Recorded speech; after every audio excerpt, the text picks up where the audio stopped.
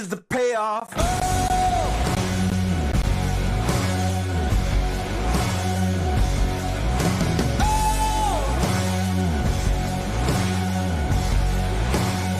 This is the payoff.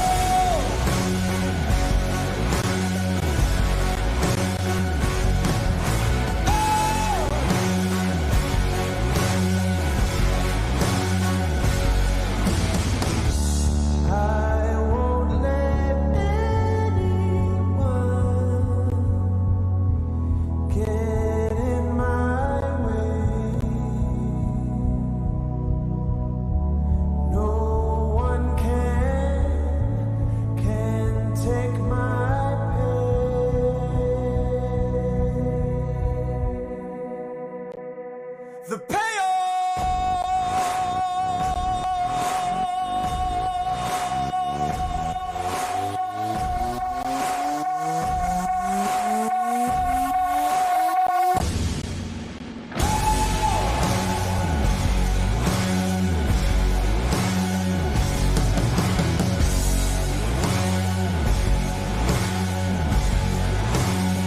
This is the payoff.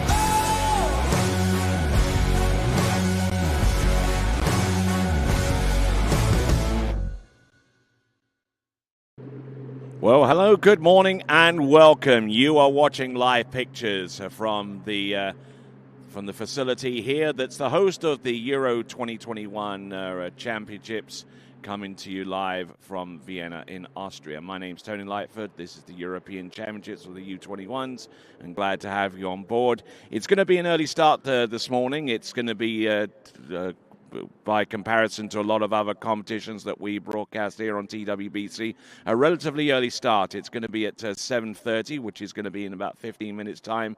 And we have a larger than expected list of competitors to go through, hence the reason for the earlier start time. But with that earlier start time at 7:30, we will go in with women's series for slalom, elimination round, followed by the women's series the men's series 5 through to 3 in slalom in the preliminary round, followed by the earlier preliminary round series in jump, starting with 2 and ending with 1 in the women, and 3 to 1 in the men's jump preliminary rounds. And then we've got some more slalom in to take care of before the day is out.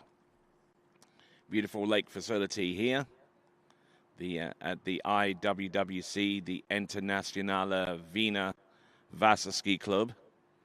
That's the proper title. My name's Tony Lightfoot, and glad to have every single one of you here tuning in wherever you happen to be around the world. And it's going to be a glorious competition, and thanks to the sponsors that you see there on the front of my desk there, albeit briefly.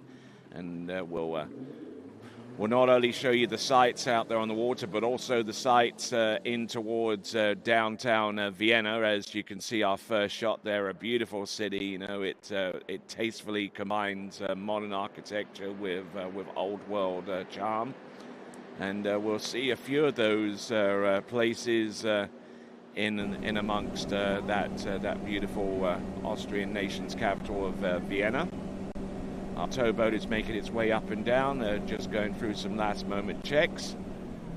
And we should be good to go. We've got Jorge Gussenbauer at the helm of that towboat.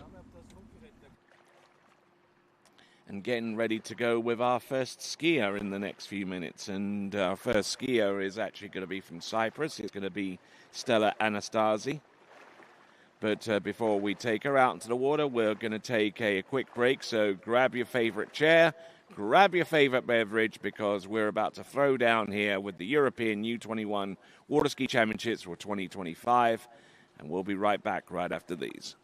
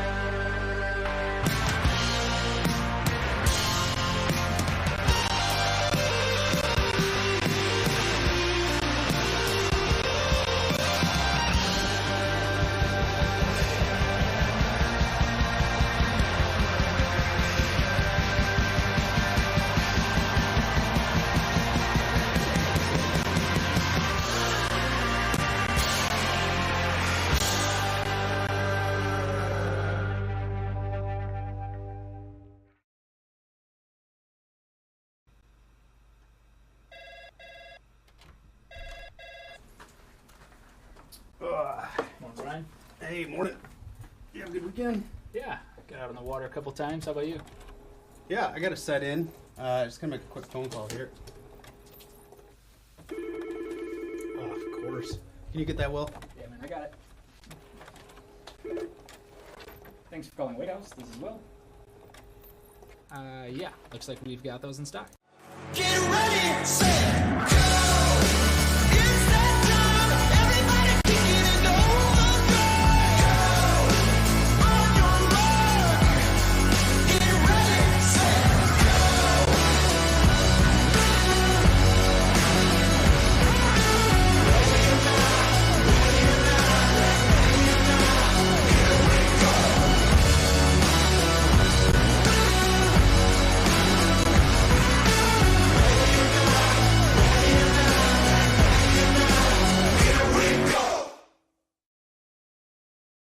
For skiers and water enthusiasts, Florida lakes are what dreams are made of. Combined with world-class golf, remarkable weather, natural beauty, theme parks, and so much more, it's easy to see that Florida is paradise. For more than 30 years, I've enjoyed Florida's lakes and many offerings. If you are interested in Florida real estate, let me be your guide and trusted advisor as you search for your paradise. Together, we can make your dreams a reality. take a look at you and start to lose my balance. What am I falling into? This feels like something new. I've seen a lot of views, but they were nothing like this. The way you do what you do, I think you're something brand new. All right, as we see the first of our long-range specific shots of certain areas of Vienna. That's the Danube Tower. The Danube Tower is Vienna's tallest structure, rising 252 meters above the Danube. It was built in the 1960s. It features a observation deck and revolving restaurant offering breathtaking views of the city and surrounding areas. It's located in Donau Park, a large recreational green space. At night, the illuminated spire is visible from across the city. So that's one of the many sights that we'll get to see from our vantage point right directly above the lake, as we see Stella Anastasou getting ready to go. And we'll tell you a little bit more about her when she takes the water, and Tanguy Benet offering some a few nuggets of advice going forward. And so as we look at some more sites, that's the Ernst Happel Stadium, the largest sporting arena in Vienna. Seats close to over 50,000 spectators, and was actually part of the whole festivities with the with European matches, including the 2008 UEFA European final. World famous artists come from far and wide to perform at the Ernst Happel, and it's located in the Prater area, which also features a Ferris wheel, which we'll get to see a little bit as we continue on our broadcast. European U21 Championships getting ready to throw down here at the International Wiener Wasserski Club.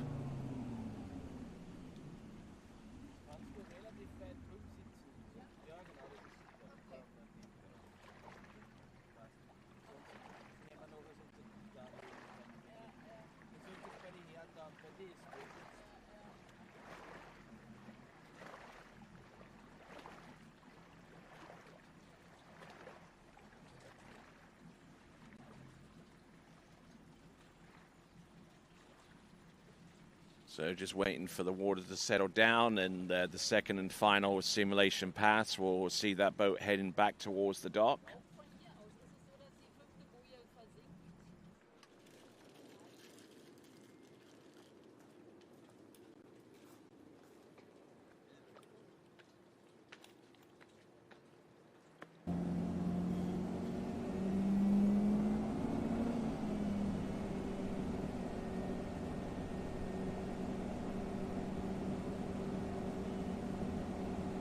All right, here is the running order. Stella Anastasi will be our lead-off skier, followed by Alyssa Bergsgaard, then Chiara Gleica, or Gleica, whatever the pronunciation is more correct. Noel Hamelink from the Netherlands, Stelianis Zisapolou of Greece, Elizabeth Ferova, and Morris from Great Britain, and our final skier in this series, Series 4, will be Sophie van Bergen from the Netherlands. Now the boat is docked. We'll take on our first competitor, and a skier that has competed for her college, UCLA, in recent seasons. It's going to be Stella Anastasi, coming to us from the Republic of Cyprus.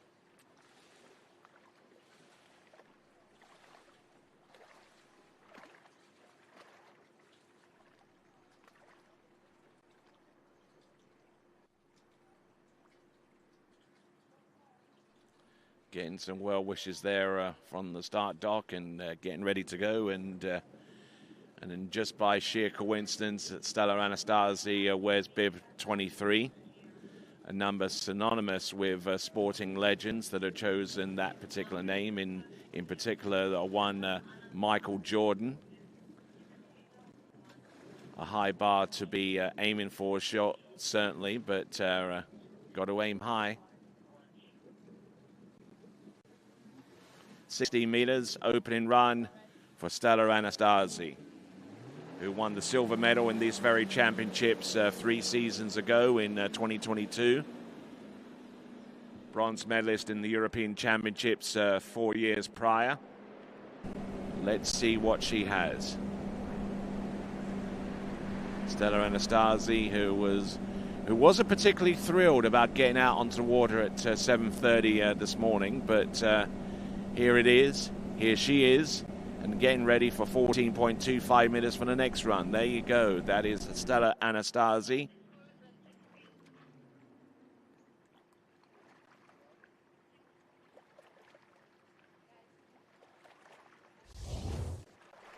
So not looking at all bad there on pass number 1. 16 meters. Should be well within her capability.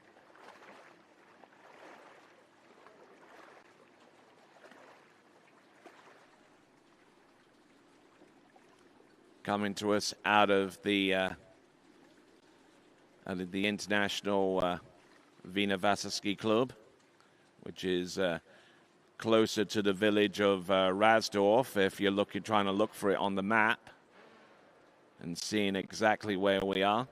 We're not that far away from the nation's capital of Wien. We're maybe about half an hour to 45 minutes away if you're taking a car journey to and from. And beautiful facility. The water quality is just absolutely unbelievable. I mean, you could drink this water if you really wanted to.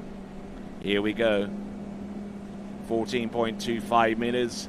Getting in a little bit of a bother here. A recent graduate from University of California at Los Angeles, and seems to have a pretty good handle on here. Wants to go into corporate finance, and is trying to weigh her options beyond graduation as to where she'd want to do that. She's eyeing up maybe a company or two in London. So, but that's a little bit far away from the back of her mind right now. She's concentrating on what she's doing out there in the water. She's gone through 16 and 14. That's Stella Anastasi from Cyprus.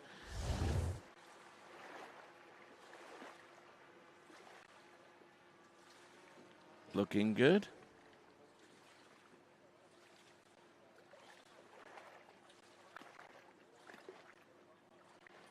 Don't see too much wrong here. Maybe a little bit unstable in places, such as that approach off 3 into 4. Taking a bit of a hit there off number 4 into 5. And now the towboat is making its way back into the course. It's a short drop time. It's about 40 seconds. And straight in, Stella Anastasi, 13 meters. The personal best is 5 on the next pass, which is 12. Come on, Stella, let's get on it. Boom. Number 4 is still skiing fairly tall and tall enough to run through 13 meters. Not a bad run there from Stella Anastasi. Probably not in her best form, mind you, but she's getting it done. Let's see if she can really get to grips with this next pass coming right up.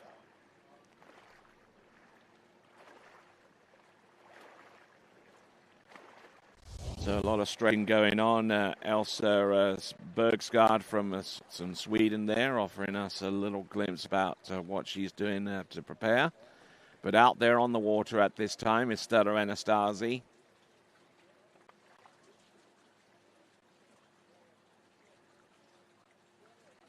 Currently is ranked 7th in the world in the U21 and 2nd in Europe. Her personal best is 5 on 12 meters. She did that in 2022.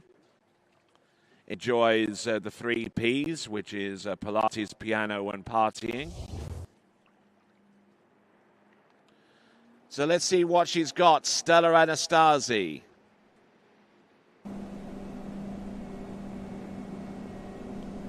Entrance, number 1. Gets a good start, takes it. Takes a hit there, round number 2. And gets 1.5 for that score. So our first skier out and putting a pretty high bar up there. 1.5 on 14.2 not 12 meters. 1.5 on 12 meters there. Almost getting a little bit distracted there, but there you go. That's 1.5 on 12 meters, and that is Stella Anastasi. Again, a good hook up there off number 1, but getting a little bit stretched across the second wake and just couldn't really get much of anything beyond that point. But 1.5 on 12 meters might be enough to see her through to the next round of the competition. She's going to have to wait a fair few skiers to see if that becomes a reality. We are in a women's slalom series 4, and we've got 8 skiers in this series, and 12 make it through to the final. And there she goes. Perfect stroke there. So Stella Anastasi swimming into shore and leaving the way clear for Elsa Bergsgaard from Sweden.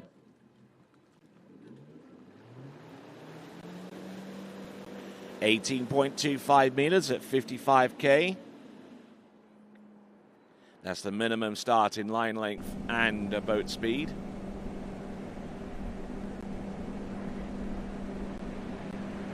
Skiing on the red line, Elsa Bergsgaard.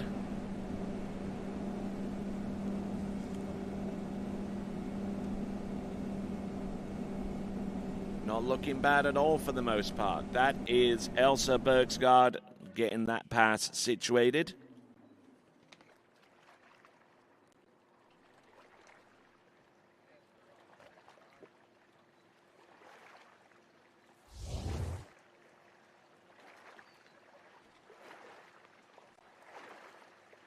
Little bit of air, but you would expect that on 18.25 meters.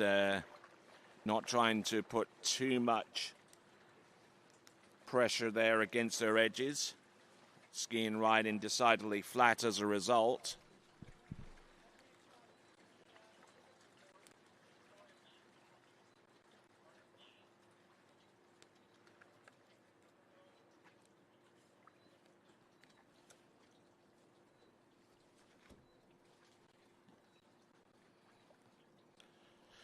So as we get ready,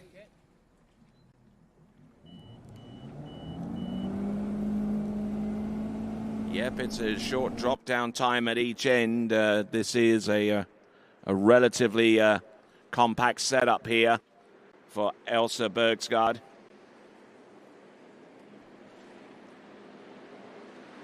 Decent looking start on 16 meters, getting a little bit buffeted there into number 5, and unfortunately unable to get round number 6 as a result.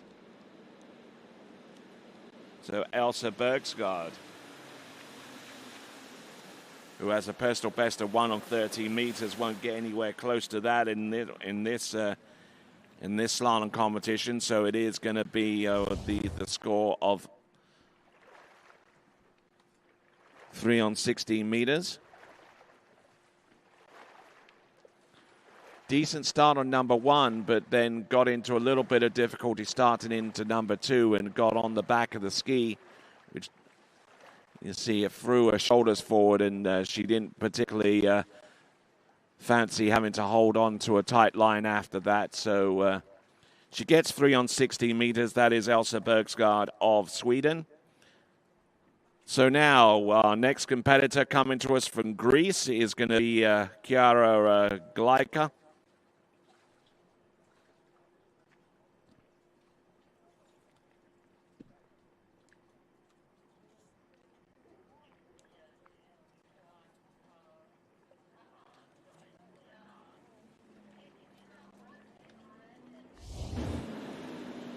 All right, moving on. Next skier from Greece, Chiara Glaika.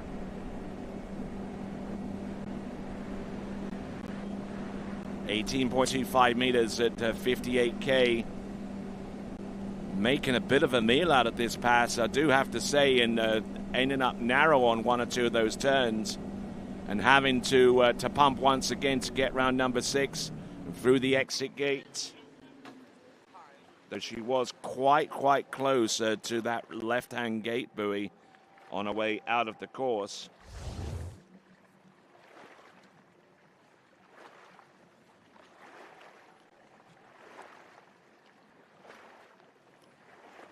So Chiara Glaika from Greece.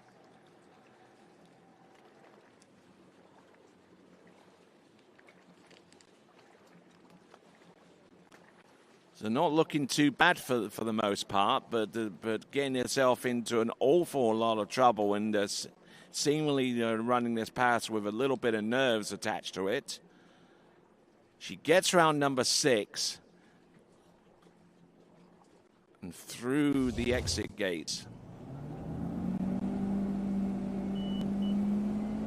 Personal best is 4 on this pass coming right up. No wonder she was a little bit nervy. Probably used to starting in at sub-max speed. But I tell you what, she's still continuing to roll here. Round number 3, keep on going, Chiara. Come on. Round number 4, she equals her PB. And inside buoy number 5, the national overall champion of Greece for her age category, that is Chiara Glaika. So that was 16 meters, and that is going to be, I believe, 4. So skiing up to her current personal best. And just getting in a little bit deep on some of those turns, not allowing the ski to get out particularly wide, looking for more speed control rather than using whip to do the same job. But there we go. That is Chiara Glaika from Greece. And now we're going to move on very quickly. It's these first few skiers are coming in thick and fast here. Noel Hamelink from the Netherlands will be our next competitor.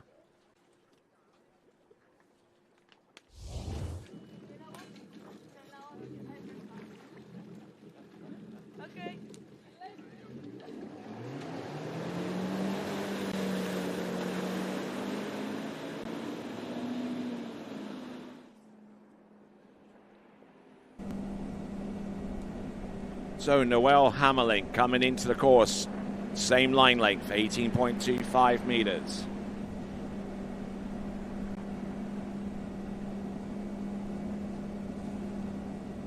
Oh, getting in a little bit deep here and now having to really fighting to survive here. So Noel Hamelink, who comes to us from the Netherlands, her personal best is 4.5 on 30 meters and would seem to be a million miles away from that, judging by how she ran that opening pass. But she survives, and maybe it's a wake-up call for her going forwards. It's certainly a wake-up call for everyone here given the early start. It is about 7:43 in the morning right here in Vienna in Austria.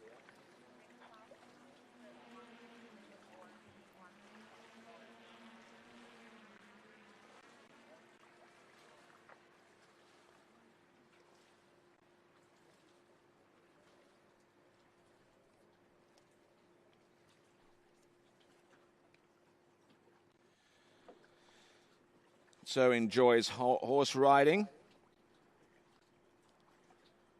and is the Benelux champion in the U17s in 2025. So a relatively young athlete competing in the U21 competition at European level. Let's see what Noelle Hammerlink can do.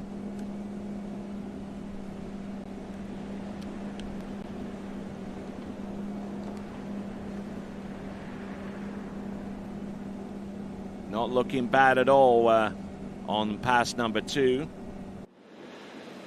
He's actually age 19, a Dutch champion in slalom in 2022, a good few years back, so hopefully looking to draw upon that experience.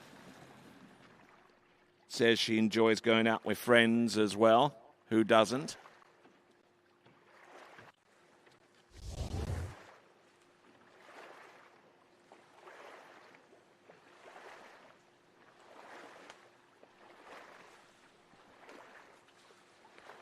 Okay, just looking at this once again from Noelle Hammerlink.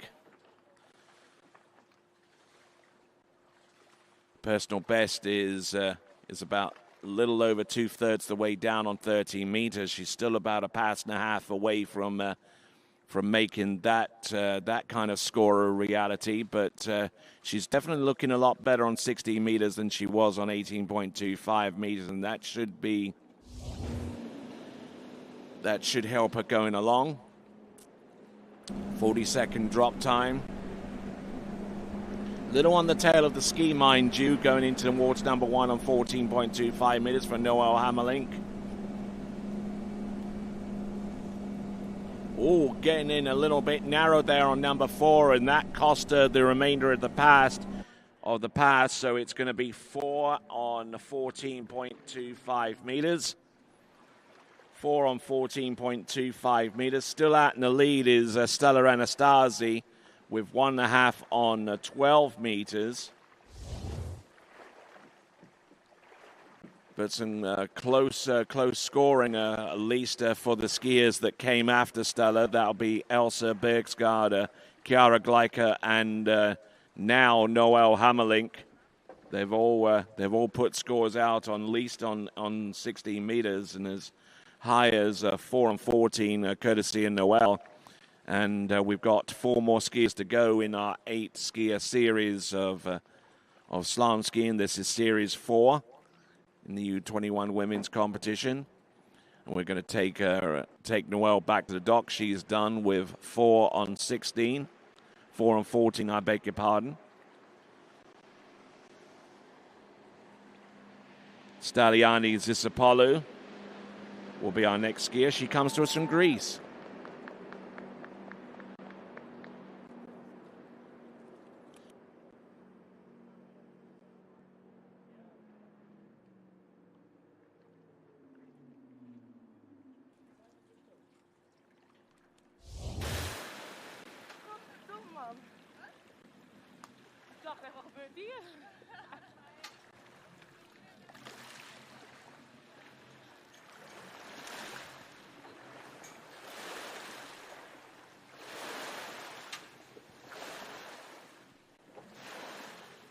All right, bib number 61, Staliani Zisopoulou.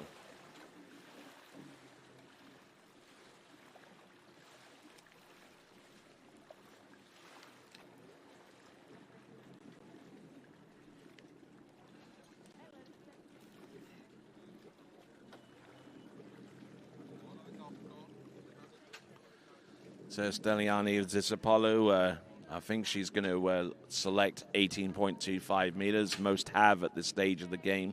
It's the minimum starting line length, and its associated boat speed of 55 kilometers an hour is the lowest that they can start in. It's the maximum boats, but it's the lowest speed that they can actually work with. Here we go, Staliani Zisopoulou,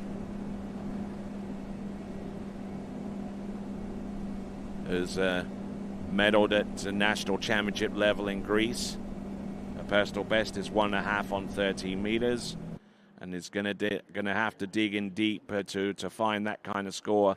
The 15-year-old coming to us out of Greece, the under-14 national slalom champion in tricks, jump, and overall as well, and the runner-up in the U17s in slalom, tricks, and overall in the recent Greek national championships. Enjoys running and going on vacation. Staliani Zisopoulou. Looking in pretty good shape. Currently ranked 16th in Europe. And we'll see how far she gets with the next run.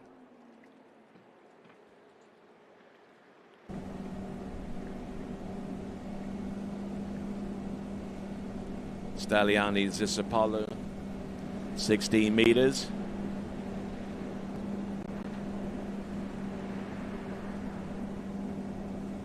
Oh, getting a little bit of difficulty here and managing to get around the area 6, but not quite all the way around it. She will ski into the dock. And feeling a little bit of chill from the water there. It is a little bit cold there compared to what she's used to in Greece.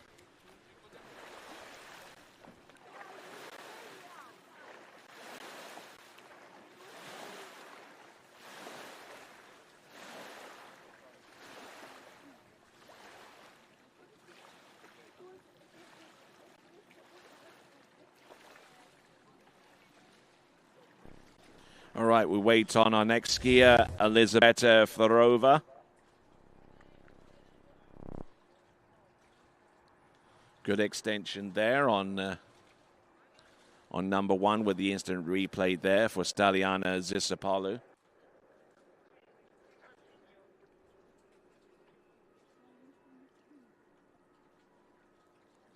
But things have started to get a little bit sideways on her, including dropping the rope a little bit.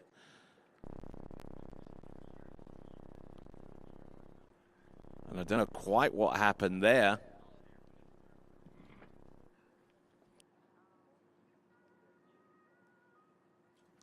Okay, it looks like the buoy wasn't visible to her coming from 4 into 5, so it looks like she may be entitled to a rerun. Now, the dynamics of this facility are this: we are running with an 8 buoy overlapping slalom course, and we have a little system in the boat that raises and lowers certain buoys as they become necessary with each specific pass. Now, there was no ball 5, so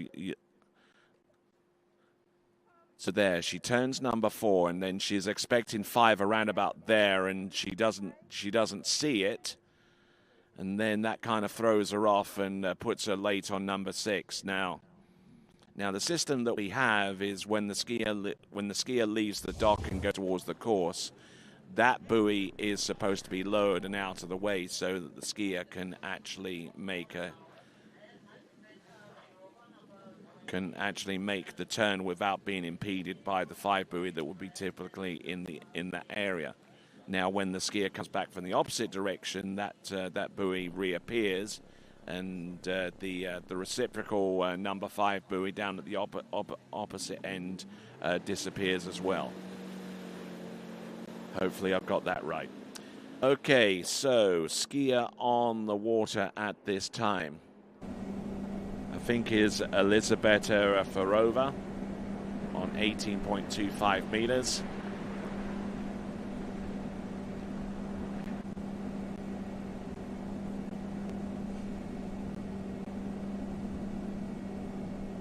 So Elisabetta Farova coming to us from Czechia and setting down at the end of the lake.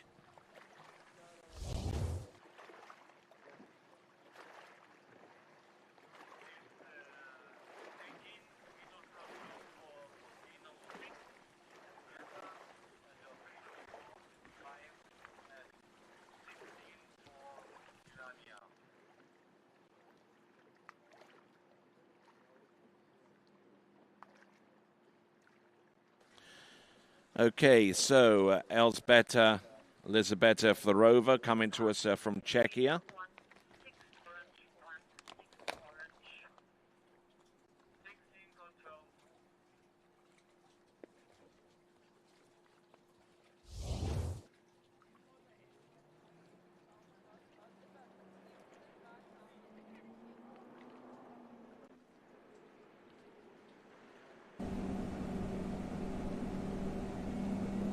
Okay, Elisabetta Farova.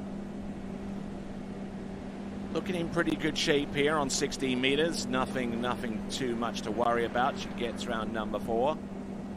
There's number 5 and round number 6. So there you go. Getting ready for the next pass. It is going to be 14.25 meters. And looking in very, very confident shape out there, I do have to say, at this early part of the competition.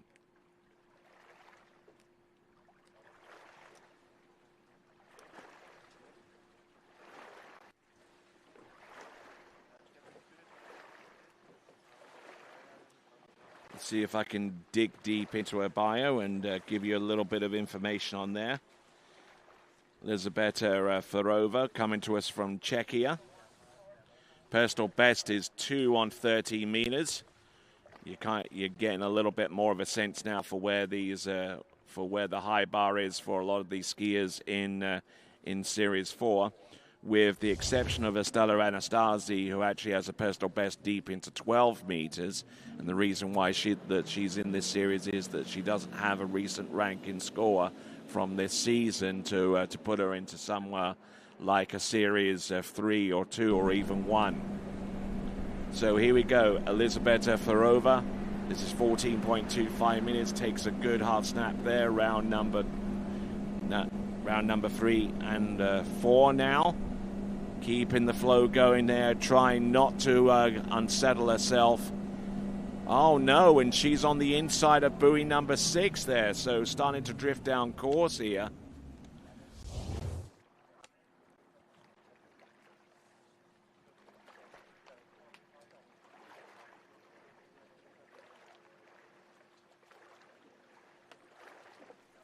So Elisabetta Farova looking fairly good at this point, but letting herself get down course. And then things started to get a little bit complicated for her going forwards. Round number 5. Now she gets an assault on buoy number 6, but unfortunately leaving herself too late off number 5 to do much of anything about that. So Elisabetta Farova gets a score of 5.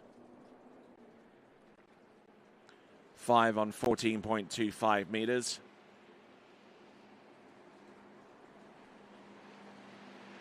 Yep, confirmed by our officials. 5 on 14.25 meters for Elisabetta Farova.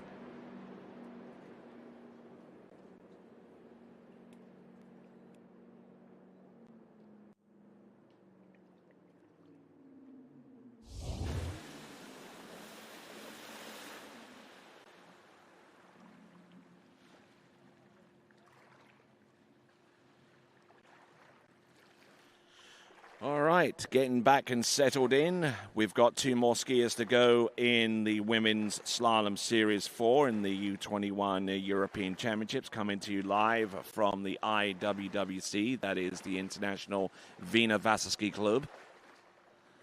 And we're just a few minutes away from seeing the first of our male slalom skiers to take to the water. That's in U21 Series 5. And our next skier coming to us, representing Great Britain, it is going to be Anna Morris.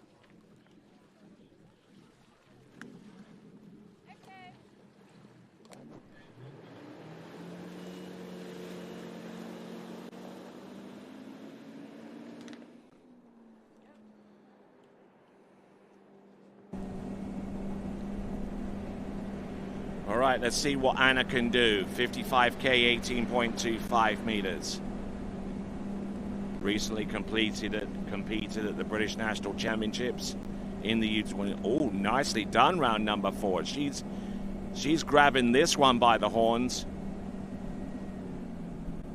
Looking very, very good. An aggressive opening pass there, and that could really help her confidence going forward. Anna Morris, coming to us from Great Britain, 4th in the British National Championships in her respective division. Her personal best is, yeah, you guessed it, 230 meters, and it was performed as recently as last year. Wants to study neuroscience and wants to do that at the University College London. Her home site is JB Ski at Thorpe.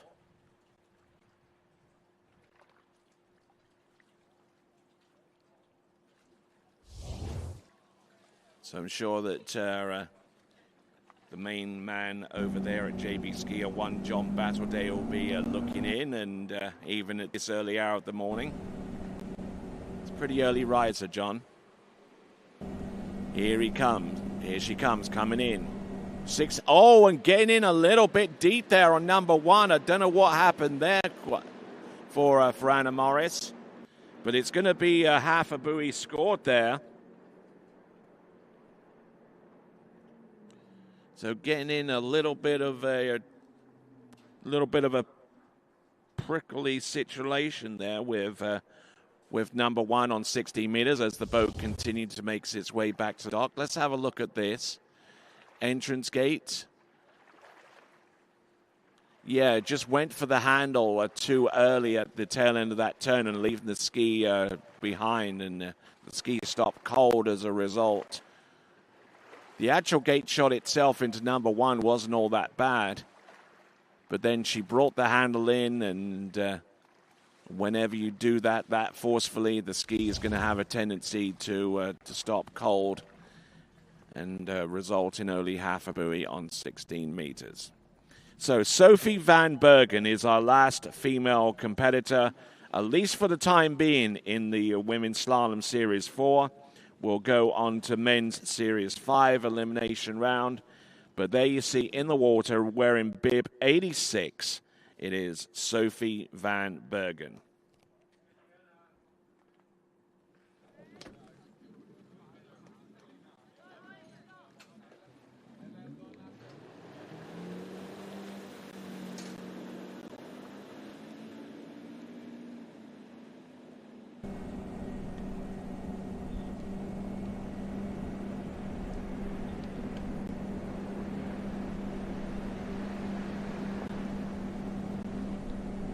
Sophie van Bergen, 18.25 meters.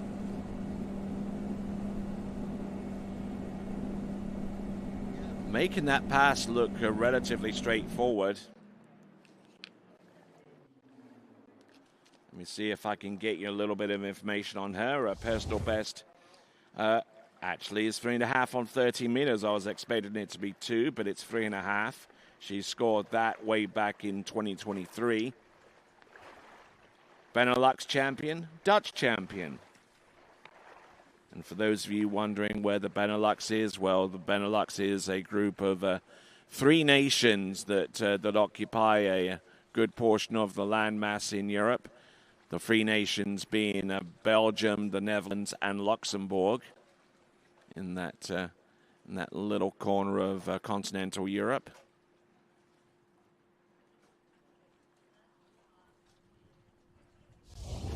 Okay, looks like we've received information that Staliani Zisapalu is going to get a re-ride because, well, she tried to make a play on number 5, a buoy that wasn't there. for her, unfortunately, but she is going to get a reride. I don't know what the dynamics of this rerun is going to be, whether she's going to get a free pass and then attempt the pass as a scoring one on the way back. But there has been more than 10 minutes that have elapsed since she skied and now, so one would expect her to go in on a non-scoring pass and then come back in and start scoring from that point onwards. That is Steliani Zisopoulou. We had another look at her performance and adjudged that there wasn't a number 5 for her to go round. Sophie van Bergen, in the meantime, representing the Netherlands. Getting a little bit buffeted there around number 4. Let's see what she can do on 5. Yes, she's good to go on 5. And nicely done. Round number 6. So there we go. Sophie van Bergen. Skiing here in the European Under-21 Championships. Coming to you live from the IWWC, the Internationale Wiener Wasserski Club. Nicely done there, but just trying to hold off from generating too much speed. And in some instances, whenever you try and do this on 16 meters, it has the tendency to bite you and do so quite violently.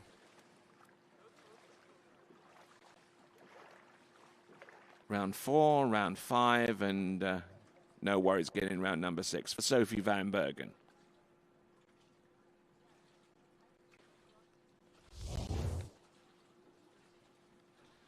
Says she enjoys going out with friends and running and traveling around the world and being with family, all the usual stuff.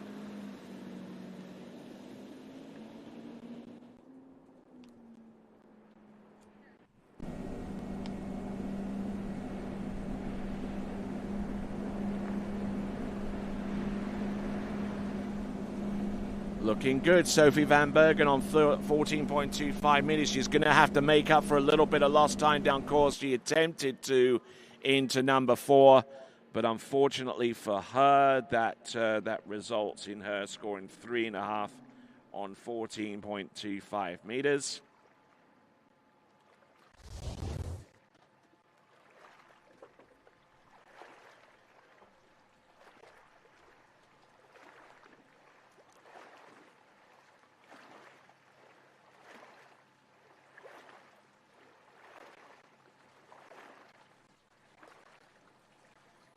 So looking at Sophie van Bergen one more time, just getting a little bit on the tail of the ski.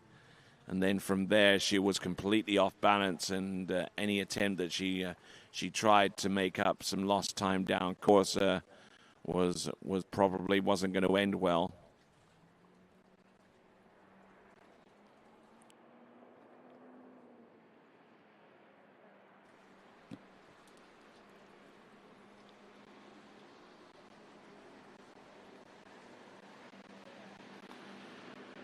Okay, looking at Sophie again.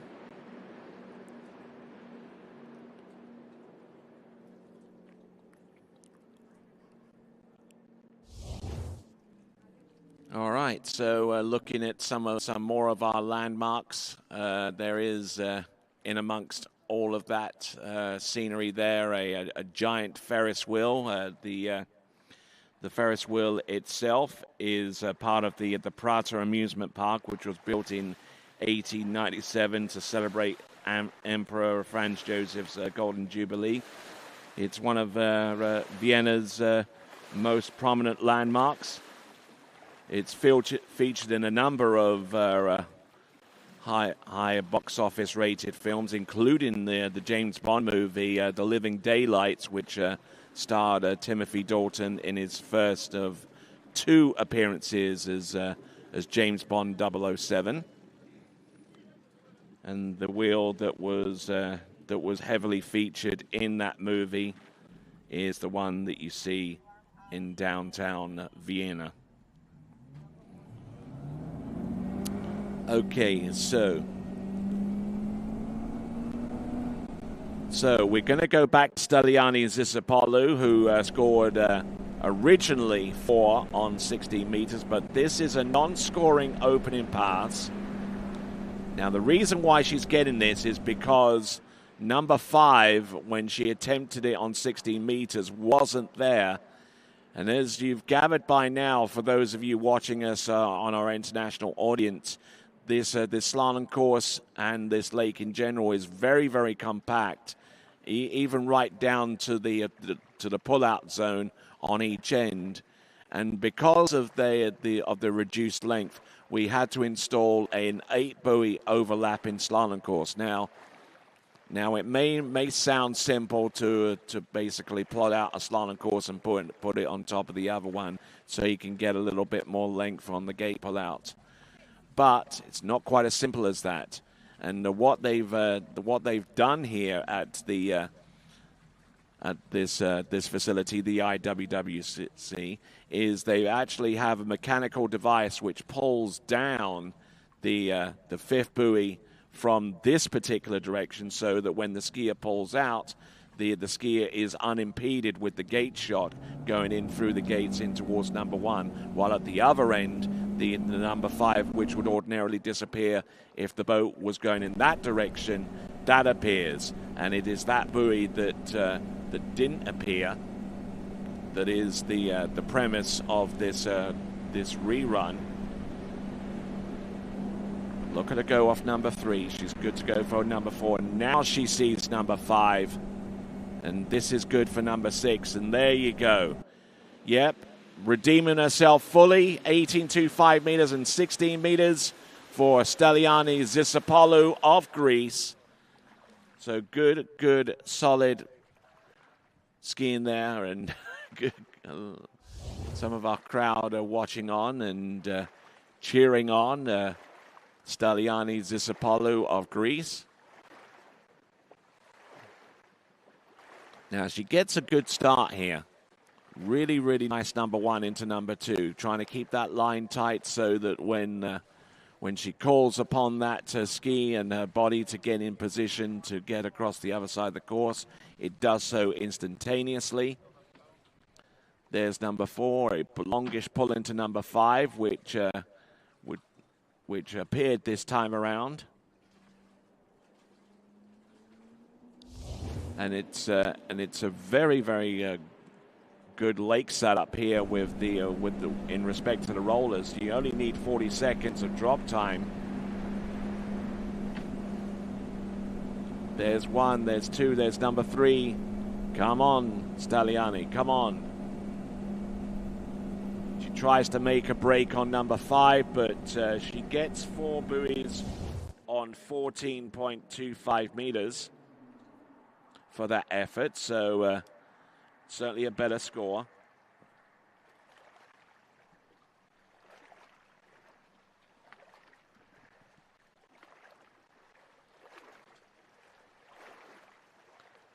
So our last of our female skiers to take to the water in Women's Series 4. This was a re-ride for Steliani Zisopoulou. We looked at the instant replay footage and found out that that there was not a number 5 there from the for the 16-meter run, but this time around it was visible. It was there. So she ran that pass and got 2/3 the way down this run, which is 14.25 meters.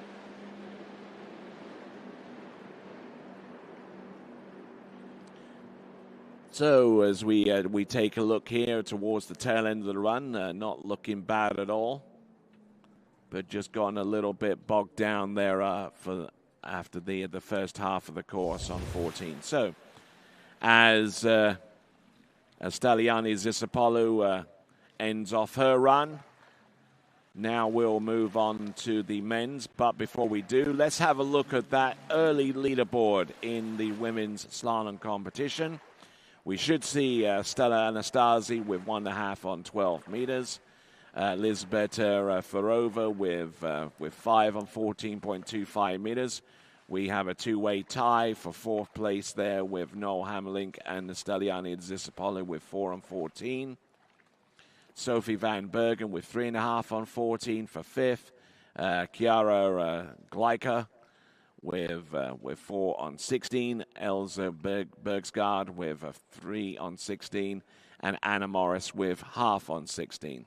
Those are the scores we got already. Leonid Martinov will get things up and running for men's Series 5 slalom. Then we'll move on to Magnus Larsen, Henry Odorf, Alexandros Perdikaris, Ramon Boixada, then Leonidas Perdikaris, Ivan Zelenov, and you'll see the remaining of the list on the scoring system from the IWWF. Leonid Martinov, 16-meter. The minimum starting line length is 18.25 meters.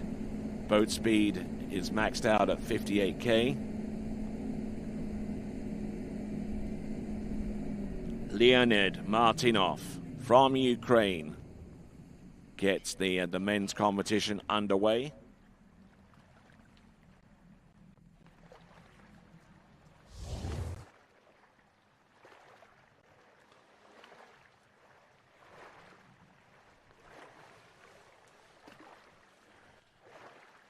So not looking too bad on the opening pass.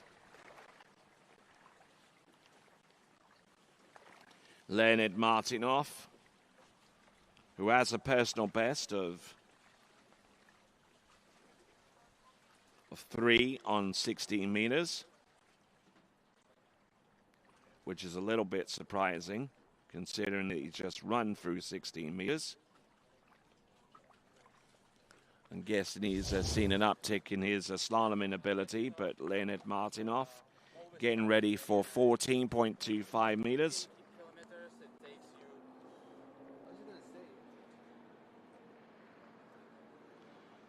There's won medals at U14 level. Let's have a look and see what he does here at U21 level. Coming to us out of Ukraine. Skis over at the Sentosa Club, and unfortunately unable to get to grips on that run. So it's going to be 3.5 on 14.25 meters. I beg your pardon.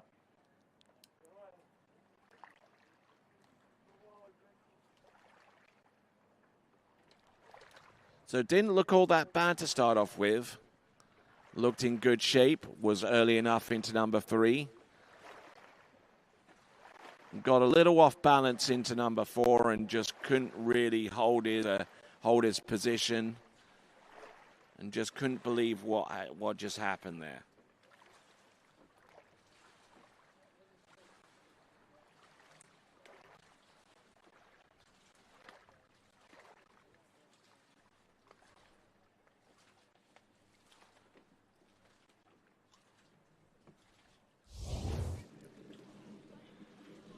Okay, getting ready to go. Magnus Larsen from Norway.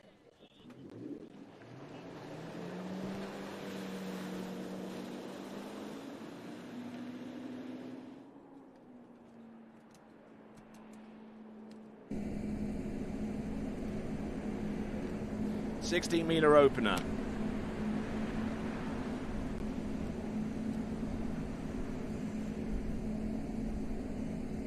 Shouldn't have too much trouble in running the opening pass, but he's bouncing around all over. Oh, what the? Oh, my word. I said he didn't have too many problems. Well, he still had problems, just not quite as many as someone in the position where he is right now. So that is 16 meters.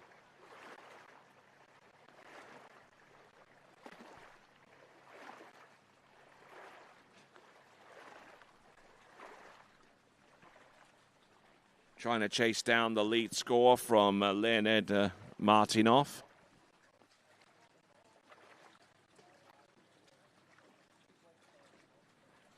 Of 3.5 on 14.25 meters.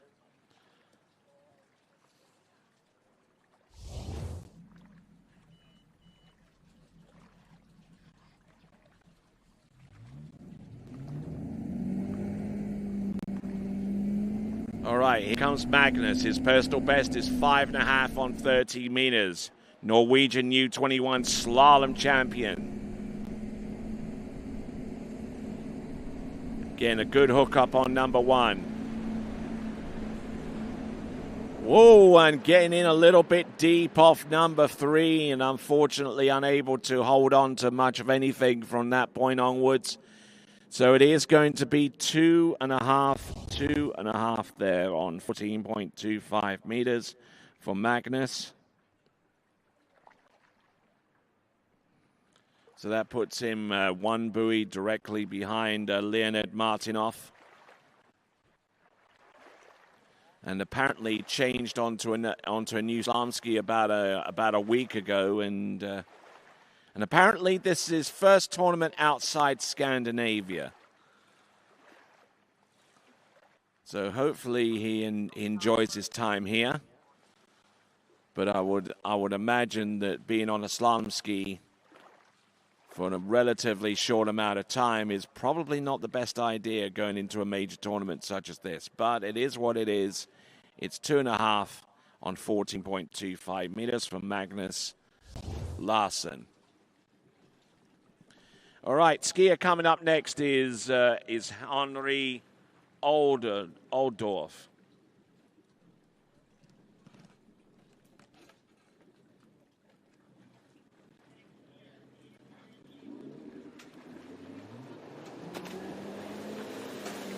Oh, very, very confident there with that dock start, I do have to say. Let's see if that confidence is well placed. 16 meters opening run. Henry Oldorf, who has a personal best of 1 on 12 meters, and looking pretty. Oh my word! He got round the 4th buoy, and went through something that he believed to be the exit gate here. Now you're probably going to see this a little bit here with an 8 buoy overlapping slalom course, and I think that he was probably more focused on the exit gates that would be coming up around about now after number 4.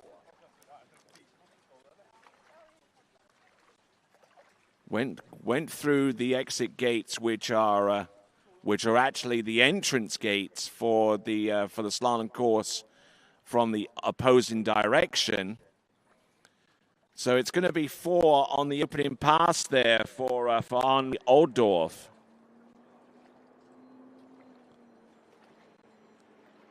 Best way to make sure that you're on track is to count off the buoys as you go around them. And unfortunately for Henry Oldorf, didn't quite do that here. So he scores 4 buoys there on the opening pass.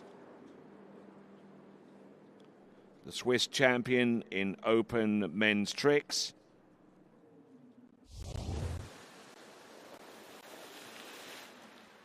And apparently has spent 3 occasions in hospital because of head injuries. No comment.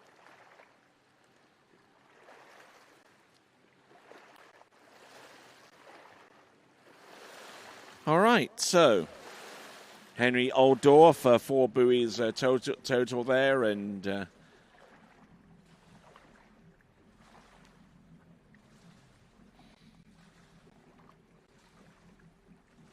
bit of a situation there, and I've actually personally skied on an 8 buoy overlapping slalom course there. As I don't know if it still exists anymore, but Ruiplas in the Netherlands, where I skied in a number of junior tournaments there in the late part of the 1980s, and they didn't have a system where they pulled down the buoy that wasn't needed on the slalom course at that time. You just had to navigate your way around the extra buoys, which would be impeding you typically if they were still up. Oh my word! And Alessandros Perodakis from Greece, not having the best of starts, unfortunately, there for him. Alexandros Perdikaris from Greece.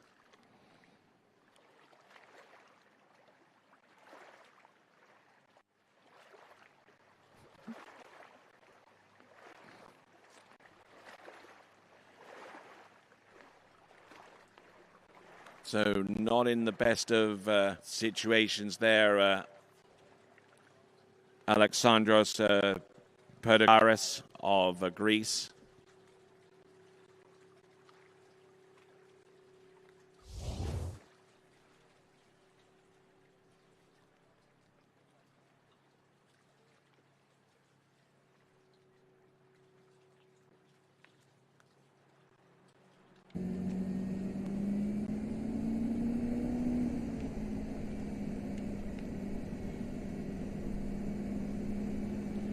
So Alexandros Perdikaris taking a rather early bath, unfortunately, and swimming into shore. Personal best of 2 on 12 meters, but won't get anywhere close to that today.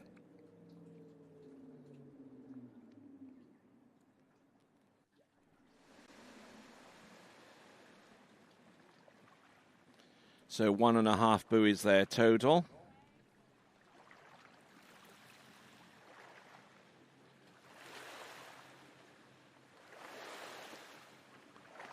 And unfortunately, if you add the totals for our previous 2 skiers, it wouldn't even come up to a whole pass as slalom. Hopefully, Ramon Boxiander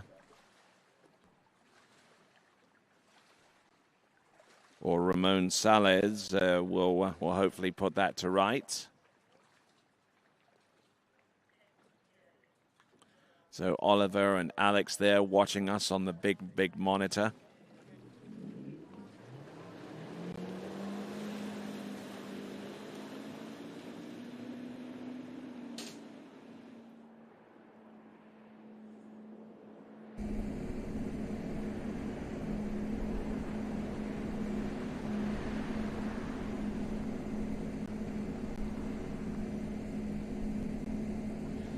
Here is Ramon. Oh, getting in a little bit overloaded there in round number 4 and 5 and number 6.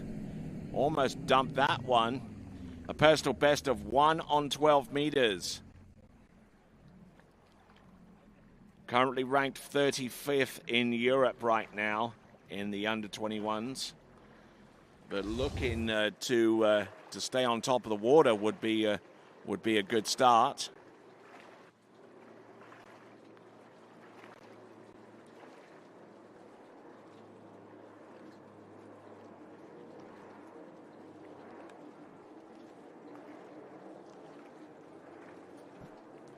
Just getting in a little bit deep there towards the end, and as you can see, plainly see, the drop timer is at 40 seconds for each end. Not an awful lot of time for our skiers to get settled down and to focus in upon the next pass to come.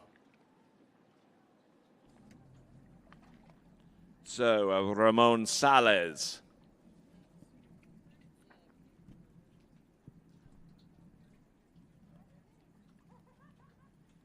It seems to be a delay down the end for some extraordinary reason. It's certainly more than...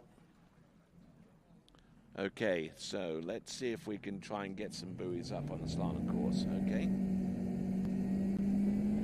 Or rather some buoys down on the slalom course, because as he pulls out there, now if we didn't have the buoy system that we have, there would be a buoy right there that would be impeding him on his gate shot into number 1.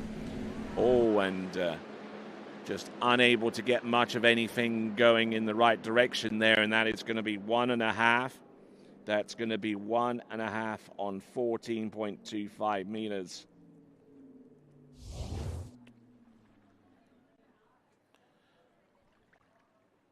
So just bringing the handle down a little bit low.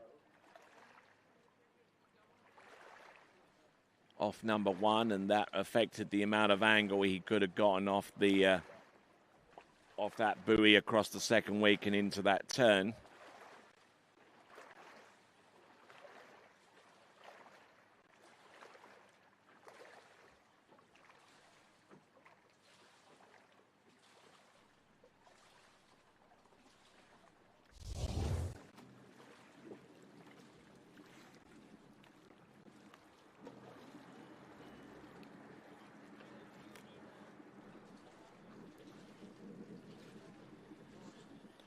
All right, so next skier up is going to be Leonidas Perdikaris from Greece.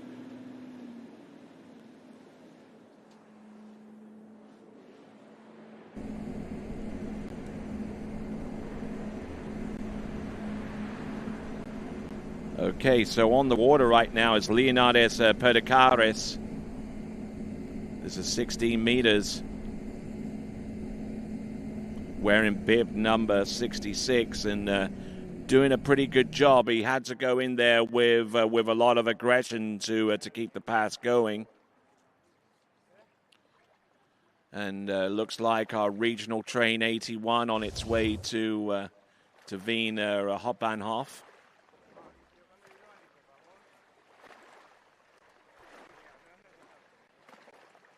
But making some inroads there on the slalom course, a little bit off balance there towards the 2/3 mark is Leonidas Perdikaris.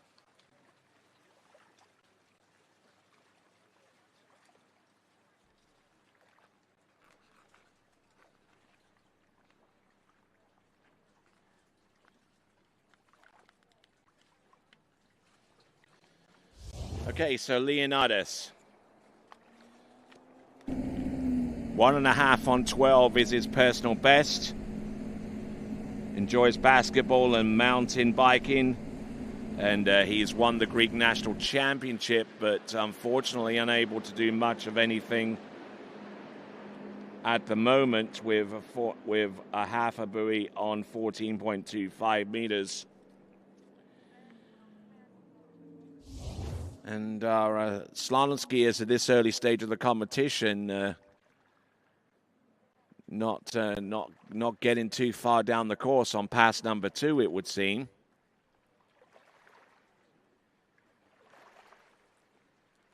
So it looks like our venue is continuing to chew them up and spit them out. And just breaking forward and just collapsing there off number 1. Leonidas Perdikaris, age 15, so kind of having to step up a little bit from the U14 level to the U21, as we see our good friend there, Christophe de Vergier, there just strumming away. And now moving on to our next competitor. He represents Ukraine. It'll be Ivan Zaletsov.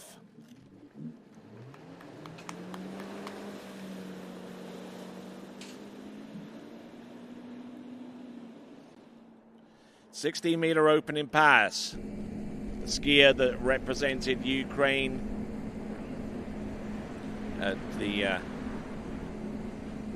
European Open Championships not too long ago, and did a fine job with that, as Ukraine registered a top 3 podium position as a team, and looking good. Ivan Zaletsov, a personal best of 1.5 on 12 meters, multiple-time Ukrainian national champion. European champion in jumping in 2023 in the U14s. And in 2025 in the European Championships was the jump champion there as well. Would ordinarily ski at Sentosa. And enjoys coding and music. And I guess he's in the right parts of the world then. Okay, so looking in downtown, and the large steeple that you see in the background is a St. Stephen's Cathedral, one of the true landmarks of Vienna. It's a Gothic building located in the heart of the city. Its multicolored tiled roof and 130-meter high south tower dominate the Vienna skyline. Visitors can admire the medieval stonework altars and catacombs, and it's remained a largely prominent symbol of Vienna over the last few centuries. There we go. This is Ivan Zaletsov, 14.25 meters. And there we go, proving that pass can be run. There you go. 16 went through on 16, and that was 14. Ivan Zaletsov. And right there in the center, our official hotel, the Dormero Hotel, right now at Skistad, which is one of the outer areas, outer residential areas of Wien. And here we see Ivan Zaletsov, the drop timer winding down at the end of the run. But we're looking at the instant replay here and seeing where he is, how he's going on and where he's at.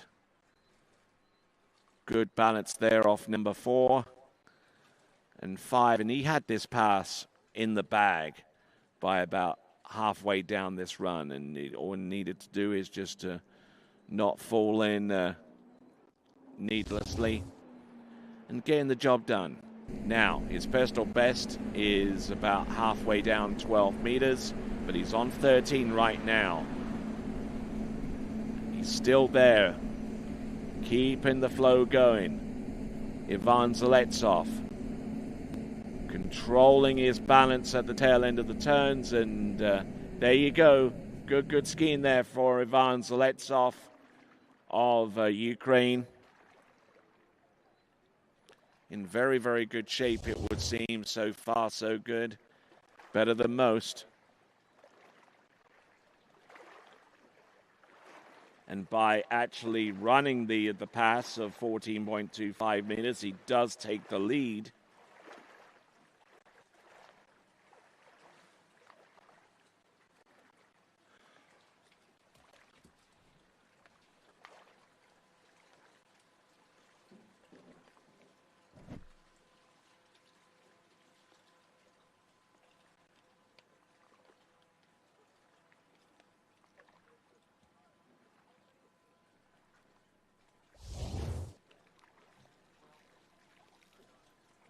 Yep, our lake is a short setup here, especially towards the end where the boat has to tack off towards the right almost as soon as that skier goes through the exit gates from the odd-numbered directions. Now skiing an even-numbered direction. This is 12 meters. There's 1. There's number 2. Can he make a play on number... No, he drops the handle just before he hits the buoy line, so he gets a 2 at the very least on 12 meters. And that is a remarkably good score given the circumstances here at the European U21 competition. Ivan Zaletsov. Let me double check his personal best again, and he's probably skied in excess of this. 1.5 on 12 meters is his personal best, and he got 2, so it's a brand new PB there for Ivan Zaletsov. Tried his best to make a play on number 3, had the audacity to do that. But he's in the lead, though. 2 on 12 meters. We've only seen two skiers so far get into 12 meters, and Stella Anastasi was our first skier off the dock in the women's Series 4 slalom. Will probably end up making it through to the final as a result of a 1.5 on 12. And then Ivan Zaletsov, about 2/3 the way down the men's Series 5, he got 2 on 12 meters himself in that particular division. So here we go, folks. We have Daniel de Jong of the Netherlands.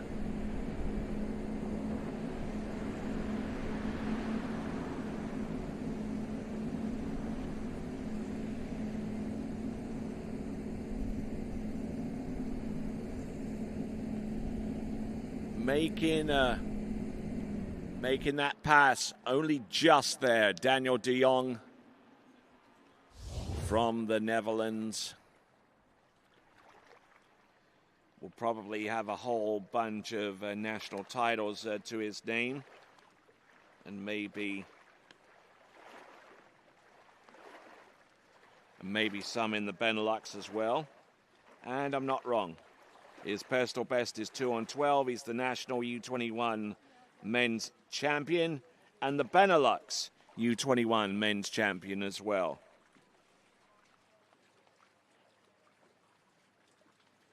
Enjoys coding, driving the boat, and coaching.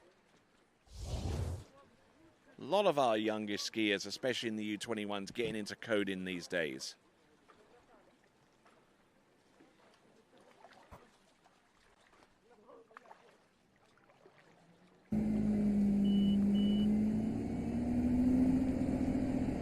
All right, here we go. Daniel de Jong. He's gone through the opening pass of 16. Now this is 14.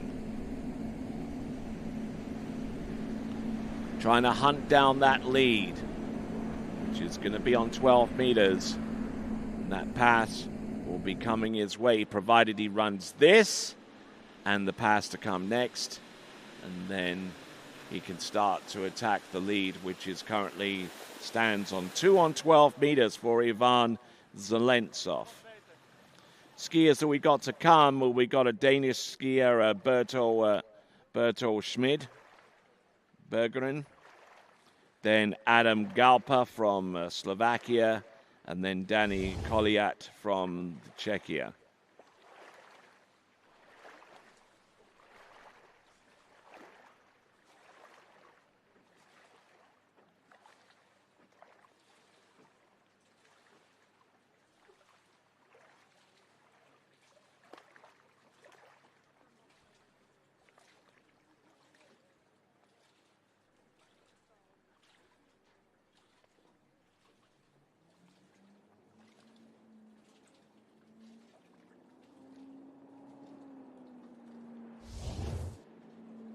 All right, let's continue on with our competition. 13 meters. Daniel de Jong out of the Netherlands here, the Benelux champion in U21s and the Dutch national champion in U21s. He's still there. He's still pummeling this run. And he just about makes it round buoy number 6, and he's going to pull out to the right-hand side of the gate bone almost immediately after that pass is cleared, and whips him in deep into that area where he will now shorten the rope from 13 meters through to 12. So well done. Looks like we're starting to find our elite level rhythm here with Ivan Zelentsov and now Danny de Jong.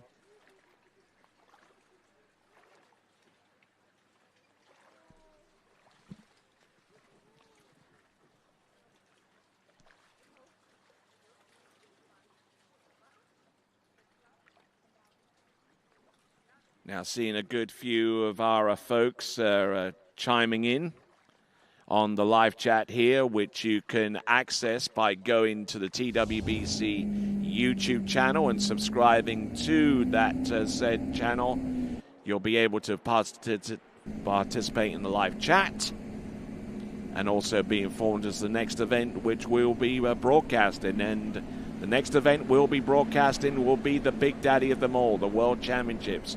Danny de Jong from the Netherlands. That is going to be 2 on 12 meters. That is a current two-way tie for the lead. 2 on 12 meters for Danny de Jong. And that's probably one of his better scores, if we're being honest. 2 on 12 meters for Danny de Jong. Bartel Schmidt is coming up next for Denmark, as looks like our food truck is open for business. Yes, they'll be serving up some breakfast very, very soon. I'm rather partial to a little parfait with a little bit of muesli and some fruit on the top. Good extension round number one, but handle up a little bit high, and that delayed his exit from number one. And the things didn't exactly work out too well going forwards, but he's inside buoy number three. Two-way tie for the lead between Ivan Zaletsov and Danny de Jong. Now Bartol Schmidt from Denmark comes up next.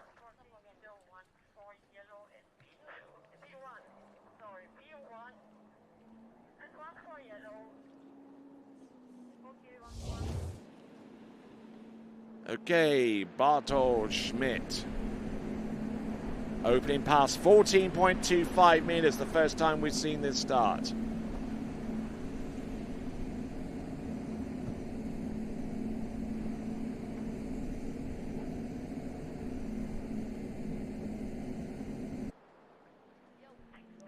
There you go, not bad there on that opening pass of 14.25 meters.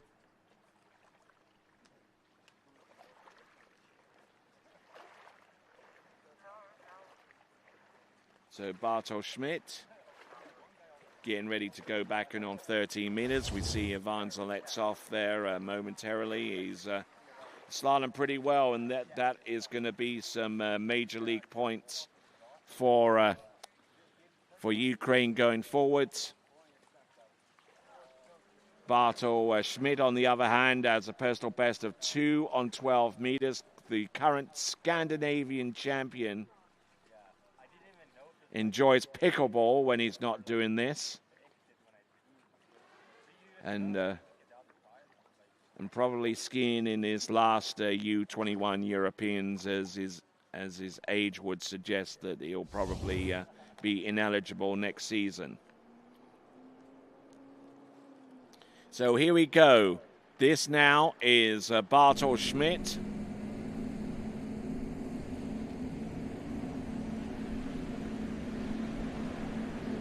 Started down on 14 point. This is 13 now. Now he's going to have to hustle, but unfortunately didn't quite do that on time.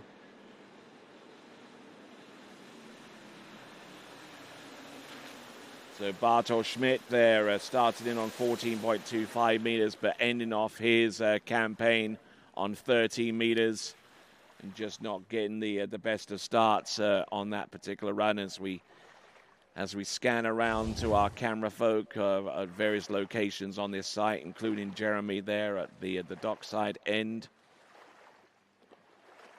So Bartol Schmidt getting round number 3, but just loading up too much. He got round number 4, and they called 3 on that occasion, so it's going to be 3 on 30 meters. Adam Galpa from Slovakia, he is coming up next.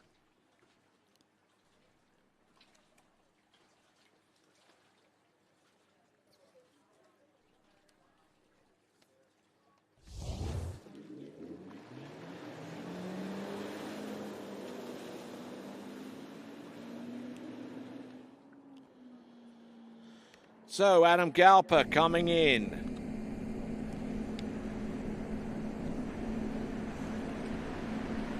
Don't have too much information on him to draw upon, but I would probably suggest that he has the ability to get on to 12 meters. Oh yeah, I have some information on him. His personal best is 5 on 12 meters, as a matter of fact. He is a multi-time Slovak national champion. Enjoys water skiing, of course. That's why he's here. And does a little bit of gym work in the off-season to supplement what he does out there on the water.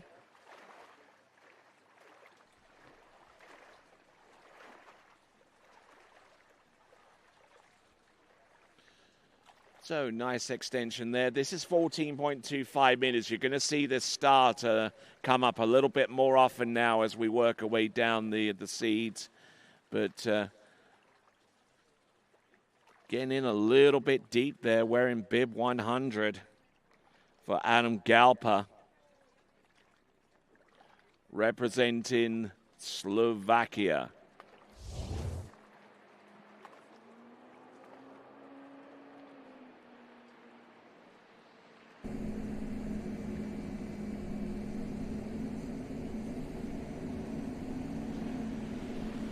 Let's see what he's got here on 30 meters. Whoa, and getting in a little bit deep there on number 3. A little bit too deep for him to handle, so it's going to be 2.5 on 30 meters as we work our way back and forwards with our next competitor, Danny Colliet, representing Czechia. But Adam's day is done, at least so far as the slalom event is concerned. Adam Galpa from Slovakia. Now we move across the border to Czechia for Danny Colliet.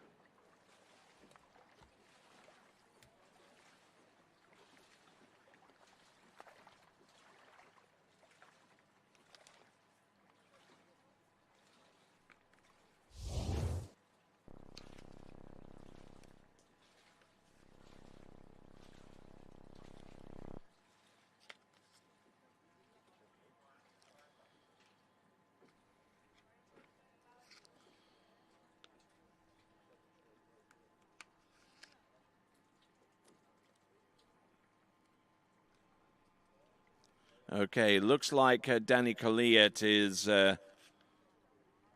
maybe missing in action a little bit here. So in that respect, let's bring up the leaderboard in just a moment here at the European Championships for U21 skiers 2025, right here at the IWWC, the Internationale Wiener Wasserski Club.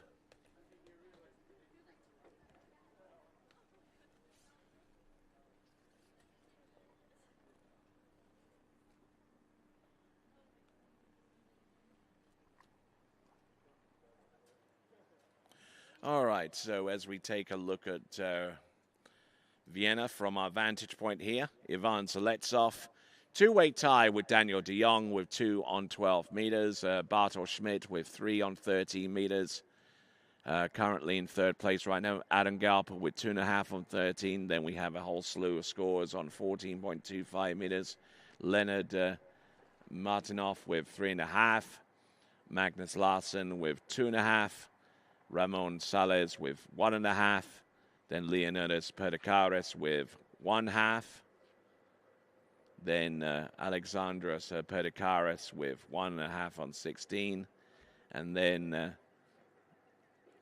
that score from Henry Odorf with 4 on the opening run. All right, going to take a little bit of a break, and once we come back, we've got men's slalom Series 4. We'll be back right after this.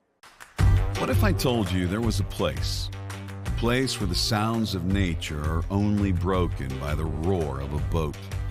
A place where that summer feeling lasts all year long. A place where the Florida sun is only outshined by the smiles of the skiers. A place where first-time skiers can ski alongside world champions, and the world-class coaches work with all levels of skiers. What if I told you there was a place where life slows down and your only job is to make lifelong memories? That place is Swiss Water Ski Resort. Book your trip at SwissWaterSkiResort.com.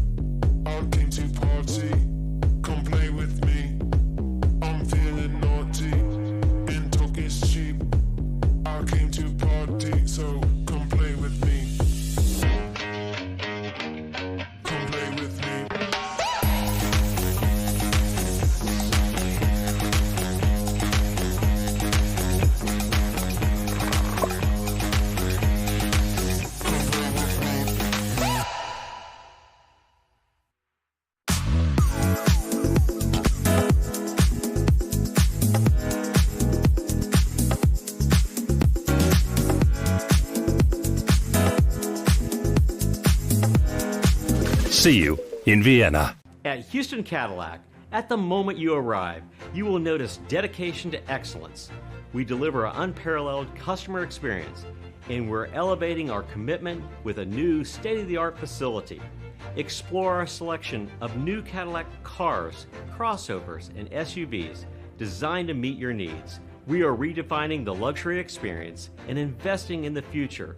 Visit Houston Cadillac and begin your journey towards luxury. At Dillinger Insurance, we have over 50 different carriers to shop your home, auto, and recreational vehicle insurance needs. We would love the opportunity to save you money. We insure million-dollar mansions, condos, mobile homes, rental homes, and everything in between. We know all about wind inspections, 4-point inspections, and how to get you the right coverage for your particular home. You've got questions, we've got answers. Can you remember the last time you had a rate decrease with your auto insurance? Let's take a look and see what we can do. We know all the ins and outs of getting our customers the best rates, coverages, and discounts, so put us to the test. Don't monkey around with your insurance. Call Dillinger Insurance today. We've got tons of companies to help find you the best prices and the best coverage for your particular needs on home and auto insurance. Go Knights! All right then, folks. Thank you for rejoining us here at the 2025 European U21 Water Ski Championships. I'm Tony Lightfoot. And in the previous series, it ended up being like this. Ivan Zaletsov, two-way tie with the lead with Daniel de Jong with 2 on 12 meters. And currently in third place right now with 3 on 13 is Bartol Schmidt. So, next series is going to be Series 4. Peter Oravec from Slovakia. Then we'll have Vilmos Pelcek from Hungary, Vasily Mazurkovic. Then Tom Parkin, Giuseppe Acquaviva, Joshua Verhage, Albert Gross, and Oscar Domino. And guess who I have joining me right here next to me here on the announcing desk? It is Zane Nicholson. So how you doing, sir? Doing good today, Tony. Got up this morning, got our skiers ready, got them to the lake, and had our first one go out, had a pretty good go, and now ready to watch some more water skiing today. All right, then. Let's bring it on. We've got Peter Oravec, 16 meters. So there we go. Seemingly quite confident out there on the course, but sometimes that confidence has been misplaced a little bit by a few of our skiers at this early stage of the game. 16 meters. Now, what's your read on this slalom course? So, Tony, I actually skied here last year, and so I've actually been able to go out here. The lake is a little short, but I think it skis really, really nice. The water's real. It's kind of soft, so the ski sits in the water really nice, and you'll see kind of the skiers be able to, you don't want to push on the ski because it'll pop the ski out of the water because it's kind of skis pretty slow. So that's just something to kind of look for. As we saw Peter here in this replay, you kind of see him. He starts pushing on the ski a little bit, and it starts pushing back on him some. So that's something to kind of keep an eye out for as we get it, further along in this event. And we'll want to see the skiers be a little relaxed, let the ski finish before they, they really put load to it, so they keep the tail in the water. All right you are. So we'll continue on with Peter Oracek. I'm going to see if I can grab some information on him. Coming to us out of Slovakia, naturally, his personal best is halfway down 12 meters. Slovak national champion overall tricks and jump. And fifth in jump at the U17 Euros that just recently took place in Cesena in Spain. Here we go. Peter Oravec from Slovakia. Not looking bad at all out there. It seems to have gotten a pretty good handle on the course out there. And a nice looking run there.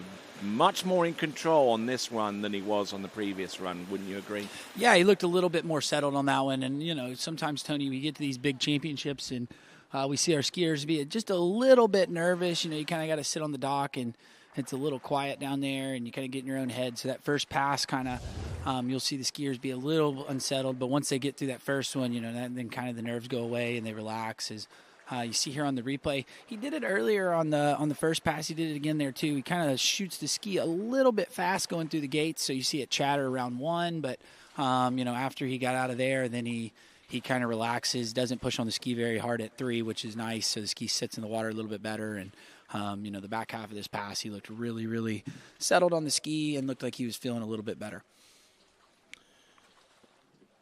All right, not looking bad for the opening couple of runs. Seems to have found his rhythm, his tempo out there on the course, and we'll see what he can do with this next pass coming up. Peter Oravec, who competed at the Open Europeans as well, as far as I can recall, representing Slovakia. Oh, nicely done here, keeping everything flowing. Whoa, getting round number 5, but unfortunately breaking forward on number 5 and unable to get outside number 6, and that dreaded 5-ball monster coming into play there. Yeah, and Tony, if you look, like I was talking about his gait, he swings his feet a lot better there through the gate, so the ski actually sits in the water and turns. You don't see it give it that chatter, and I thought this pass was looking really good after 1, but then we'll see here when he goes to 5, watch the ski when it makes the edge change. He edge changes it really, really fast, so it kind of starts to run with the boat, and that's kind of what caused that turn. Right here, you see how he pushes it up. It kind of jumps in front of him, and he rolls it on the wrong side, and the ski kind of bites a little different. And that's what we were seeing at 1 ball, and the other passes just kind of caught him out there at 5, and that's a bit unfortunate. He did all the hard work there, got to 5 ball, and just unable to make it to 6. But it is enough to currently put him into 3rd place right now. It is 5 on 13 meters, and this is Peter Oravec from Slovakia. Just making a critical error around this point there with the edge change into number 5, and then he just didn't have enough swing going into the turn and to at least keep him upright on top of the water. So there you go. That's a 5 buoy count on 13 meters, and now we're going to go to Vilmos Pelcik of Hungary. Now, Hungary we haven't seen an awful lot of in terms of international competitions, and it's good to see them here. Yeah, and I mean, I skied with this kid last year, and I actually rode the boat for his site familiarization because we needed a counterweight. And Tony, I thought he looked really, really good. We'll have to see if he can put it together here today, but he's been skiing real strong this season, and he's an up-and-coming young skier from Hungary, and it is. I agree with you. It's great to see a couple other countries that we're not used to seeing be here and skiing well. I know that there's Dora from Hungary in the women's event. I believe is the last skier in the Open Women or in the Women's Series 1, and she's been skiing real well. Skied on the Pro Tour and Sandra Vasio. So it's great to see our Hungarian skiers here at these championships. All right, here we go, folks. Skier on the water is Vilmos Pelcik from Hungary. Coming in, I believe this is going to be the... oh, what? And the buoy hat wasn't lowered prior to his gate shot, and that is what impeded him going forwards. Yeah, and so they talked about it in the captain's meeting there, Tony. So if that turn buoy is not down, the skier can elect to just not go through the gates, and so they automatically get a re-ride. If the buoy is up and the skiers elect to turn and they go through the gates, there will be no re-ride allotted. So that's just something that people at home can kind of notice. So if you see that buoy up, see he throws his hands up. That's what they asked us to do in the captain's meeting, and so they'll take him down here, they'll drop him, bring him back down the lake, and he'll get a restart of his whole pass. Used to be back in the day, whenever you skied in an 8 buoy course, you just had to just deal with it the best that you could, especially in my time, as I mentioned previously, skiing at Ruiplas in the Netherlands, where they, yes. Yeah, and I mean, and it's the 8 buoy course is nice in the way that they've got it set up. They got the garage door that pulls the buoy down, so the skier's not having to see it, and just sometimes that button might not go like they wanted to, and so there he elected to take the re-ride, and those longer passes, it's kind of okay if it's there. You can turn that buoy, but as the rope gets shorter, that buoy kind of gets in the way, but. I think that was probably a smart decision on him, just taking, nothing that could be a distraction to him. And, another thing is he gets to go down the lake on a ski. It might kind of help him with his nerves. We talked about that. So, exactly. Kind of calm him down a little bit. Right there behind us. Yeah. So, we'll take him back down there. We'll drop him, and we'll get a redo on the, or an old mulligan, as I like to say, on pass number 1.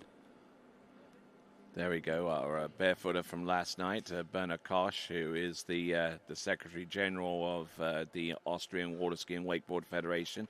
And I do have to say, Zane, your Where's Waldo game is definitely strong this morning. Yeah, so I told the Danish team I got this new shirt, and I said, hey, we're all 3 jumping today, so you'll be easy to find me there on the bank.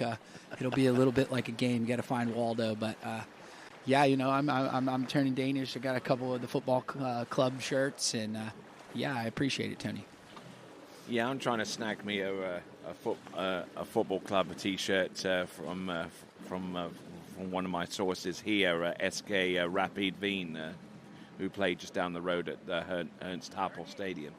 Well, see, I'm not so familiar with the football here in Europe. I know next weekend we start the American football, so that's what I'm looking forward to. But I am getting a little cultured. I am learning a little bit more and more, and so super. I'm glad I enjoy wearing a jersey, and I was glad to get a new one. All right, here we go. 16 meters, his second attempt here. The buoy is completely out of his way now.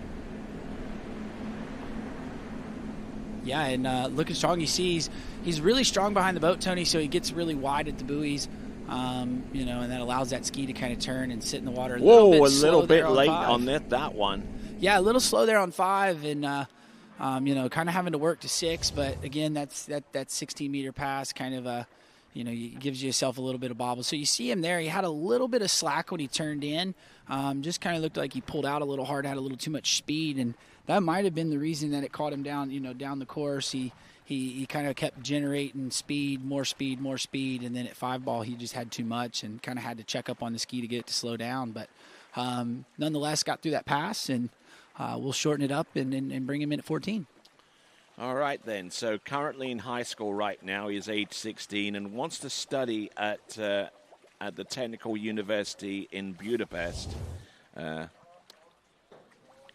Coming up in the future, and most of the time he trains over at Sylvia Lake, and he's actually a bit of a folk dancer, and he's been doing that for the last 14 or so years.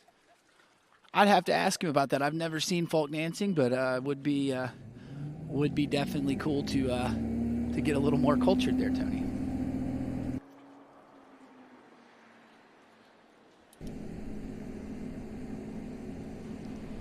All right, then, here we go. Vilmos Peltz from Hungary. Oh, look at him go. Not looking bad at all. There you go. All right, yeah, that was a good-looking 14 pass, Tony. Again, there was a little bit of shakiness there. I believe it was 3 ball.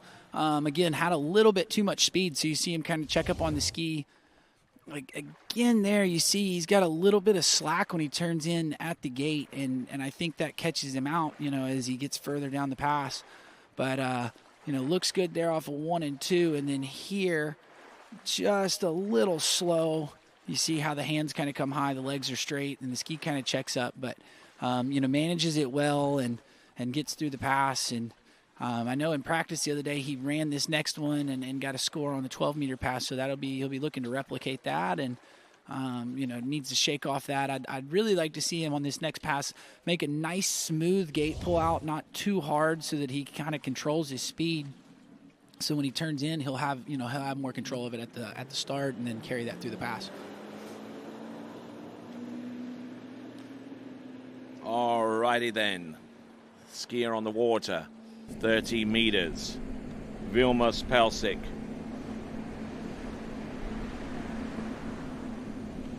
Oh, look at this. Keeping it going. Keeping the flow going here. Off 30 meters. And our first serious challenger to our tie for the lead with 2 on 12 meters. That was a complete pass on 13. And I'm seeing a little bit more effort on his part to actually get the ski out nice and wide of the buoy line. And I don't know if you could hear me down there at the bank, but you could see Tony, he made a much better pull out there at the gate, so he had control of the line, and his paths through the course was a lot better. Just as he got through it, you know, his speed was a little bit more toned down, and you know, really not anything to stress about through that pass, and looking good. So now gonna, you know, gets a chance to challenge the lead. I believe the lead is 2, and if I'm not mistaken, I think he ran 3 in practice yesterday. So definitely he's got a really good shot to challenge this lead, and you know, if he could get a good gate here and get a good start. Conditions are looking great, so he might be able to get down this pass and could be our first skier through the 12-meter pass today. All right, it's game on. As we see our view of the starting dock, a few of our next skiers. Vitaly Mazurkovic is coming up next. He's wearing bib number 79, and Tom Park in there not too far behind, representing Great Britain. Here we go. Little on the tail of the ski for Vilmos. That might have a bearing as to how early he stays with the pass. He's round number 2. He's good to go for number 3. Look at him go. He's still there, but it's going to be 3.5 there. 3.5. But it is enough for the lead at this early stage of the competition there, Zane. Yeah, and you could just see he was on the tail a little bit, kind of turned in a little bit late, so that caught him out here as he gets out of 2. Didn't quite get the turn like he would like there, and the angle to 3 wasn't as good as it was going to 1, and so you see that ski check up on him, and then wasn't able to get the angle back to 4, so he got there a little late, had to try to crank that turn, and unfortunately kind of fell over in the water. So you know, still that's better than his practice went the other day, and you know, hopefully he'll be happy with that. I know he probably wanted to run that one. I think he's run that one a few times this season already, so you know, a little bit of a bummer, but still enough to take the lead. All right, so moving right along, our next competitor out is going to be skiing under the white flag. It's Vitaly Mazurkovic.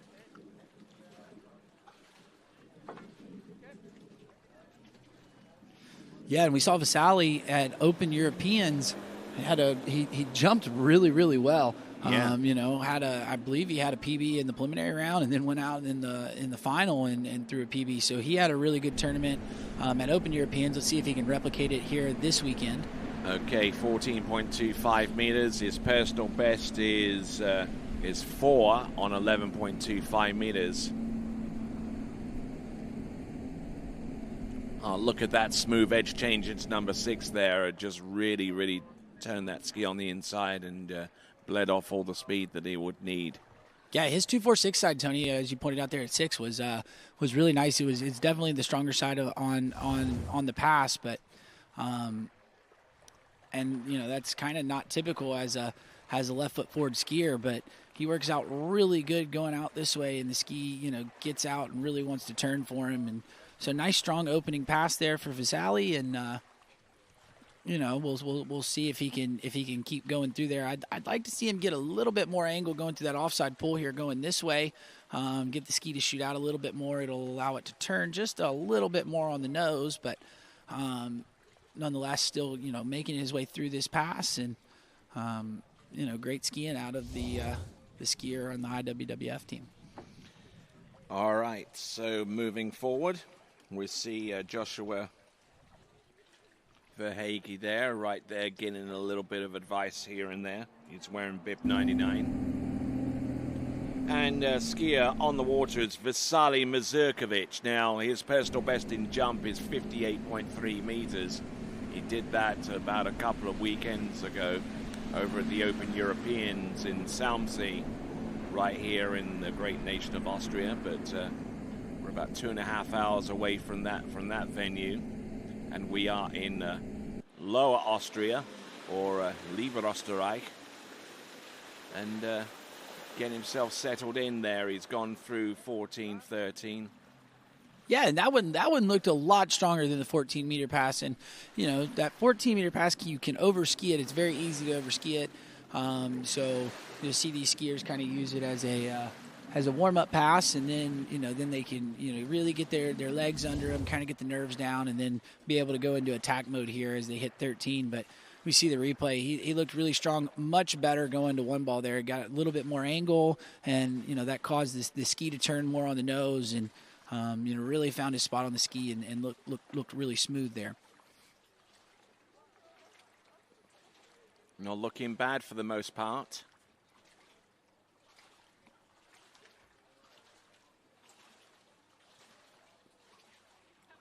$14 and $13 under his belt, and should have a pretty good amount of confidence going forward here as he gets ready for 12 meters. Enjoys basketball when he's not doing this. Oh, a little bit of a slidey number one there, but he's still there on top of the water. Look at him go. He has run through 12 meters before. His personal best is on 11.25 meters. And he's not only taken the lead, but he'll be the first person to attempt 11.25 meters in this competition. That is Vasily Mazurkovic. Yeah, and you could kind of see just when he turned in, had a little bit too much speed, so caused him to run there at 1, and then, you know, used that really good offside turn that we talked about at 14, and got him back into the pass. After 2 ball, you know, he was back on top of it and looked really nice and strong as he got through it. Another thing, Tony, that I'd like to point out here is if you watch him here when he turns 6 ball, this is, you see a lot of these young skiers not know how to do this, but he gets over here, he's got a little bit of speed, but he turns and then throws the rope. You see how it gets out of the water, so it's not sitting in the water, so he doesn't take a hit. If he had just turned and left it and grabbed onto it, he actually would have had a pretty decent hit coming out of the gates. And you know, that's kind of smart skiing there from Vasily, and, you know, getting himself through the 12-meter pass, first skier of the day through it, and now he's got a chance to maybe set a new PB and really push this lead out, you know, for these next few series. All right, then, rocking and rolling.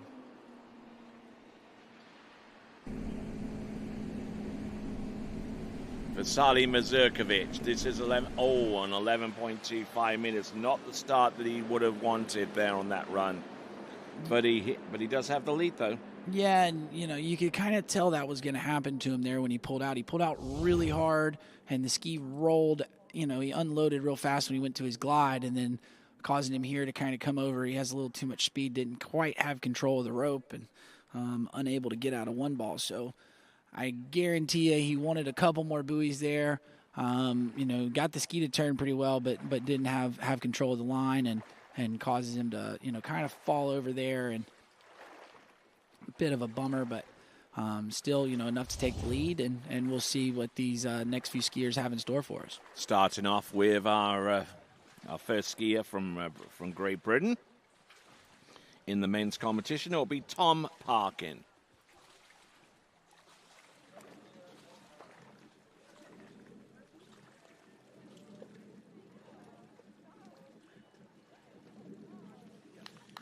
Tom Parkin will open his account on this course on 16 meters.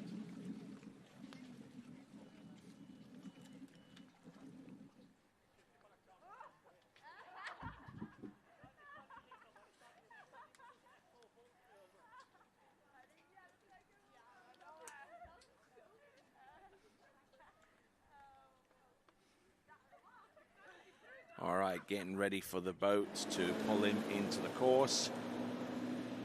This is Tom Parkin, and this is the 16-meter opening run. Personal best is 4 on 12 meters.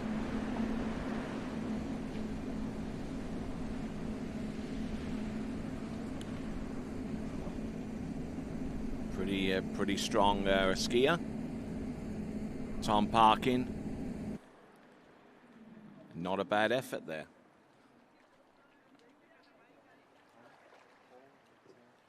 So apparently his golf game is pretty strong. He's on an 18 handicap. which is pretty good. And slices and dices on the slalom course on 16 meters, making that pass look pretty straightforward. Now, what about you, Tony? Are you a golfer, or do you ever go hit the course and play a short 9 or a round of 18? Top golf. Okay, yeah, you and me both. I'm a just whack it and smack it. Try to see how far we can hit that golf ball. I'm always aiming for the back net and trying to get ejected from the place for doing like the Happy Gilmore. Right. Yeah, my favorite's when you go and you get people that are swinging really hard and the golf club goes further than the ball out in the field. Yeah, if it goes past like the retention net. Yeah, and then they don't like it when the club goes out, and they have to go retrieve it. That is not something that they like to do. But no. All right, well, we got him through that first pass. That was 60 meters. This will be 14 meters. Tom Parkin from Great Britain. Here he is. 14.25 meters. Not moving around too much there on 2, 4, and 6, but it's a good-looking pass there from Tom Parkin as he works his way towards 13 meters for his next run. Yeah, and in full send mode there, Tony, you can see he's in attack mode from the very start, right when he rolls into the gate, and that's kind of what we like to see these skiers. You don't want to see them be too conservative.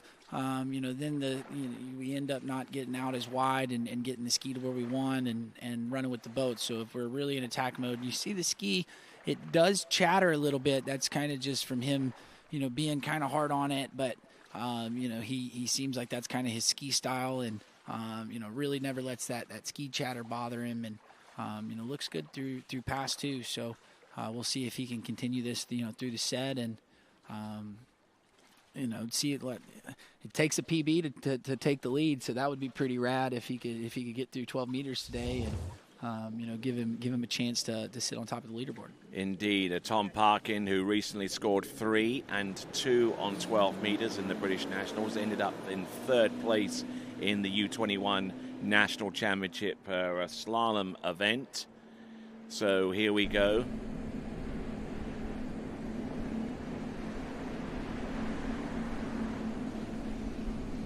Oh, getting in a little bit deep there and on round number 2 and just couldn't really get it back together there in time. Yeah, and you saw him. He turned in really hard there at the gate, and as a lefty, that really catches you out there at 2 ball, and sure enough, it kind of bit him on 2. So, maybe we can see on the replay if you can see it here, but you see. Really hard and heavy, leaves the ski behind him just a little bit when he rolls in. So as a lefty, he's able to turn 1, but then it catches him here. He starts to run with the boat a little bit, and it didn't quite want to ski or didn't want to turn, and so you see his upper body try to turn it, and as it didn't go, he moved forward, and it caught him out there, and only able to get around 3 balls. So probably wanted a little bit more. I guarantee he wanted a little bit more. I think every skier out here, even if they ski a PB, would like a little bit more. But, again, you just we see on the replay there that gate catching him there. See him check up a little bit at 1 because he had too much speed. And then, now he's carrying a lot of speed into 2. All right, so a skier who last week got 3 on 12 meters ends up getting 3 on 13 this time around. That's Tom Parkin from Great Britain.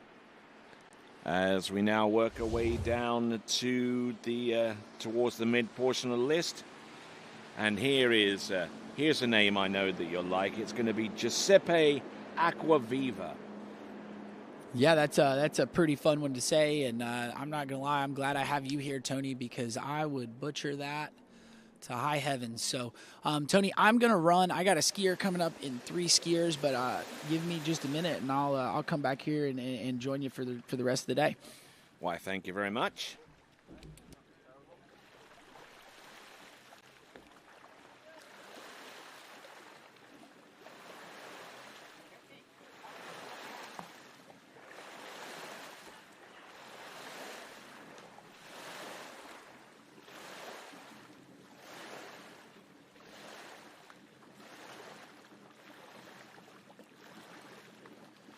All right, so Giuseppe Acquaviva.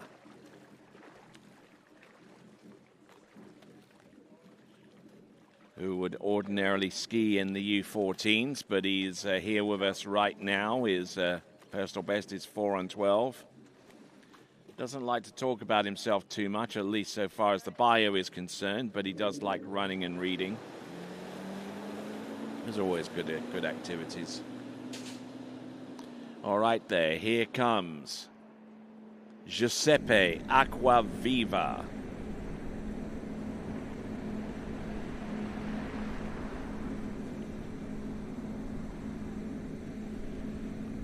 Oh, it's 16 meters. Being a U14 competitor is used to slaloming at 55K, but now the boat speed having to step up to 58K due to the rules that govern U21 skiing.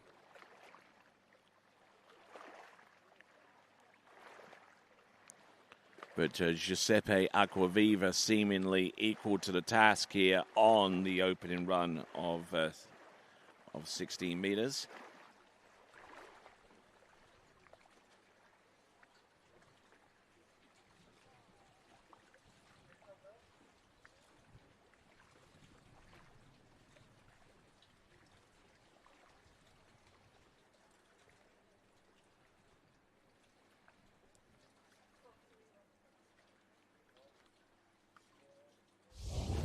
So far so good for Giuseppe Acquaviva.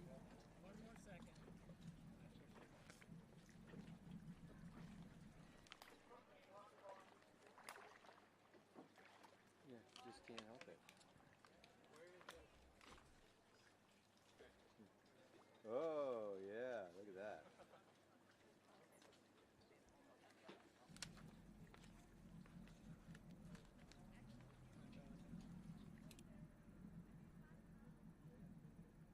Just 1 second.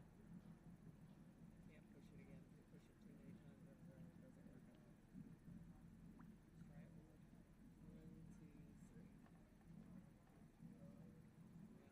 it too many times, it doesn't work out. Try it one more time. 1, 2, 3. Oh, he's not going down. Call it in. We pressed it. We have a look at the zero buoy.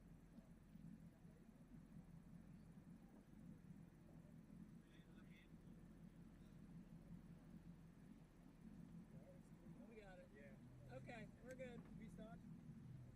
Okay, so working away.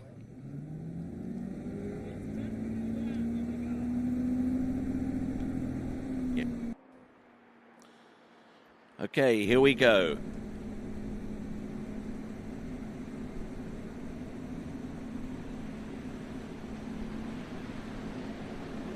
Giuseppe Acquaviva on 14.25 meters.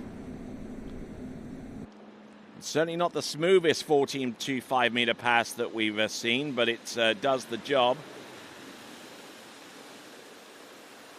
So good skiing there from Giuseppe. His personal best is 4 on 12, and that was produced in 2024. I don't know whether that was actually produced with the boat speed of being a 55K or 58K. But a little bit of an aerial edge change off of number 1 into number 2.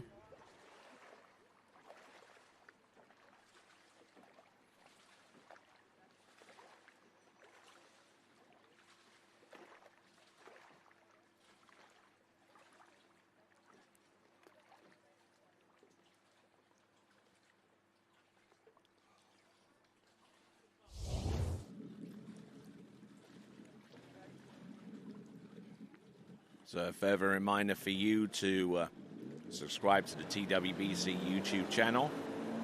Be a part of the live chat that's going on right now. And also be informed as to our next live event, which will be Tuesday of next week. The Open World Championships coming to you from Riceto in Italy. Exactly where this guy comes from. 13 meters.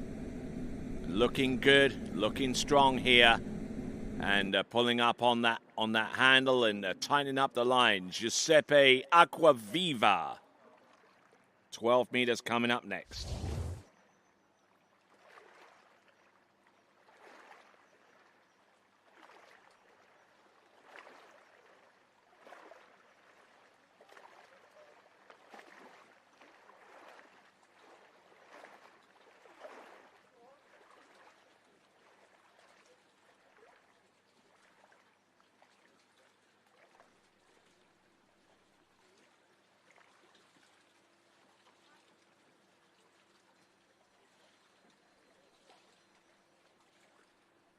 Okay, so Giuseppe Acquaviva. He's 3 passes to the good right now. He's gotten through 16, 14, and 13 meters. And will now attempt the 12-meter run.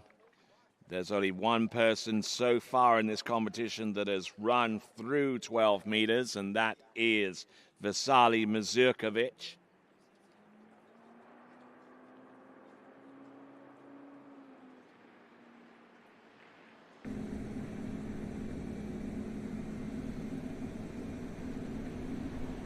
All right, here we go.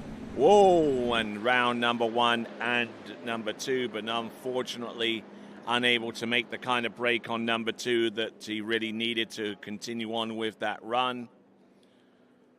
So there we go. That is Giuseppe Acquaviva. We're going to take a look at this score. It's under review right now. There's number 1.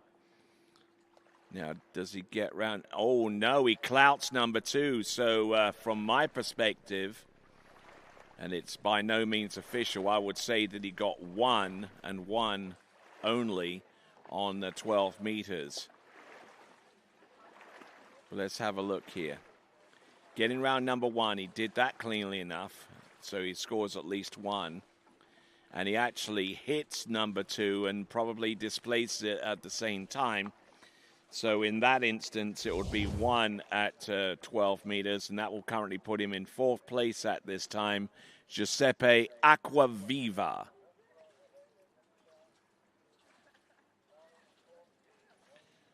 Joshua Verhege from Switzerland is coming up next.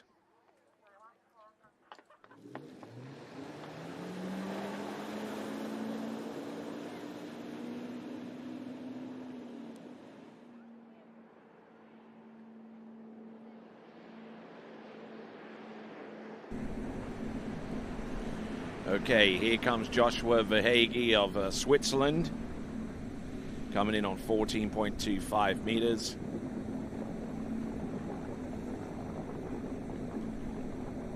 And a 14-meter start, and gets that one to go very, very nicely indeed.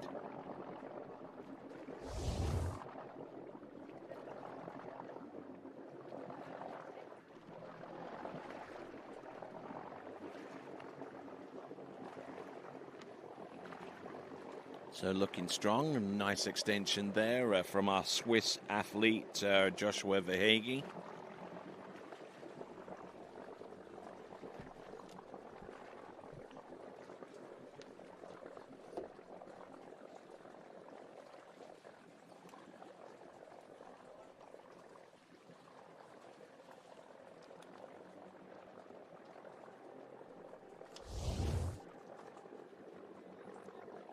All right, a few of our folks around the dockside trying to get ready, trying to get situated, get psyched up for the task at hand.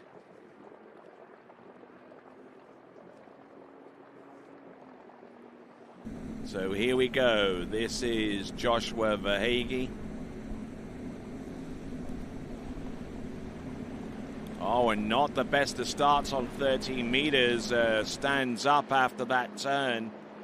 Couldn't get much of anything going on in his general direction. So that is Josh Verhege, and will score just 1 buoy on the return pass of 13 meters.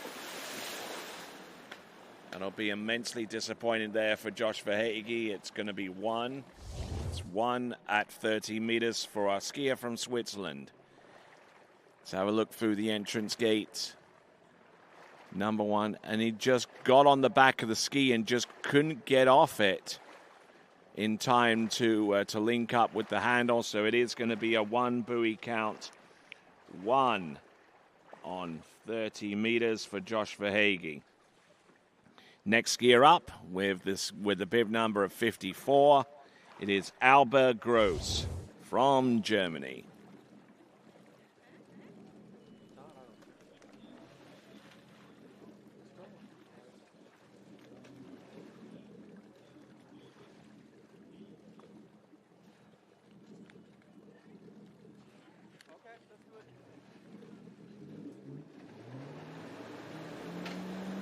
Okay, so coming into the course with a personal best of 5 on 12 meters, German skier Albert Gross.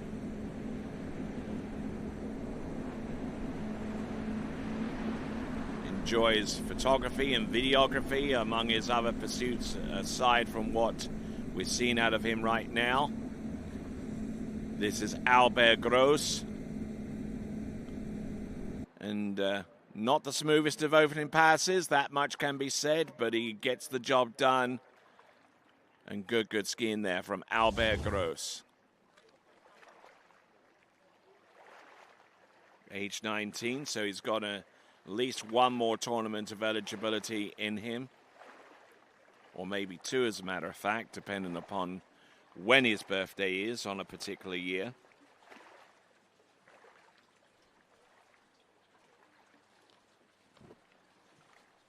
So Albert Gross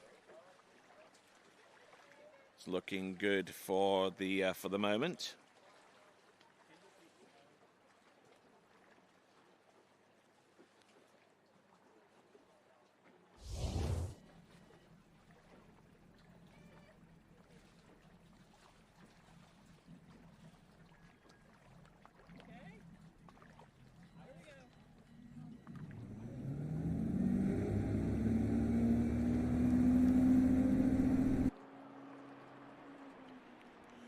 All right, here comes Albert Gross.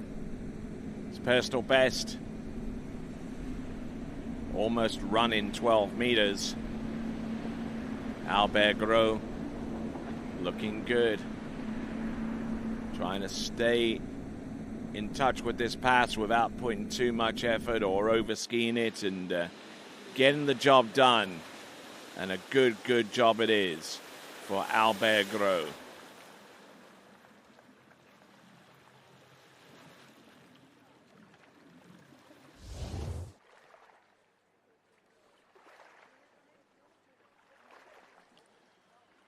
Again, a good hook up on number 1. Not hurrying the ski into making a turn.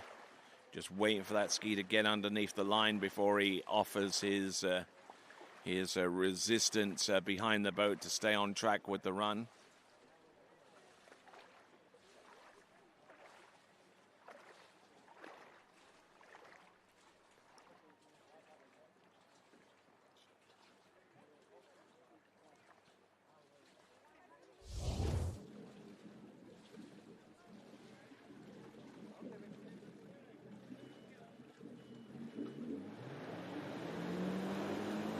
So in good shape. So far, so good. Pass number 3 coming up. This now for Albert Gross. Should be 13 meters. He started off on 16. Keeping the handle down nice and low at the end of the turn. Giving him the best possible leverage position. And nicely done there as well. He gets through pass number 3, gets through 13 meters. He'll now attempt 12 meters. Albert Gross looking strong, and his personal best is getting on for 5 buoys on 12 meters. That's why he's in Series 4 as opposed to Series 5.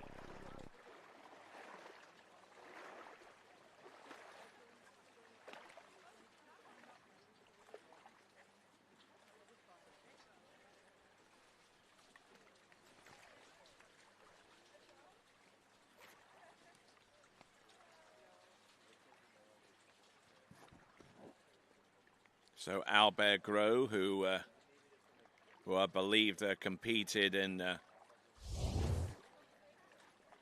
both the U21 Worlds and the Open Europeans not too long ago. So he's been a well-traveled skier in the last few weeks.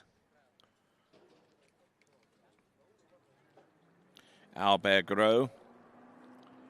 Personal best of 5 on this pass coming up. So let's see if he is up for the challenge here. Maybe putting a personal best score out there, the kind of score that he needs to keep him in contention. There's 1, there's number 2. There's number 3, still there, you know. He's round number 4, and that is all she wrote there for him. Albert Gros will get 4.5 there for that effort on 12 meters. Half a buoy short of his personal best. So not a bad run, taking that into consideration, but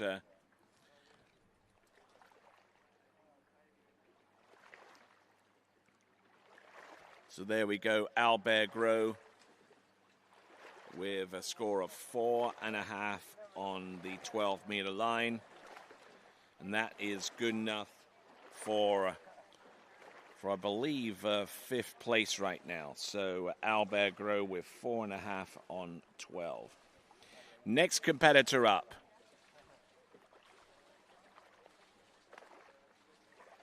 Three and a half on 12 meters, my mistake. So 3.5 on 12 meters for Albert Gros. That would still keeps him in about 4th place right now.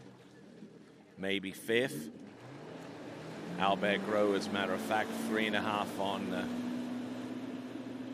on 12 meters puts him in a 2-way tie for 2nd right now with Vilmos from Hungary. Skier on the water at this time is skier from Denmark. This is Oscar Domino.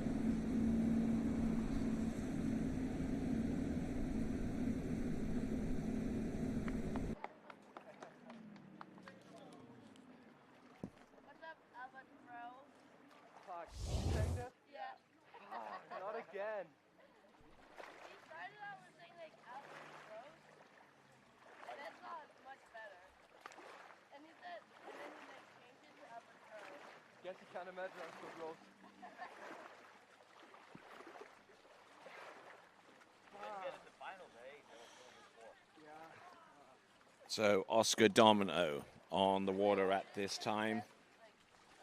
One ball was really good. I just didn't have enough pace in there. One more, I just pulled way too much. I don't know.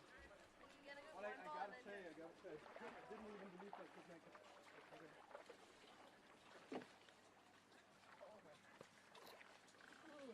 So while Oscar Domino gets ready for his next run in Series 4.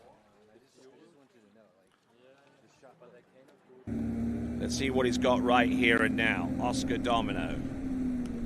His personal best is a 5 buoy count on 12 meters.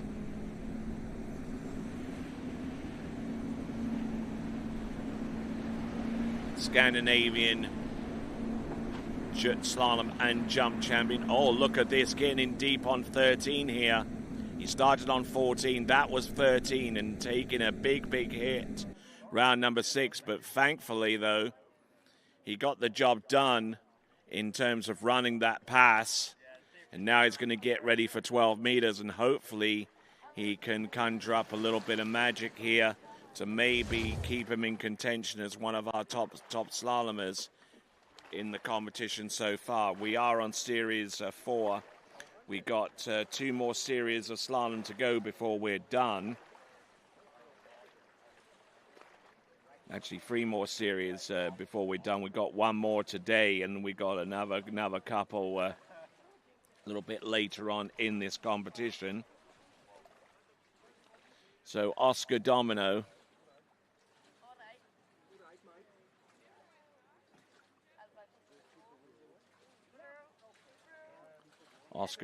wearing bib number 35 from Denmark.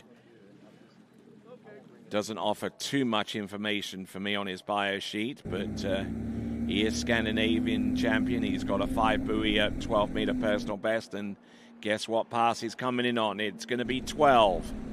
Here he comes, Oscar Domino. Little tall there into number 1, but managing to make a break on number 2.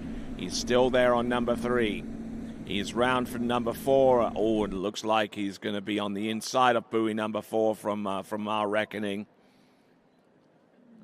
So that being the case, it's going to be 3 on 12. And only one skier has actually run through 12 meters so far in this competition, and that is Vasily Mazurkovic. And him being an overall skier, he's definitely up for the challenge of taking the European men's U21 overall title. But for Oscar Domino's part, his day is done with 3 on 12 meters. And as we get ready for our next series, which is a series 3, we're going to have the leaderboard up for you shortly, and then we'll give you the running order for the remaining 10 slalom skiers of today. No slalom skiers in men's series 3.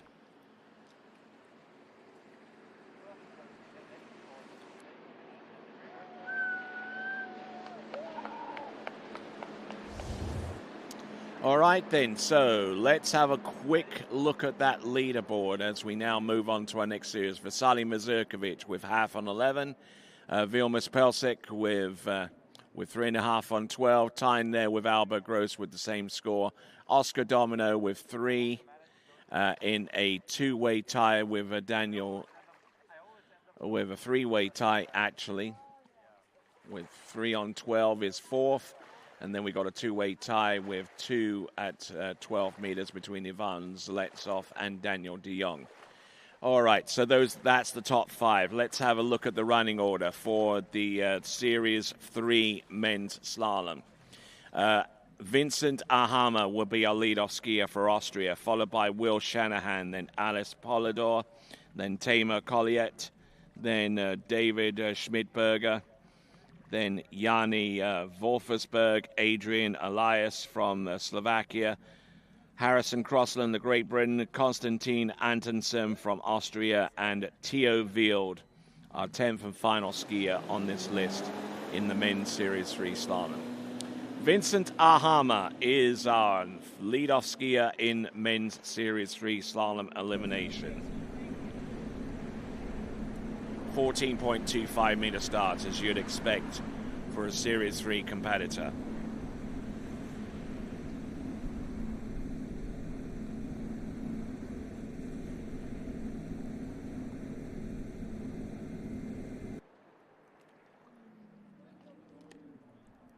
And making light work there on 14, as one would expect, as I mentioned.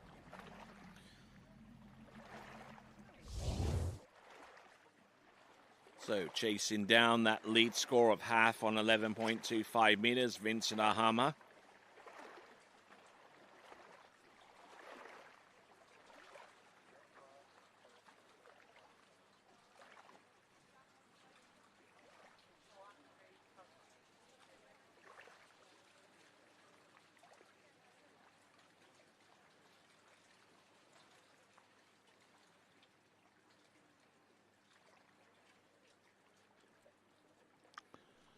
All right, so just a reminder that this is going to be our, for the moment, our last series of slaloming before we move on to the jump event. Then we'll have women's series 2 and 1 jumps. And we believe we've got some more jumping to come immediately afterwards. The men's series 3 jump, then 2, then 1. Then we end off with some more slaloming. Vincent Ahama looking good. 13 meters. Looking good and looking strong here. There you go. Very purposeful out there behind that Nautique towboat. That is Vincent Ahama.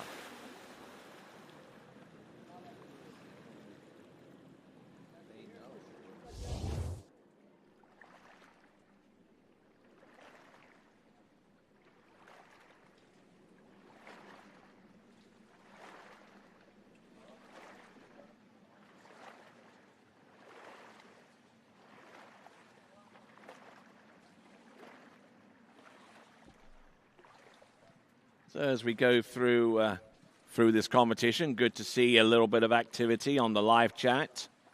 one person actually asked us on the live chat whether we'd have speed regulation. Well, of course we do. We use Zero Off, which is the system used worldwide to manage the boat speed throughout the slalom course. It taps in upon the power of GPS, and more often than not, the boat times come out to within 1/100th of a second from perfect in pretty much every instance, and that's the reason why the boat times and the speeds are so accurate on the water right now. Look at this. Vincent Ahama gets round number 6. Oh, and got the ski round number 6, and unfortunately didn't quite control the speed towards the end. That was an attempt on 12 meters. So that should put him in about second spot right now, the nearest skier to running 12 meters without actually doing so. Behind the only skier that has run through 11.2, that has run through 12 meters, and that's Vasily Mazurkovic.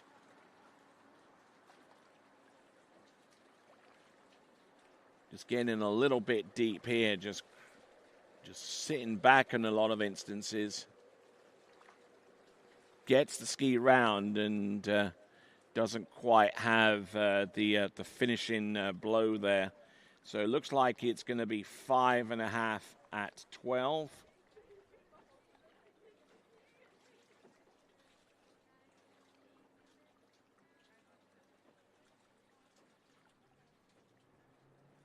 So it is 5.5 on 12 for Vincent Ahama, confirmed by our officials.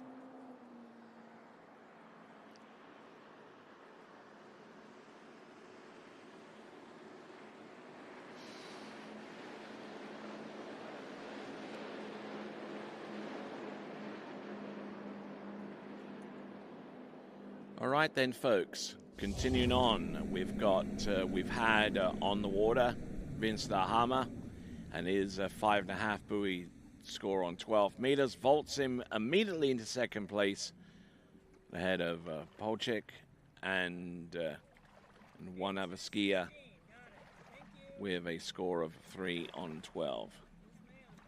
So far so good.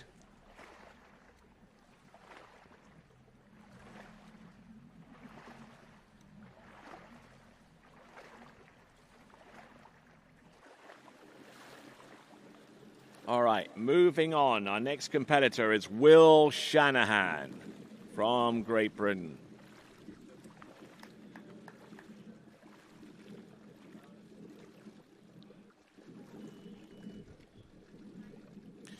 Starting in on 16 meters, that will be the opening pass for Will Shanahan.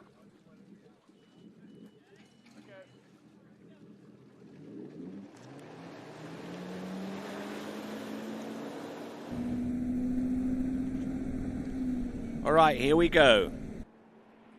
Will Shanahan.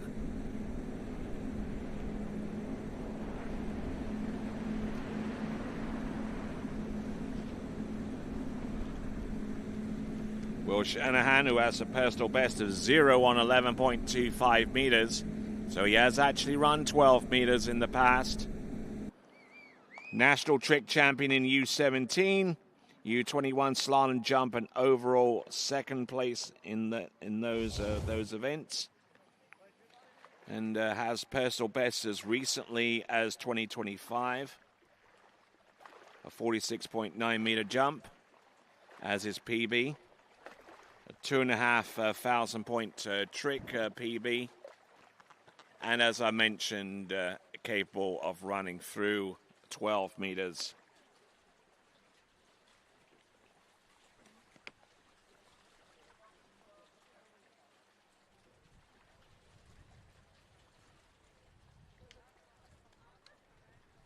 So golf is among his hobbies. Wonder what his handicap is. Someone will probably tell me.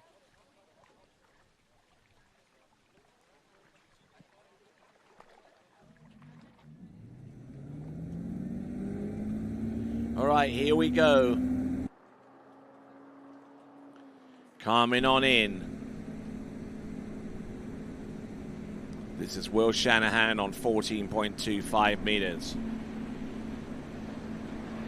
Trying to make sure he doesn't get ahead of himself.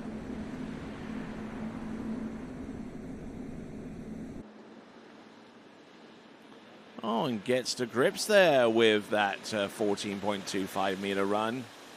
Seems to have a really, really easy time of making the edge changes and the necessary turns in order to run that pass. That's Will Shanahan. Less than 40 seconds of wait time at each end.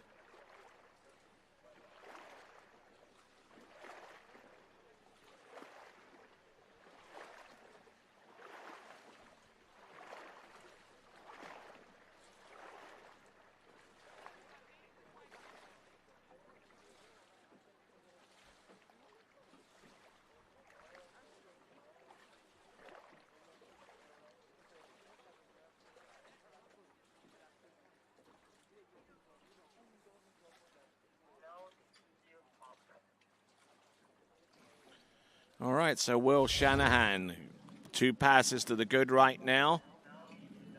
His personal best is going through 12 meters. He's gone through 16 and 14. Now this is 13.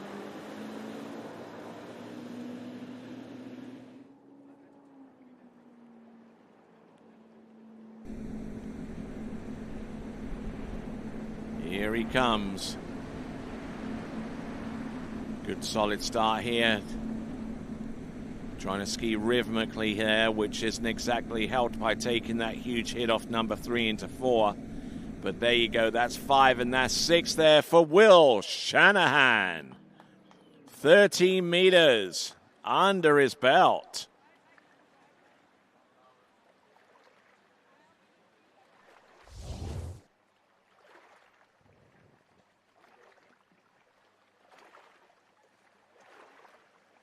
So, not looking bad at all here at the U21 European Championships.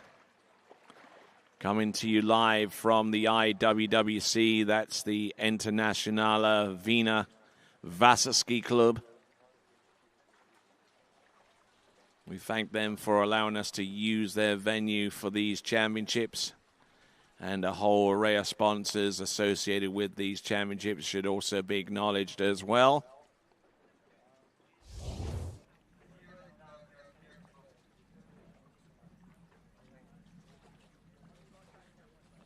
All right, boat ready to go, and Becky is about to mash the throttle.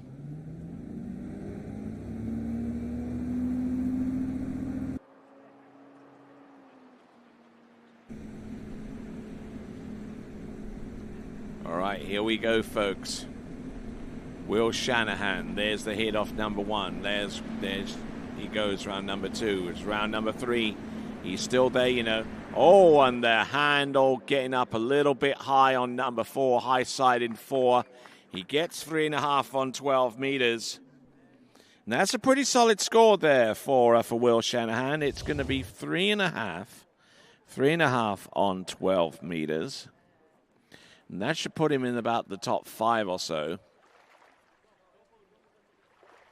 Might actually put him in a multiple way tie for 3rd at this time. Will Shanahan.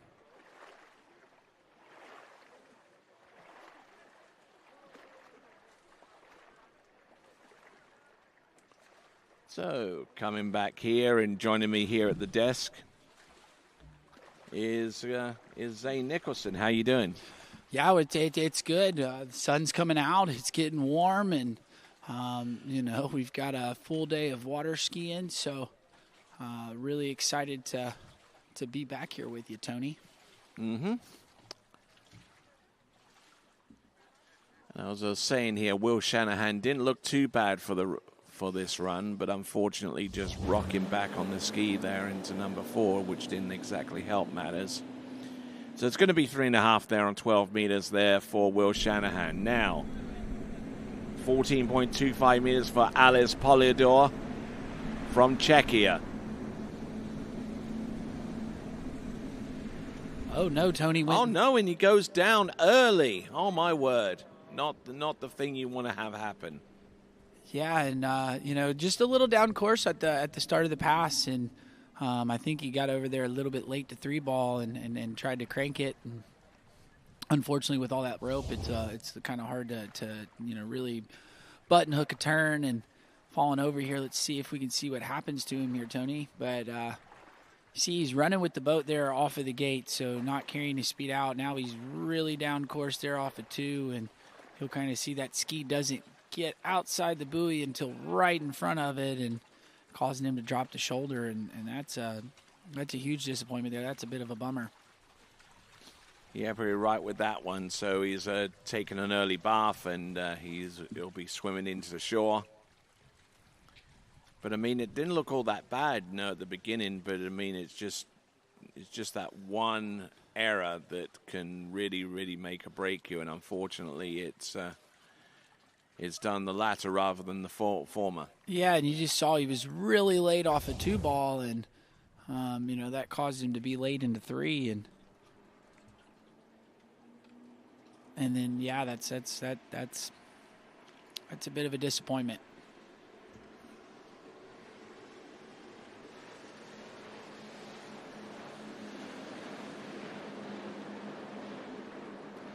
All right, then, moving right along, our next competitor up is going to be Tamer Colliet.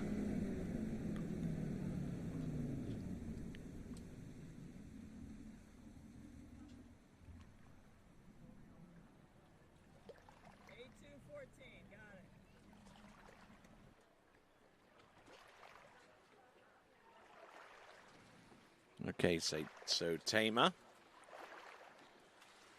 Try and grab you some information about him, but you're certainly, Zane, you're certainly looking forward to the start of next week, the big one, the Open Worlds coming up, right? Yeah, it's gonna be a blast, getting to go to Ricciotto, and heard it's a great site, and I'm looking forward to some really big skiing, get to see a bunch of my friends that I hadn't seen in a few weeks, and going to get to hang out with my sister, and that's always fun. Haven't seen her in a while, so you're right, Tony. I'm really looking forward to the Open Worlds, and no bigger tournament than that, and it's going to be a blast. All right, there. So moving on. Okay, so we're moving on from our next skier, who would have been Tamer Colliet, to David Schmidberger from Austria.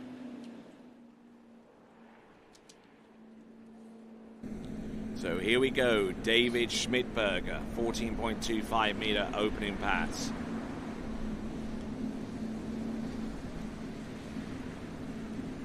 Seems to have a pretty good handle on this one. It looks like he skied here a few times before. Yeah, I mean, you're absolutely right there, Tony. That was a nice, strong opening pass. Just looked dialed from the deep water start all the way to the end. So, really good start here for the Austrian skier. An Austrian skier who has a personal best of 2 on 11.25 meters. He enjoys going to the gym and running, but that's about as much as he's prepared to divulge, aside from his PB.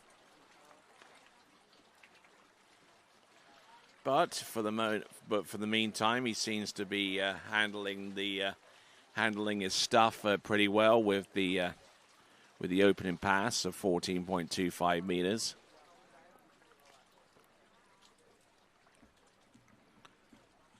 So, having gone through the first pass, which is always the most nervy one that skiers attempt, I mean, what happens from here, so far as skiers being able to control everything emotionally from here on out? Yeah, I mean, that first pass, it's kind of funny because that's the one that you run every day in practice, and you probably never miss it, but, you definitely don't want to miss it here at the big stage, and, gets through it. And I'll be honest, Tony, he was kind of in attack mode on the first one, but right here you see him, he's looking really strong, really dialed. Maybe all that gym and running is coming into play, and You're seeing it out there on the water. But yeah, that's two really good, strong opening passes, and definitely looking like he might be our next skier through this next pass. Right you are, because he did start in on 14 and 13. He'll have 12 meters going away from the starting dock, and as you can see, conditions just could not be better. I mean, and the way that that they've sculpted the lake and the shorelines, I mean, there is a reason why we have a 40-second drop time, because we don't need the additional time for the waves to subside, because the lake profile is so good.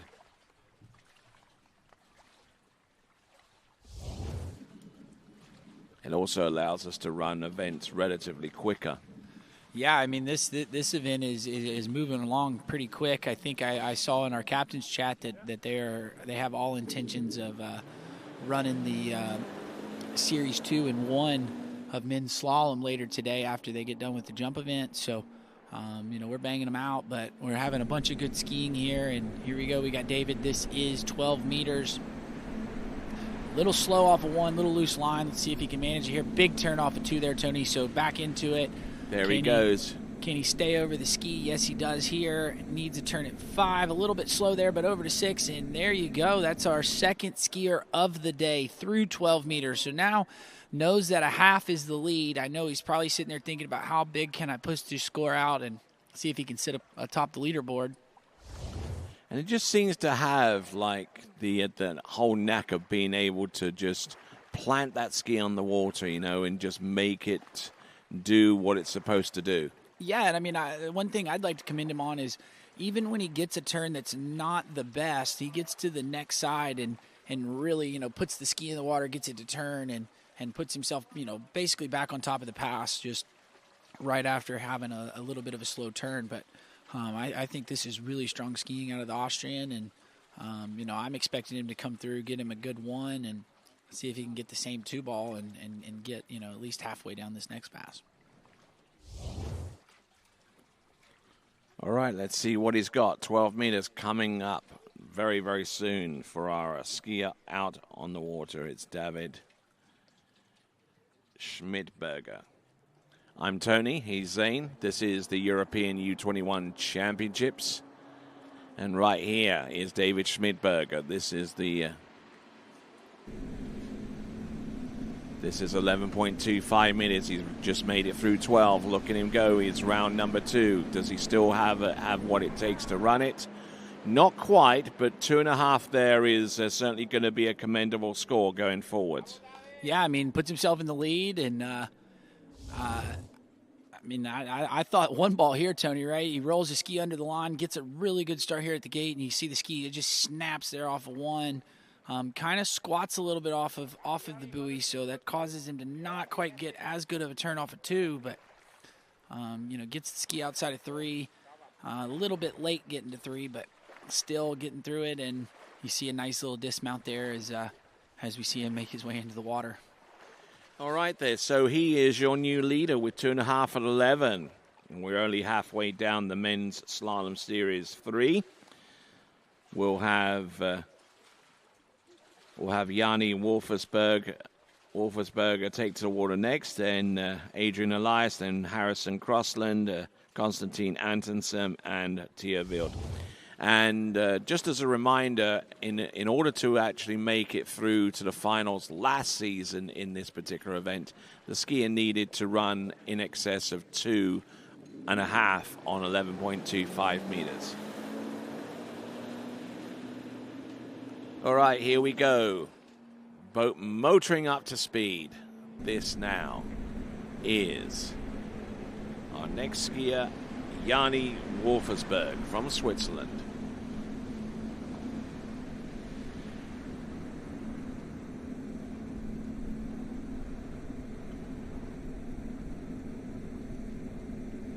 And not much wrong with that there, Zane. No, I mean, again, another good-looking, dialed-in first pass. I believe it was 2 ball. Got off the handle just a touch early into 2. But again, 14 meters, you can kind of get away with that. That'll be something, you want to see him work a little bit better going out, take the handle out with him, but does a really good job on the 135 side. So anything that he might have lost right there kind of gets back over here as he gets to 3-ball. So strong skiing out of him. Kind of see here again, Tony gets off the handle just a touch early, but nothing that's too big of a problem, and looking good there. All right, not bad at all. On that pass, he's going to come back in on his return effort towards the dock now. You see David Schmidberger with 2.5 on 11.25 meters, relegating Vasily Mazurkovic with 1/2 on 11 into second, and Vincent Ahama currently in 3rd spot at this time. All right, let's rock and roll. Coming in. This now is 13 meters.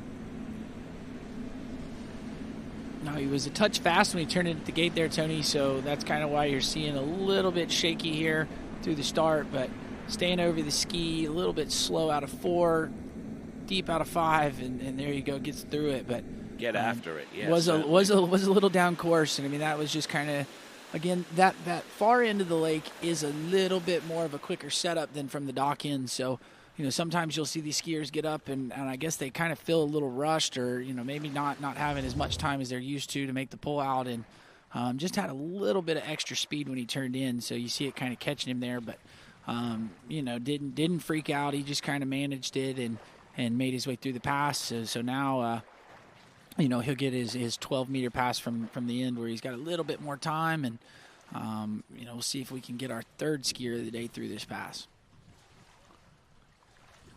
All right, so he's getting the job done thus far. He's gotten through 14 of 13.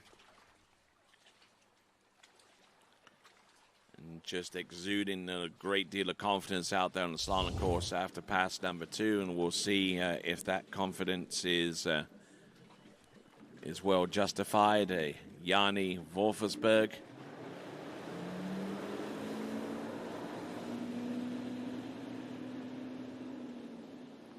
All right, here he is, going in towards the course.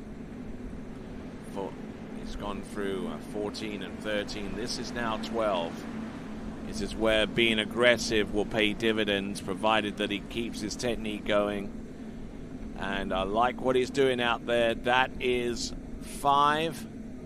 Oh, and his inside buoy number 6. He had that one there, Zane. Yeah, I mean, you kind of see him. He was, again, we pointed it out at 14. He was getting off the handle a bit early on that 2-4-6 side. That's causing him to run with the boat. And as the rope gets shorter, once you start running with the boat, it's not very easy to, get back and start getting your swing. But, I thought through the gate he was much better here.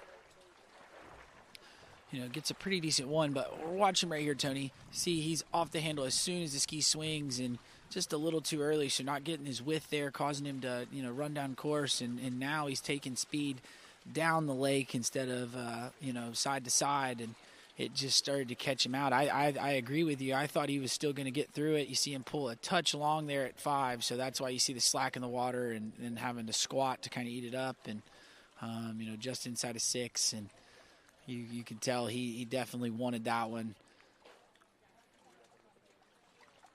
Yep, so 5 buoys on 12 meters is going to be it there for Yanni Wolfersberg. 4 skiers remain in this men's slalom running order.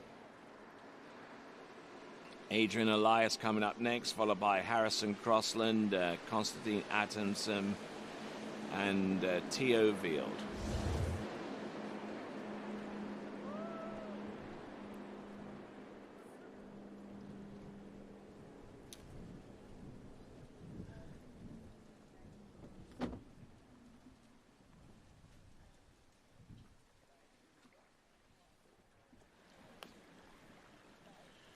All right, so returning back to the dock there, wearing bib 95 was Yanni Wolfersberg, and now about to take to the water, wearing bib 101 is Adrian Elias.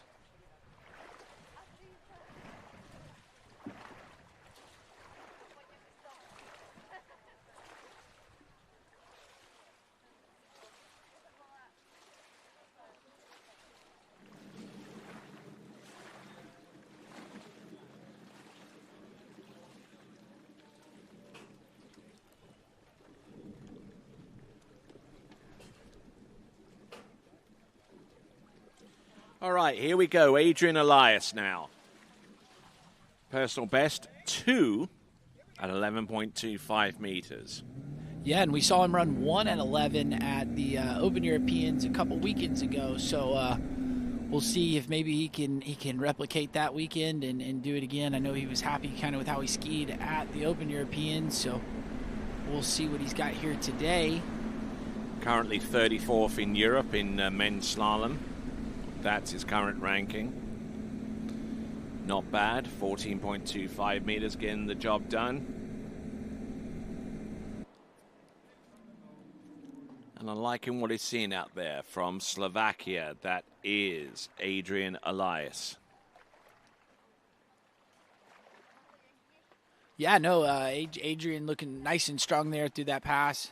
You see him, he sets up, got a really good gate here to start and controlled the line really good, got the ski under the rope. So, that's super important as you shorten the rope and really set yourself up with the tempo so you don't generate too much speed into the start and, then being able to carry that down through the pass.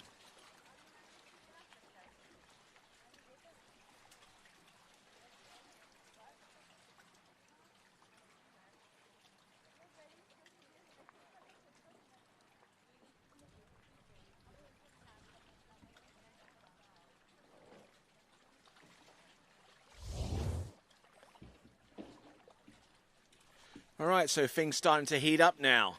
We've got some beautiful sunshine, not too many clouds up in the sky, and some great skiing on tap here. This now is Adrian Elias. Now, was a little bit on the tail there at the turn-in at the gate, Tony. I think he had a little bit of speed, so trying to bleed it off, and it's catching him out here. It is, and it's not going to result in a particularly auspicious store there. And I don't speak much Slovak, but that doesn't sound too promising. Yeah, and I mean, like you said, you see him. He's kind of on the back of the ski. Again, I think that far end, you as the skiers here, they got to relax. I think you're better off down there to have a little bit less speed than you are to have too much speed. And you just see him. He's carrying too much energy down the course and starts losing the rope a little bit more and more and more. And there you see he didn't hit apex until he was past the buoy. And, he's sitting there, telling himself, I got to turn. And, dropped his shoulder and unfortunately couldn't get the ski back up under him. And it put him in the water. So I know he's frustrated with that. He definitely wanted to get another score at 11 meters this season. And not going to be able to do that today. All right, there. So that brings on our next competitor from Great Britain. It is going to be Harrison Crossland.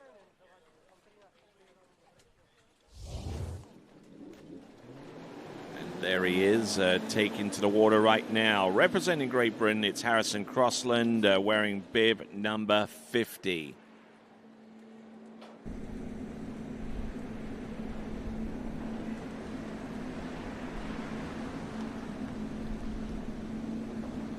And you see him, he looks a little bit like he's been skiing with Mr. Robert Hazelwood there as he turns 1 through 5, really gets that hand up and rotates it around. So, definitely kind of a characteristic of at least one of the Great Britain skiers. So that's a second one that's got that wave into the crowd as they round 1 through 5. Yes, Harrison Crossland, U17 national trick champion in 2024 and 2025. Fourth in the U17 Europa Slalom Championship. So he definitely has the goods. His personal best is 3 at 11.25 meters. Harrison Crossland. Sponsored by Midlands Nautique and his mum and dad, obviously.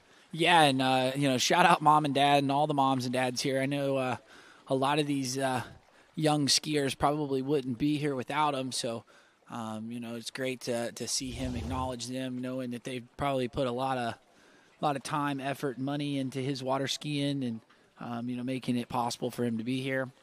Indeed. And his father, Richard Crossland, way back in the day, and I'm talking way back in the 1980s, was actually a member of the British water ski team in barefooting.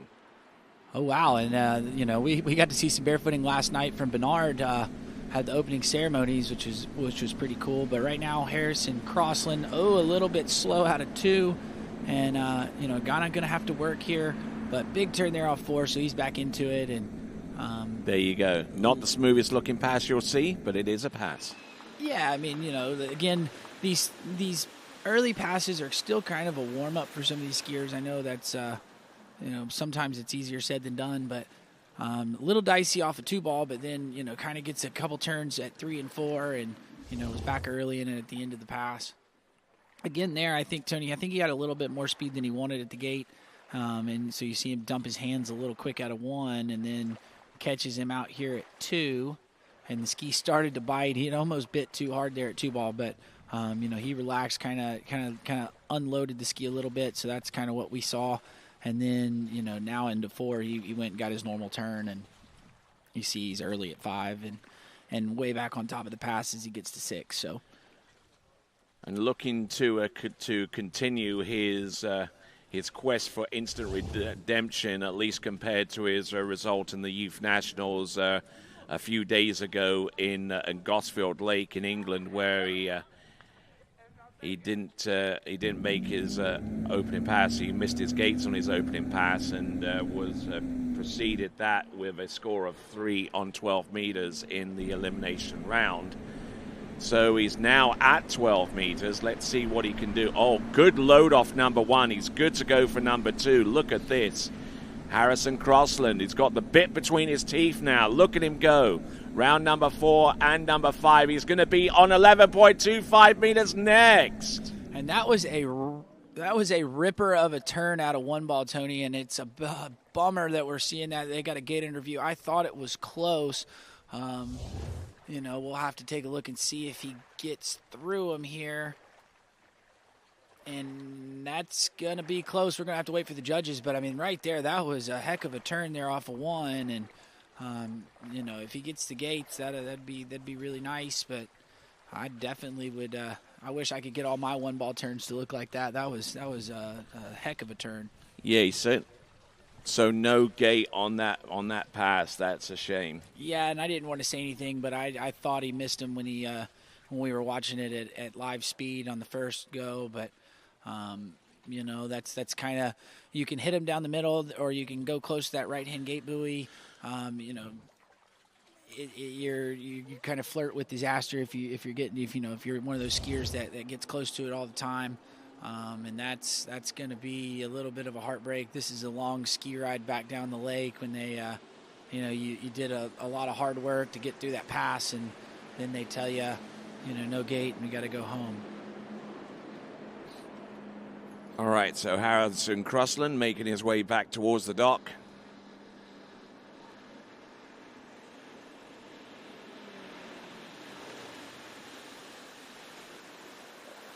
All right, that leaves the way clear for our penultimate skier in the men's slalom series 3 elimination round. It'll be Konstantin Atansem.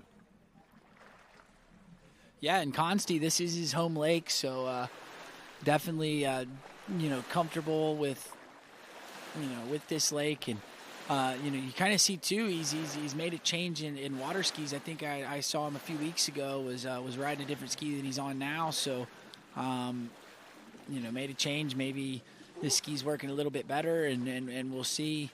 I know we've got his brother skiing in the slalom event later today, but Consti, definitely a strong skier, able to put out a huge score, and we'll see if he can come in nice and comfortable here at his home lake. Yeah, you should know every nook and cranny about this facility. This is his home. Konstantin Atansem. His personal best is 3 at 11.25 meters, and he is aged 16.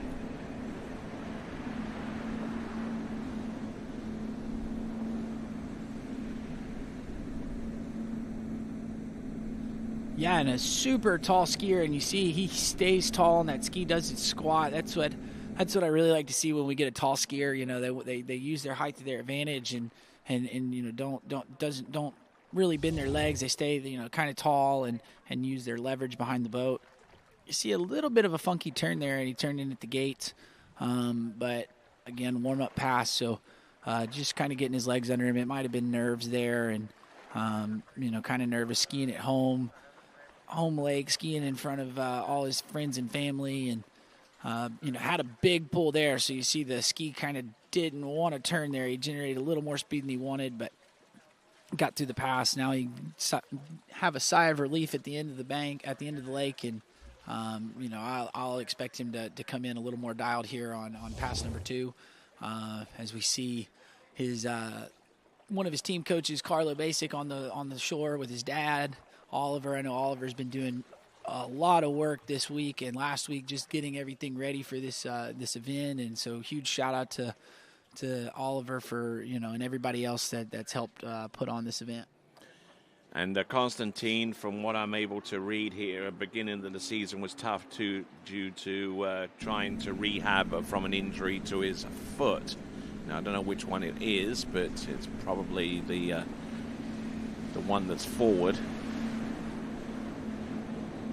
However, he's battling past it, and he is looking at his immaculate best there. There you go. That is Konstantin Atensem. Yeah, and I mean, Tony, that right there looked really, really good skiing. You can see it. He's smiling. He's feeling a little bit better about it. I think that first pass is a little shaky again. The nerves of just being at a big event and coming in here. The gate was much better. Rolled the ski up under the rope better, and the whole pass just looked pretty much textbook there. Yeah, good aggressive start there and skiing away from the handle there on his 2-4 side. He is right foot forward, so he has better control on that left side of the course than he does on the right.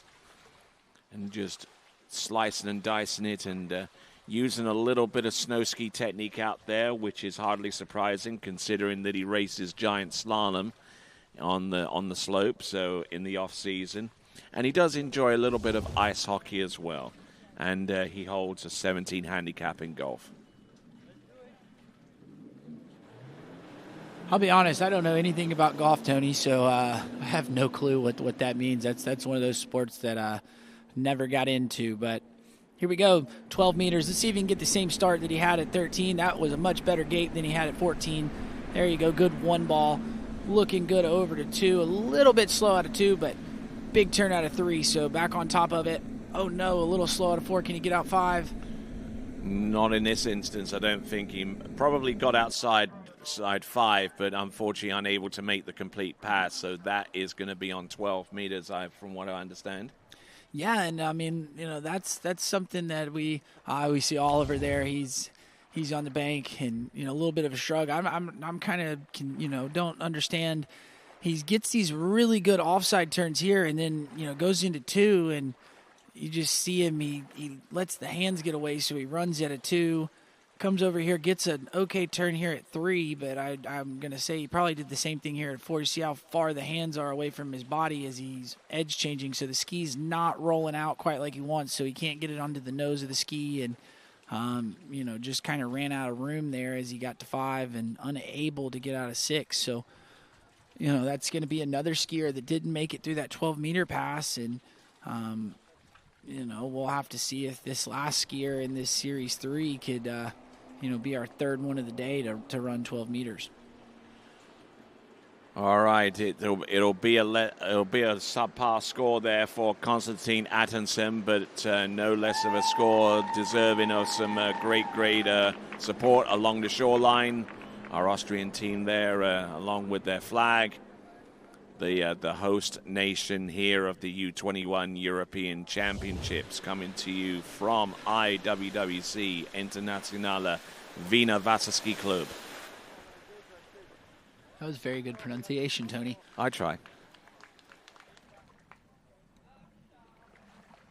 I've tried with German. It's a really, really hard language to learn. Yeah, I know. I've definitely stayed with you a few times at a couple events, and we hear that phone going off when you're doing your Duolingo. So at least it sounds like it's starting to pay off. Maybe. Probably someone's going to ask me the question, how long is your streak in Duolingo? How long is your streak in Duolingo, Tony? I don't know. I'd need to look at the phone, but it's definitely over 1,000 days.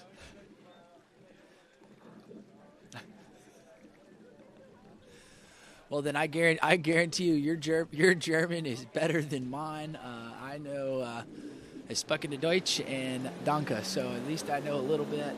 But I definitely would like to rack your brain about a little bit of German. Maybe you can teach me something when we're off of the mic. But all right then. So here we go with Germany. This is Theo Wild, 14.25 meter stars.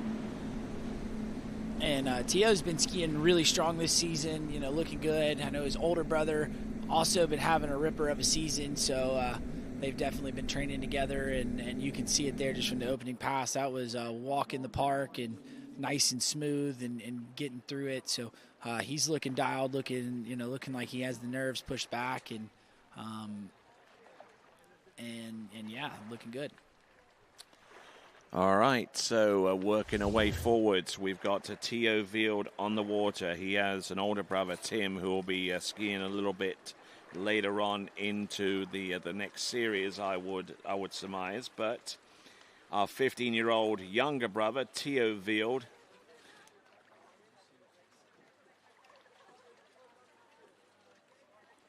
three and a half on 11.25 meters at 58K. And 2 at 10.75 meters at 55K.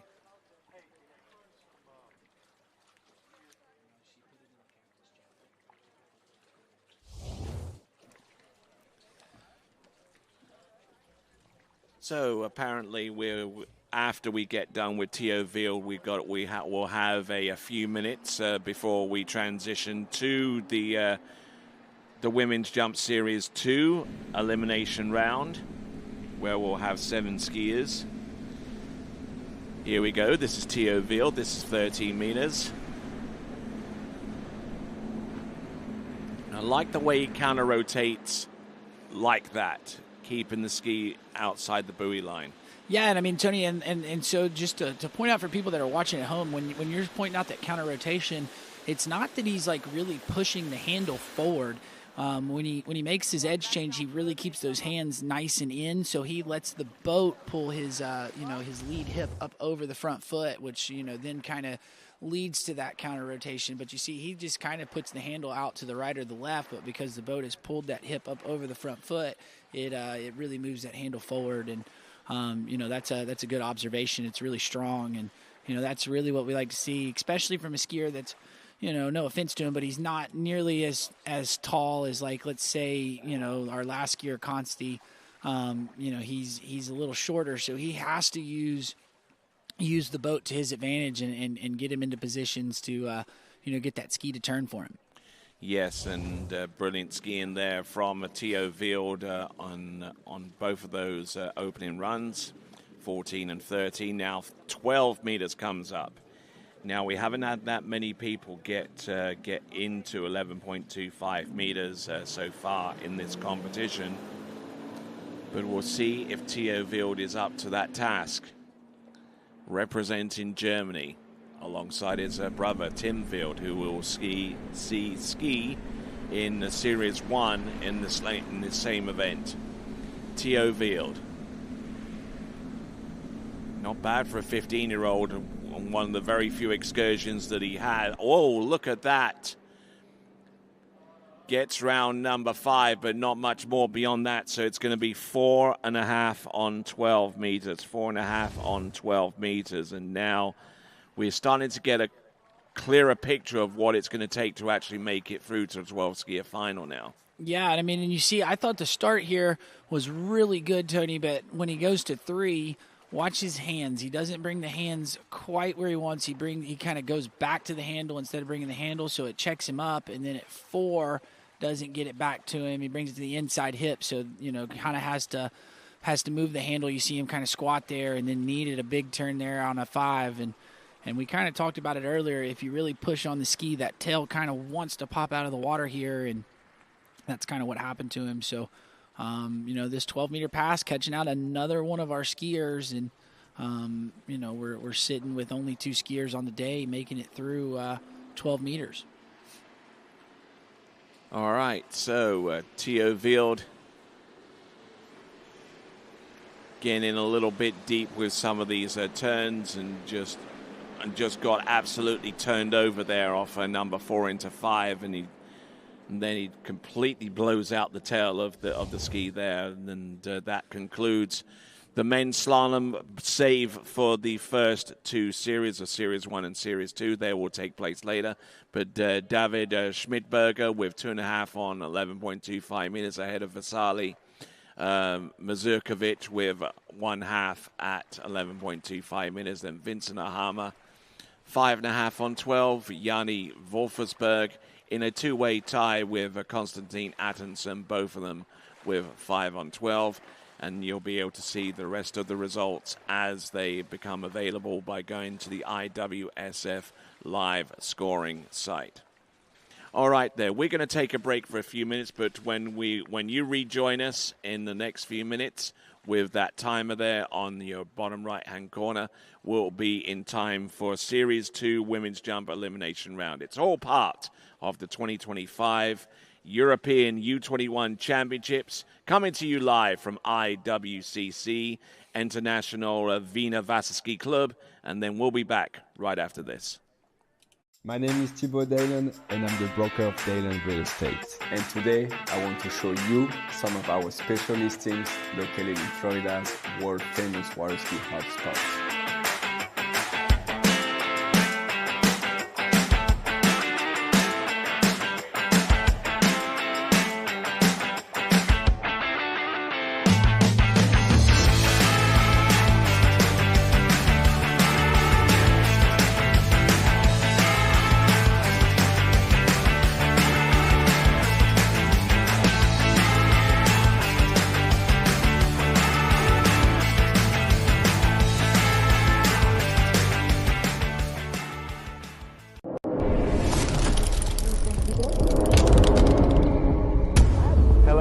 I'm Martin Coleman. I would like to invite you to the 2026 World Junior Championships here at Ahumada Ski School in Villa Dolores, Argentina.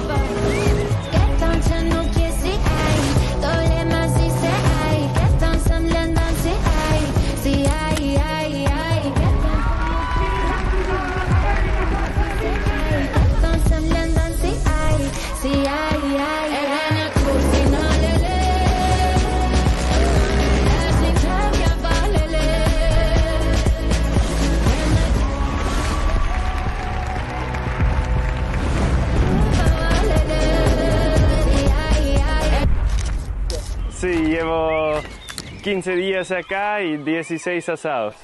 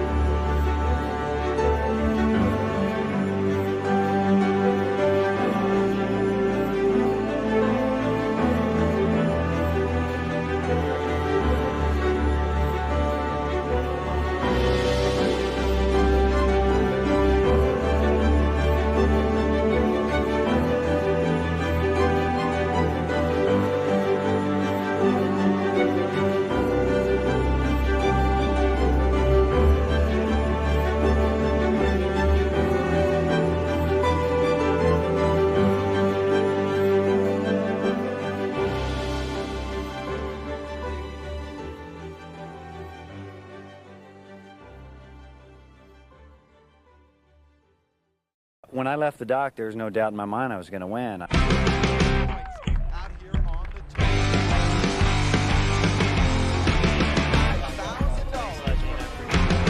Number 4 needs a ball when he gets off.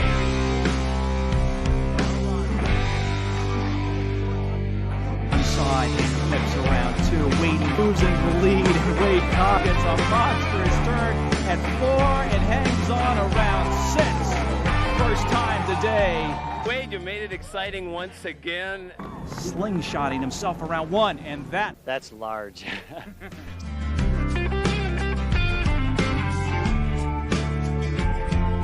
here to push up in front.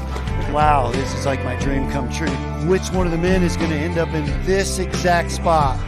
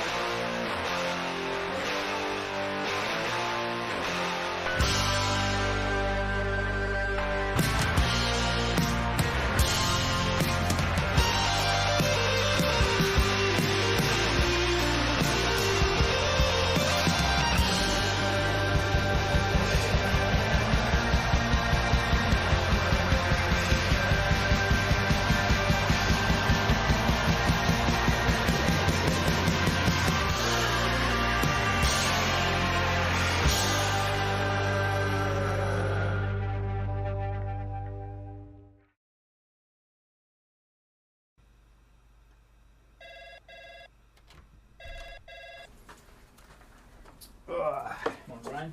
Hey, morning. You have a good weekend? Yeah, I got out on the water a couple times. How about you? Yeah, I got to set in. Just gonna make a quick phone call here. Oh, of course. Can you get that, Will? Yeah, man, I got it. Thanks for calling Wake House. This is Will. Yeah, looks like we've got those in stock. Get ready, set, go! It's that time, everybody kicking and overdrive. Go, on your mark, get ready, set,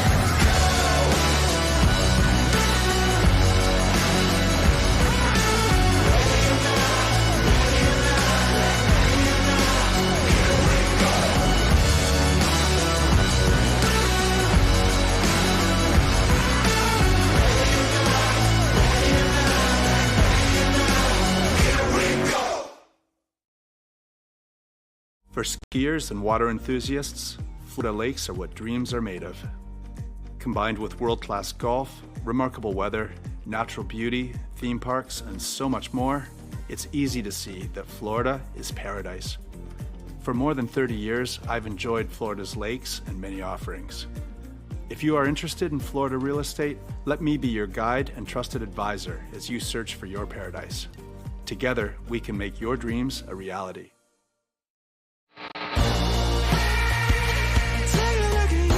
start to lose my balance. What am I falling into?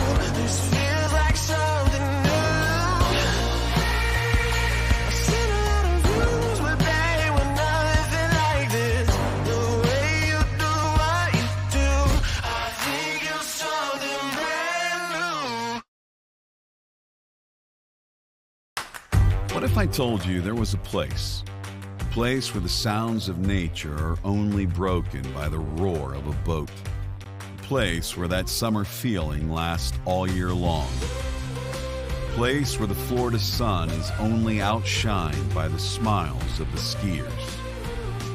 A place where first-time skiers can ski alongside world champions, and the world-class coaches work with all levels of skiers. What if I told you there was a place where life slows down and your only job is to make lifelong memories? That place is Swiss Water Ski Resort. Book your trip at SwissWaterSkiResort.com.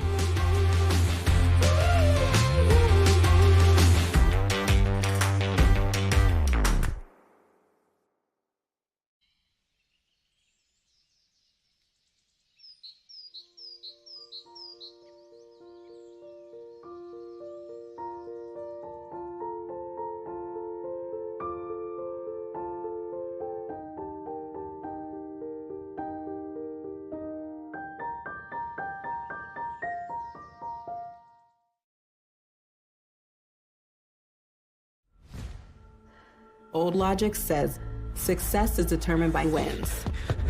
It says you can't be a mother and a professional athlete, that you can't take on giants.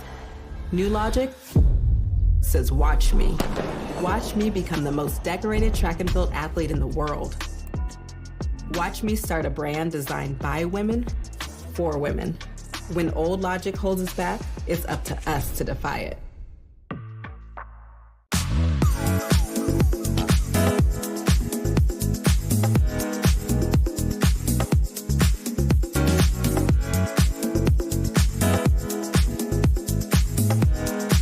See you in Vienna. At Houston Cadillac, at the moment you arrive, you will notice dedication to excellence.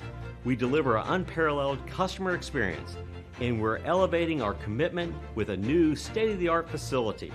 Explore our selection of new Cadillac cars, crossovers, and SUVs designed to meet your needs. We are redefining the luxury experience and investing in the future.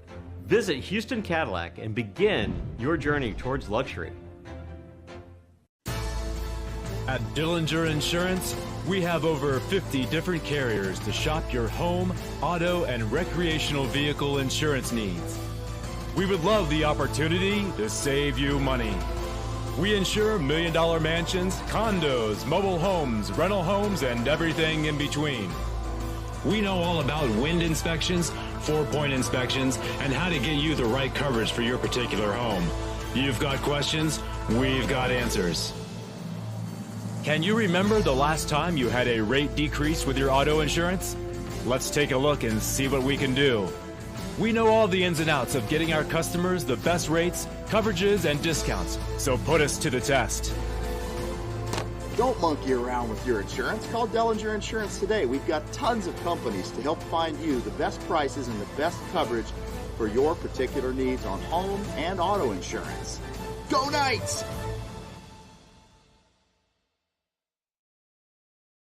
My name is Thibaut Dalen and I'm the broker of Dalen Real Estate. And today I want to show you some of our special listings located in Florida's world famous water ski hotspots.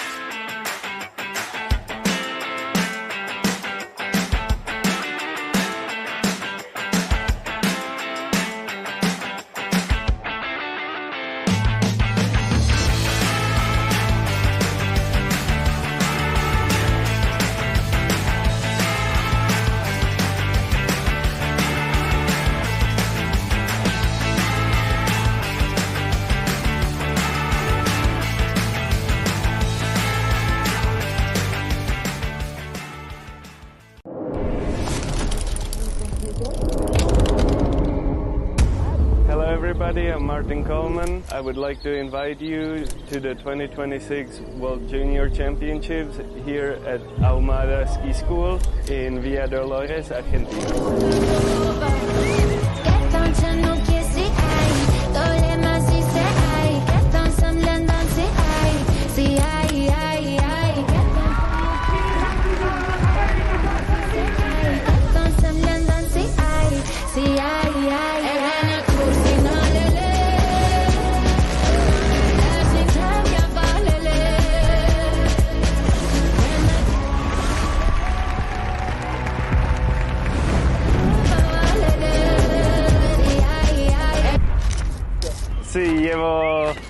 15 días acá y 16 asados.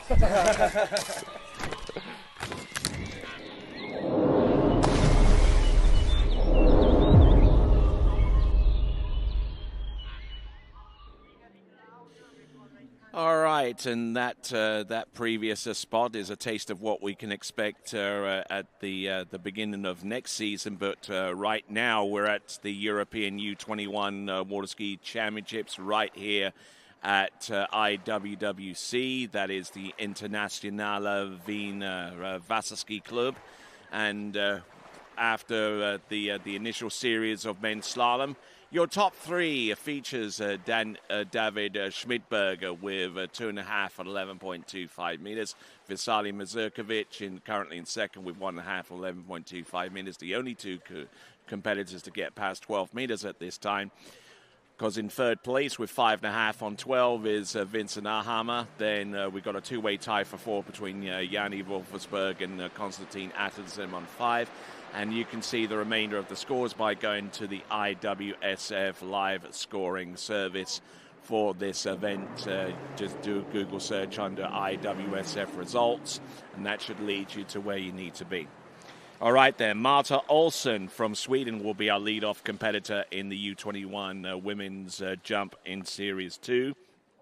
Then Staliani Zitsipoulou of Greece and Elektra Dwama also from Greece will be our next two skiers after her. Then Dominique Korsten of the Netherlands. Then Chiara Glajka also from Greece. And Katerina Kozlova from Czechia. And Ledina Wolfersberg from Switzerland. And do you want to have a go at pronouncing those names? Nope, you crushed it there, Tony. That was a great job. Thank you. I'm gonna trust your pronunciation on those and just follow your lead. Okay, all right. That's made me a little bit nervous, I guess. But yes, this is the European U21 Water Ski Championships. We're coming to you live from just outside Wien. And, it's a beautiful part of the world, and we've got some glorious sunshine and some great weather on tap for our event that's about to take place next, which is going to be the Women's Jump Series 2. Now, not too sure how many competitors will actually advance through to the final. I would probably suggest that with less than 20 skiers involved in the jump event total, it's probably going to be somewhere like 10 or so skiers going through. Yeah, I believe you're right, Tony. I think it's 10. Don't quote me on that. I'm still getting used to the European rules, but yeah, I think you're right. I think we'll take 10.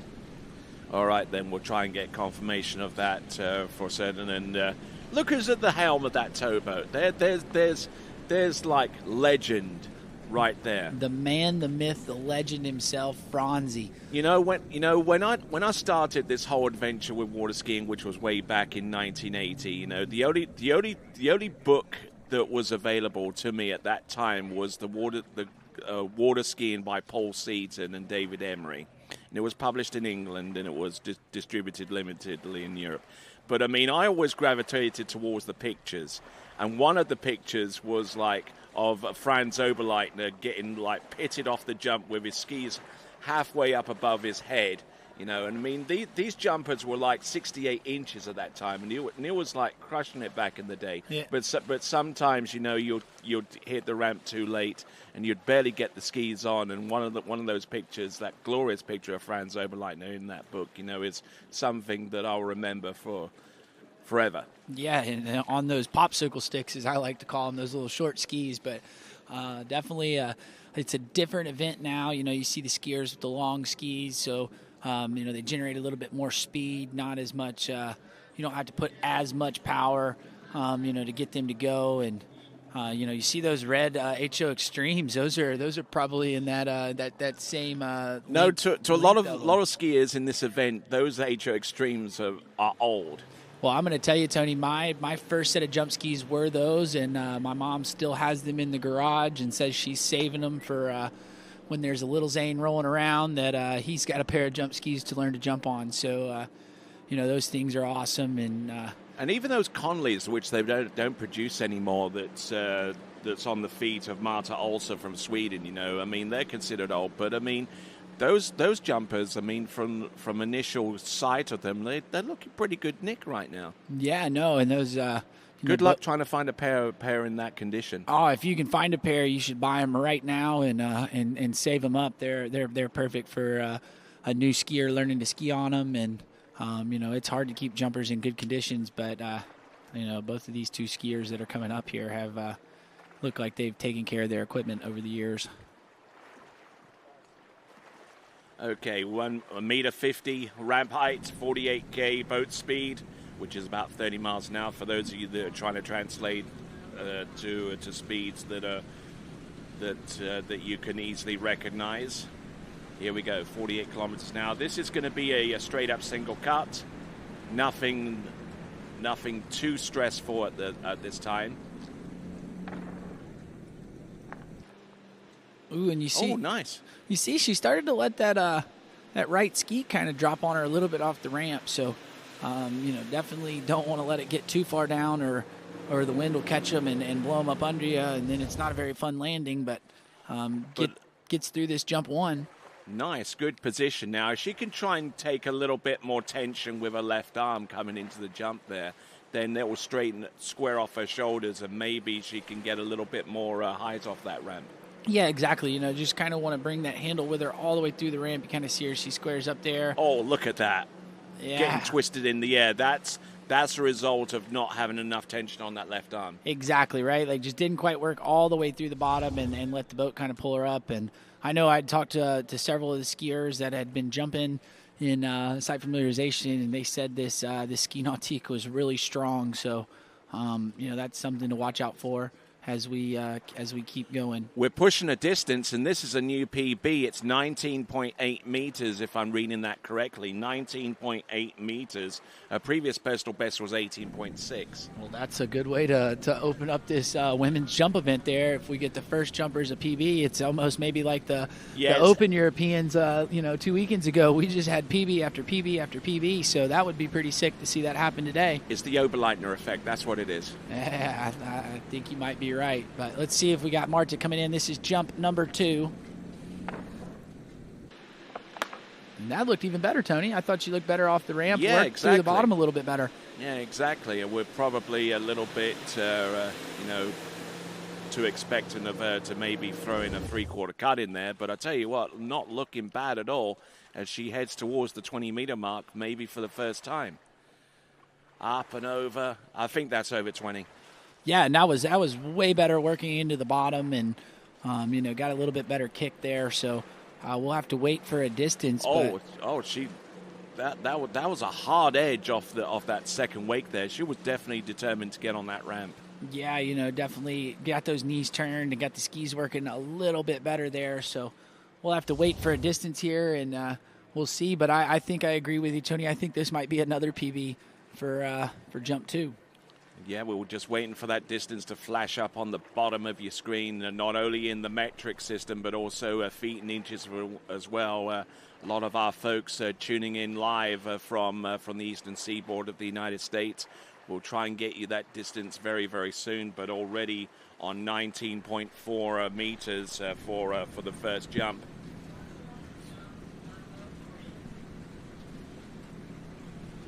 All right, here we go. Marta Olsson from Sweden.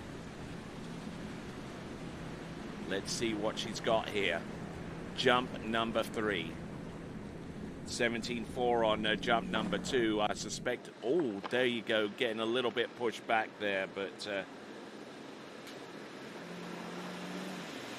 little over 17 meters on jump number 2. And I suspect that one might be somewhere between that distance and her longest jump. So good edge, good solid. Oh, kind of squatting a little bit as she hit the jump there.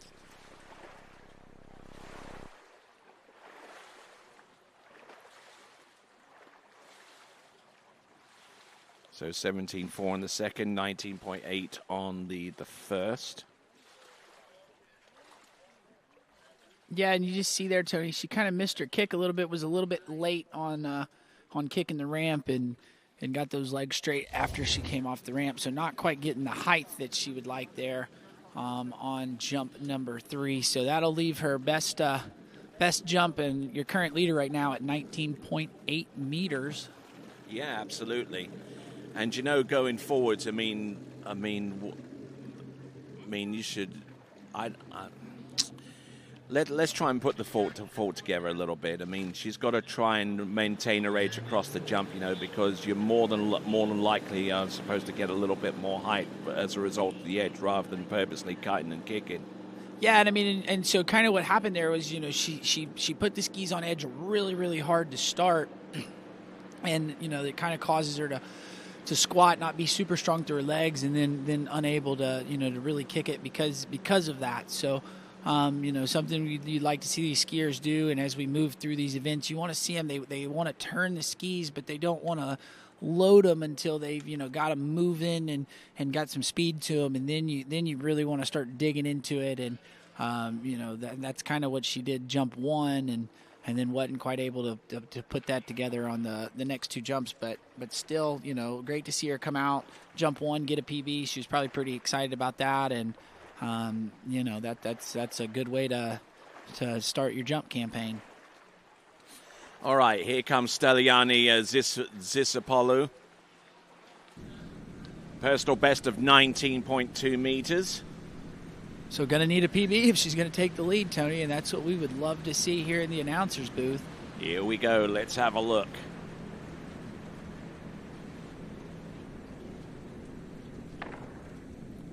Oh, there you go, kicking up over those skis, but unfortunately not keeping enough of a grip with the left side of her body in order to square off on the landing. Now, that jump there, if that was a measured jump, that should be over 20 meters, but I think that she was more or less cutting and kicking here. Now, she has a good edge, decently, but kind of like stood up and tried to kick it, and then let the handle get away from her as a result. Yeah, you know, just unable to make that landing, not quite able to keep that pressure to the left arm, and, you know, getting pulled up by that boat, but had some pretty decent speed there, got a pretty decent kick off the top of the ramp, and she definitely has the direction coming off the jump, you know, but she may have ended up using that direction detrimentally because the line was quite tight coming off the top.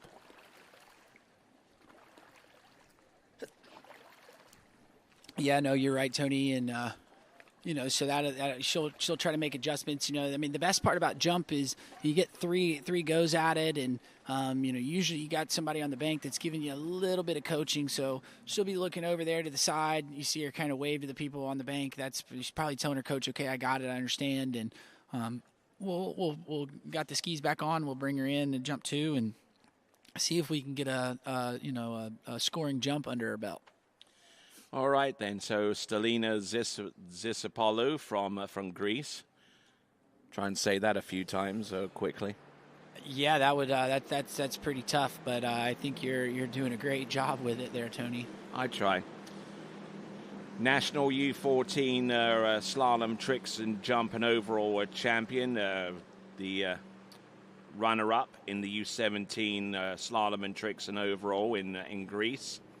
Sponsored by her parents, naturally, and enjoys going running and going on vacation. Now, you're in the parts of the world where they actually have like week-long national holidays. You know, especially in like places like Italy. You know, that will have Ferragosto. You know, around about the time of the World Championships, where the whole country just takes off. Yeah, I mean, same thing in the Scandinavian countries. You know, they get a summer holiday, and they basically get a couple weeks off, and everybody takes that and goes and enjoys the warm weather that they're not always used to. So, but someone's always got to work around about that time, especially like the airlines and stuff like that, to accommodate that. Yeah, and I mean, oh, there you go. There you go. Finally Good got one. landing. I thought she was going to get pulled out of that one, but got up, got a little more pressure to the rope, and was able to ski away. So we're going to get a scoring jump here, and we'll have to wait and see what the distance is. And if it's over 19.2 meters, it will be a personal best. Now, I like the edge. I like the position. Squares her shoulders up. But I think she probably squats down just a little bit too much as soon as she hits the jump, and that's how the skis start spreading and rotating towards the boat. Yeah, exactly. You're just not quite able to stay, tall and strong through her legs. Like, you don't want to see them too tall, but you want to see her, not really getting that seated position. And, so we saw a jump there at 17, I believe it's 17.3 meters. So yeah, that's right. Not going to be able to take the lead, but we'll see if we can make an adjustment here and get one out, further here for jump number 3. Yeah, not bad at all. And we've got one of our Greek skiers out there on the water, Stelani Zisopoulou. Electra Dwemer is coming up next. We just saw her on the dock. And Chiara Gleica, also from Greece, also within this same series. Here we go. Stelani Zisopoulou. Oh, I can hear a little bit more acceleration from the boat there. She actually activated the jump switch. Yeah, no, got the jump switch going. You kind of saw her. She had to roll the windows down a little bit off the ramp, but she seemed a little bit excited with that jump. So we'll have to wait for a distance and see if it was any further than jump number 2. All right, so.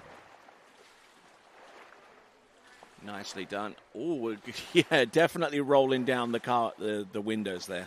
Yeah, but then there you go, and acknowledging the crowd over there.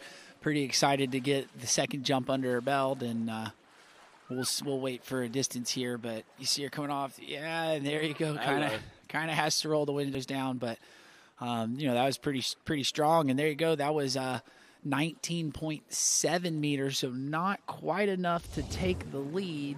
But it's a new personal best by half a meter. And there we go. We're on a roll there, Tony. That's 2 for 2 on PBs. So if we could keep this rolling, that would be pretty cool. Now I will give you some background knowledge. Now this jump is a world record jump.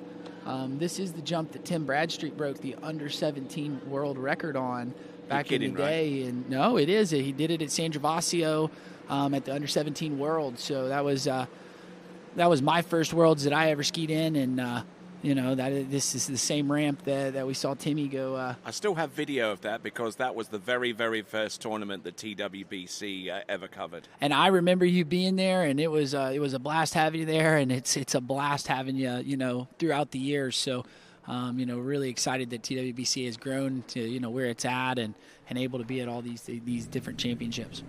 All right, there's Franzi at the helm of that Nautic towboat, and Chiara Gleica from Greece. Hopefully I pronounced that right. Her personal best, 26.8 meters, and she is the national overall champion. Now she's deciding to go with the 3/4 cutter. Pretty bold move, judging by the other jumpers, and looks like she's raising that right ski. Not fully committing to this, I would fancy. Let's have a look. Takes in a whole bunch of speed. Is quite early. Yeah, and you see her, she was early, so she kind of squared up to the ramp, and then you see that handle coming into the right hip and not really working all the way through the bottom, but still got a jump under her belt. And probably the lead distance, though. I would say that definitely went over that 19.8 that we saw from our first skier. And tends to lead a little bit with her left shoulder coming through the wakes, which takes the pressure off the right ski and doesn't make her ramp work all that stable. Yeah, and I mean, like if we're watching here, that was only 17.5 meters, so still going to have to get a little bit more speed and a little bit more of an edge going into the bottom if she wants to take the lead. All right, we're just waiting on this. This is Electra Dwemer from Greece, the the second of our 3 competitors from Greece in this section of the competition, Elektra Dwyma.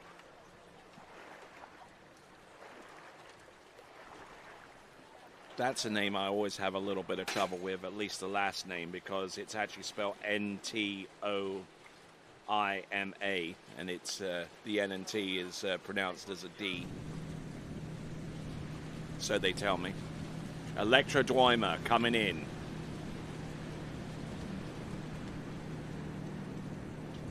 Coming in, second attempt. Oh, getting more air off the wakes than she probably ends up getting off the ramp.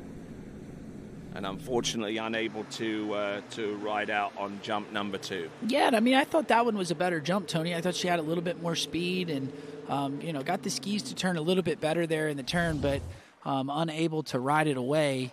So we'll have to, get her picked up, see if we can get those skis back on and see if we can get, more speed and get her one more jump under her belt. But that's going to be a fall there on jump number 2. All right, 17.5 on jump number 1.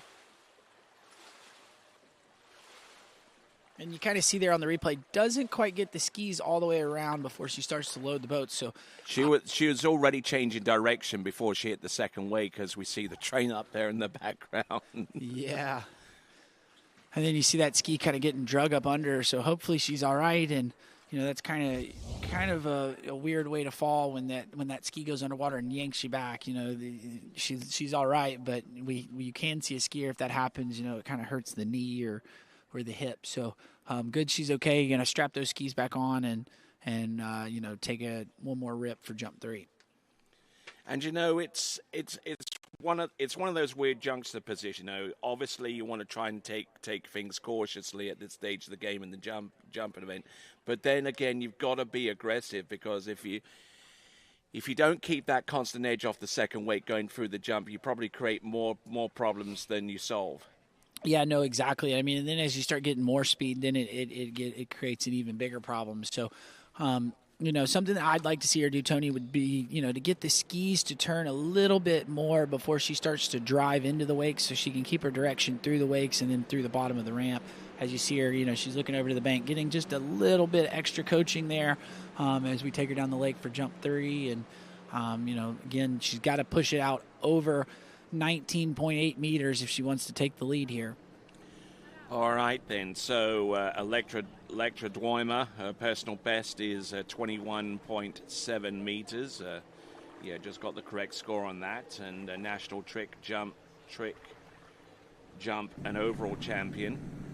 And is also the U12 a record holder in those events. Enjoys horseback riding and snow skiing, and they've actually got some pretty decent slopes over in Greece, surprisingly. Wow, because when I think about Greece, I only think about the Mykonos Islands and Athens and stuff, and places that would be really, really warm. And the kebabs and all that kind of stuff. And I'm going to be honest, since I have come over to Europe, I am a huge fan of the kebabs. Definitely love having those. But let's see what we got here. That was a little bit more speed. Look at that. Was better. So we'll have to wait a distance, but definitely looked better there on jump number 3. Yes, indeed. A fall on jump number 2. First jump distance of 17.5 meters, which I'm quite confident that she's exceeded. Elektra Dwyma from Greece. Not shoulder charging nearly as much as she did on jump number 1. No, definitely got the skis around a little bit better there, Tony, and that gave her something to actually drive into the wakes on. When the skis don't get turned, they're kind of not behind. They're not behind you, but they're not taking a good cross course path, and still not the distance that I was thinking that she was going to get. That was only 17.6 meters, so she's going to be slotted into 3rd right now. And you kind of see, those girls with the single cuts were able to get the skis turned a little bit more and get a little more speed into the bottom, because the wakes weren't slowing them down.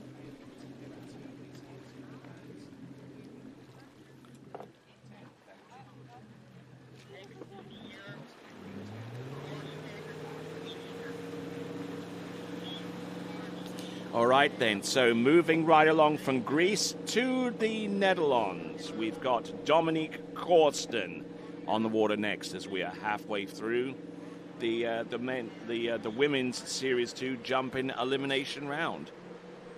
All right, and this is our first jumper to use that jump sling, so I'm expecting to see a little bit more speed into the bottom here, just based on the equipment we've got on these jumpers. And that sling over there, for those of you that are watching jump in for the first time, that is the device that holds that right arm into the body, so that the handle doesn't get away nearly as much as it would be if you didn't have it on. And it also transfers the pull from the shoulders to the waist, which is a lot lower center of gravity and gives more leverage off the second wake through the jump. Yeah, exactly. It kind of helps you keep your core engaged and be in a much tighter position. So, we'll see she's picking that ski up and it's flying a little bit up in her face. So, we'll see what she's got as she makes her turn. You see the skis are a little bit wide when she makes the turn, so it's not going to let the skis turn quite as much as she'd like. She was late, though. That was definitely, I believe that's your leader there, Tony. We'll have to wait on a distance, but that was a good-looking, opening jump there. Benelux champion in the U17s. A personal best distance is 24.3.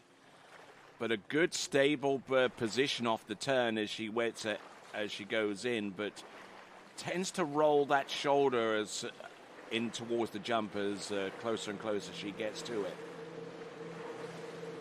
But there we go. Jump number 1. And here's a really good perspective right here. 23.6 there, Tony. So that's your new leader with jump 1. And so, got herself into the lead, got a landing jump. So now she's going to be able to kind of push it a little bit here as we roll along into the next 2 jumps. And that's the difference this sling makes. I mean, you got to get to a certain level to where you're jumping and are confidently jumping before you just slap one on. Yeah, and I mean, if you're not super confident with it and you're not working to the bottom, it makes it harder to land. But once you start getting that speed and everything into the bottom, the sling really helps you out. Okay, now she's asking for boost from letter G to I.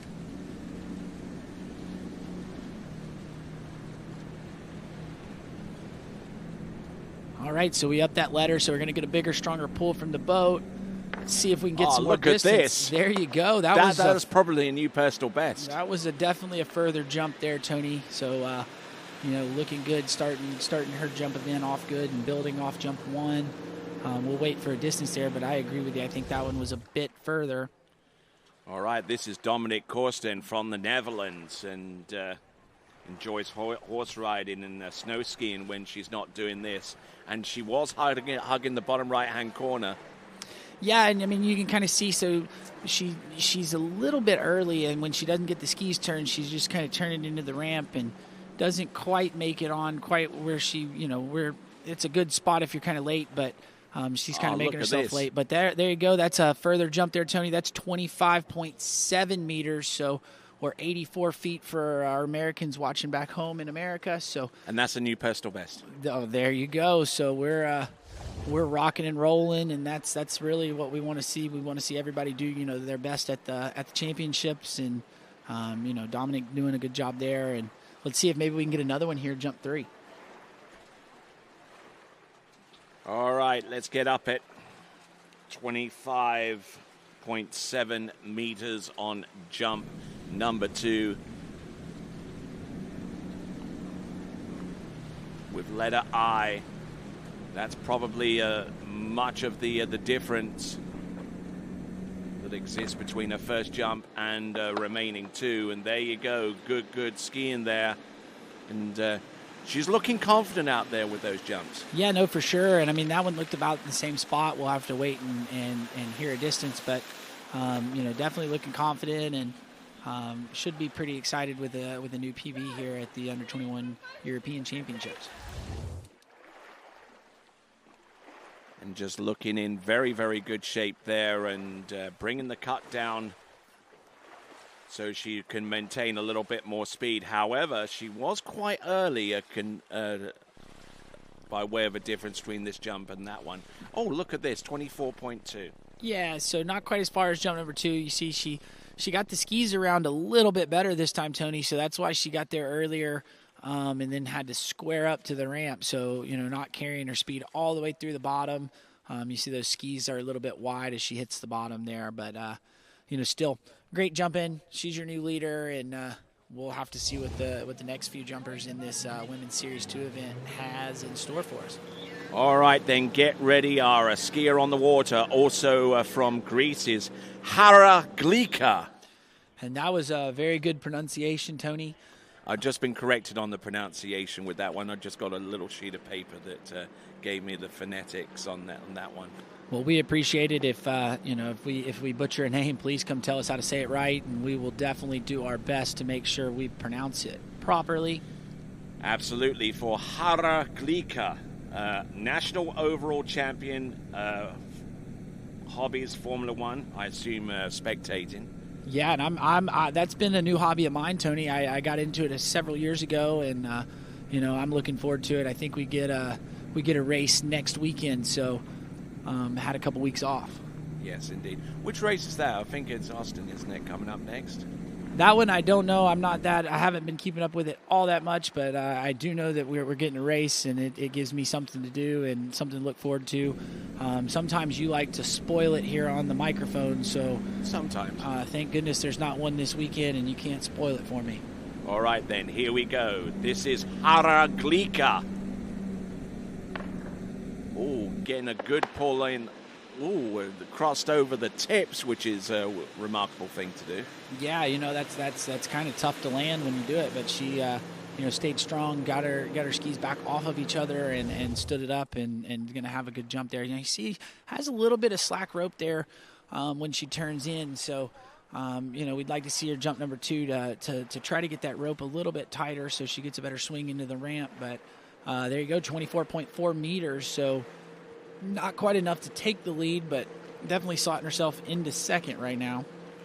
And there you go, 24.4. Her personal best is actually 26.8. She had a bit of slack in the line on the turn, though, and that might have been a little bit of a disruption there.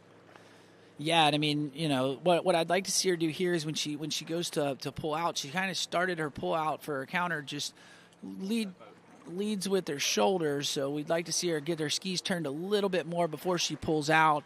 That'll get her a little more width and get that rope tight, and then help her into the bottom of the ramp. All right, and Hara Glika requesting a boat path wider than split there, and I saw that with the shot from the dock side there. So trying to get a little bit of a more angled approach with letter J. Here she comes. And there you go, Tony. She's got more width on this one, so this is definitely better. The rope is tight. Oh, gets look a at better this. turn. Whoa, hello. Oh, and that jump would have been an absolutely cracker. Yeah, I mean, you saw her kind of rolled the windows down. The skis did the same thing, though. That right ski kind of crossed over on the left one and unable to ride that one out. But I thought that one was a much better cut, much better counter. And handle up a little high off the turn, though. Yeah, you see her hands are a little bit away from her there, so we'd like to see her get the hands a little bit closer as she's going in, just to get a better drive into the bottom, and it'll help her work off the ramp a little bit better. But I think she got onto her back foot a little bit as she hit the jump, because as she hit that switch, that boat continues to accelerate beyond that point. And if you're not ready for it, it will put you on your you-know-what.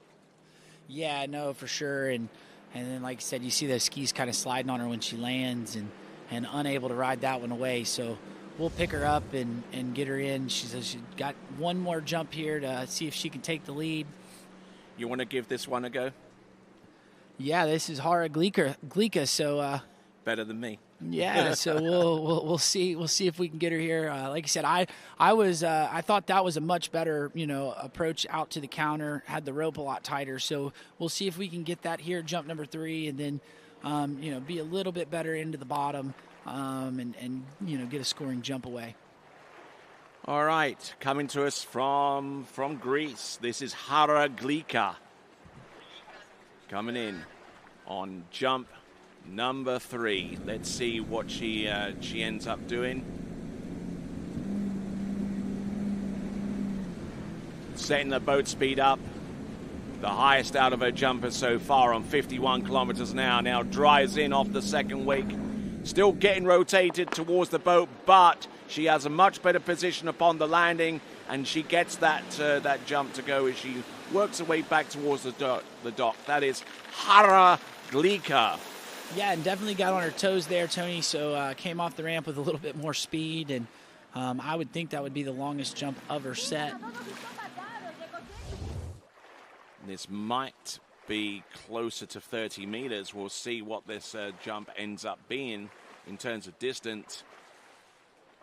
And there you go, 26.3 meters there, Tony. So I believe that'll take the lead and put her on top of the leaderboard here. And only half a meter shy of a PB. Yeah, so we've had some really good jumping here so far from our ladies. And, you know, we take a look here at the replay of her coming off the ramp here. You see she's on her toes a little bit more. Kind of got pulled a little bit forward, so had to roll the windows up to get, you know, get over her feet. But definitely skied away and you know, gets a good scoring jump and takes the lead. All right, then, moving right along, Katerina Kozlova from Czechia. Now, you've seen a few of these competitors from across Europe, you know, with the European juniors and what have you. Have you seen Katerina? I don't think I have. You know, I definitely been to a lot of tournaments in the last, you know, month and a half. So, you know, they're all kind of running together at this point in time. You know, the kids on the Danish team and some of the other teams have said that I'm like, they call me Pitbull because I'm Mr. Worldwide. But yeah, no. 3:05. All right, then. So, Katerina Kovlova from Czechia. Her personal best is 31 meters, which she did 2 seasons ago. National champion in all events, trick, slalom, jumps, and overall. Sponsored by her lovely parents. Yeah, and that's great. You know, the kiddos out here definitely recognize mom and dad, knowing that they're putting in a lot of effort to get them to where they're at. And here we go. Nice looking turn into the bottom. Oh, a little flat coming across the second wake into the jump there. That could have been nasty. Yeah, and, you know, it was a little bit early there, so we'd like to see her bring it a little bit more into the course, and, you know, that'll kind of cause her to work a little bit better into the bottom of the ramp. And that's a pretty strong boat, I do have to say, from what I've seen so far. Well, I'm going to tell you, Tony, I was talking to people at site familiarization, and they all said that this boat was nice and strong, you know, for this jump event. I know my skiers on the Danish team said that might have been one of the strongest boats they'd skied behind all season. So, you know, it definitely is. I know, you know, they just got this boat here, you know, for this championship a couple weeks ago, and you know, it's definitely a strong skiing boat. All right, so looking at that opening jump, that's 27.8 to 7.8. So not quite in the personal best realm quite yet, so 27.8. Try and work the microphone a little closer to me, but there you go. So, Katerina Kozlova. Okay, what does she do to improve? I'd like to see her go a little bit later here. You know, she could get a little bit wider on the jump, you know, get that ski turned as she goes out for her counter. But let's see, she rolls those skis around. That's a pretty good turn here. Let's see if she's a little, she was early again there, Tony. You see her, she just flattens out and squares up to the ramp. So yeah, that is not something that I would encourage. Yeah, and I mean, to me, when she pulls out for the counter, I would like to see her turn her skis before she picks the ski up. Let's see if we can see it from here. Go across the second wake, and right there. Yeah, just squares up to it. So like I said, to me, I'd like to see her turn her skis first before she starts to drive out for the counter cut, and then lift that ski up. That'll have her be a little bit stronger and generate a little more speed going wider, and to get her a little later into the bottom. Let's have a look from here as well. Right there. Right there. Almost as if she's doing an edge change, you know, right there from that to second wake into the jump. Exactly. not very productive and sometimes can be quite dangerous. Yeah, but she generated more speed, Tony, so that was 29 meters. So, you know, she's a meter off of that 30-meter mark, and that's 95 feet for our Americans watching at home. So almost there in that 100-foot range. Maybe a lot of that is down to the power of the boat, you know. Yeah, I mean, she's using this is the strongest letter that we've seen out of our skiers so far. But you see how she picks that ski up to start and then turns.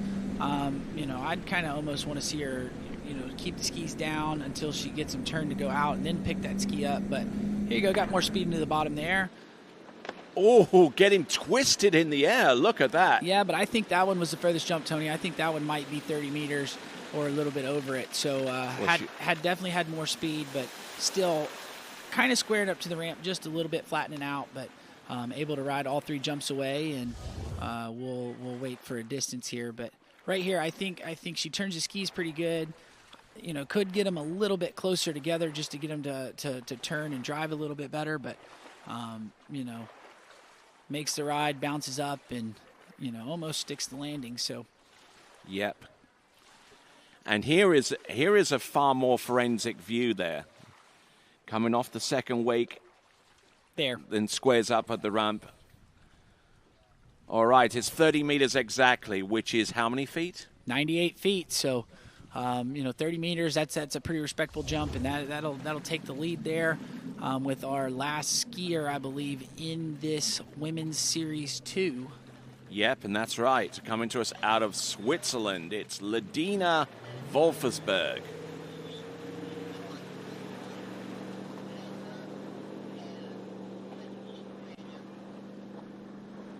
All right, so Ledina Wolfersberg, a member of the Club Nautique Versoix, that's based in Geneva. I'm sure Kiersey, one of her older siblings, is watching her compete here. We'll have a look and see if she's a part of the live chat going on.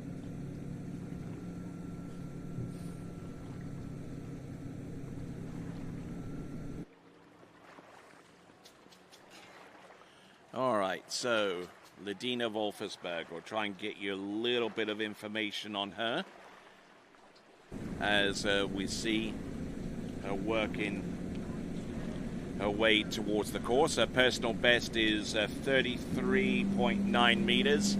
So yeah, and you see there, Tony, she gets the skis turned before she picks that ski up to go out for a countercut. So losing a little bit direction off of the wakes, but that was definitely a big jump. That looked pretty good for jump number 1.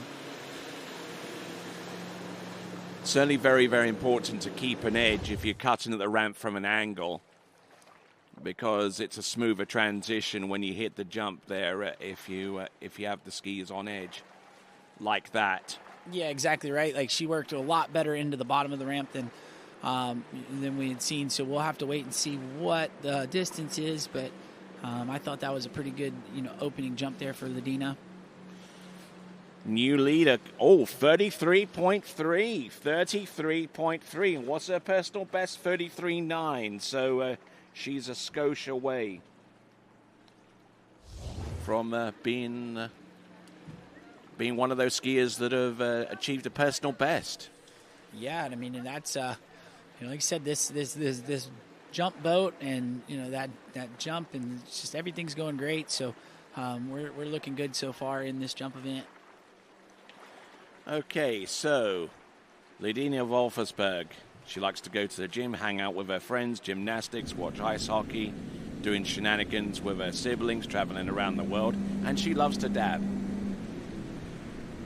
I'm not really sure what dabbing is there, Tony. I guess that's showing my age, but right here, I thought that was better turn, better direction off the wake. Getting pushed over her right ski as she came off the top of the jump there, but she did have some speed, and that might contribute to some bigger distance. Yeah, no, I mean, like I said, she kept her direction through the wakes a little bit better here. She had a little bit of slack there as she made the turn, but was much better through the wakes, and we'll see what the distance is here. Upper body crushed just a little bit there on the ramp, so You know, want to see her be a little bit stronger as she hits the ramp there. All right, let's see what she's got there in terms of distance. Good position and good drive off the second wake. Boom. All right, 35.8, Tony. So that's a huge PB. Yes, 35.8 meters. Brilliant skiing there from Ladina Wolfersberg. Yeah, now if we can get the rope to be tight when she turns in here and do the same thing. Oh, you see the fist pump. She is absolutely floored that she got a huge PB. I mean, that's massive. So, you know, that's what we want to see here. So now if we could see her get the rope just a little bit tighter when she makes that turn in, she'll get just a little bit more speed into the bottom, and that'll lead to more distance. So, all right, let's see now. Now she's got the kind of confidence that you very rarely see at this stage of the competition. Here we go, Ladina Wolfersberg up. Probably not as much distance, but I think a slightly tidier jump. She may have hit the jump a little earlier this time. Yeah, I mean, just didn't quite get the kick that she did on the one before, but look at it. Oh, and there you go. There's the dab. Okay, so that's what we're talking about when we're saying that she likes to hit the dab. Gotta love it. Yeah, she's excited, so that's what we want to see, and you know, good jumping out of her, and she's your new leader here as the last skier in this Series 2 women's jump event.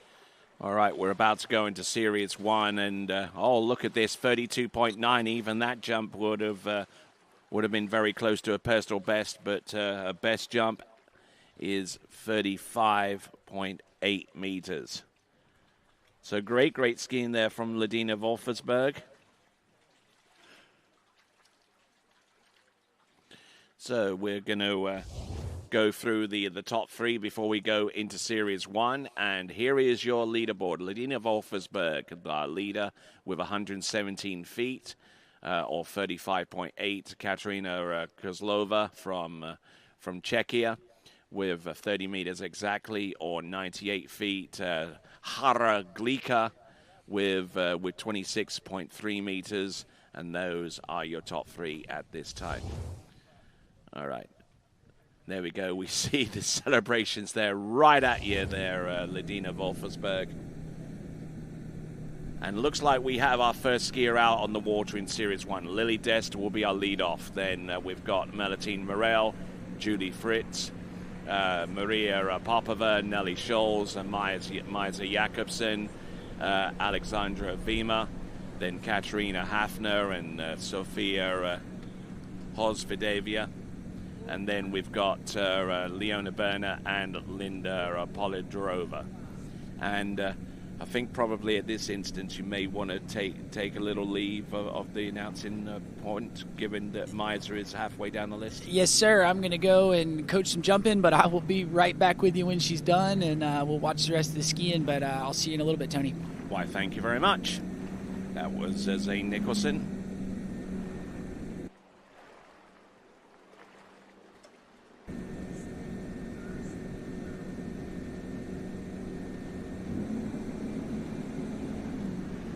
All right, there, here comes Lily Dest coming in on jump number 1.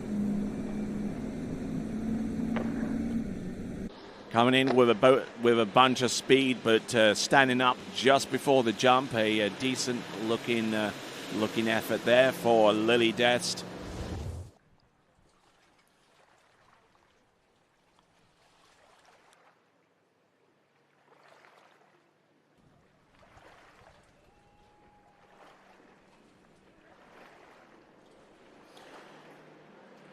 So chasing down the lead jump distance of 35.8 from Ladina Wolfersberg. Now, if that stays in the lead for like the next two jumpers, then Ladina Wolfersberg has a path through to the women's jump final here at the Euro Under 21 Championships, Euro U21 Championships. As we just see the distance, 32.6. 32.6, that vaults her directly into second place right now. Franz Oberleitner, our driver extraordinaire here at the Euro U21s in in his home part of the world, that is Österreich, or the nation of Austria. We're here right in the middle of Lower Austria, that is Niederösterreich. Coming in. Jump number 2. Good, tidy effort there. It's nothing spectacular, but it's safe and it's constructive effort there, courtesy of Lily Dest. 32.6 was her opening jump distance. I would suspect that jump is going to be there and thereabouts.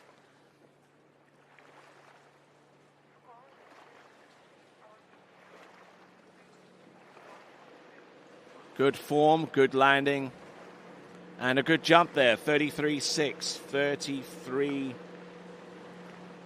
33.3, that's corrected to 33.3.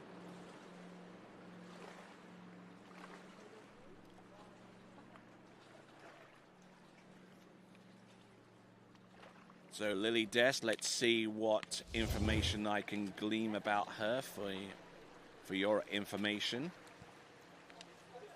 Lily Dest currently has a personal best of 34.4 meters. Skis over at Hazelwood Ski World along with Oxford Wakeboard and Ski Club.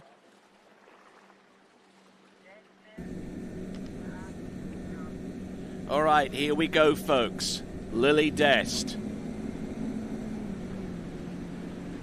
Requesting a boat speed that is 2 foot wide of split.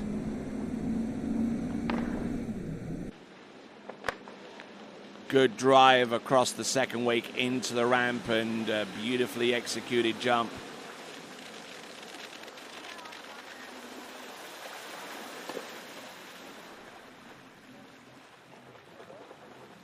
So Lily Dest, all 3 jumps landed, and that last jump may have the goods that could result in her having a longer jump distance, but not quite this time. 32.8. 32.8 from Lily Dest. All right, next competitor to take to water will be Melitine Morel.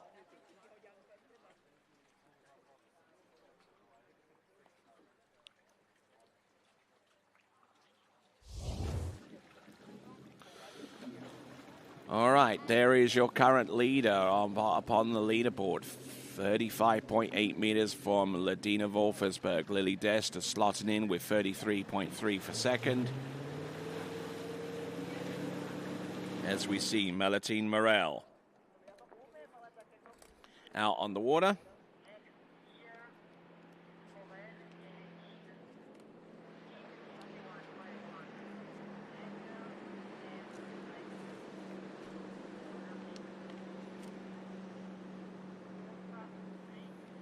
Okay, Melitine. We'll find out a little bit more about her. Melitine Morel, who has a personal best of 35.8. Hasn't included much in the way of additional information beyond her personal bests. As we see there, one of our next competitors wearing bib 115. That is Maria Popova.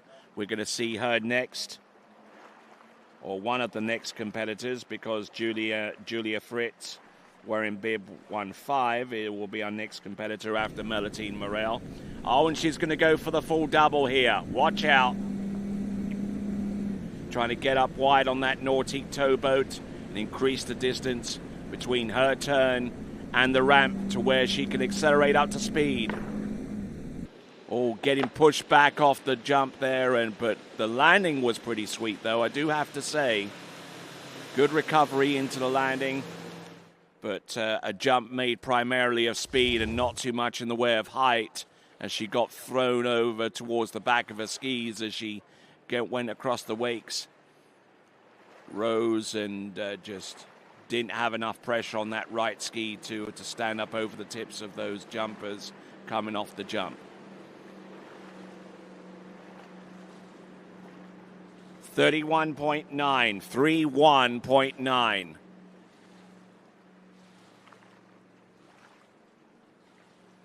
kind of drove in a little bit with her left shoulder, and when it came time for her to transition into the lift phase, she was kind of out of sorts there. 31.9 currently vaults her into third place right now for Melitine Morel. And if that jump distance from Ladina Wolfersberg remains unchallenged for our next two competitors, then Ladina will have a final round appearance booked. So here comes Melitine Morel. Let's see what she has. Jump number 2. And still rocking towards the back of her jump skis, and she knows it too, that she's losing a whole bunch of distance that way. And the emotion is very, very palpable on the face and the expression there of Melitine Morel. She knows that the potential of her making it through to the next round of the competition rests with this last jump, quite possibly. 35.8 meters is her personal best. And if she can get that kind of distance, then things start to get a little easier for her. There we go. That's 30.6. So jumping less on jump number 2 than she opened up with on jump number 1.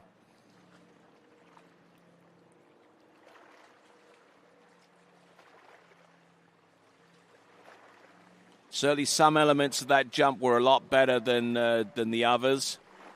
She definitely got better edge, but she just needs to stay stronger with her shoulders and her chest to take full advantage of the edge that she's pushing in towards the ramp to get more distance. Here she comes, Melitine Morel. Letter M. Boat path split in at 51 kilometers an hour. Here she comes. Jump number 3. Let's see what kind of distance she gets. There you go. More pressure across her left arm. That squares off her shoulders. And she knows that that jump is going to be better, although ultimately she'll end up being a little bit disappointed on the whole so far as her best distance is concerned. Melitine Morel. I haven't seen her this agitated in a while, using those Pro Gear gloves to great effect there, and you find out more by going to skiprogear.com, as you can see there in the bottom right-hand corner.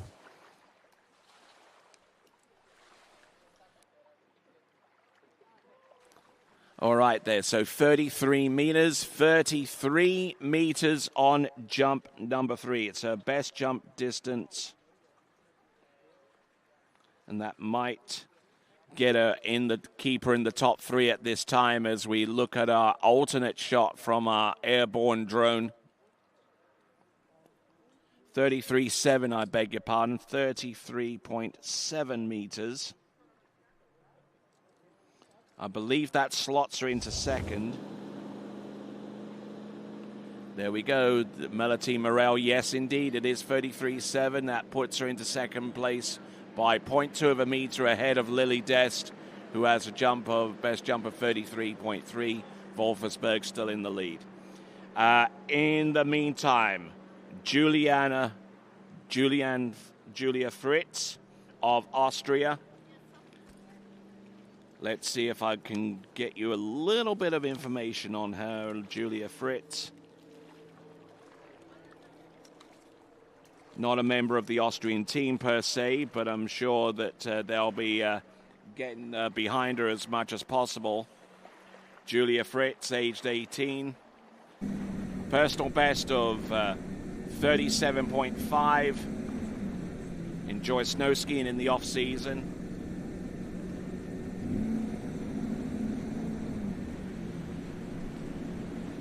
All right then, folks, here we go. Julia Fritz. She's capable of taking the lead and putting herself through to the next round from this position here. And that's a tidy-looking first jump there for Julia Fritz. But it's got to be more than 35.8 meters to see her through.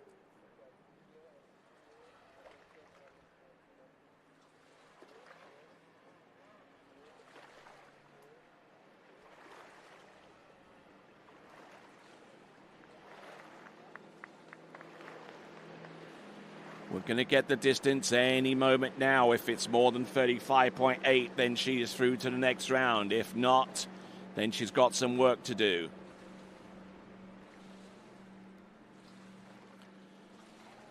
Great ramp work, good air form. The distance should be known any moment now, and it is 32.6. She's got some work to do here. It's Austria versus Switzerland at this point. Anything less than 35.8, and it puts a Swiss competitor in the form of Ladina Wolfersberg through to next round. Anything more, and the Austrian that's on the water right now, Julia Fritz, would have a berth through to the women's jump final of 10 skiers. All right, here we go. Julia Fritz, sponsored by Kyanton Sport. Up and over, a brilliant looking jump. Oh no, and she drops the handle. Oh my word, that jump could have been the one. We'll try and get a distance on what that jump might have been, but Julia Fritz taking a bit of slack off the turn, and that might have been a bit of a disruption there going forwards. But she had a brilliant kick and good flight through the air. But as she got up and took the strain from the boat, it pulled the handle straight out of her hands.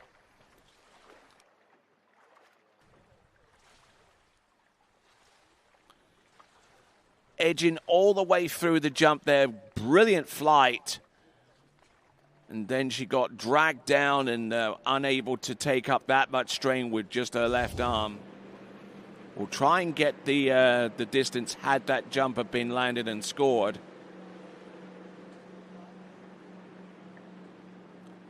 All right, so looks like we may not be able to get the that presumptive distance had she have landed and ridden it away. But I could probably tell you this for certain. That jump is probably closer to about a 34 or 35 meter effort. Now, Julia Fritz could still make it through to next round of the competition, but one of the remaining jumpers would have to jump less than 32.6 meters, or even higher than that. Well, let's have a look and see. Here comes Julia Fritz. She's on letter P, a maximum boat speed of 54 kilometers an hour. That's why you see her with more speed coming into the ramp. Here she comes, Julia Fritz. That's better. Now the landing. Yep, better. Julia Fritz. We'll find out in a moment whether that is enough to send Ladina Wolfersberg through to the next round of the competition. Or could Julia Fritz have the first available berth? We'll find out in a moment.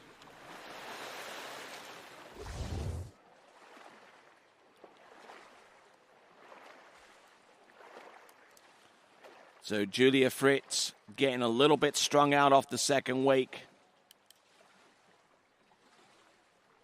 So Wolfersberg advances with 35.8 because that jump there was 35.4 from Julia Fritz. And that vaults Julia Fritz into second, and her score now becomes the bubble score. Anything more than 35.4 meters from any of our remaining jumpers will guarantee said athlete a berth through to next round. Who could take the next berth? Well, you might be looking at that potential skier. That is Maria Popova from Ukraine.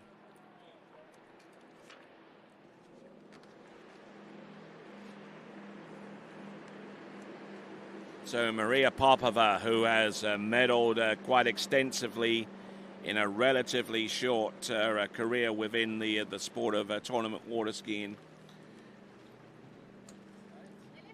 especially in the U14s and U17s, trick champion of Europe 4 times, jump champion of Europe 1 time, overall champion of Europe 4 times. Personal best of 38.4 meters. And when she's not involved within the sport, she enjoys songwriting. So she's quite the lyricist. Here we go. This is Maria Popova. Turns in, drives hard. She has the speed, and the landing was pretty good on jump number 1. If it's more than that jump of Julia Fritz,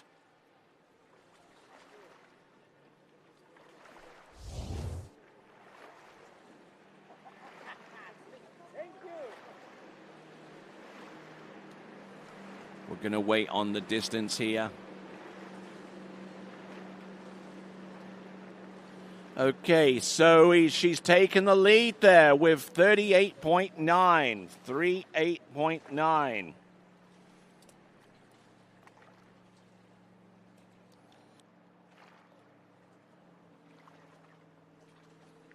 So, Maria Popova, mission accomplished on jump number 1. She's through to next round now. How deep into the event will she potentially start?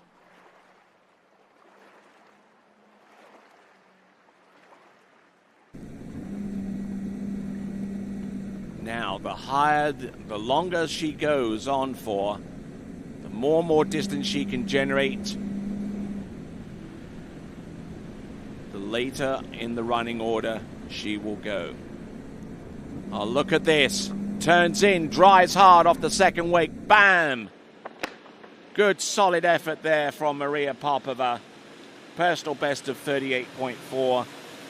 Coming into this event, she's already exceeded that with 38.9. Good, solid skiing there from a Team Ukraine member.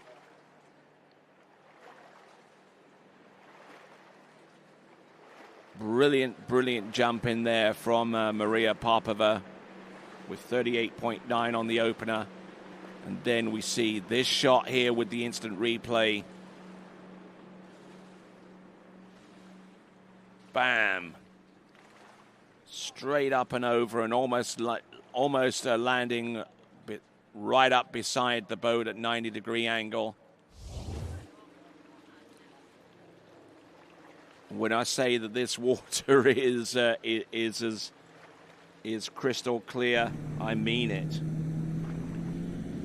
You could definitely see from that shot there above that the water is clear enough to where you can actually see the cabling underwater.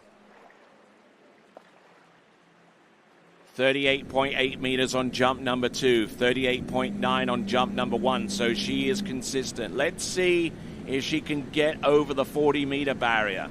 It would definitely be a cause for huge celebration there among our Ukrainian athletes. There you go. She's pushing hard. Ooh, I don't know what quite happened there, but she landed. She established the skiing position. Then she squatted down again.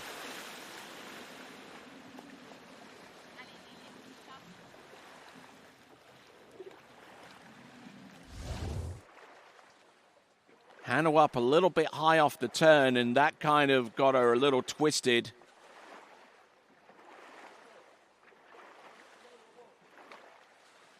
Jumping 38.6, 38.6. Not the longest jump of a very relatively short career, but 38.6. All of the jumps were 38-something. And a new personal best on jump number 1, 38.9. So well done there to Maria Popova. She has one of the 10 berths through to the jumping final. Nelly Schulz from Germany comes up next, wearing bib number 56. And she is electing to go at max speed at 54 kilometers an hour.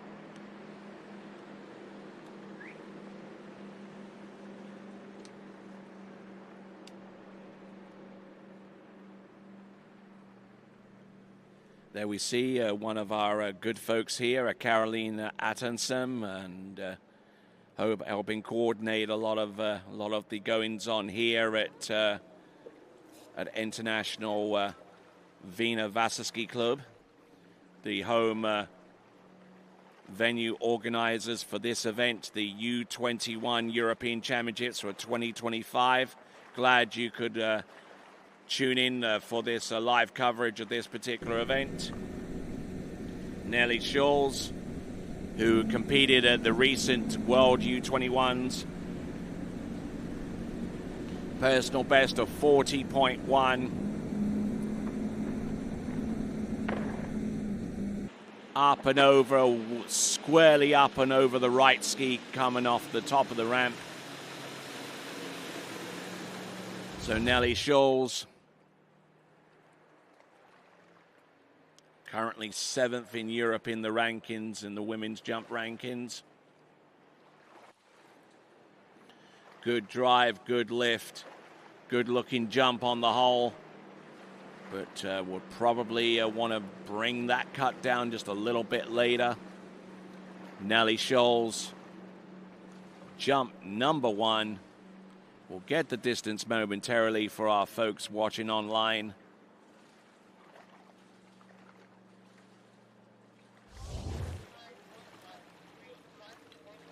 Distance should be coming through any moment now. I would imagine that's about a 35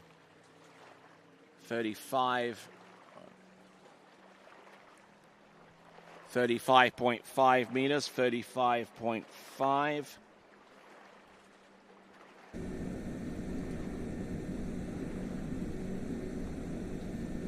All right, so let's have a look and see.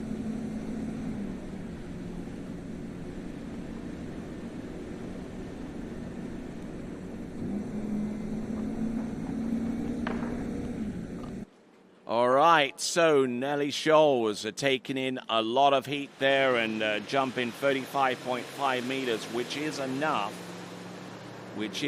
provisionally to make her one of the 10 finalists, with 7 more skiers to go.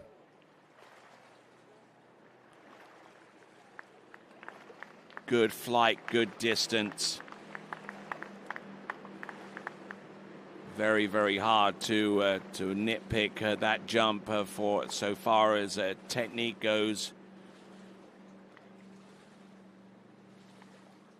Getting good position and just good transition off the top there. Top draw. Jump in there from Nelly Schulz. Oh, and it's a new PB as well to boot. 40.2.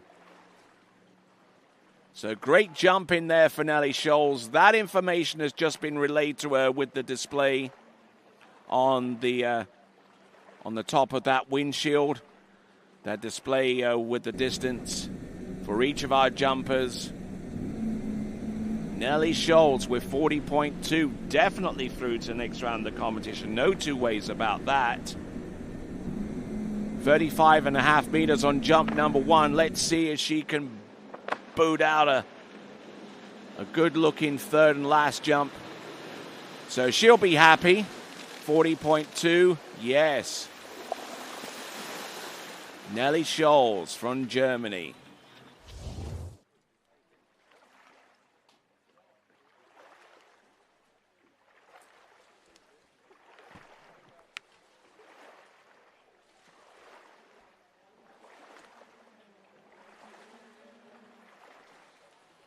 So good looking jump there. We're going to get a distance. It is going to be 38.6. Kind of back that one down a little bit. But even that jump would have been enough to have qualified her through to next round. So well done to her. And we're now down to our final jumper at 1.50 meter ramp height. And she comes to this competition as one of the top seeds. The current world record holder in U17 jumping. Jumped that distance of 46.9 in Ricetto. Jumped that distance. But then she upped it to a new world record of 49.1 this season in Polk City. Ladies and gentlemen, on the water with that personal best of 49.1 meters, it is Maisa Jakobsen.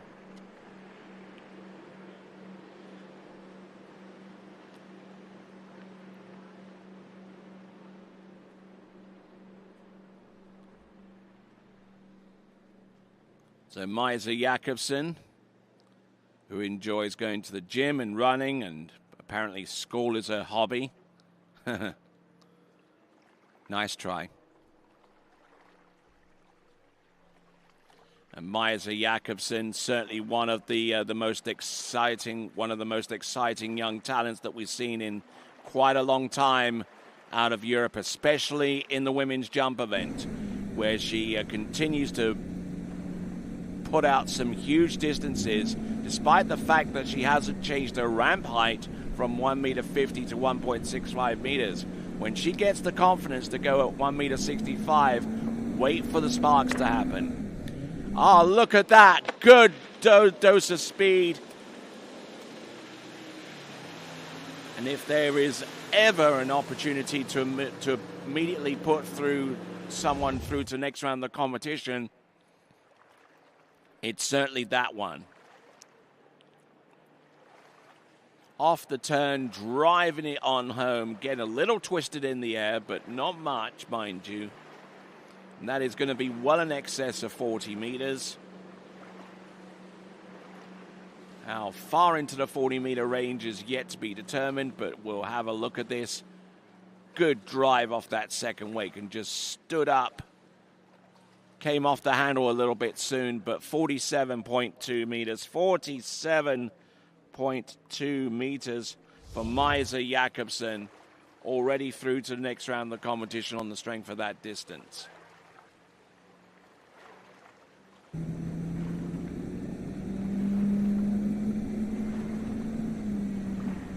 There is Franz Oberleitner, the helm of that towboat.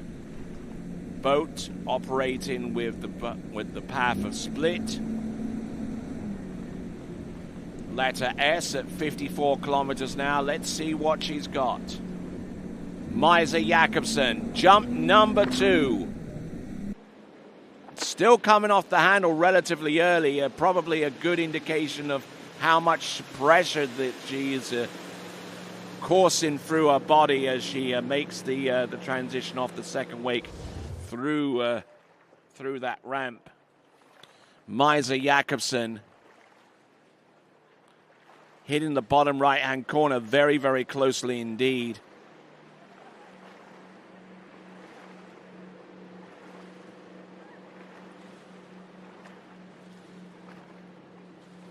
Oh, and look at this jump distance. It's 46.9, 46.9.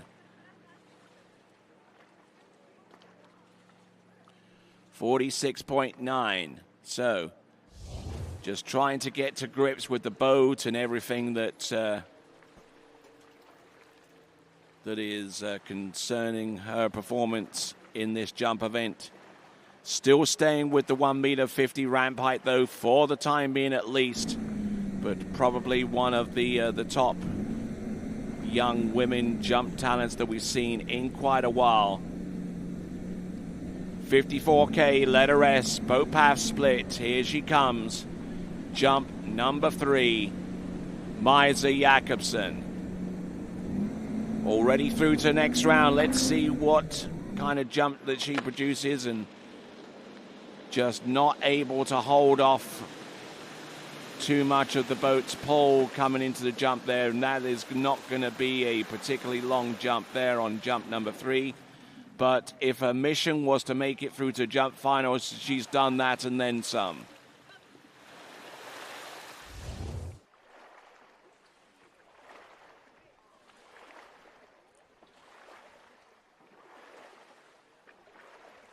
Kind of got squatted in to the jump there on jump number 3. But 43.2 is an impressive distance considering how that jump turned out. Maisa Jakobsen, good turn, good speed, good drive. But the ramp work, unfortunately, this time kind of deserted her. and she knows that too. All right, Maisa Jakobsen. She's through to next round. That ramp is being jacked up as we speak. Shouldn't take her very long, and when we return right after this this quick pause, we will go on to the remaining jumpers. There are 6 of them, so don't go away.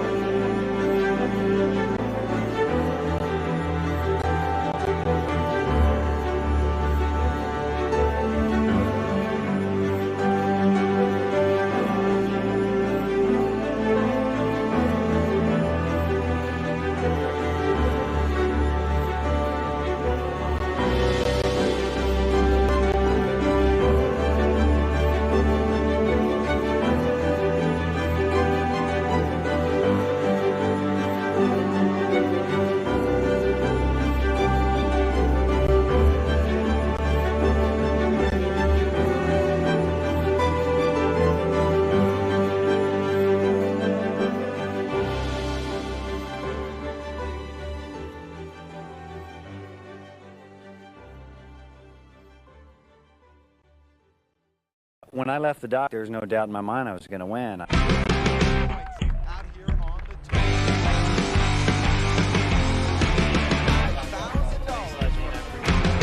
Number 4 needs a ball when he gets over.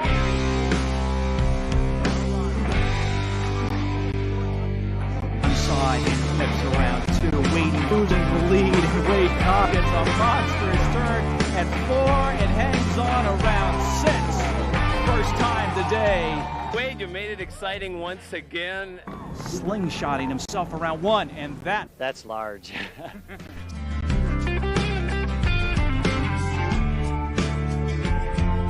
here to put you up in front. Wow, this is like my dream come true. Which one of the men is going to end up in this exact spot?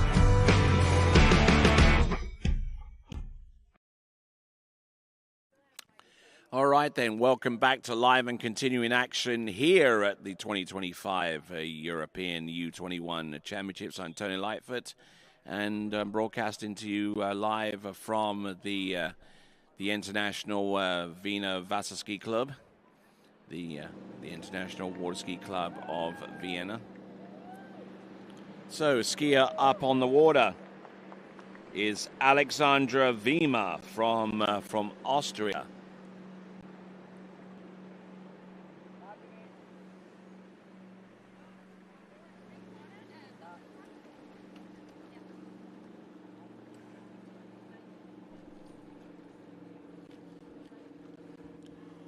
Okay, good, healthy crowd of individuals here. Alexandra Wiemer getting ready for some coaching advice to be imparted upon her as soon as she lands the first jump there. There is Carla Baschik, Austrian team coach.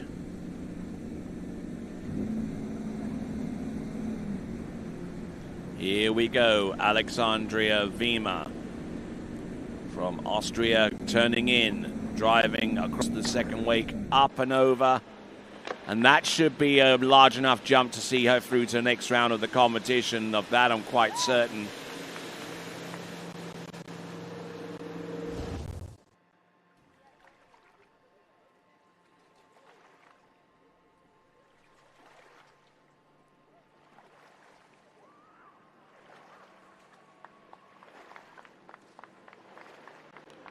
All right, then the distance should be coming through any moment now. She already knows via the boat display.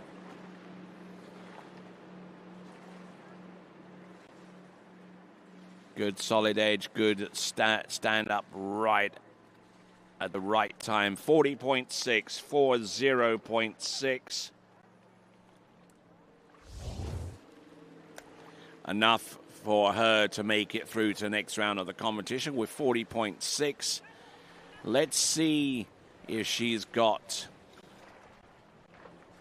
the determination to make it a little bit further down the list in the jumping final. She would need a jump in excess of 35 or so meters to make sure that she doesn't start first off the dock in the final. The first among our jumpers at 1.65 meter anyway. Up and over. And there we go. Good looking jump there. That should be around about the 40-meter range once again. Now, the running order for the women's jump final is complicated by the fact that our top-seeded jumper coming into this event and will be starting last, but at the 5-foot ramp height, and then when the ramp goes up to 1.65 meter, then you see the remaining competitors, and they'll all be chasing potentially whatever jump distance Maisa Jakobsen could muster, and 40.1. 40.1.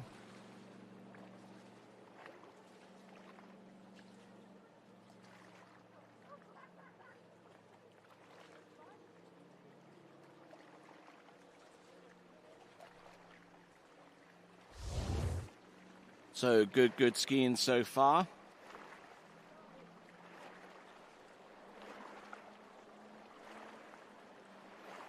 Katarina Alexandra Vima, who has a personal best of 39.8, which has already been exceeded at this point.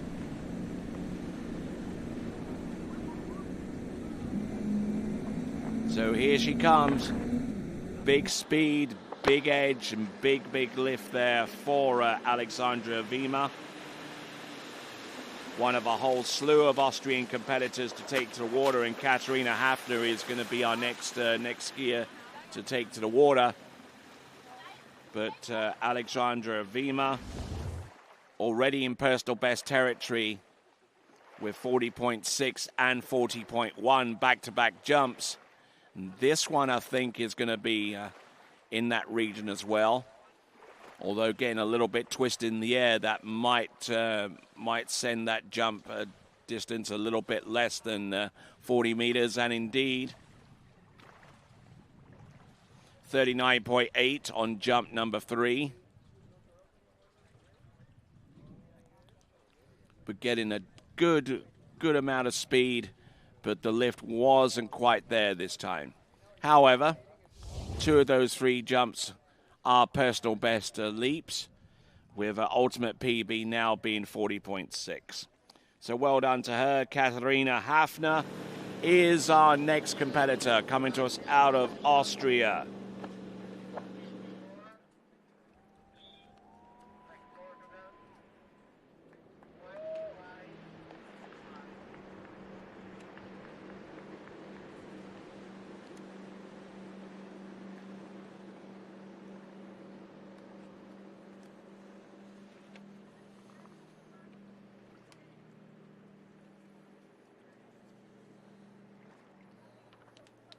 All right, Katharina Hafner, the information that I have on her.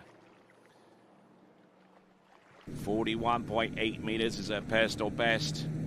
Had a whole slew of top 5 finishes, including the Europeans in 2021, where she was 4th in that jump event, and she's definitely been on a tear in the last few seasons.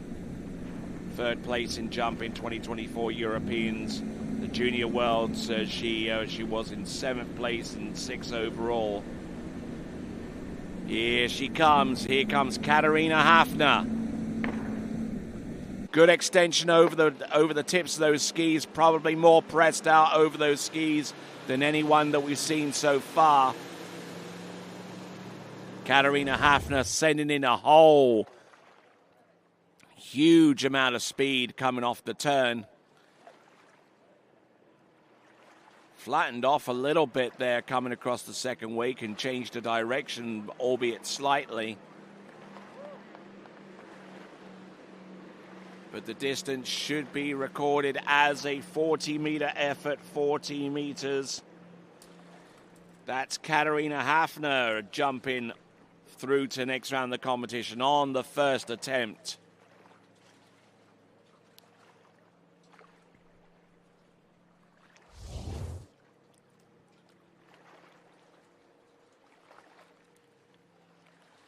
So continuing on, folks, this is the European Water Ski Championships for the U21s right here at the International Wiener Wasserski Club.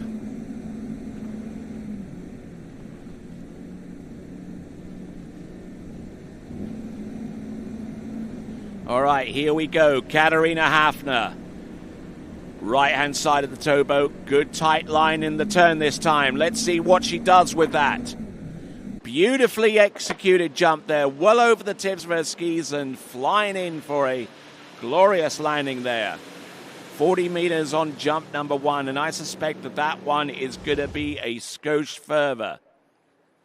41.8 is her personal best if you're wondering how close she's jumping to her upper limits at this point. And she might have established a new upper limit by way of a personal best. We'll get that jump distance to you very, very soon. We're seeing quite a few of these jump. Oh, it's a 41.8. 41.0. That's 41.0. So kind of clawing up the differential between the jump that she produced on her opening attempt and her personal best, which is 41.8. My apologies for the confusion. But 41 meters exactly. In a good spot roundabout now. That currently puts her in the second spot with about 4 competitors remaining. Let's see if she can bust one out of over 42 meters maybe. Here she comes.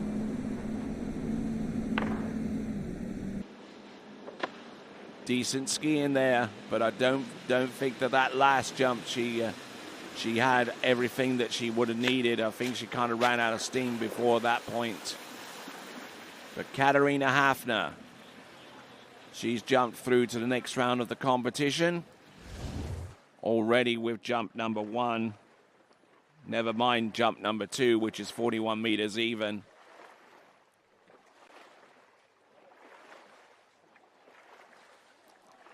Stands up well before the base of the ramp.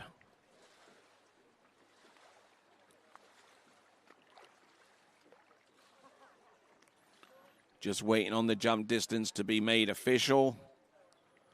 With jump number 3. Stands up well. Good looking technique there. And that is 38.7. 38.7. So a few of our competitors able to produce some significant distances with the first 2 jumps, and then the last jump wasn't quite there for them. But by that time, they already knew their destiny in terms of making it through to the next round, so they're not terribly bothered by that right now. Okay, Josefina Krug. Josefina Krug getting ready for jump number 1.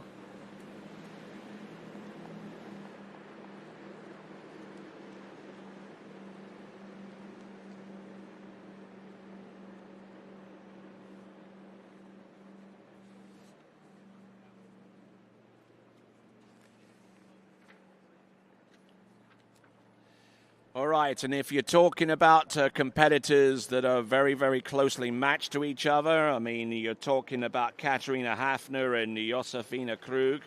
Josefina has jumped 41.8 as her personal best. Now remember, the personal best of our previous competitor, Katarina Hafner, is exactly that same distance. Josefina Krug, let's see what she's got. Good solid turn, good solid drive there. A little early on the opening jump, and that jump should be enough to send her through. But she will be looking to try and bust out some more distance to at least give her a little bit of an opportunity to jump a little bit later on the final running order. A little squatted when she hit the jump. Didn't quite get all of that. Josefina Krug. Good use of the handle there off the turn and good speed. But I think she knew off the second wake that she was going to be early, so she let off her edges to actually hit the jump. 34.5 meters, hasn't quite made it into the final quite yet, so she is going to be dependent upon the remaining two jumps to see if she can make it through to the next round.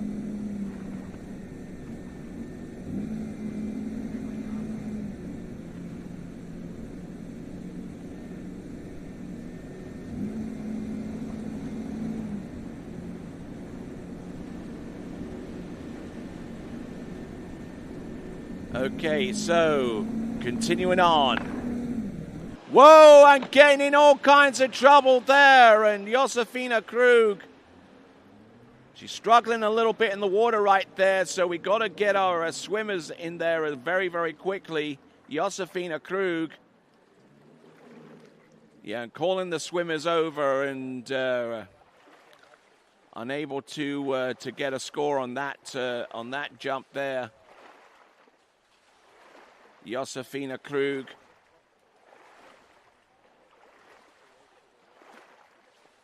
I don't know if she's in any condition to continue on jumping at this point, but that's probably the least of her concerns right now, as we've taken the skis off, or at least attempting to take the ski off her right foot. But Josefina Krug, let's see where things decided to go sideways on here. Off the second wake, everything was there, but she just didn't quite have the weight distribution correctly centered over the jump skis, and whenever she hit the jump, the skis went out in front of her and she went with them. She went with the skis in the opposite direction, going backwards while the skis were going forwards. Something like that. So Josefina Krug,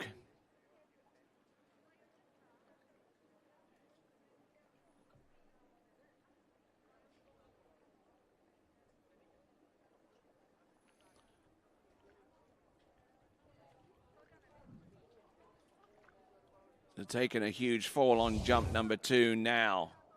Josefina looks like she is inside the boat. I don't know whether she is going to be putting on her jump skis on again.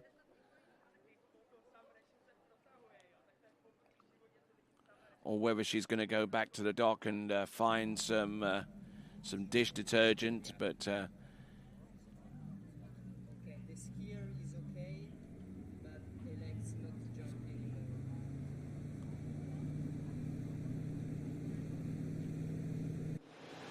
okay, so from a health perspective, she's okay, but unfortunately unable to jump again. And what that does is it means that our 7th place competitor, who was on the bubble right now, Julia Fritz, has provisionally made it through to the jump final.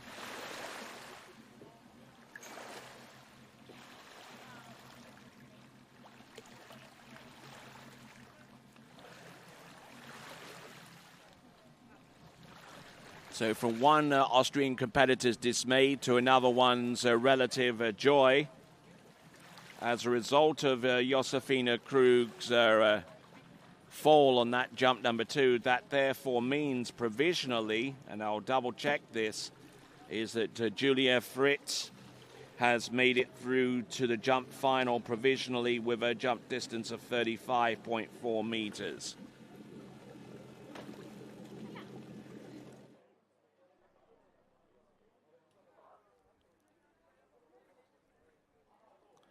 Okay, so now Josefina Krug has an outside chance of making it through to the jump final, but it would take a jump distance of being less than 34.5 meters in order for that to happen.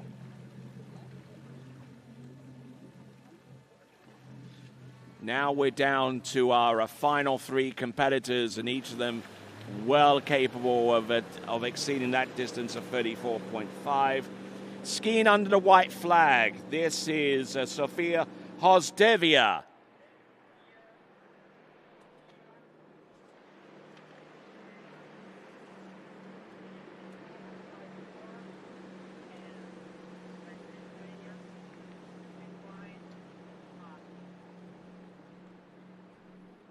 Now, Sofia Hozdevia was definitely one of the revelations of the European Open Championships, which took place a few days ago in Salmsee in Austria, not too far outside Linz.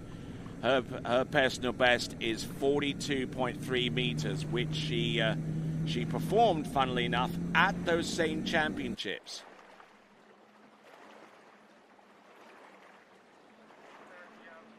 Open Europeans. She scored a third place overall and in tricks. European U14, U17, U7, and U21 European champion. Oh, getting in a little twisted off the second wake into the jump there, but thankfully able to control enough of that jump there to take the distance down. Sofia Hozdevia skiing under the white flag, and has also medaled on cable skiing at junior level as well. Sofia Hozdevia.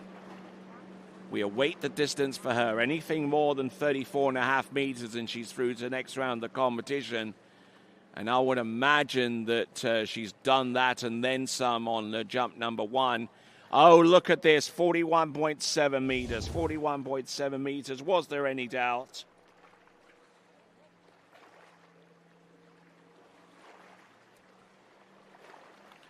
Two competitors left to go, 8 through to the final round already. Lidina Wolfersberg, Julia Fritz, Maria Popova, Nelly Scholes, Maisa Jakobsen, Alexandra Vima, Katarina Hafner, and now Sofia Hozdevia, who has 2 jumps at her disposal. Driving it in off the second wake. Brilliant looking jump there, and getting the good flight into the landing. Well centered over those jump skis. It's about as good as it gets technically for anyone jumping. And if you're ever taking notes on jumping technique, there's someone out there that you might want to aspire to being technically. Sofia Hozdevia.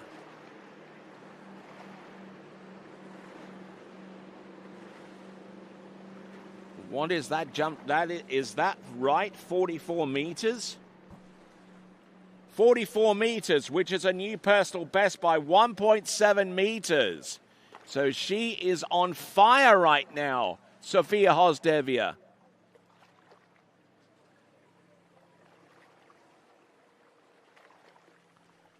Look at that brilliantly executed jump, and whatever advice that she's taken from the shore side should be bottled up and sold.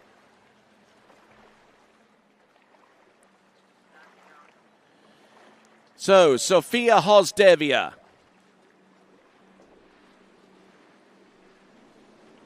Driving in off the wake. Going from left to right. Now she is on letter L. The boat speed is 2 foot wide. Boat speed maximum at 54. And I think that jump may not be as far as 44 meters, but I tell you what, that 44-meter jump is a lifetime personal best there for Sofia Hozdevia.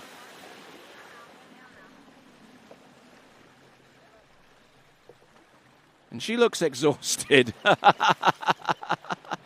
Oh, wow, 44 meters. And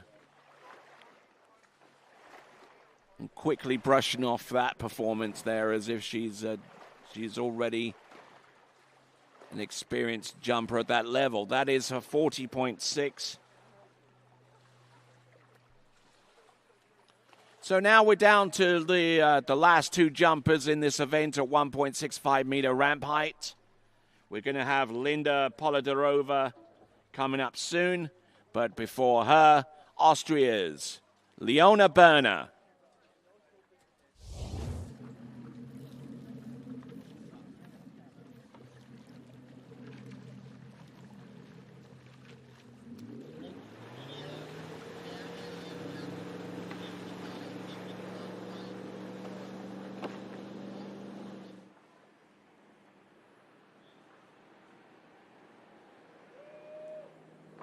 All right, jumper on the water, our penultimate competitor. 45.7 meters her personal best is Leona Berner.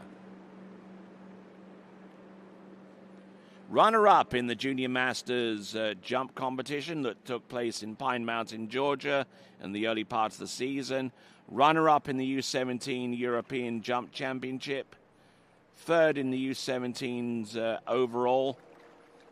And runner-up in the European Jump Championship in the U21s this past season. Third in the overall. Third in the Junior World Jump in the U17 last season at the Lakes of Caston Stone. And third in the European Jump Championship in the U14s. But I think that she's getting quite tired of just coming up with just runner-up positions or third place on the podium. She wants to try and push something a little bit more substantive and actually win one of these things. Leona Berner. Let's see what she has on jump number one with this instant replay. Good solid edge. Good solid edge, good height.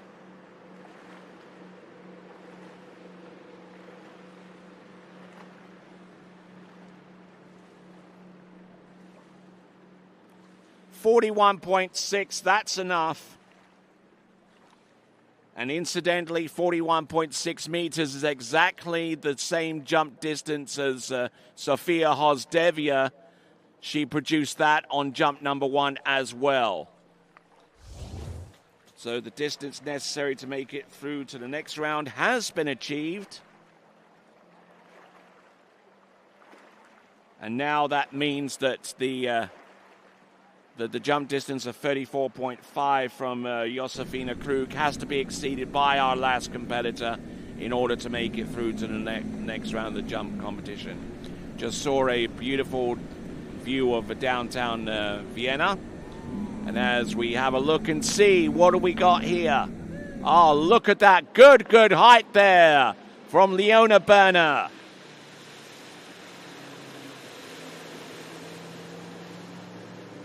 Leona Berner, who among her hobbies? She likes running, road cycling, horse riding, Pilates, reading and snow skiing. So not too busy then. And she will start skiing at Rollins College this fall on an international relations major. She certainly knows about that. And there we go, 43.1. Drop in the left ski just before hitting the jump. Her personal best is 45.7. We'll see how closely she can get towards that distance. Started skiing at the age of 3. Her first competitive action was in 2017. So she's been skiing for close to a decade now in competitive action. But let's see what she's got. Does she have anything left with jump number 3? Most competitors that we've seen so far have run out of steam on the third and last jump. Let's see if Leona Berner can beat that streak. Oh, and almost losing her left-right ski off the top of the jump, and she had the presence of mind not to kick that jump. That could have worked out really, really bad there for Leona Berner on jump number 3, but thankfully the mission was accomplished with the first 2 jumps there. Let's have a look at the instant replay. Coming off the turn, dropping the ski down, and both skis looked like they were going to go too far forwards, but Leona Berner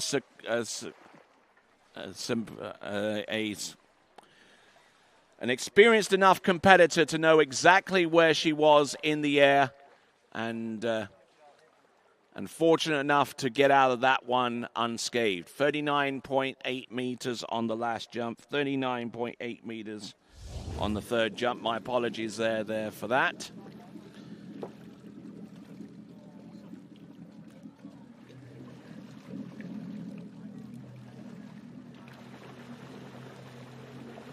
Okay, our last jumper to take to water, Linda Polidarova.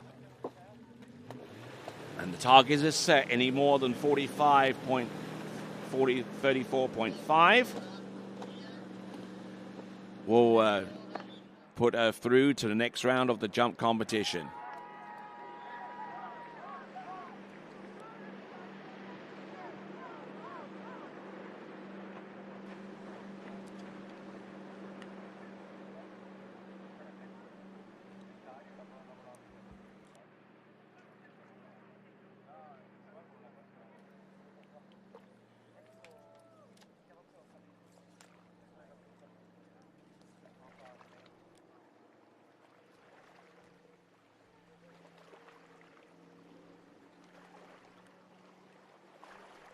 Okay, so Linda Polidarova. Hobbies involve graphic design and alpine snowboarding. I know of another alpine snowboarder, Esther Ledecka, who came out of nowhere to register gold medal wins in alpine snow skiing and alpine snowboarding. So maybe from that cut from that same kind of cloth. Personal best of 45.1. Linda Polidarova. Looking good and getting the job done should be enough to send her through to the next round of the competition. I'm almost certain of that.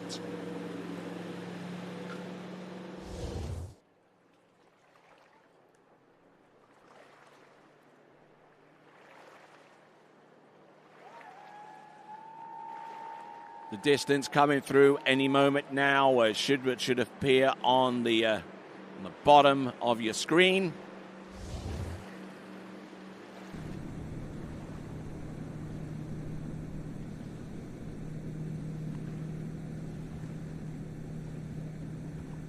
Distance coming through, 42.5. That's enough.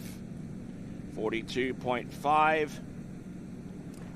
So a quick list of the skiers going through to next round. Ladina Wolfersberg, our only jumper out of Series 2 to advance through to the jumping final. Every other skier that I mentioned is from Series 1. Julia Fritz, Maria Popova, Nelly Scholes, Maisa Jakobsen, Alexandra Vima, Katarina Hafner, Sofia Hosdevia, Leona Berner, and finally, our jumper on the water with 2 attempts remaining is Linda Polidarova. Let's see what we've got. Good, solid lift there. Good edge. Certainly hit that ramp extremely hard. And now she's going to attempt her third and last jump. We'll see how that pales out.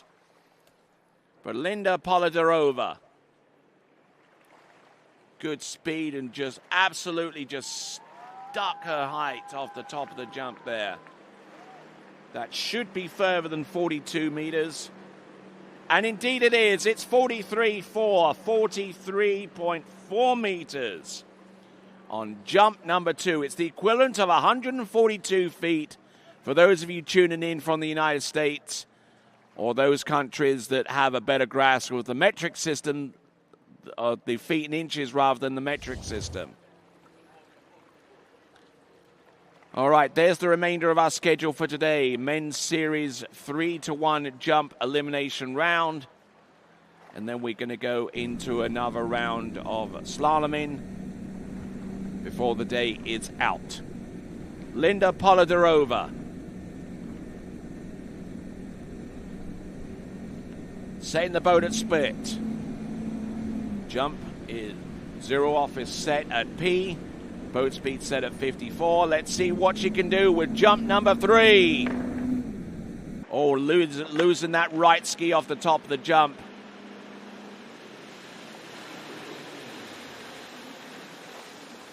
So coming into the dock, Linda Polidarova. She is the last person through to the next round of the competition, but I'm sure that she will be jumping pretty late on in the order when the final table gets written.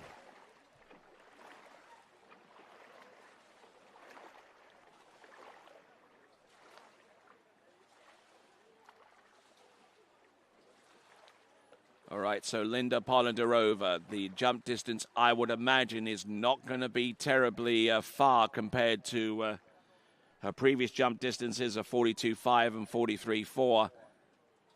However, it's 42.3, so sparing my blushes there to the tune of about 0.2 of a meter. But there you go. That's Linda Polidarova. She's through to next round of the competition. We will go on to the men's jumping competition fairly soon, but in the meantime, Maisa Jakobsen with 47.2 or 155 feet is leading the pack right now. Sofia Hozdevia currently in second place with 44 meters, new personal best. Linda Polidarova with 43.6. That jump sends her through to next round of the competition. Leona Berner with 43.1 is in fourth place. Katarina Hafner in fifth place. Alexandra Vima with a sixth place jump of 40.6. Nelly Schultz with 40.2 is in seventh. Maria Popova with her jump of 38.9. Ladina Wolfersberg in ninth spot right now with 35.8. And Julia Fritz, our last competitor to make it into the top 10, is in 10th place with 35.4. Josefina Krug on the outside looking in with 34.5, and so too with her jump of 33.7, 111 feet for Melatine Morel. So as we take that aerial view of the lake one more time, we'll have a look and see how much time we've got to go before we go on to men's Series 3 jumps. We've got about 5 or so minutes, maybe a little bit more. But this is a continuing live action here at the 2025 European U21 European Water Ski Championships, and we'll be back right after this.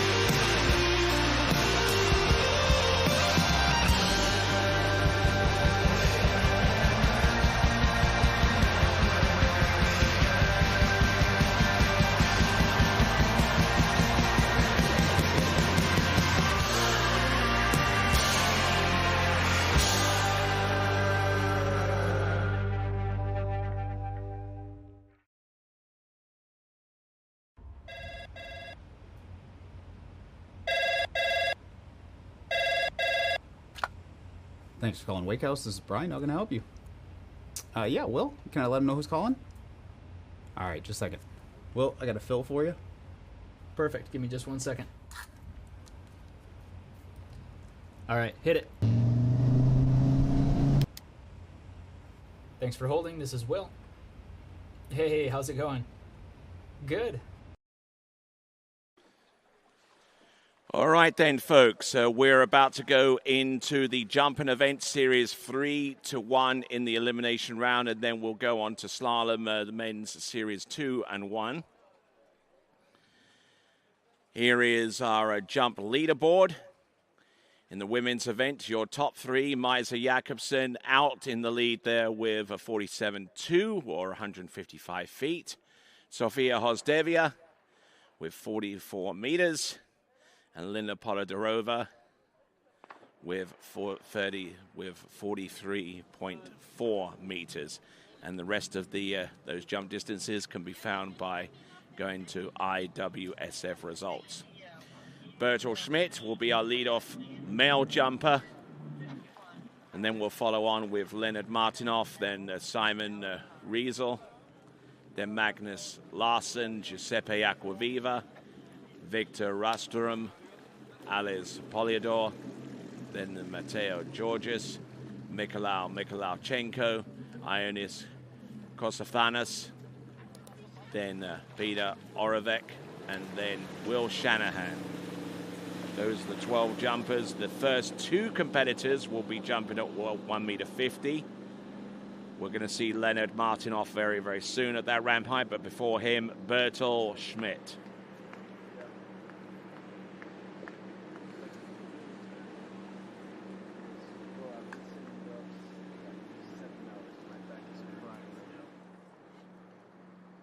So moving away rapidly through the competitors here, Bertel Schmidt. Try and get you a little bit of a read upon his talent out there. And Bertel Schmidt, personal best, 30 meters. Pretty easy to remember. Apparently he's on fire. No, don't blame me. Blame him on that one. Scandinavian champion, 2025.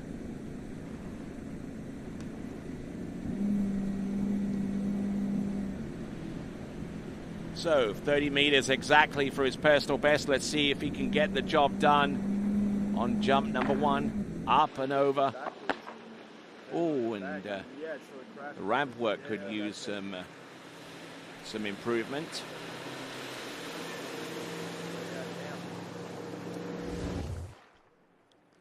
But a decent-looking first jump anyway. He gets a score on the doors there.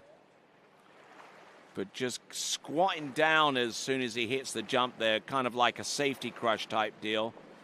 If he's not 100%, jumpers, if they're not 100%, they go into that safety mode and kind of like pulled the chain on that one very, very quickly. So we'll wait for the jump distance. Seriously, a new personal best with that kind of jump? Thank you. 30.2. 30.2 or 99 feet.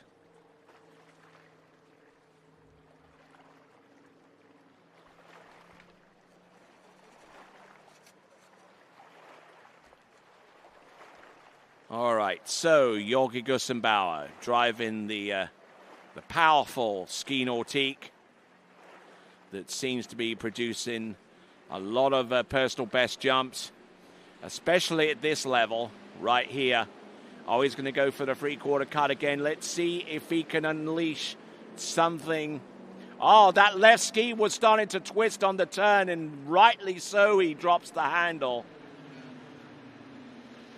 Just couldn't really get himself set in that position, and the left ski was twitching coming off the turn. Hopefully he can regain control of that ski in time for him to take the third and last jump. At 30.2 meters is a personal best for him.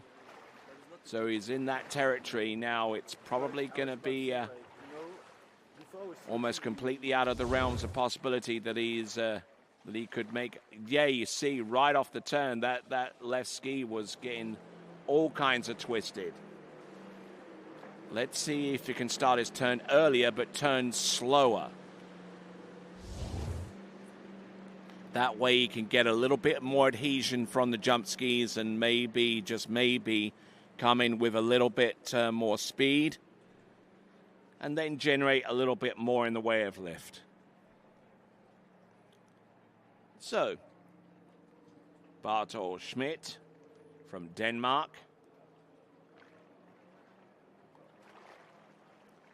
Let's see what he has in store for us. Third and last jump.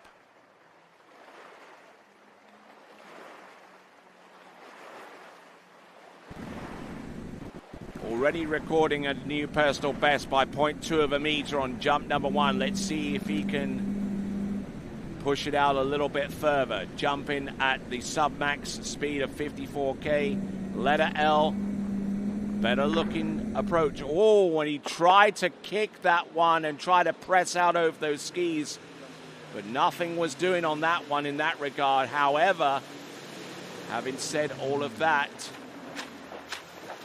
he may have done enough for another personal best. Who knows at this stage?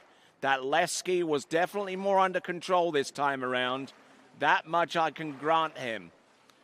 But then he still crouches down a little bit on the jump, but he does get some of that lift, gets that underneath him.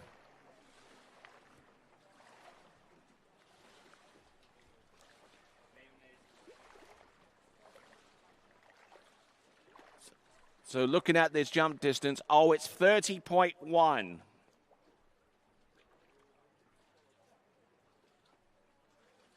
I was confident in saying that he may have out-jumped that new personal best, but losing 10 centimeters in regards to the first jump distance. So, but anyway, well done. So Bartol Schmidt there. And now we're on to our second and final skier at the 1.50 meter ramp height in this elimination round series in the U21 European Championships in the men's jump competition. All right, skier about to take to water is Leonard Martinov.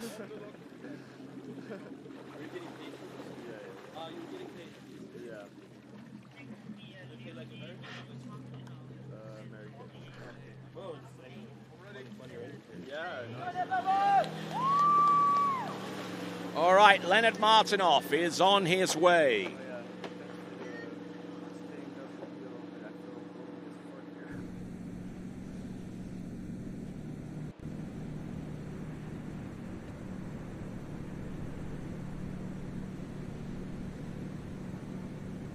All right, so Leonard Martinov, who's quite an active athlete, enjoys football, basketball, and tennis when he's not doing this. Would ordinarily be skiing at the Sentosa water ski facility in Dnipro in Ukraine. But obviously that whole endeavor of skiing in that location is complicated by the current struggles that are going on in that part of the world. Personal best, Leonard Martinov, is 32.7. He achieved that earlier on this season. Let's see if he can conjure up a little bit more in the way of distance. He's going to go with the three-quarter cut. He's deciding to go with 48 kilometers now with letter L, and the boat path have split. Let's see if he can push something towards the mid-30s. There you go. The technique is there. There you go. Decent technique exhibited here. Just holding his position and just edging all the way through. A little bit of a squat on the jump there. At this stage of the game, that's almost halfway expected for jumpers at this level. But once they get their edges and their confidence, then they'll find that that squatting on the jump is almost instantly cured. Oh, bit of a shunt on the landing there, I do have to say, but much of that jump looked pretty tidy. We're going to get the jump distance. coming through any moment now.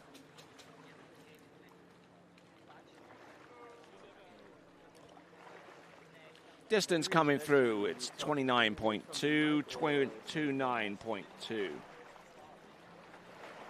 So still a little ways away from personal best territory, but a good start then. He's only 14 years of age. Oh, he's going to go for the full double here. Look out. Leonard Martinoff. Let's see what he's got. Maybe he harbors ambitions towards 40 meters. Let's see what he's got here. Up and over. And that could be a new personal best right there. Good skiing there from Leonard Martinoff.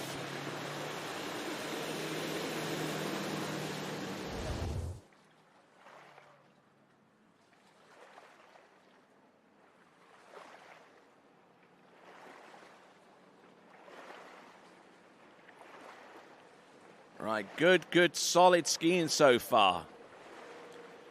Technically quite proficient out there on the water. So Leonard Martinoff will wait the jump distance. Should be pretty good.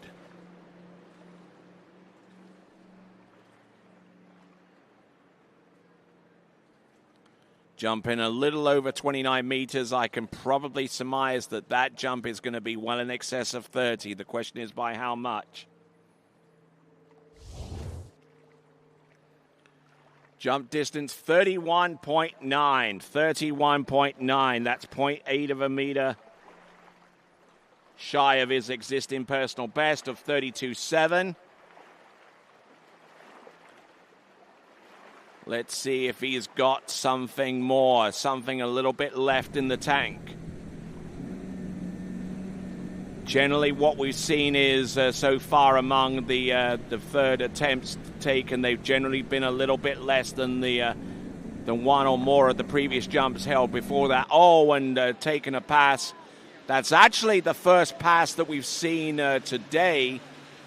And Leonard Martinoff sinks in, but.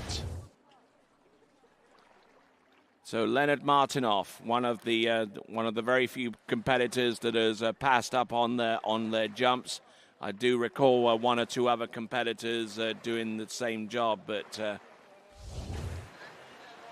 with slightly different techniques employed in each one. All right, that ramp is now going to be moved from 1.50 meters to 1.65 meters.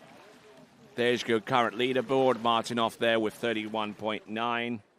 And 30.2 in second place for Bertolt Schmidt. And when we return, we'll have the rest of our jumping in Series 3 next. Get ready, set, go. It's that time. Everybody kick it and go. On your mark. Get ready, set,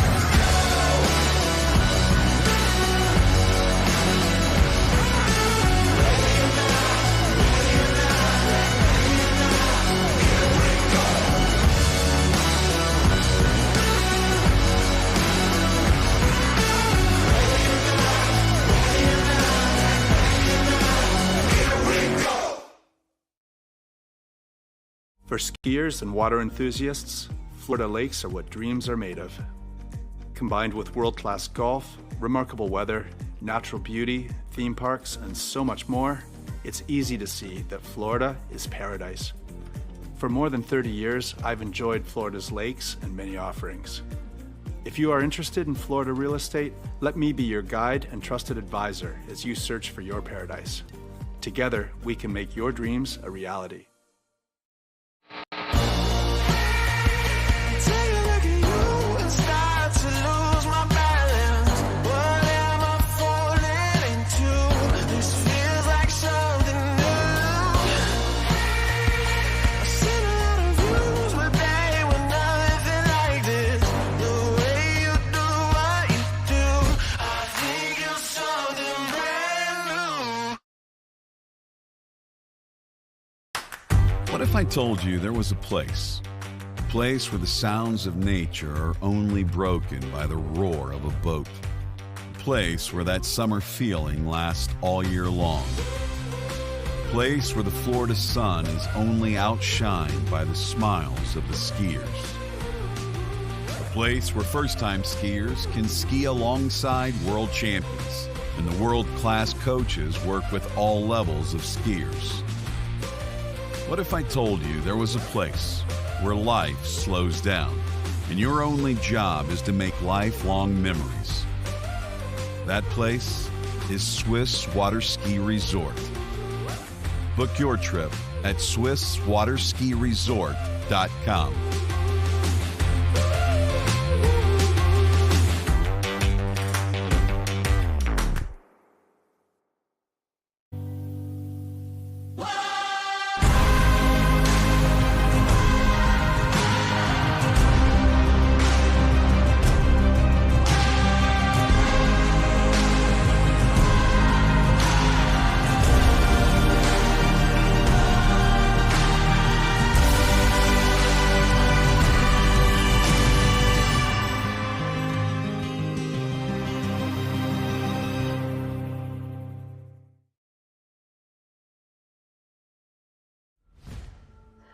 Old logic says success is determined by wins. It says you can't be a mother and a professional athlete, that you can't take on giants. New logic says watch me. Watch me become the most decorated track and field athlete in the world. Watch me start a brand designed by women, for women. When old logic holds us back, it's up to us to defy it. Where do competition standards meet the highest culinary standards? Where do the old masters meet the new masters? Where do first-class conditions meet first-class hotels? Where does the purest joie de vivre meet the purest drinking water quality? Only 30 minutes from the airport and Vienna city center.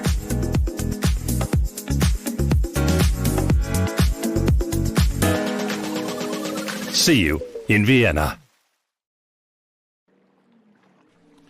All right, so as we continue on, we've only had 2 jumpers out already in Series 3 jumps. Our leaderboard, not terribly large. There with Leonard Martinoff in the lead with 31.9. With 30.2 meters is Bartol Schmidt, Ukraine leading Denmark. So now, Samuel Riesel from Czechia. He will lead off our jumpers at 1.65 meter ramp height. And then the ramp will stay exactly where it is for about 29 skiers. And then it will be moved one more time to 1.80 meter for 2 more jumpers in Series 1.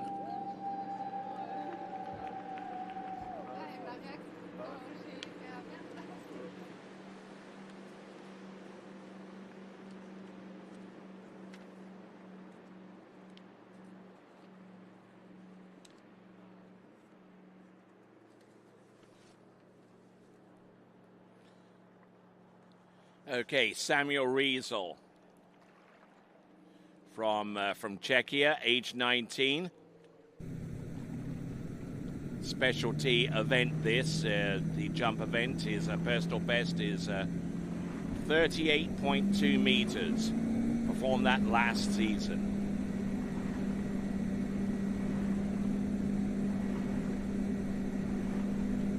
One would suspect that so far as Samuel Riesel is concerned, he's going to have to jump way more than that to even being within a whisper of making it through to the men's jump final. He kind of struggles a little bit with the landing in the meantime.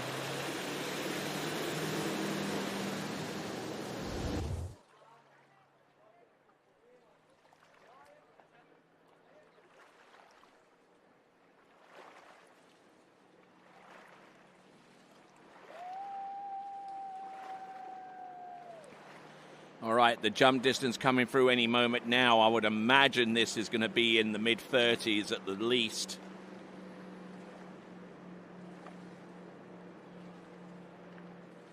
Certainly got some good technique in the air. The landing's entertaining, so to speak.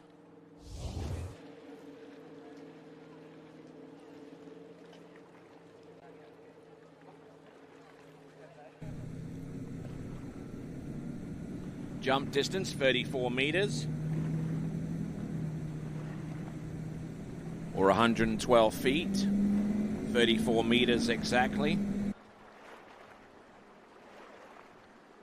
That's Samuel Riesel from Czechia. Here he comes in for a 3/4 cut on jump number 2. Let's see if he can drive in with a little bit more speed and maybe some lift. Here he comes. Whoa. Unfortunately, the speed was there. The lift, not quite as much.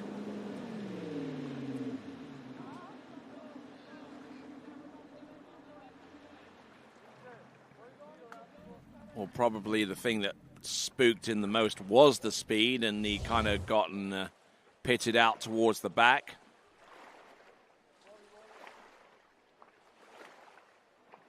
Gone a little bit crouched down off the ramp.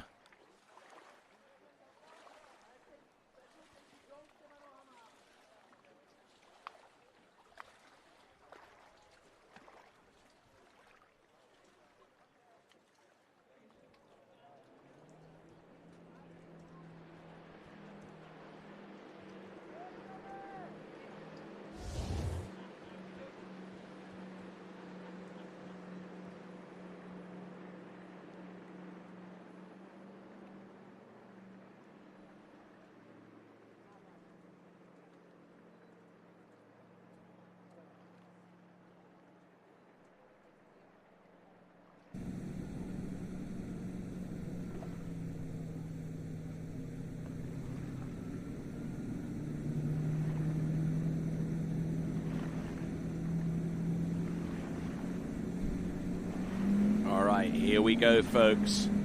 Samuel Riesel fall on the second jump. Let's see if he can recover enough for his third and last attempt. From Czechia, Samuel Riesel. Oh, and deciding to pass up on that one, so refusal on the jump number 3. A fall on jump number 2, but he has 34 meters to his credit by way of jump number 1. All right, moving on to Magnus Larsen of Norway coming up next.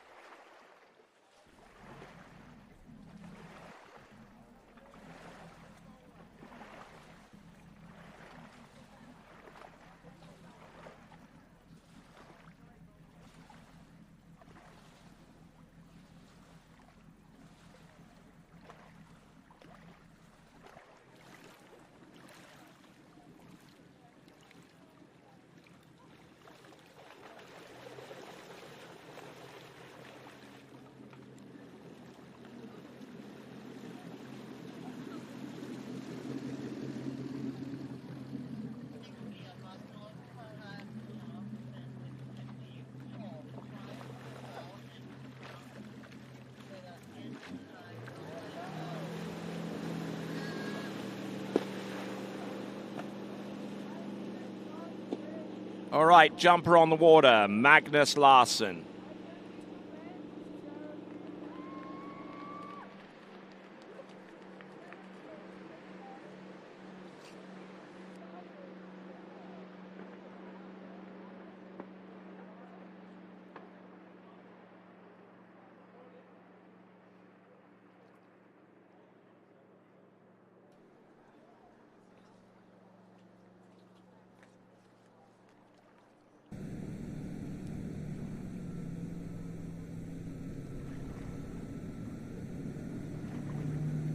All right there, so on the water, representing Norway, it's Magnus Larsen. Personal best jump distance, 39.3 meters. Norwegian U21 Slalom champion.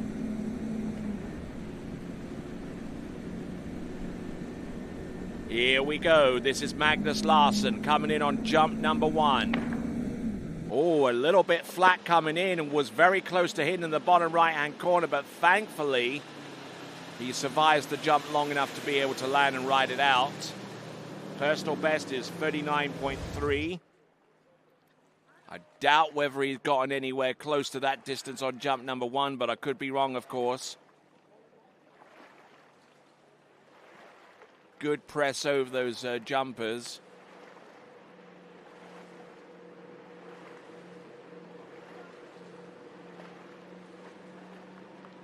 So apparently this is his first ever tournament outside of Scandinavia. Hopefully he's enjoying his experience here in Austria. All right, 37.8 on the opening salvo. 37.8.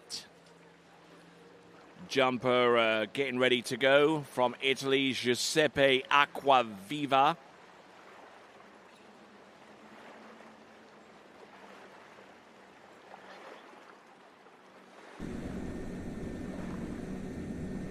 All right, here goes Magnus Larsson with letter N, 54 kilometers now, boat path split. Look like pretty regular numbers to me. Here we go. Nicely done. The airform was good. The landing, a little sketchy, but manages to make an impact on there on jump number 2. He's happy. Now, the question is, does he have any justification to be happy? All right, I think he's gotten the numbers displayed on top of the windshield, so he knows the distance. The question is, what was that distance? And the distance is 40.8, the first time he's been over 40 meters, yes. 40.8 meters. A milestone there achieved for our Norwegian athlete, Magnus Larsson. Yes, he is all kinds of happy right now.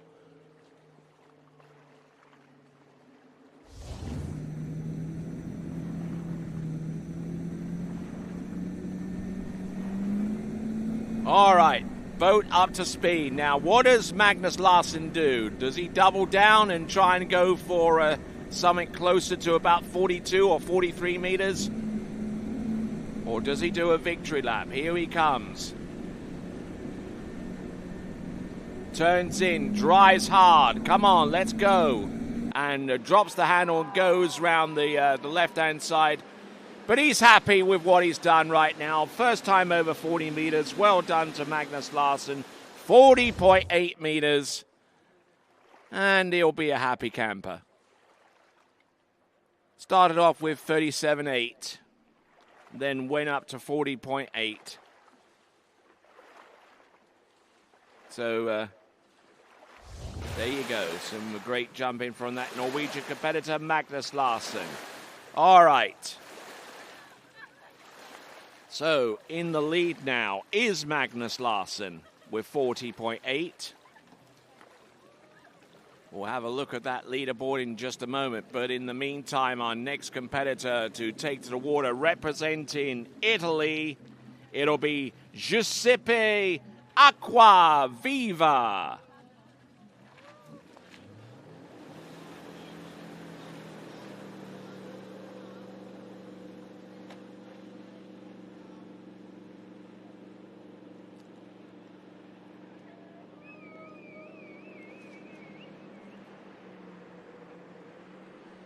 Okay, Giuseppe Acquaviva, his personal best is 43 meters exactly. He likes running and reading. And that's the only other thing that I've got information-wise on Giuseppe Acquaviva. I'm going to have to have a word with him later on to see about maybe filling out more completely his bio sheet, but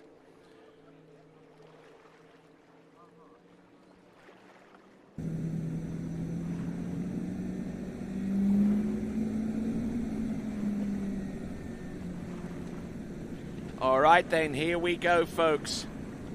Acquaviva. Giuseppe Acquaviva. Coming in. Jump number 1. Let's see what he's got here. Turns. A little bit of slack line in the turn. Here he comes. Good dose of speed there. That's got to be closer to 45, let alone 43 meters. Good jump in there from Giuseppe Acquaviva.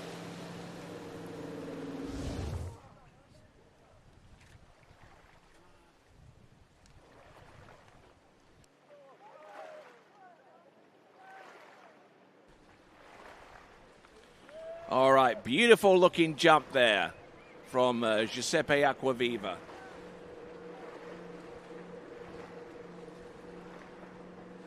Little slack line in the turn. Oh, 44.4 meters, a new personal best for Giuseppe Acquaviva. Brilliant jump in there, and he's on the cusp of jumping in the mid-40s and beyond at that point there. So great skiing there for Giuseppe.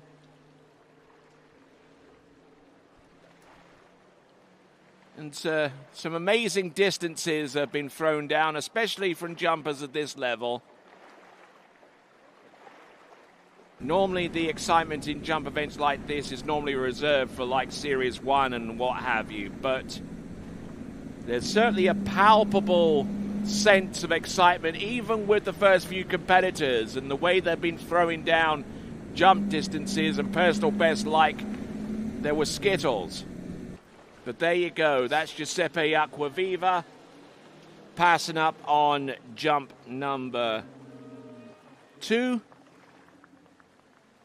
And, you know, I'm at a loss for trying to explain all of these personal bests that are coming through. I mean, Zane, who's just rejoining us right now, do you have an explanation? Well, like you said, Tony, that jump ramp has already got a world record on it. So I think that new boat and that jump ramp is definitely something. And then you got these kids coming out that are just, you know, putting it. They're just getting juiced out there. Yeah, they're just putting it all on, you know, all in the water. And, you know, and the other thing is you get one person that goes and gets one. Okay, great. But then you get 2 and then you get 3. And then now they all start kind of chomping at the bits. They know it's definitely skiing good out there. And just that level of expectation. Yeah, and their confidence level they come off the dock with such confidence, you know, knowing that they can, you know, that they can do it because everybody else is doing it, and you know, you're seeing it. And like we saw jump 1, I mean, he kicked the crap out of the ramp and went straight up, and I mean that was huge. So, you know, there might have been a little bit amped for jump 2. So hopefully he can get the heart rate down after hitting a PB and see if he can get another one here on jump number 3. All right, here we go. This is jump number 3 for Giuseppe Acquaviva. Coming into this event, his personal best was 43 meters. It is now 44.4. Let's see if he can get over the 45-meter mark, if he can possibly manage it. Here he comes. Oh, look at this. He's pushing that one out. Nicely done. Maybe a little bit back in the air, but he certainly has the all of the intangibles in place so far as being able to take a jump and then push hard over the tips of the skis to maximize the pull from the ramp and from the boat. Yeah, and I thought his setup coming, you know, in the turn and going into the ramp, Tony, was a little bit better than jump 1, and you know, there it is. It sure was. It's 44.6 meters there on jump number 3, so that's 2 PBs in one set, so that's huge there. Yes, absolutely, some great jumping there for Giuseppe Acquaviva, you know, and actually that third and last jump there is actually significant, you know, because, you know, we've seen a number of third jumps there, either passes or the jump distances were considerably lower than the first or second ones. Now, Giuseppe Acquaviva seems to have bucked that trend a little bit, and hopefully that trend will continue on with increased jump distances through 1 to 2, and then obviously to the third one. You know. Yeah, no, I mean that definitely. You know, a lot of the times you get these people, they get a PB, and then they're just so amped and so pumped that they kind of can't get it back together, but he put it all together there and did it twice. So great jump in there from the Italian skier. All right there, our next competitor up, competitor number 6, and wearing bib 111, Victor Rastrom.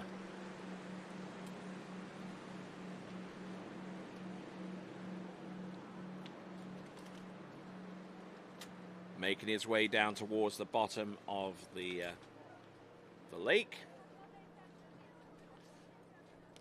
Victor Rastrom. We'll try and find out a little bit of information upon on him. See what his personal best is. Swedish team coming in with some hardcore athletes here. Victor Rastrom, personal best 43.4. It's going down. 43.4 meters. Let's see what he can do with this full double cut there. He's up alongside of the towboat. Turns in. Oh, look at that good flight there. Coming off the handle a little bit early, I fancy there, Zane. Yeah, I mean, a little bit.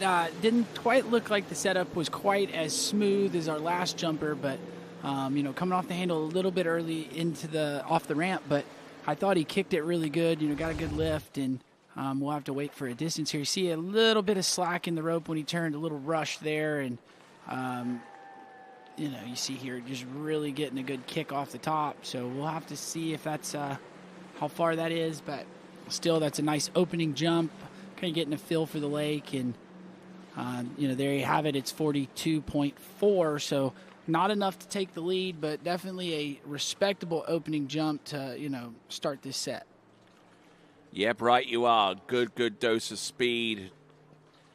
Getting his legs just enough underneath him to fully take advantage of it.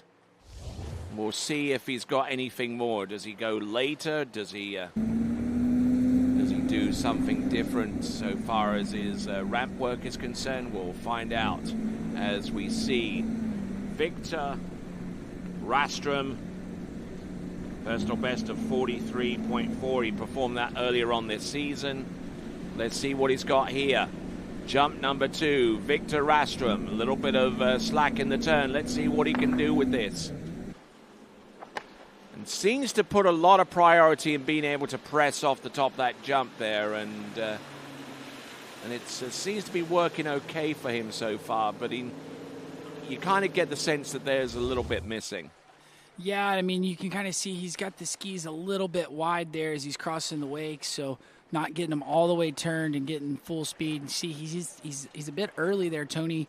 I think he could actually not snowplow down here when he makes his turn, down near the 6, and could carry a little more speed out into the counter cut, and that would get him a little later and have a little more speed into the bottom and get him a little bit more distance. But still, you're right. He comes off, really presses on those skis, and takes a good ride.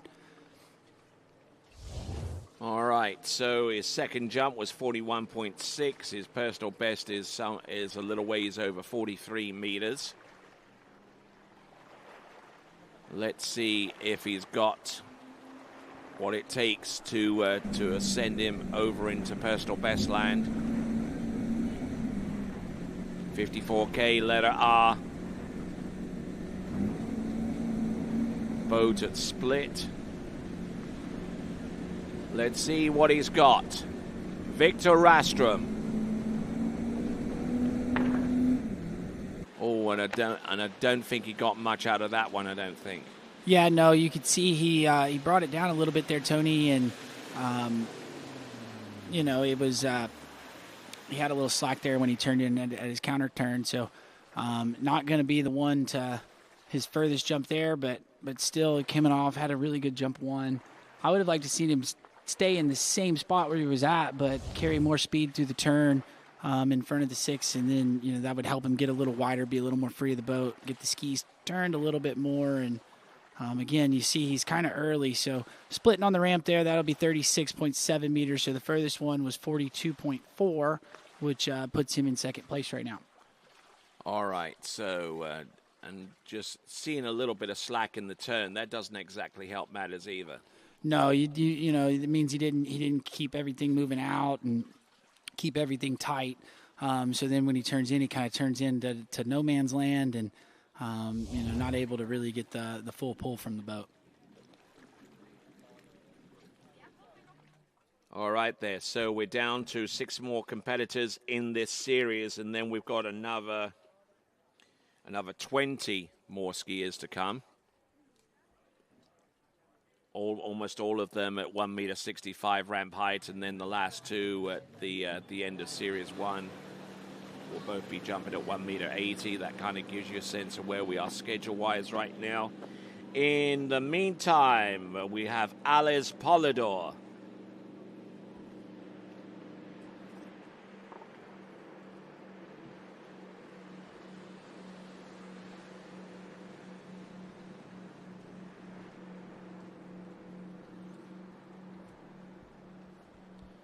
Getting ready for his first of 3 attempts. Ales Polidor coming to us from Czechia. Ales Polidor is a personal best 43.1, many-time national champion of Czechia,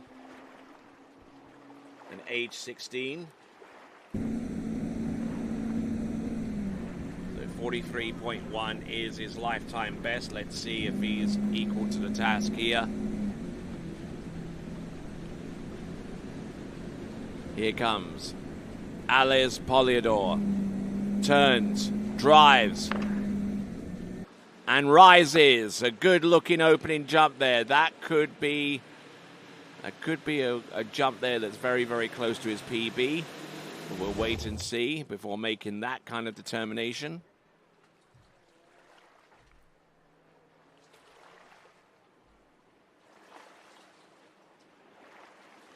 Good extension over the jump skis there, Zane. Yeah, no, got a good extension. You know, I don't think that was enough to take the lead, but still, you know, gets everything in nice and tight here as he goes across the wakes. Good direction off the ramp, but I think he could, you know, get a little more speed. I'd like to see him have a little more speed when he makes the turn and then carry that through the bottom of the ramp. All right, you are. So we're waiting on that distance to flash up at the bottom of your screen.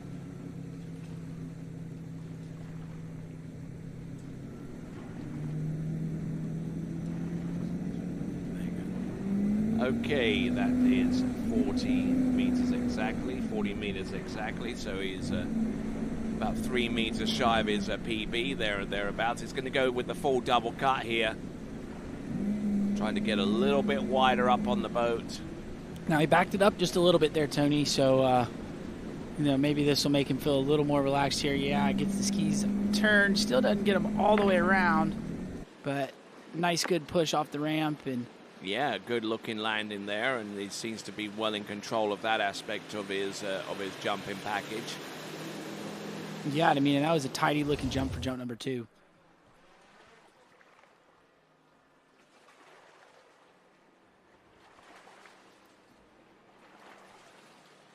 Right, good extension off the top. Pretty solid ramp work. And the jump distance a little bit shorter with 39.6 meters. Yeah, I mean, there, Tony, he was a bit earlier into the bottom of the ramp there than he was on jump number 1, so had to kind of give up a little bit to the boat, and it kind of reflected on the distance. So we'd like to see him get, you know, a little bit more into the course and have to work a little bit harder into the bottom and use that boat to, you know, really kick the ramp and get the distance he's looking for. All right, looking at the dock and seeing our next competitor ready themselves, Matteo Georgis on the French team. So here we go. This is Ales Polidor. Now that's the same spot that he was at on jump number 1. Let's see if he can get the skis turned, bring it down just a little bit. Still didn't get the skis all the way around there, Tony, so Ends up being early. Yeah, it ends up, kind of being early. So he really needed to me, I'd like to see him get a little bit wider on the boat and bring everything down in the countercut. But still, that's 3 good-looking jumps. We'll wait for a distance. Might be the longest one there. We'll have to wait and see. All right, we'll wait on that distance. Should be there and thereabouts. The 40. Oh, here we go. We've got, 36? 39.7 there on jump number 3. So kind of in the same ballpark as that jump number 2. So 40 meters will be his furthest jump. Not enough to take the lead, but still he's getting there, kind of hitting the middle of the ramp. He could bring it down a little bit and then, work on getting those skis all the way around. And then, that would help get the boat to not load him so early. You see he loads really quick and kind of loses the boat at the bottom of the ramp. But it's solid technique. There's no two ways about it. Whoever's been teaching him how to jump has obviously done a good job there. But it's just a case of increased reps and just getting the confidence to be able to take those jump distances just that little bit further, but slowly, not going too quickly. So as we go through our tour of Vienna, the Voltiva Church is right there in the center. That Voltiva Church, certainly one of the more prominent landmarks of Vienna. It's a neo-Gothic masterpiece built in the 19th century, constructed as a token of gratitude after Emperor Franz Joseph survived an assassination attempt in 1853. It's known for its twin spires, stunning stained glass windows, and richly decorated interior. It's one of Vienna's most impressive examples of Gothic revival architecture. You knew all of that, didn't you? Well, Tony, last time I was here in Vienna, I actually went into the church. I thought it was, super cool. I think the old churches here in Europe are definitely really cool to check out, and just spectacular that they built them back in the day. And nearly as spectacular is our hotel, Domiro Hotel, our official hotel at this event, complete with metro station. Here we go. This is Matteo Georgis coming in on his first attempt, letter R, split, and at 54K. Let's see what he's got. Oh, and getting rocked a little bit towards the back there, but able to land and ride it out and at least get a score so far as he's concerned. Yeah, and you could hear the boat. He kind of hit it a little too early, got that switch engaged a little too quick, and coming off the ramp, not quite how he'd like to. So we'd like to see him be a little bit more patient, get the skis around, and then really get a good pull. So good thing got the landing. Nice, safe jump number 1, and gives him something to build on. Yep, something to build on. Always good to have. Yeah, but not feeling too comfortable with the ramp work, and it is 37.6.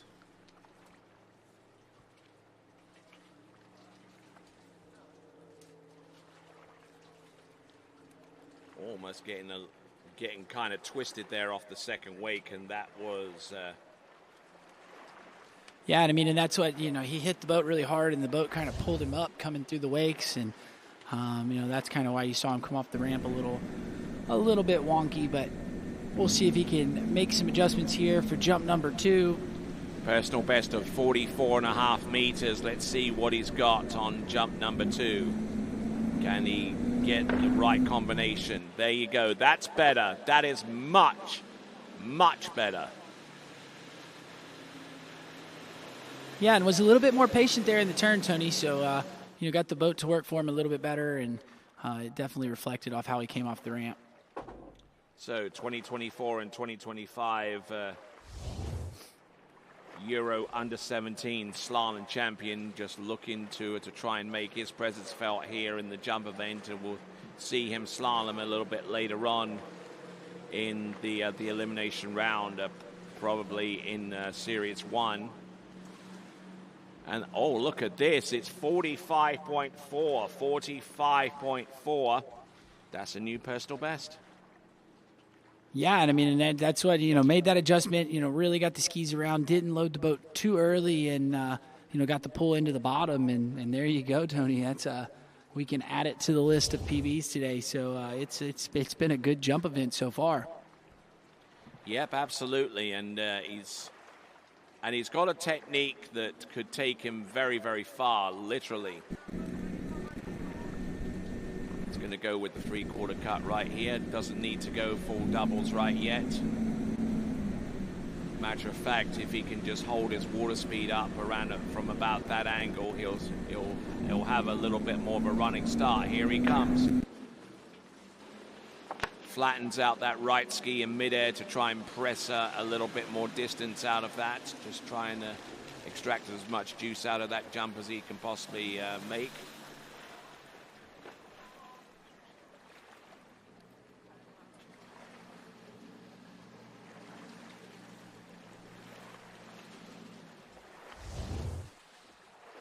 Not looking bad there on the third and last attempt.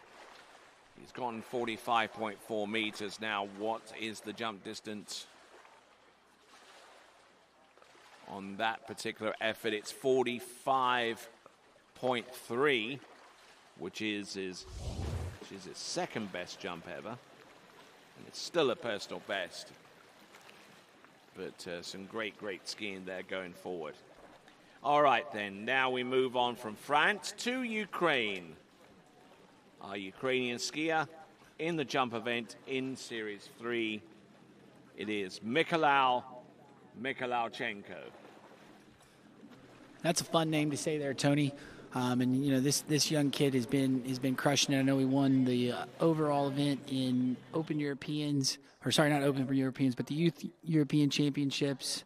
Had a pretty good tournament at the Open Europeans, and so we'll see if he can carry that momentum in here today. He's been jumping real well, and we'll see if he can get it together. Right, you are. Let's see it. Let's have a look at the tail of the tape here for Mikhailichenko.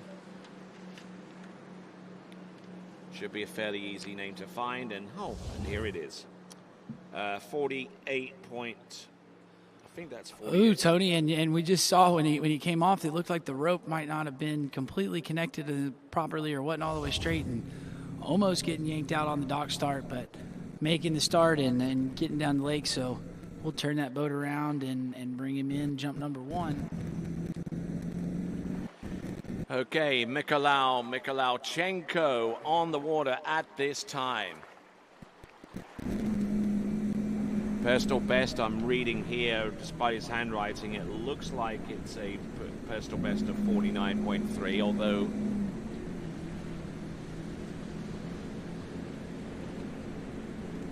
let's have a look and see. Turns in, drives hard off the wake. Ah, look at that. Good skiing there from Mikhailichenko. This is part of his overall package, and we certainly await the performances in the next 2 events. And a remarkable young athlete there from Ukraine.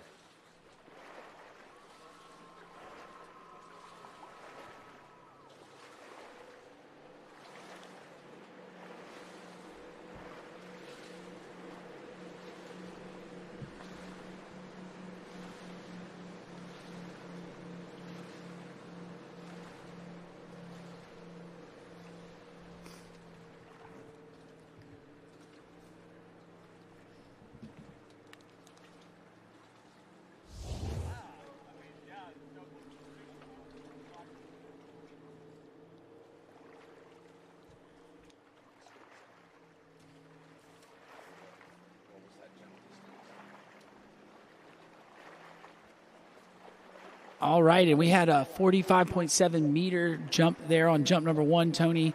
So Mikhailichenko looking good. I believe he's got a personal best, like you said, of 49.3. So definitely capable of going a little bit further. Looks like he brought it down just a little bit there as he rounds the 6. All right, here he comes.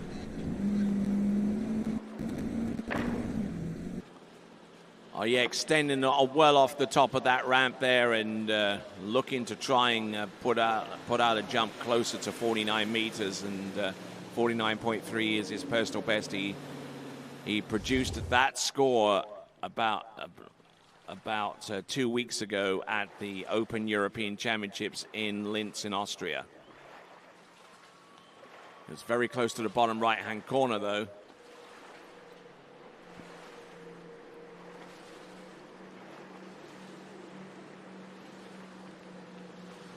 And that jump there was 47.9, and that takes the lead. Already had the lead with 45.7, but now he's on 47.9, and he's getting very, very close to the 50-meter mark.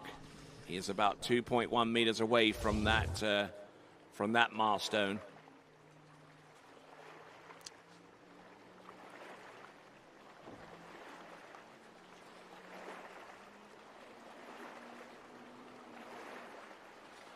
All right, let's see what he has. Does he have anything left in the tank? Let's see if he elects to empty it right here and now. All right, Tony, and he did go a little bit later there, so we'll see if he can get these skis around and get the kick, go 50 meters. And see, looked like a pretty good turn.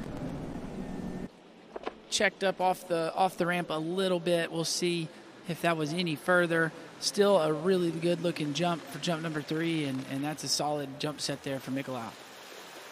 Yep, not bad at all, and probably won't be close to his personal best. If personal best had been 49.3, but I reckon that it's at least halfway into the 40-meter range on that last jump, and he still has the lead with 47.9. And even 47.9 meters would be his second best jump ever, and 47.5 would be closely behind that one in third place among his top jumps ever produced. But solid effort here from Mikolauchenko there, Zane. Yeah, and skiing really good. Like you said, he's had a killer season, and been rocking and rolling. So great skiing, and that was really good jumping, and not quite able to get to the PB, but still really good, solid jumping here out of the Ukrainian skier.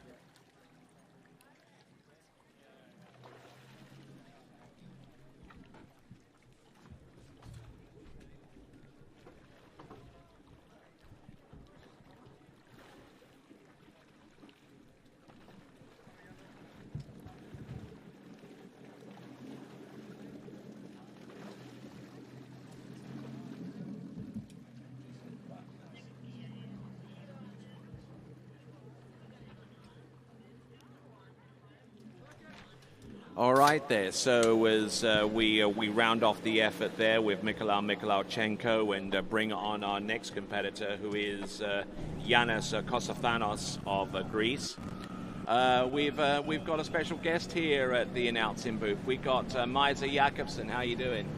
I'm good, Tony. Thank you. Good.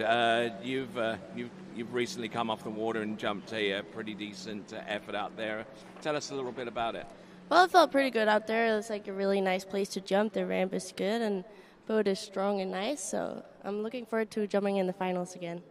Okay. Now, so far as your jumping is concerned, you've always maintained that you're not going to go up to the next ramp height too soon. So that ramp height at 1.50 meters, you're going to be last off the dock in the 1.50 meters ramp heights, and then you're going to have to wait like about 5 or 6 gears to find out whether you've become champion or not. That's right. That's a bit of time to wait. Now we're going to see Yanis here in the water. Okay, here comes Yanis Kosathanos. Let's see what he's got here on jump number. Oh, look at this turn.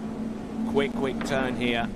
Ah, look at that. Good press over his jump skis, and that is going to be closer, very, very close to a 50-meter effort there. So what do you say there, Zane? Yeah, I mean, that was really good, and got a good turn, got a good drive into the bottom. You see he gets those skis turns, kind of waits on the boat, and here you go, gets a good drive, good kick, good lift, and I'm with you there, Tony. That was pretty close to that 50-meter mark. We'll have to see as we wait on a distance. Just trying to get some. Oh, here we go. But those numbers are from our previous jumper. We'll try and get you the numbers. There we go, 47 meters. That's a pretty good opening jump. Actually, our best opening jump out of our male skiers so far. So what do you reckon to that effort there, Amiza? That looked like a pretty good opening jump, so we'll see what he does in the 2 next ones he got. Okay, so let's carry on with the whole 1 meter 50 thing. When are you going to transition to 1.65 meters high? I'm not sure yet, but probably here in the fall at some point. I got a couple of tournaments later this fall, so we'll see maybe after those. All right, then, here we go. This is Giannis Kosathanos of Greece, age 16. His personal best jump is 46.3, so he's already exceeded his PB. Oh, look at that. Good speed there. Just absolutely stuck that ramp there with a whole bunch more momentum. So, Miza, take a look at this jump there. I mean, what were the elements here? He carried a lot of speed out of that turn and got pretty good off the ramp and a nice lift. Pretty good airform, so looked pretty good to me. Yeah, and I mean, I thought he went a little bit hard at the turn. Could be a little bit more patient, but I mean, it was a better spot. It is a further jump, 47.9. So another personal best. There you go, and that's what we like to see. We'd love to see him, Miza, I don't know if you agree, but we'd love to see him let the skis come around just a little bit more, kind of wait on the boat and, get that pull into the bottom. But that was super solid, 2 jumps here. And he's pushing, getting ready to be able to, if he can get a hold of a really good one and get the skis around, I think he can get it over 50 meters. Yeah, that's sometimes the hard part about jumping is to be patient in the turn and not just rush your skis around. Then the boat will often pull you up. But we'll see what he does here on the 3rd jump. Giannis Kosathanos of Greece. Let's see what he's got for 3rd and final attempt. He's got to try and push us out a little bit further and may want to do that to extend his stay here a little longer. Here he comes, Giannis Kosathanos. And I doubt whether that jump is going to be anywhere closer to 50. I think he kind of lost something off the jump. It looked like his turn was a little better and a little more patient. Nice dive there to get out of the skis, but maybe he was a bit earlier in this one than he was in the one before. Yeah, and you see there's a little bit of slack rope there when he turns, so didn't quite have the rope with him. I still thought the turn was pretty good, but I think he kind of crushed a little bit on the ramp and didn't quite get all of it there on that 3rd jump. And there you see some hallmark style there from one reminiscent of Scott the Rocket Man Ellis. 47.8 meters. And then there you go, Tony. So his furthest jump of 47.9 puts him in a tie with Mikolajchenko for first place right now. Yes, that's extraordinarily tight towards the top there. Mikolajchenko with 47.9, Giannis Kosathanos with the same distance. And how many competitors do we have here left? We got Peter Orovec coming up next, and Will Shanahan. So we got 9 more skiers after them in Series 2, and then we've got the remainder of Series 1. So 11. So we got over 20 skiers to go. So we're little ways removed from trying to ascertain who could potentially make it to final. But as it stands right now, a tie for the lead could force, maybe, if it comes to it, a jump-off. Yeah, wouldn't it be cool to get some free jump in there, Miza, It's pretty fun. A jump-off is not that often it happens. I've never done one, so could be pretty fun if that's going to happen, but we'll see how the other guys are going to jump. All right, then, moving on from Greece to Slovakia, it's Peter Orovec.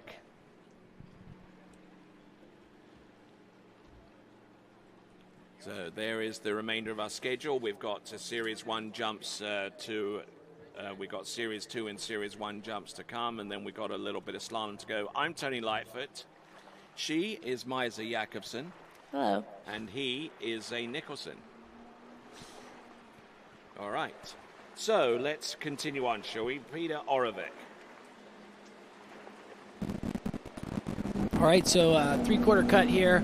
Not electing to do a double like we've seen the last couple skiers, but still can go really far at three-quarter. You hear him, he's working that boat. The boat was really working into the bottom, so really got the skis around, didn't load too early, and was using the boat to his advantage. Nice opening jump there from Peter.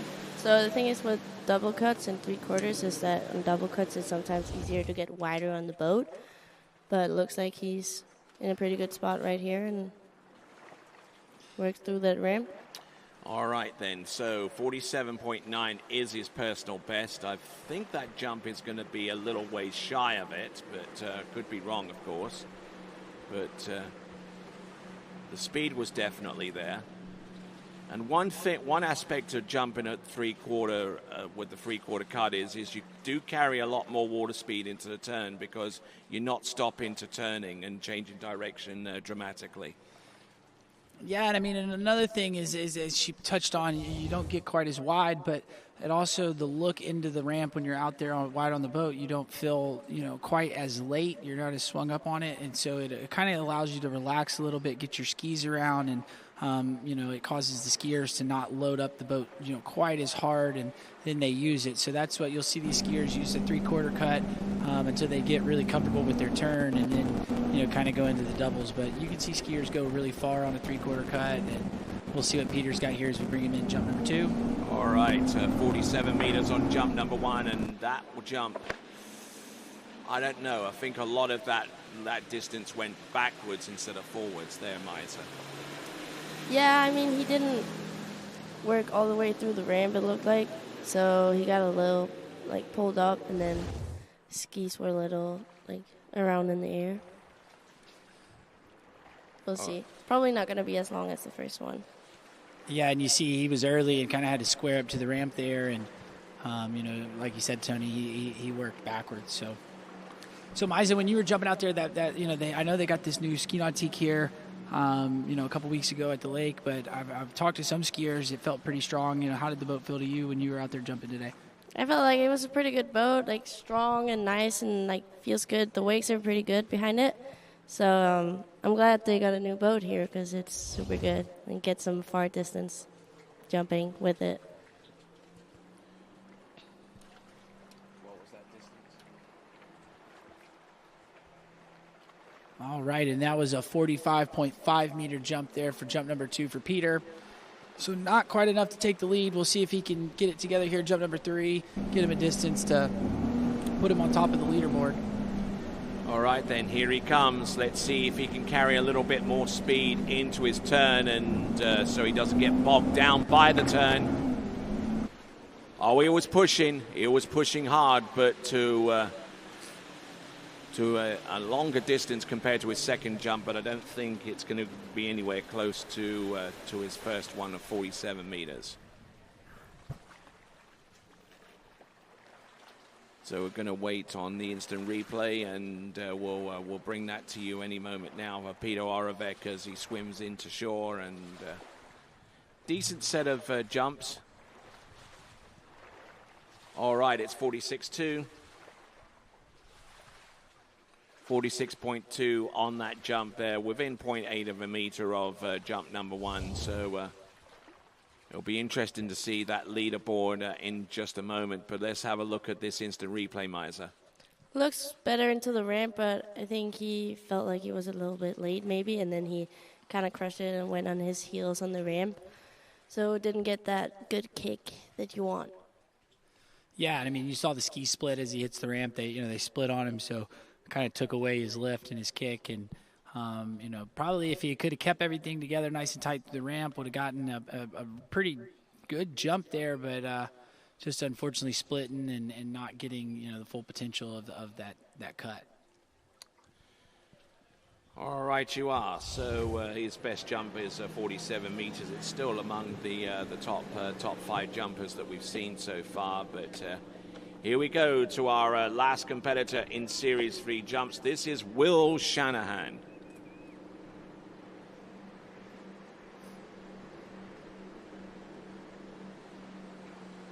So Will Shanahan, who competed in the Youth Nationals in the Under-21 event a few days ago, jumped 36.7 meters in the opening round and ended up with a jump of 30.2 in the final.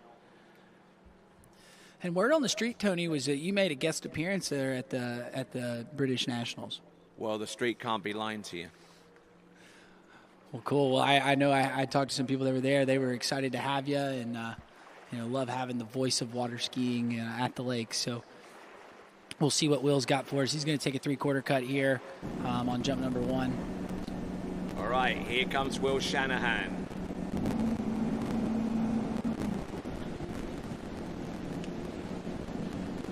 Will Shanahan's best jump distance ever is a 46.9. Let's see what he's got right here. Let's see if he can conjure up a little bit of redemption compared to what he produced at the Nationals, which was a little over 36 meters. Yeah, gonna need a lot more than 36 meters if he's gonna want to take the lead. And we see him here as he turns in. A little early there, you see, not quite getting, working as late as he could be. So he's not working all the way through the bottom and didn't quite get as good of a lift as he could have. But we'll see. That was 40.2 meters. So good opening jump, but gives himself some room to build as he's got these last 2 jumps. All right, and when you're in this kind of position there, Maya, so where you opened up with a jump that's kind of like meh. What do you do? What do you do at this point? What kind of emotion do you summon first, and what's your next step? Well, you want to go more than your first jump. You want to open up with a good jump, so you probably going to bring it down a little bit, so you go a little bit later. And then you want to get everything together and you always do little couple mistakes, so you want to fix those going into the ramp, and then you want to put it all together and get the best jump you can. So here we go for the second jump for Will Shanahan. Here he comes, 54K, which is sub-max speed, letter S, split. That's better. That's much better. Yeah, and you saw it when he turned there, Tony. He didn't have his, he had slack in the line on the first one just a little bit, so didn't quite get everything on jump number 1. But I thought he was in a better position there. As he turns in here, you see he's got a nice tight rope, gets his skis turned, gets in a good position. Skis split a little bit on the ramp, so still kind of leaving some on the ramp there. Ramp work could, needs a couple little of adjustments, but I agree with you. I think that was a little bit of a better jump there for his second jump. Watch his handle. I think it kind of rises a little bit as he comes across the second wake, and that forces him on the back of the skis and opens himself up to the ramp surface. Yeah, you got to keep that handle in and really drive through the ramp and into the base of the ramp. You want to drive the handle with you, so you get that motion of going through the ramp, so you don't get pulled up and not in the perfect position off the ramp. It's all about leverage when it comes down to it. At the end of the day, being able to achieve a position of strength rather than through position, rather than just being muscular strong, I guess. Here we go. Here we go. Here comes Will Shanahan. Third and last attempt. Let's see what he can do here. That one is a little bit better, I believe. Maybe around about the same distance as 42.5 on that second jump distance. But there we go. That's Will Shanahan skiing into the dock. I don't know how especially pleased he's going to be on the basis of that performance. Yeah, and you can see in the turn he was kind of losing his speed a little bit, so wasn't able to get all the way around. He was a bit early, and really, to me, I think when he goes out for his counter cut, he's kind of going with his upper body to start. Could work on trying to get the skis to turn before he starts to load them, so he gets a little wider there, keeps his speed up in the turn, and That'll help him get a little bit more into the course and be a little later into the bottom. But you see, kind of come off the ramp a bit early there. Yep, 42.2, 42.2. So ending up with those jumps there, his best is 42.5. So we're about to go into men's Series 2 jumping, and let's have a quick look at the leaderboard. Mikolaj Mikolajchenko and Yanis Kosafanos. Those two are leading right now. Two-way tie for the lead, 157 feet or 47.9. Peter Oravec with 47 meters exactly for 154. Matteo Georgis with 45.4 for 149. And Giuseppe Acquaviva with 44.6, which is the equivalent to 146 feet. So those are your top 5 right now. Let's have a look at that big running order for Series 2. We're going to float it up on your screen in just a moment or so. But I'm Tony Lightfoot. He is Zane Nicholson, and she is Maisa Jakobsen. So there is your running order. Adrian Elias there will be our leadoff for Slovakia, followed by Joshua Verhage, then Jakub Mares, then Maximilian Wienerreuter, then Ivan Zaletsov, then Vasily Mazurkovic, then David Schmidberger, and Albert Gross will be our penultimate skier out, followed by Peter Steiner. And Maya, Zane here was commenting a little bit on some of my name pronunciations for this competition. I won't say that I'm perfect, but I would say that somewhere between like 80 and 85%. Yeah, you're doing a pretty good job, Tony, I think. I know Albert Gross. Is that how you pronounce it? But you're doing a good job. Some of the names are not really easy, so yeah. You learned how to say my name right, though. Yeah, I was going to commend you, Tony. You've got Maisa's name right. That's the one that we hear kind of pronounced wrong. There's all different pronunciations, and she's especially in the Midwest when they confuse it with maize, which is like corn. Yeah, you get maize, you get maisie. There's a lot of versions of it. What other ones you got there, Maisa? I don't know. There's like Maisa. Like the real one to say is Maisa. That's how we say it in Danish.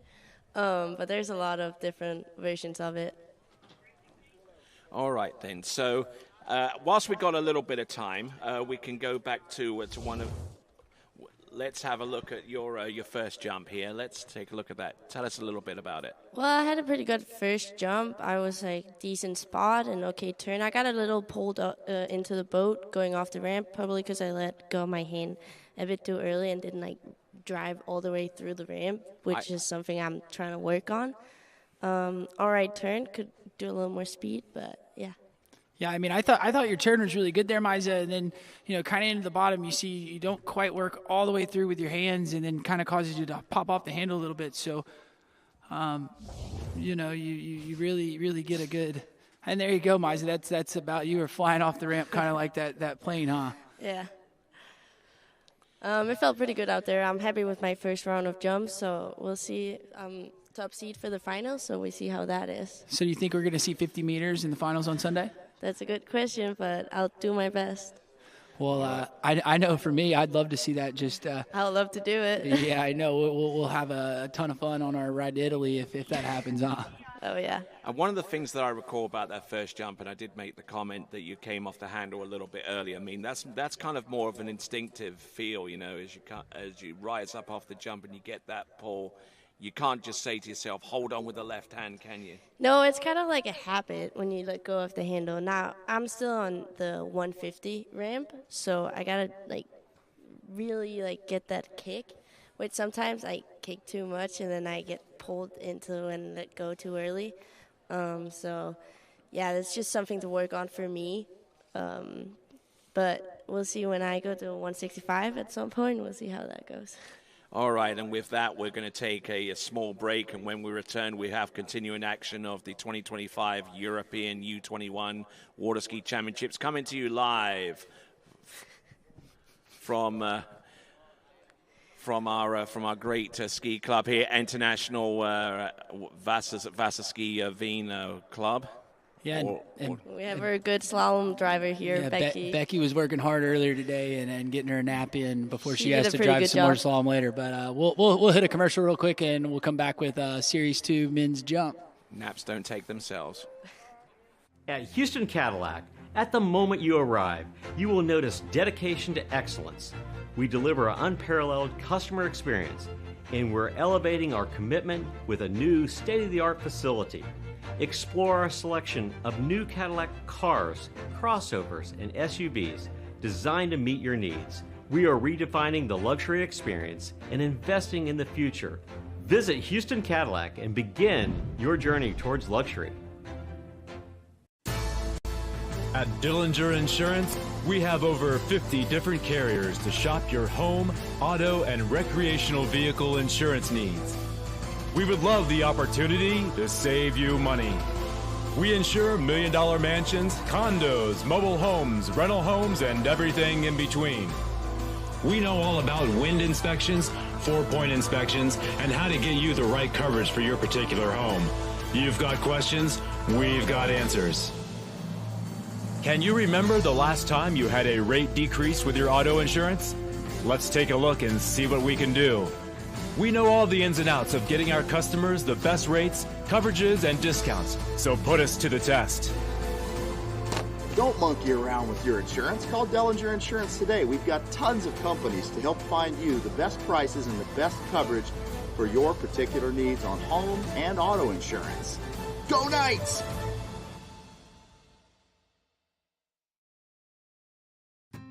As the broker of Dayland Real Estate and a professional water skier, I understand what clients are looking for in their dream water ski home.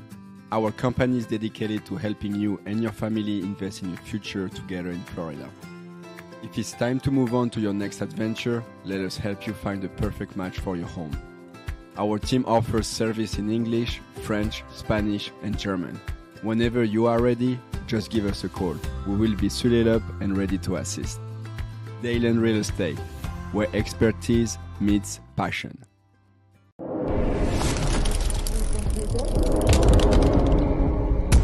Hello everybody, I'm Martin Coleman. I would like to invite you to the 2026 World Junior Championships here at Ahumada Ski School in Villa Dolores, Argentina.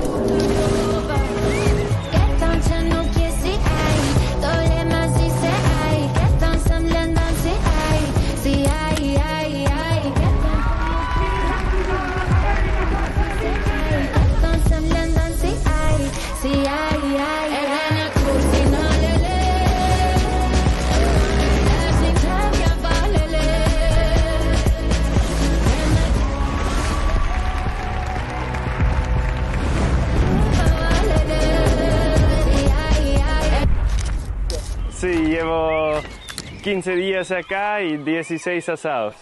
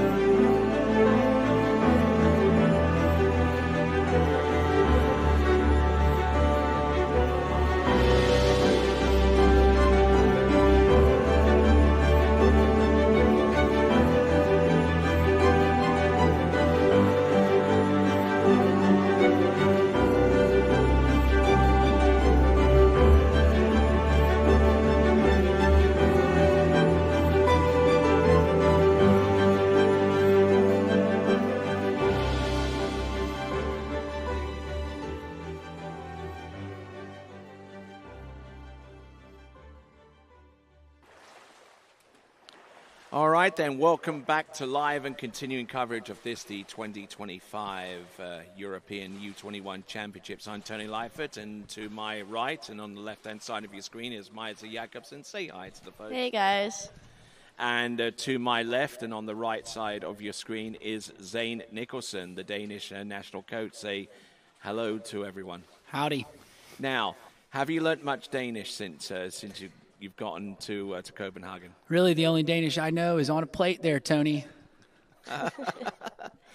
Oh, he's trying sometimes, but it sounds kind of funny. Yeah, you can be quite trying sometimes. There we go. We just saw the results so far after the first series, which is Series 3 Jump Elimination, and here we go. This is the running order for Series 2.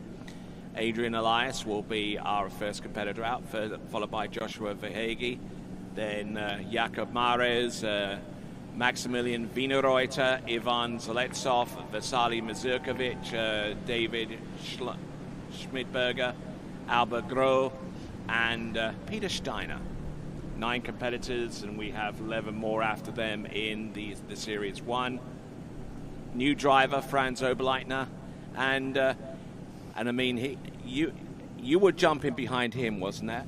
I was, yeah. So how important is it to have someone who actually knows jump skiing enough to drive it? Well, the driver is pretty important because they can make your jump easier or harder for yourself. So they have a way to drive, and some are just better than others. They kind of know it, and they feel the skier, and they know what's best for them. So they can help you a lot, but like in for some circumstances, of course. All right, then, here we go. This is Adrian Elias coming in. 54K, letter R, split. Oh, yeah, there you go. There you go, lining up alongside of the boat, and that gives us an indication as to where we are. We are in Series 2. Adrian Elias from Slovakia.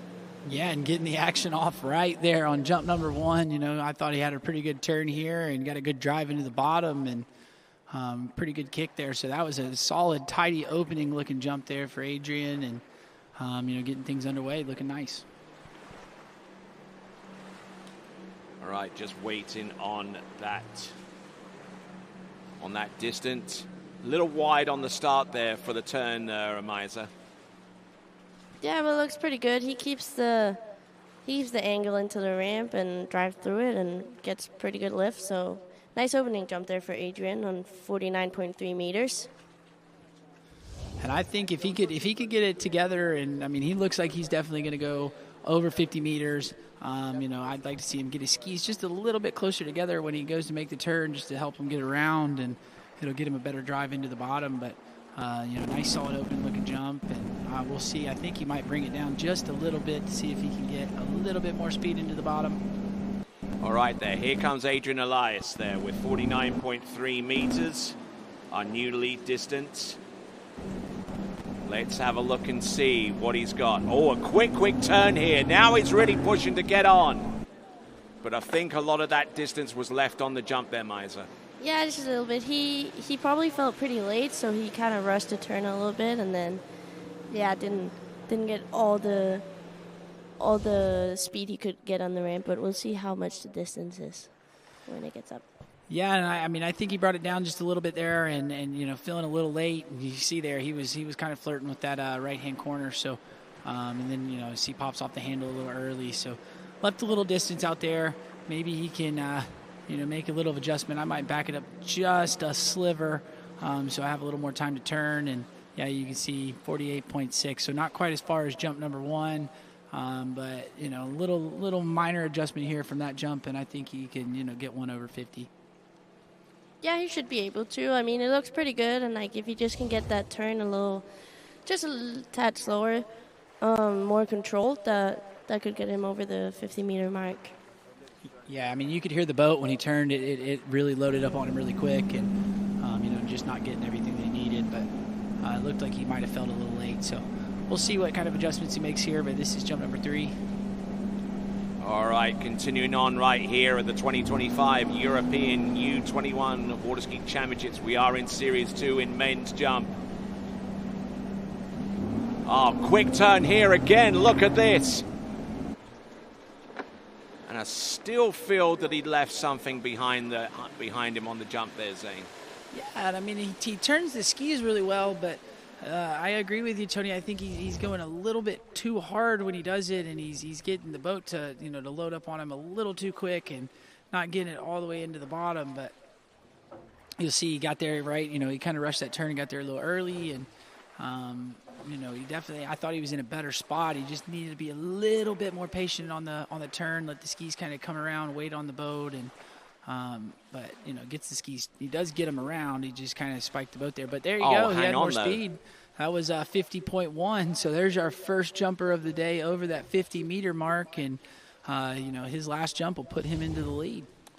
All right, 50.1 meters, and at this stage in the game, as you know, that's definitely going to send a message to the rest of the field, in as much to say, yeah, 50 meters is possible. Let's see if we can have a crack at it. Well, the 50 meters is like a pretty good mark to get over. Like the first time you do it, I haven't done it, but we'll see when I do. But it's like a mark every skier has, and then after you go 50, you want to go 60 and then keep going. But yeah, that's pretty good. We'll see. He puts a little pressure on the next couple of skiers, and we'll see how they deal with it. Yes, and it's a jump distance that's 1 meter exactly below his personal best, so he's there and thereabouts there for Adrian Elias. So, Joshua Verhage from Switzerland. Let's see what he's got with the 3 jumps that he's got. Now, the wind's starting to pick up here. It's actually picking up a whole lot. And what's the direction of that wind do you see there? Yeah, I mean, we've got a little bit of a tailwind here, so that's kind of something for these jumpers to think about.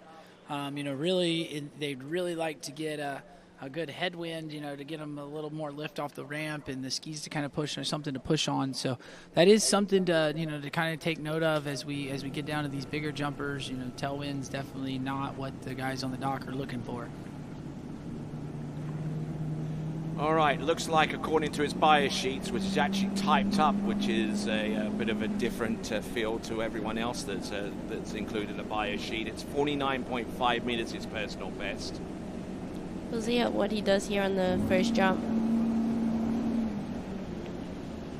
All right, here we go, folks. Coming in, Josh Verhage. Turns in, points the skis at the ramp there and just absolutely just pummels it. Does he ride the jump out? Yeah, you do. So there we go, first jump from Joshua. Looks pretty good. He's driving a bit with his shoulder out of the turn, so like to get those hips all the way around and get them up so he doesn't crush on the ramp, but turn looks pretty good. Got some speed there going into the ramp. Crushing a bit with the upper body. A product of going shoulders first off the turn, where you leave the ski behind, and by the time you hit the jump, the alarm bells start ringing, like saying, do not kick this any harder than you have to. And 48.2 meters, 158 kind of reflective distance of that effort there, Zane. Yeah, and I mean, it's still a good opening jump, but yeah, we'd like to see him, really use his lower body, get the skis around, and get him up under him so he actually has something to kick on. Especially with this wind kind of blowing up like it is, you want to have the skis under you so you don't have anything pushing them and kick you the wrong direction. So now he went from a 3/4 cut on jump number 1 to a double cut here, Tony. So looking to get a little wider, have a little more speed into the bottom, but wanted to get a good jump under his belt.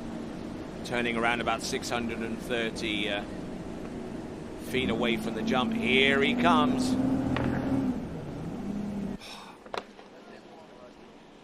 He left a whole lot there, and he didn't even land and ride it out there. Yeah, kind of same thing here.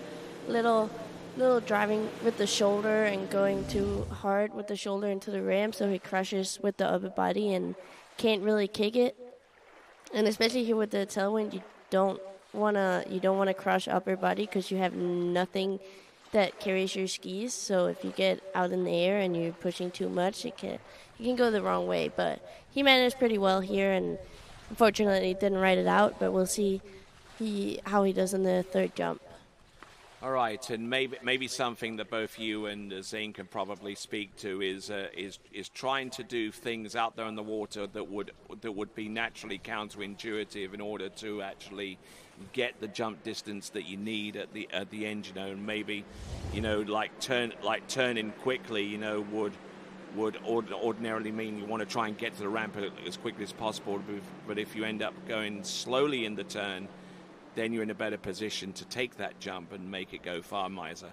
Yeah, you want to be wide when you turn, and then you want to really get those skis around before the boat starts to pull you. So you want to not be too slow, but you don't want to rush the turn. So it's finding the balance there on how to do that. And then you want to, when you get those skis around and you get those hips up, you want to really just be strong and hold the boat's pull into the ramp and then keep it going. All right, here we go, Zane. Josh Verhage. Let's see what his timing suggests here. Yeah, it looks like he's maybe backed it up just a hair. So we'd like to see him, use this lower body. Let's see. He's going to try to open these left knees up. Still went with the upper body just a bit there, and really slipping out on the ramp there. That's not what we were looking for there. Just again going a little too heavy with the upper body and not able to work through the bottom of the ramp. Yep, that's 50 shades of ugly right there on the last jump there for Josh Verhage, and he's going to have to settle with 48.2. Yeah, and I mean, here that's kind of the thing you get when you go with the double cut. You're generating a lot more speed, but there, it gives you some less room for error. Where I think if he had taken the same 3/4 cut that he had, but really worked on rotating the skis around and waiting on the boat, I think he could have gone well over 50 meters with the same cut he had on jump number 1, just getting the skis up under him. So as you see there, slips out and just not able to get it. So that's going to be a bit of a disappointment there for the Swiss skier, and I'm not going to be able to put him into the lead. Nope, not at this time. 48.2 meters is his best jump, and should keep him in about the top 5, but keeping that kind of position, there you see right there on our leaderboard. Those are currently the top 10 as we see right now. And on the water is Jakob Mares. Yeah, our next skier, also called Kuba. One of my good friends. I know he's looking to do some big jumps today, so let's see. I think he wants to go 50. So we'll see if that's today or, yeah. Okay, so let's see. His personal best is 50.8 meters.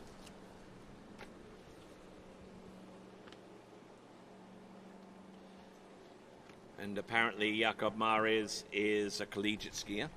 Yeah, he goes to the Florida Southern Go college. Moccasins, Yeah, yes. go Mocs. That's where I graduated from the college. So yeah. That's definitely a place that I know really well. I know he skis a lot with Scott Ellis when he's over there, so pretty good jumper too. All right, there. Here comes Jakob Mares. 50.8 is his personal best. He selected letter N. Boat path split. Max speed of 57k. Let's see what he's got. Jakob on jump number 1, representing Czechia. And passing up on jump number 1. Now, what does that kind of do to your psyche a little bit there in that position, Miser?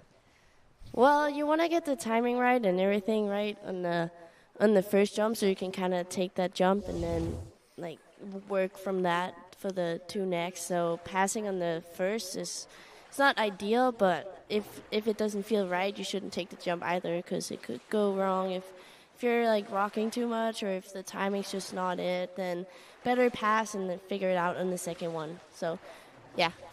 Yeah, I mean, passing on jump number 1 is not always a bad thing. Now, if he comes in and doesn't feel right on jump number 2 and passes, then, now going down the lake, there's a lot of pressure and, you kind of get in your own head. But I think that was probably smart there, not quite taking the path that he liked into the ramp, and, just electing to take a look at it and gets to sit down, maybe get a little bit of a longer talk to his coach down there in the water, and he'll make some adjustments here. I think I'd like to see him, make it on his first turn, get the skis around a little bit more, so swings up a little higher on the boat, get a little freer of the boat, and that'll allow him to be able to turn the skis as he goes into the ramp. All right, Franz Obleitner at the helm of that Nautique towboat, and I tell you what, if the message is getting across over to Riccietto about the strength of this jump boat, they might want to come over in the middle of the night and steal our boat. But let's have a look and see. This is Jakob Mares. Letter N. Max speed. Boat path split. Let's see what he can do with that combination of numbers from the 0 off. Here he comes. Better looking jump by the fact that he didn't refuse and has actually taken that jump for a score, but still a whole lot more that he can do. Yeah, and again, not getting the skis around, so then when he comes here, just not quite free of the boat and able to get the skis all the way around. You'll see he kind of gives up right there into the bottom, so he slips out, splits, and doesn't quite get the kick that he wanted. So, we'll want to see him get the skis around on the first turn, and then get him out free of the boat on the counter and be able to work a little bit better into the bottom. All right, taking this jump there, Miser, and just kind of like squatting on the ramp there. Yeah, his ski splits a bit on the ramp, and he doesn't get the kick he wants to. But now he's coming in for the third and final jump. We'll see what he does here. All right, if he harbors any ambitions towards the 50-meter range, he's got to do it, and he's got to do it with this jump. He's at the last chance saloon here. 47.8 on jump number 2. Let's see what he's got on jump number 3. Waiting patiently here, waiting for his time to turn. Better looking jump. Better jump there from Kuba. We'll see what the distance is in a little bit. I think he's happy, apparently. Or maybe not. Maybe not too satisfied. We'll see what the distance is. And yeah, we'll have to see what the distance is and take a judge. I thought I saw a smile behind the helmet, but, you never know. That looked a lot better than jump number 2, so, looked like he had quite a bit of speed and got a pretty good lift there off the top. So we'll have to wait and see what the distance is here, but definitely better than his second jump. And I love this drone shot from just way up high. It makes these jumps look really, really far, but not quite over that 50-meter mark. That is 48.3. But, man, the jumps look really far when you watch it from overhead. The jumps look so cool, and you can just see how the lake is so clear, and the water is just – it's so nice here. The water's just super clean, so it's really nice to ski in. It's drinkable. Just to be in, yeah. I heard that. So we like that as skiers, so everything is just clean and, yeah. Looks pretty cool from the drone shot from top. All right, then. So we're still out in the lead is Adrian Elias with 49.3 meters as we actually 50.1. I do beg your pardon as we continue on. Skier next out on the water representing Austria, and we'll no doubt have some great fan support here is Maximilian Wienerreuter. Yeah, as we see the Austrian team there on the dock just cheering him on. They'll be sending their support and rooting on their skier.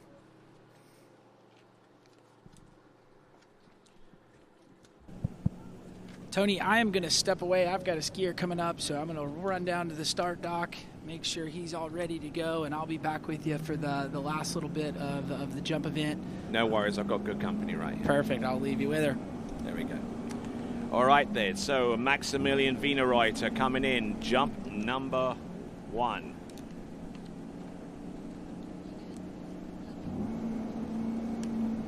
Here we go. Maximilian with letter U on a sub-max boat speed. Here he comes. Oh, and passing up on jump number 1, another skier that's done that. Yeah, getting a little broken over there, going over the wakes into the ramp. You don't really want that. So probably a good idea to pass in this first jump. But he gets his timing, and he got to look at the ramp. So I think we'll see what he does in next jump. Looking pretty all right here. Getting nice and wide on the boat. So electing not to go at maximum speed, but with the zero off almost jacked up to the highest a single letter you can have, except for maybe 4 more settings before you go into the doubles. Yeah. So what zero off letter do you typically have, or do you change it? Right now I'm on S. S. So it depends on how strong the boat is and kind of like where you're skiing. I went up to 54, so I went like 2 letters down. And then with this boat, it's a pretty strong boat, so I'm going with S this time. At home at Nationals, the boat is not as strong, so I went 2 letters up at home. So it kind of depends on where you're skiing and what boat you're behind. So you normally have a pretty good read as to what you're going to do under the situation, whether you know that the boat is underpowered, and then you said, okay, driver, give me a couple letters up. Yeah, also it's like with the times when you can ask the driver and see if the times are good. You can put the letter up, but here we see Maximilian coming in for his second jump. Here he comes. Let's see what he's got. In order to take the lead, he's got to get better than his personal best of 49.9. There we go. You go, and I go. think he might have just done it there. Pretty good jump there from Maxi. Nice turn and keeping that control into the ramp. Getting a nice lift, a nice kick, and just coming over that. We see if it's over the 50-meter mark. Nice drive through the ramp and good position in the air. Kind of reminds me a little bit of Claudio Kostenberger so far as his technique was. Yeah. We'll see. Do you see there how he just keeps that speed going into the rim and just keeps driving all the way through? Oh, yeah, beautiful looking jump there. Floating in for the landing, good speed in, good speed out. We're looking to see the distance. It should be in the high 40s at the very least. Might be into the 50-meter mark if we can get that. And if we can get those numbers in, that would be...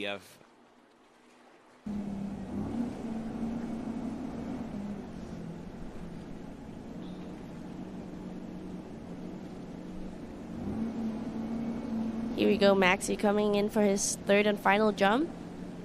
Nice and wide on the boat, got the speed. Okay, that previous jump was 52.4 meters with a slow boat time. Oh. So might he get a rewrite if he wants to? Okay, so we've got to relay the message over to Maximilian Wienerreuter. That second jump, at least according to the official scoring, was 52.4 meters, which is enough for the lead. But it has a slow boat time attached to it, and obviously passing up on jump number 3 means that he has no jump that's in excess of 52.4 to negate the rewrite there, Meiser. Yeah, no, I mean, I think he's satisfied with the 52.2, was it? 52.4. 52.4. So we'll see if he's gonna get another one or if he's gonna keep that 52.4. All right, then I'm sure that the message is being relayed to Maximilian Wienerreuter. I mean, but he's taken the lead at this point. Now, the only reason why he wouldn't take that jump, even though it is a guarded score, is to actually try and push a little harder towards maybe making it through to the finals. Yeah, I mean, you always want to jump as far as you can. So, and if you get another one, like I would take it. Why not? Just gets another chance and he gets another jump. So yeah, we'll see.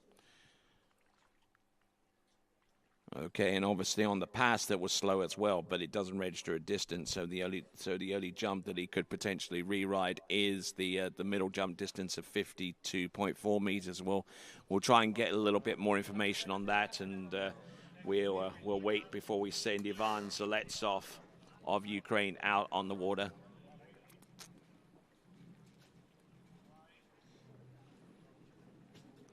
Okay, so from what I understand, the scoring believed that boat was going 57 instead of 54, which was the actual speed. It registered slow boat times, which means that that we're good with 52.4. But, 52.4, it's first time over 50 meters and a new personal best. Oh, that's pretty cool. That's a pretty good PB if it's the first time over 50 meters. So, 52.4, that's a really good jump for Maxi. That's almost not fair, I mean, you spend your time jumping, like getting on the cusp of 50 meters, and then instead of going just over 50 meters, you just take it to go over 170 feet all in one fell swoop. Yeah, I mean, it's pretty cool. That's a bigger jump. It's not just a little bit. It's actually almost 2.5 meters more than the 50-meter mark. So pretty cool there from Maxi. Yes, indeed. And maybe we'll look forward to seeing him possibly jump close to 55 meters if you can get hold of one like that. But anyway, we got Ivan Zaletsov of Ukraine. Now this guy's really come on strong, especially in overall. Yeah, the Ukrainians are pretty good in oval. They ski pretty good. Normally their trick is really really good. They trick pretty good amounts of points, and their jump too. So they have a good chance in the oval. We'll see what he does here on his first jump. Parts of the team that podiumed at the European Open Championships not too long ago. Here we go. Oh, all over the place, and the line tightened on him just at the moment that those skis made contact with the water. Yeah, the turn was a little stressed. He kind of turned on his heels and just didn't really get that good position you want to get when you go through the ramp. You can see there, and he just kind of gets stuck, and then puts the ski up, comes okay into the ramp, but crushes a bit, and just not exactly the jump he wants. But he got two more tries to do it better. So, all right, 46.2 to open up with. His personal best is 50.7.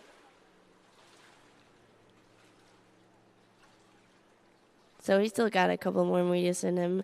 His personal best is 50.7. So, we'll probably see him go a little bit further, hopefully. All right, amongst his hobbies are coding and music. There's a lot of the guys liking the coding, right? Yeah, absolutely. I heard a couple of them putting it as their hobbies. Yeah, I want to see one of them code the zero off system and go into the algorithm there. That'll be great, Tony. All right, then, here we go. This is Ivan Zaletsov, 54K, letter S, 2 foot wide. Oh, look at that. He's all over the back of the jump skis. He had to refuse that. There was no way that he was going to hit the jump and survive that one. No, he was really late on that one, and then just stressed out, rushed it too much. Have you ever seen someone like Tim Bradstreet jump? I have. I've seen a couple videos of him. That's kind of like that. That's how he jumps. He almost turns the skis, almost turns them back. Yeah. Of the lake, and then just I don't even know how he did it, but and just by pure coincidence, the ramp that we're using was the ramp that he set the world record on. That's right. It's the ramp comes from Jolly Ski. It's their old ramp, so and that was the ramp Tim Bradstreet put his 59-meter jump on. Yep, and there are just certain jumps in certain places, that kind of just seems to have a real easy time producing world records. I mean, this ramp right here that came from Jolly Ski, the ramp that they use over at Ski Fluid in Central Florida, and even the ramp in Ricetto. Those three ramps are pretty good. I've jumped pretty good in Ricetto, and I jump pretty good at Fluid. So, some places are just a little bit extra, just everything just gets a little better at some places, and you can go far if you hit it good there. And even ramps going back in years and years to the magic ramp that they used over in the Golden Falls Ski Club, that they used in Ireland just outside of Dublin for the Golden Falls competition.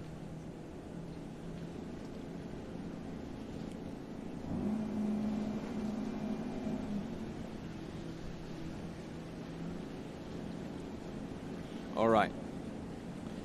Here we go. Ivan Zaletsov coming in. Jump number 3. Oh, look at this. There we look go. at this. You go, Ivan. What a nice jump. Just really getting those skis around and picking the ski up. This guy's absolutely nuts. How on earth did he take that jump? Look at that. Just ski up high. That is training right there. Boom. Drive through the ramp, gets the lift, gets the kick.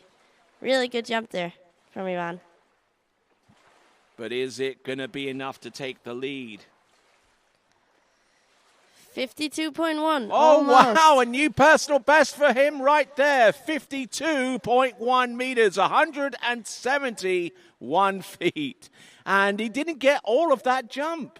No, he could go further than that if he gets it all together, but you can just see how good the place here is to jump. I mean, there's a lot of PBs here. It's because of the boat is strong, the ramp is good, nice lake, everything's just nice. So, yeah, you can really put some big scores out there.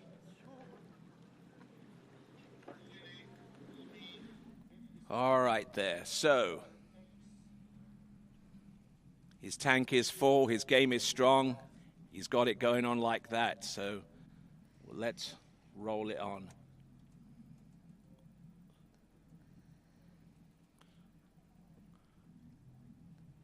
All right, then. Looks like because we are making such good time here with the jump competition, we're adding another series of women's slalom to the list.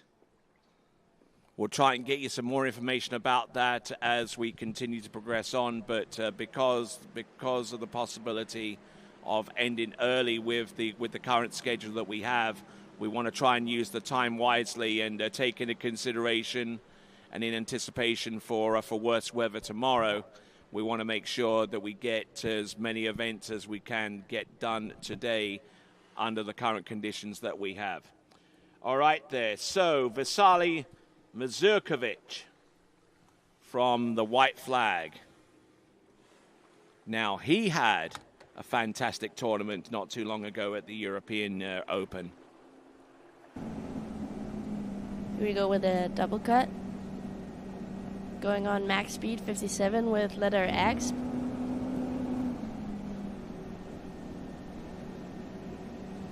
He's getting up wide on the boat, looking at the ramp, turning the skis. Here he comes.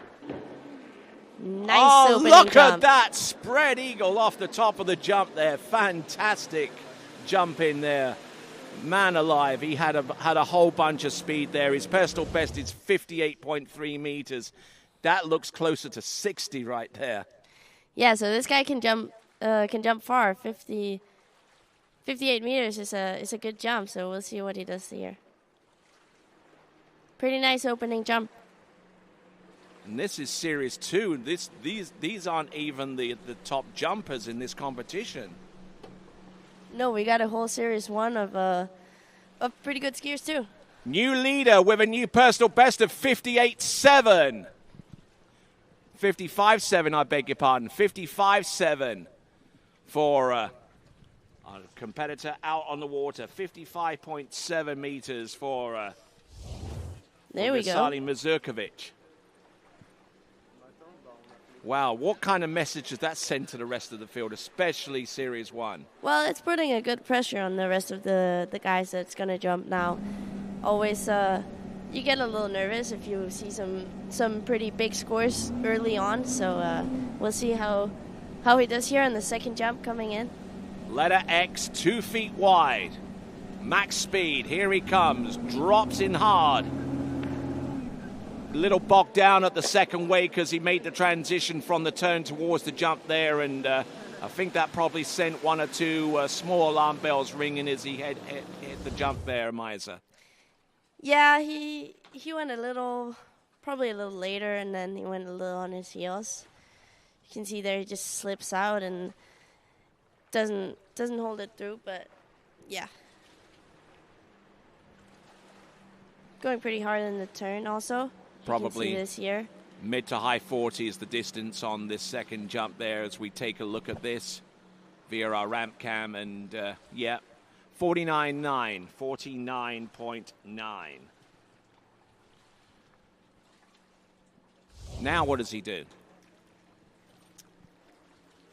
He knows the distance is achievable, at least through the first jump.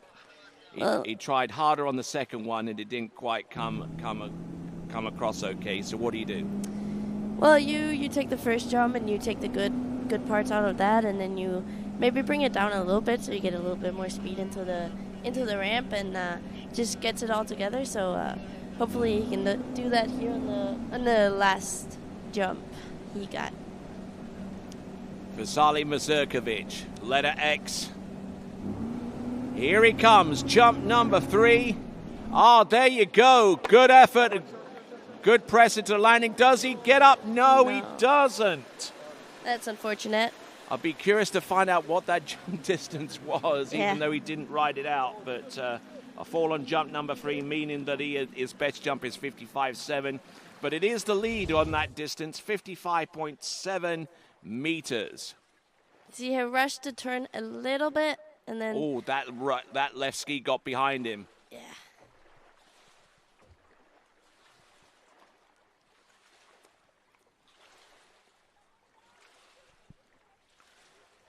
Yeah, and he didn't ride that jump out, so that's going to be a score of 0 on the third jump, but 55.7 on the second one is going to be his score. So we'll see if that's going to put him into the finals.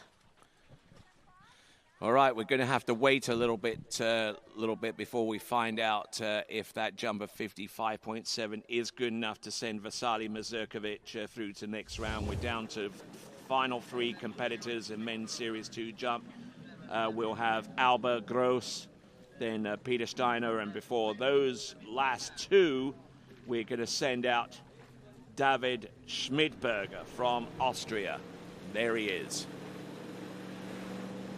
There we go, another Austrian competitor. There's a lot of them at this tournament. I think they have 17 Austrians skiing, so that's a pretty big team.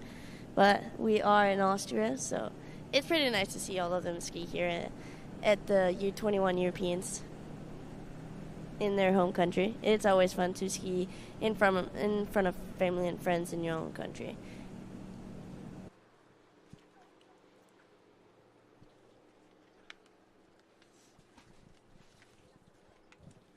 All right, so let's move along. We've got Albert Gross, who I believe competed in the U21 Worlds not too long ago at the Lakes of Castingstone.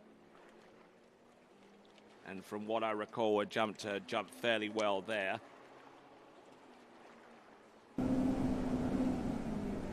To correct you here, Tony, we got the Austrian, David Schmidberger, on the water coming in for his first jump, and max speed, letter X. So we'll see what he does here. Here he comes, David Schmidberger, coming in, jump number 1.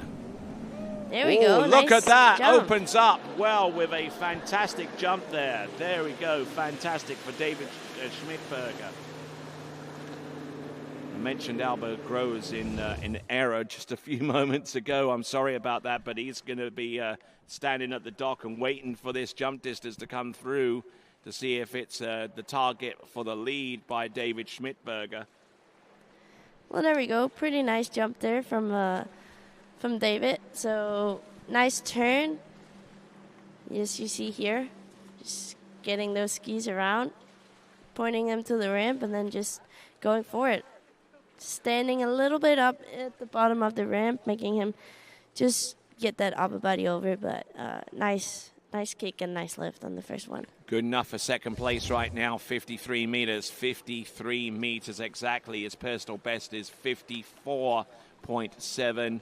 So he'll be looking to try and hunt that down. But more to the point, if he can take the lead at this point, then that will help his cause greatly going forwards. We have 11 skiers to go in men's Series 1, so whoever is the lead jumper at the end of Series 2 has a ticket through to the jump final. Oh, trying to press in lieu of a lack of height there. Oh, no. Oh, my word. Yeah, the handle just got pulled out of his hand. Sometimes it can be hard to get up after those jumps when you sit down on your skis and then the rope just comes too fast and you can't hold on to it. And a big question for you here, Meisa, is when the skier hits the jump and comes off and you know that you don't have that much height to work with, do you instinctively try to press on the jump skis and try and maximize what you have? You do. You wanna press a little bit so you can just get that couple centimeters more. But you also don't want to press too much because then if you press too much, the ski will point down, as you can see here, that almost did, and then just still landing, getting a little bit all over the place. But you know when you can press and when you can't. If you go into the ramp and your upper body is your shoulders are way in front of your skis and all that, you just want to go over the ramp and have a safe jump. You don't want to try and kick it too much.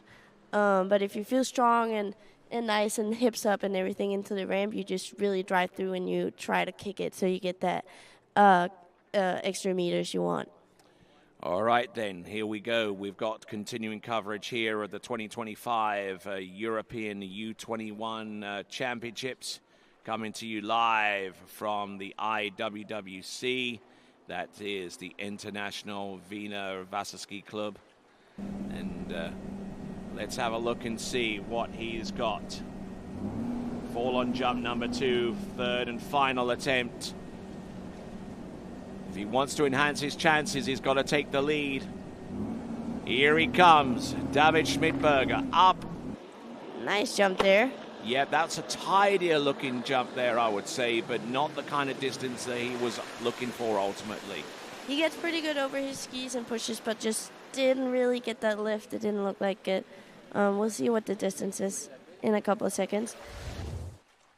But he loses a little bit of width in the turn, so he can't generate that much speed going into the ramp if you want to.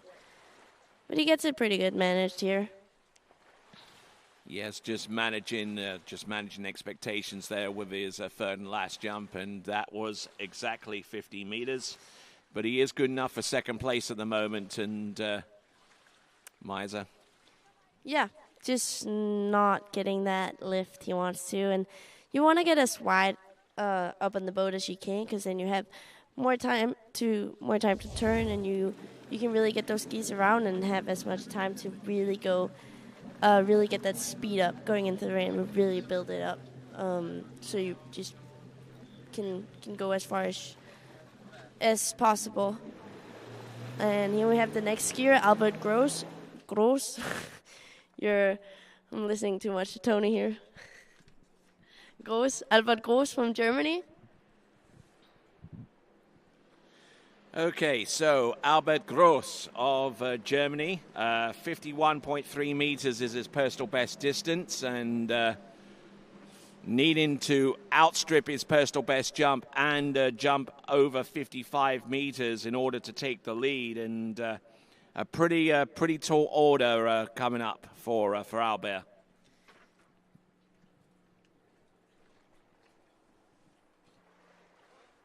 Yeah, I know Albert is going to do his very best here to get a spot in the final, and we'll see. Here he's coming in for his first jump, going for a double cut, as I can see here.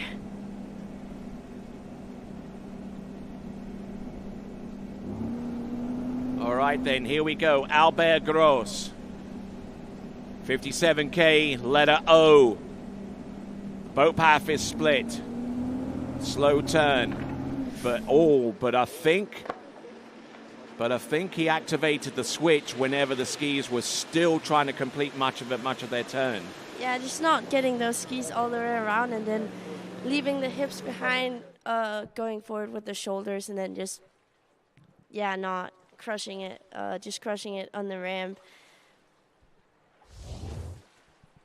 As you see here, he just doesn't get those skis all the way around, and then he really tries to drive it through, but just those shoulders coming forward.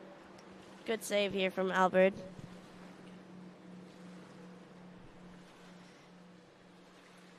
And then we have the German team coach, Christophe Duverger from France.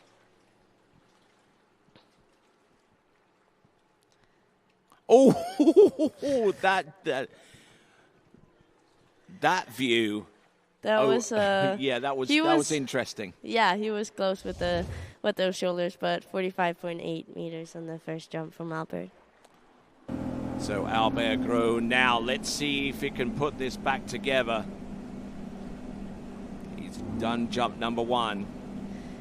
Oh, going a bit too early here, so he's trying to make more speed by jumping on the skis. Not a very auspicious start to jump number 2, but let's see. Gone the skis further round this time before the switch activated, and that's the result. That looks a little better. Looks better than me, Tony. What do you say? Better than you? Are you serious with that comment right now? No, no, I just asked you if it looked better. No. No. But there you go. Good. But there you go. That was a good-looking jump there. Now, if he can go a little bit wider on top of that jump, then he could fly. That's right, Tony. Just want to get that width and get those hips up. Definitely needs to get the hips up. They're so far back, it's incredible.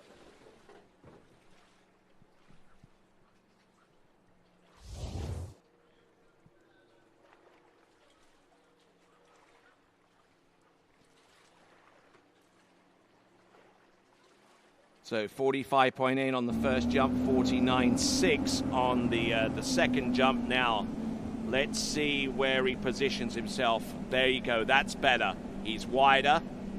And now he's later. Now he can maintain a little bit more of his width into the turn. Let's see what he's got.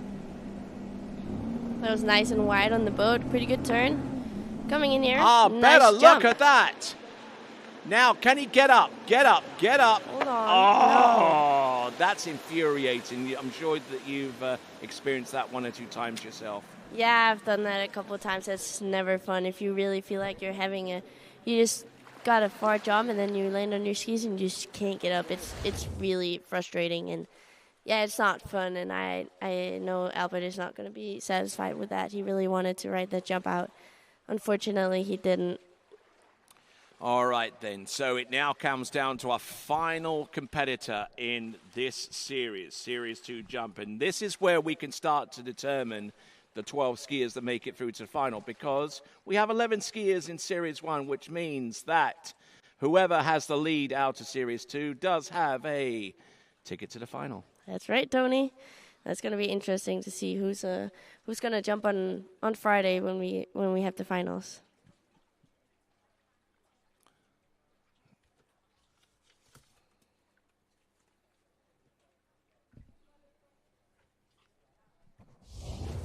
All right, there. So we see in the middle the Danube Tower.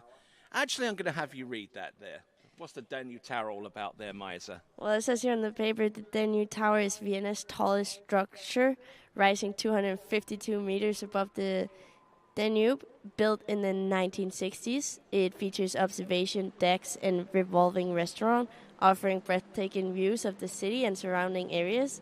And the tower is located in the Donna Park, a large recreational green space. At night, its illuminated spire is visible from across the city. Fantastic. Couldn't have done it better myself. There you go. Just seeing a bit of the beautiful city Vienna here we are in. I'd love to go up in the Danube Tower, wouldn't you? Yeah, it would be pretty nice. Get a good view of the whole city. All right there. Here comes Peter Steiner, our last jumper in Series 2. If he takes the lead at this point, then he has the first ticket through to the next round of the competition. Both paths split. Letter T, 57, max speed. Here he comes. Let's see what Peter Steiner can do. Another Austrian skier here going in for his first jump. Oh, and taking a pass on jump number 1. Another one that's done that. We've seen that with some sense of regularity for at least the last few jumpers, at least the 2 out of the last few jumpers there, Misa. Yeah, often you use the first jump out of the 3 to get the timing and just feel out the boat in the ramp, or just to feel the whole thing out. So if he passes here, that's all right. He probably got his timing and everything and what he needed to do to keep going. All right, there we got Ernst Happel Stadion, which is the home for which soccer team there, Misa? You can't ask me that, Tony. I don't watch soccer. SK Rapid Vienna Got team? it in one, yes. Oh, yeah. Yeah, I knew that. There we go, and it was actually the home stadium for the Europe 2008 Cup final. That's pretty cool. And there in the dock, we got Oscar Domino from Denmark, my teammate. So here we go. Peter Steiner coming in for his second jump. All right, here we go, coming in. Personal best of 52 meters exactly. Would need something a little bit more substantial than that in order to prevail here. 8th place in jump in the Junior Worlds last season. Let's see what he's got here. Oh, and left that right ski behind him off the second wake, and that could have not have ended well there for him had he have tried to kick that.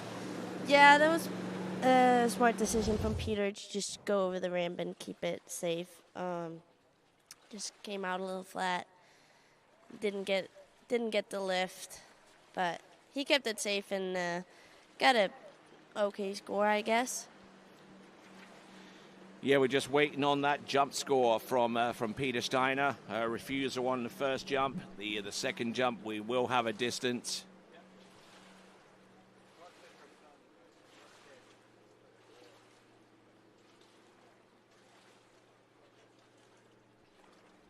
Good dose of speed, but just not as much control as he would have liked. And it is a jump of 48.6. All right, there. So it comes down to this jump to determine the first of our spots to be occupied in the 12 skier jump final. Vasily Mazurkovic has 1 foot in that box to become a finalist in the jump event.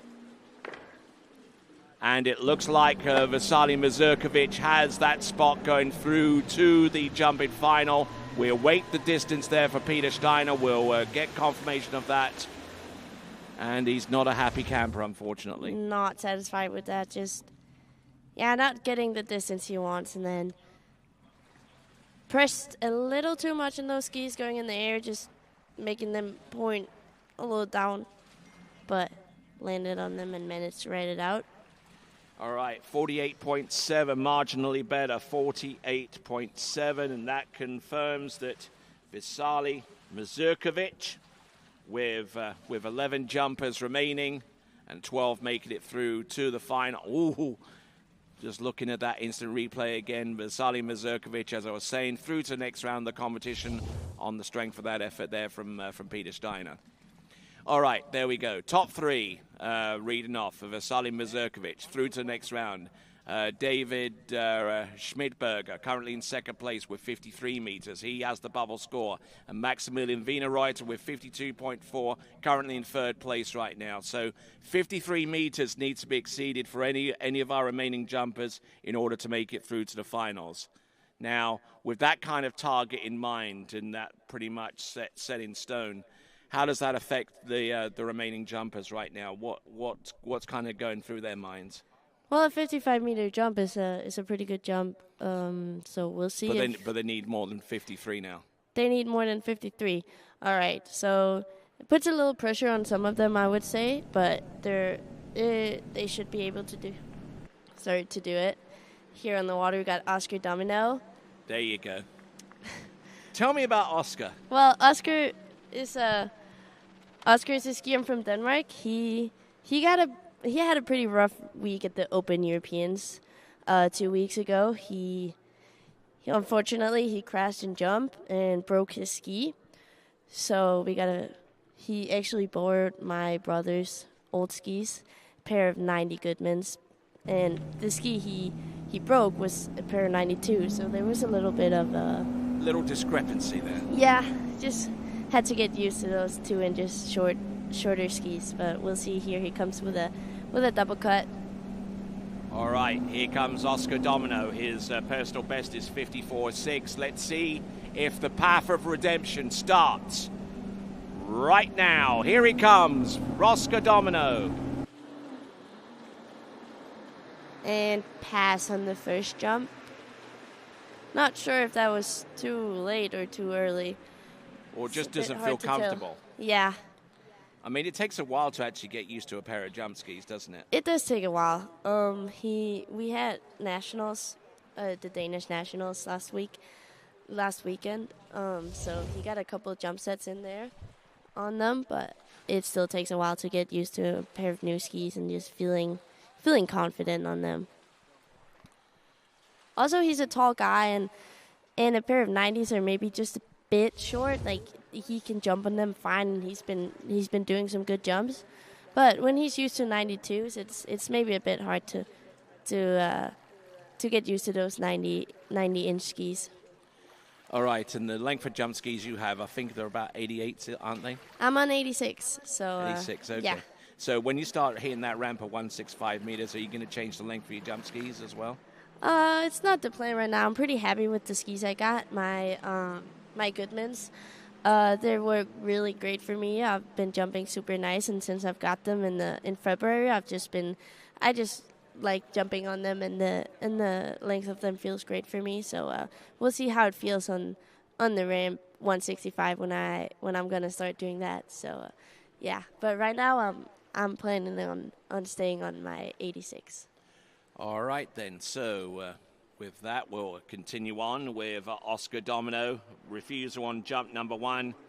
2 more attempts at his disposal. Needs a jump that's very, very close to his personal best in order to advance. If he gets over 53 meters with either of the remaining 2 jumps, he will be through to next round. Let's see what he can do. There you go, activates the switch right on time. Boom. Oh, almost looping that right ski off the top, but managing to kick enough out of that jump to maybe prevail there. That's all right. As you can see, he's a tall guy, and if he presses too much in those skis, it can go the wrong way, but he managed pretty good here and got a nice jump. Came a little flat over the ramp, but let's see if he can kick the next one and just go a little bit further. 52.7. That's close. He can get 37 centimeters more in if he really tries to. If he gets that kick that he really needs, then I think it would be enough. So we'll see here on the last jump what he can do. But pretty decent jump from Oscar.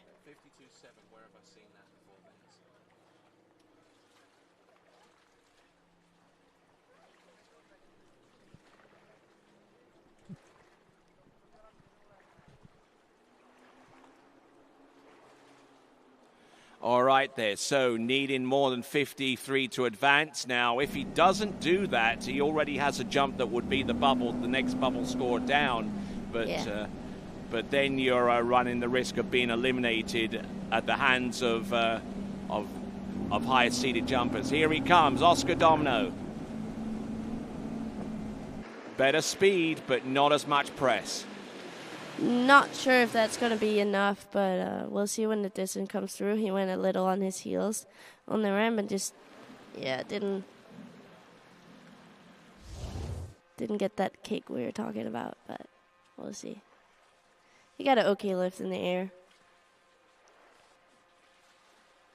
Still a little bit early. Yep, this not it there for him. It's 51.3, 51.3. We'll have a look at this one last time. So David Schmidberger from Austria is through to next round of the competition. So congratulations to him.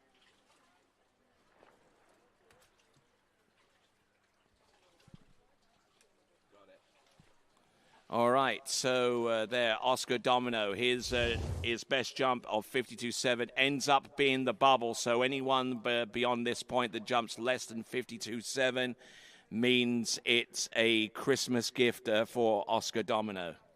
Oh yeah, we'll see. We'll see how the next guys are going to jump, and then it's always being in that bubble spot. It's like you're just kind of waiting for all the next years to go. So we'll see if it's going to be enough or if he's just going to be outside.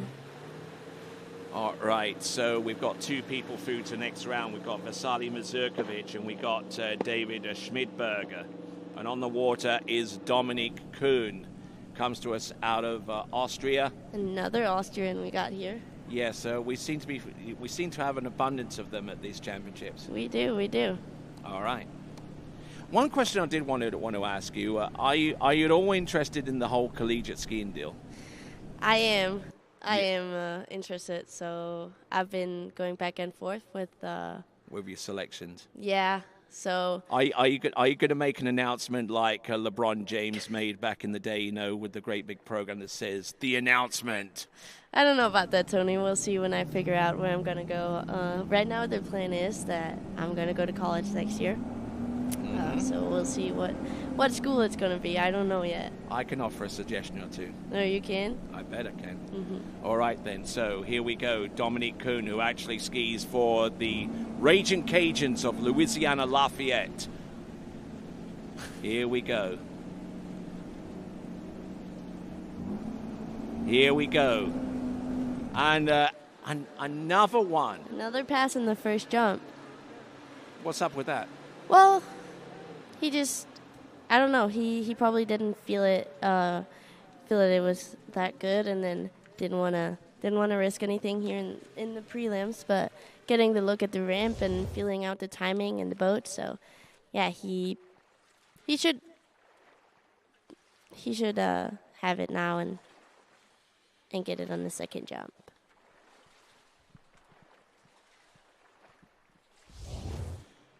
So, Dominik Kuhn.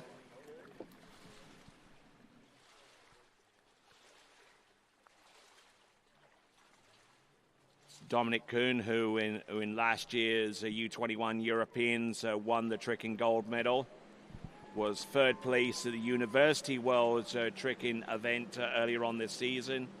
5-time Open national champion. And doesn't list a personal best in the jump event. I'm not too sure why. He actually tried to put something in there and he scrubbed it out. I don't know about that, Tony. A man of mystery. Yeah. There we see some flips from the guys in the water. It's pretty hot out here today, so having this nice and clean lake is pretty good. So you can take a swim in it if it gets too hot. All right, so here we go, Dominik Kuhn. He's going in with a 3/4 again. Letter U, 2 foot wide. Now you jump with split, don't you? I'm actually 1 foot wide. You're 1 foot wide, okay. Yeah. We'll try and explain the rationale behind that in just a moment, but here he comes. Dominik Kuhn. Oh, and taking an upper body crush there. That could have been nasty had he have kicked it anymore. Yeah, just a bit. It's never nice to do to get into the ram and then crossing with your upper body, because you come off the ram and you're like, ooh, a little in the air, and then but he managed pretty well and got a decent jump anyways.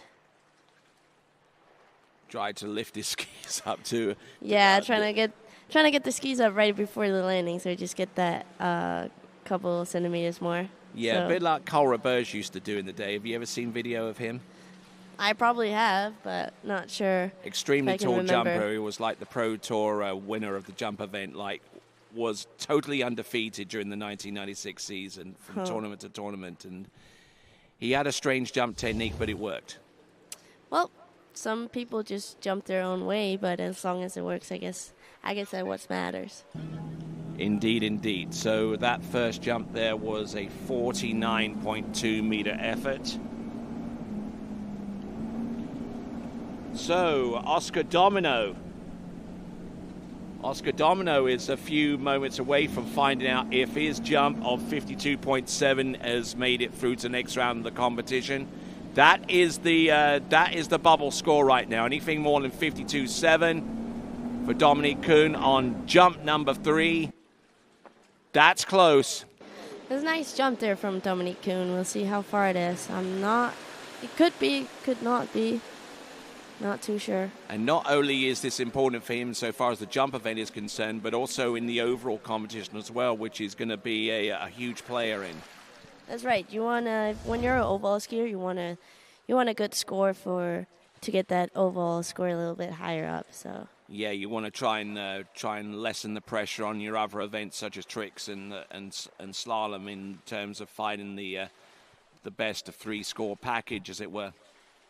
All right, so that best jump there for Dominic Kuhn was 51.3, and much to your delight.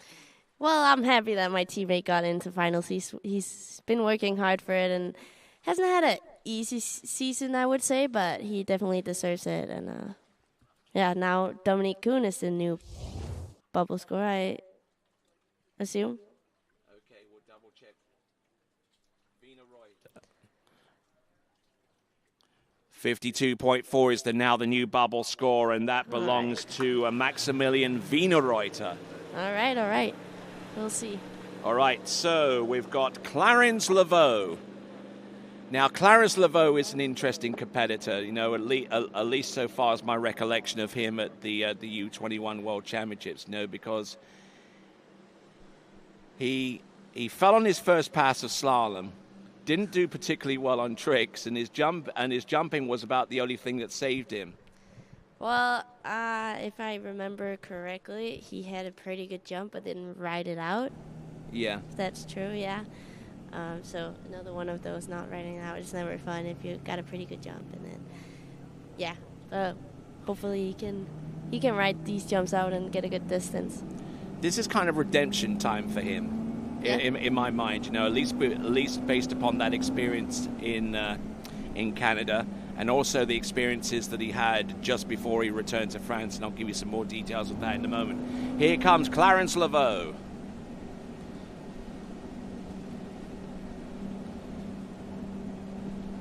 Turns in, drives hard off the turn.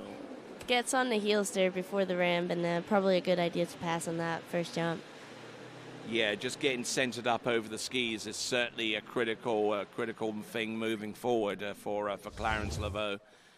And just looking at his technique, it looks pretty good. It looks very, very stable, but coming off the second wake, that's how early he was. Yeah, you don't want to take a jump that's way too early. First of all, you're going to be on your heels just automatically.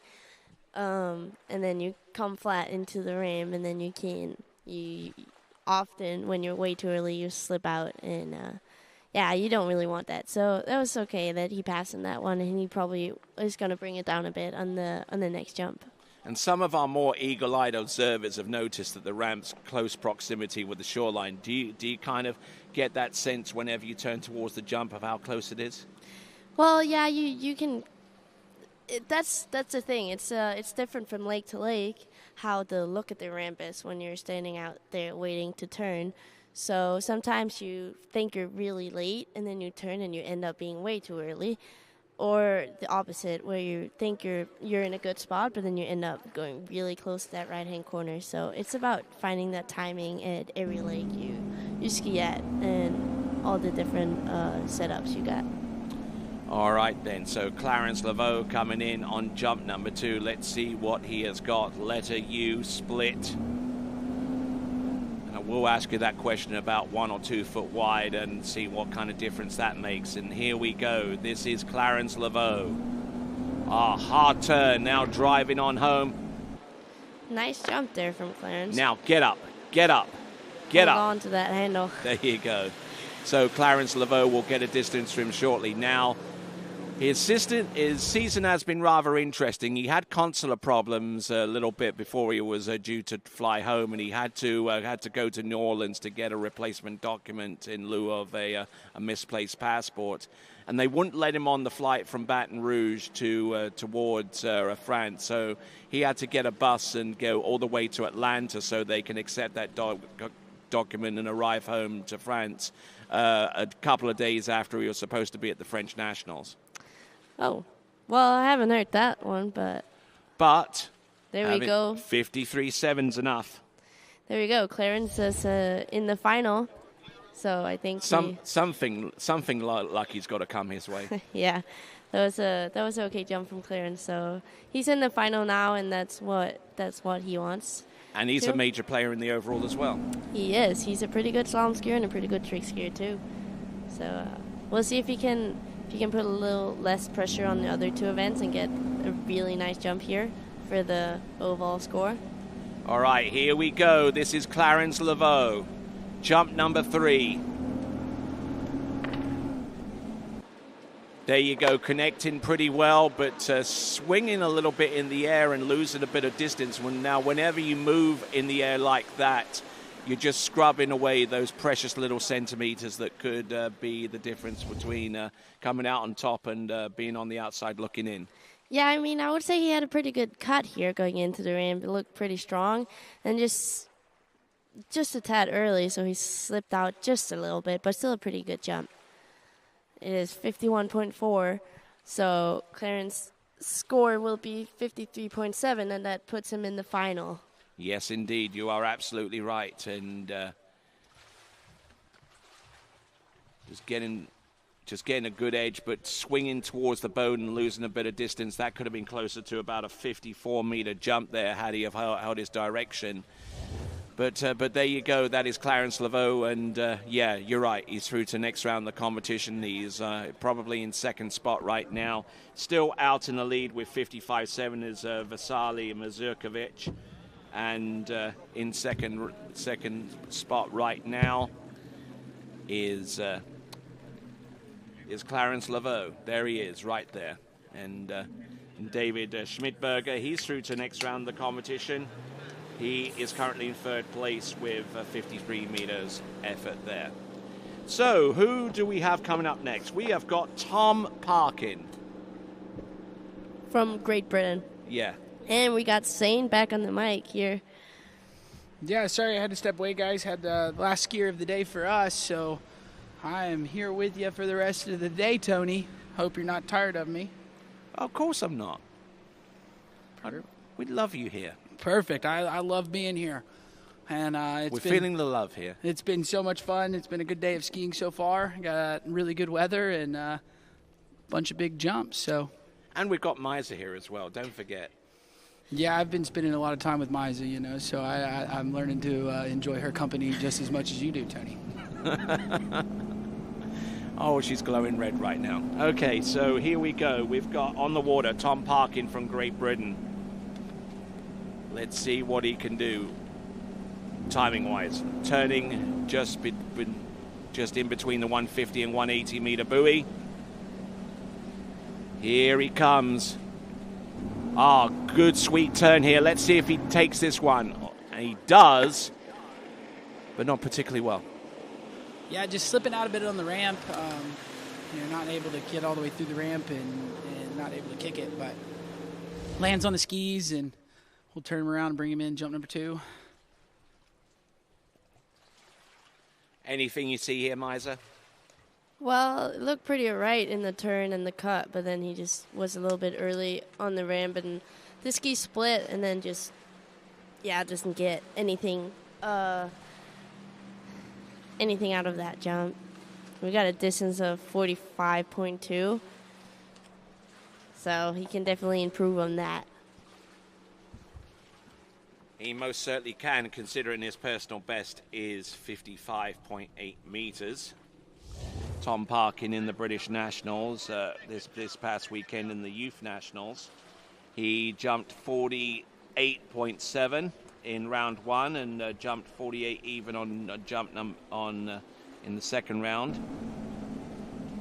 So let's have a look and see what comes his way.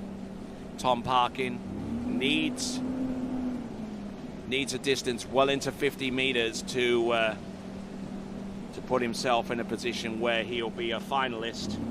Here he comes. Oh, and losing a bit of that behind him. You know, it's a better distance, we know that. Yeah, just kind of the opposite on this jump than the one before. In this one he had a upper body crush in the ramp and then just went for it with the shoulders, but see here, he just drives in with that left shoulder going into the ramp and just crushes with the upper body. Yeah, but had a lot more speed on that one. That was 51.3 meters, so going to need a little bit more if he wants to squeak into the finals. But not too bad for that jump, but if he keeps those hips up, and he can probably manage to get in the final. We'll see if he can get it together in this last one. Okay, tell us a little bit of how important it is to have like a strong core and lower back in order to keep your head and shoulders up whenever you hit the ramp that way. Well, it's pretty important, Tony, to have the strength in your core to jump far, because when you hit the ramp, it's pretty hard. You got to be strong enough to like keep everything intact going over. So yeah, it's pretty important. If you're not strong enough, you'll just crush, and that can end up not being too well. All right, here we go. Tom Parkin. That's better. Much better. Way up alongside the boat. He's absolutely overjoyed. It's not even funny. There you go. Tom Parkin. That is the jump. Does that exceed the jump distance of Wienerreuter? Maximilian Wienerreuter with 52.4. If it's that distance in excess of, then Tom Parkin has earned himself a ticket through to the next round. And what do you reckon there, Zane? Yeah, that time he, like y'all were talking about, was stronger through his core. Had his hands in a little bit better coming into the bottom, worked all the way through the bottom so he didn't crush, and, got him a really good jump there. So 54.6, and, he'll punch his ticket into the final. All right, rejoice, folks. 54.6 when he was called upon to take a jump that sent him far out. It's 54.6. He is through to the next round.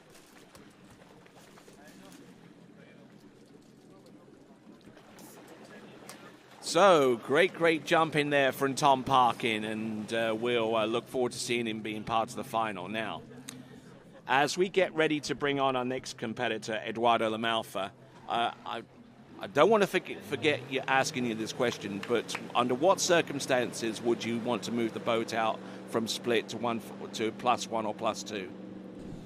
Well, if you move the boat out to 1 foot wide or 2 foot wide, you got a little extra time coming off that second wake and going into the ramp.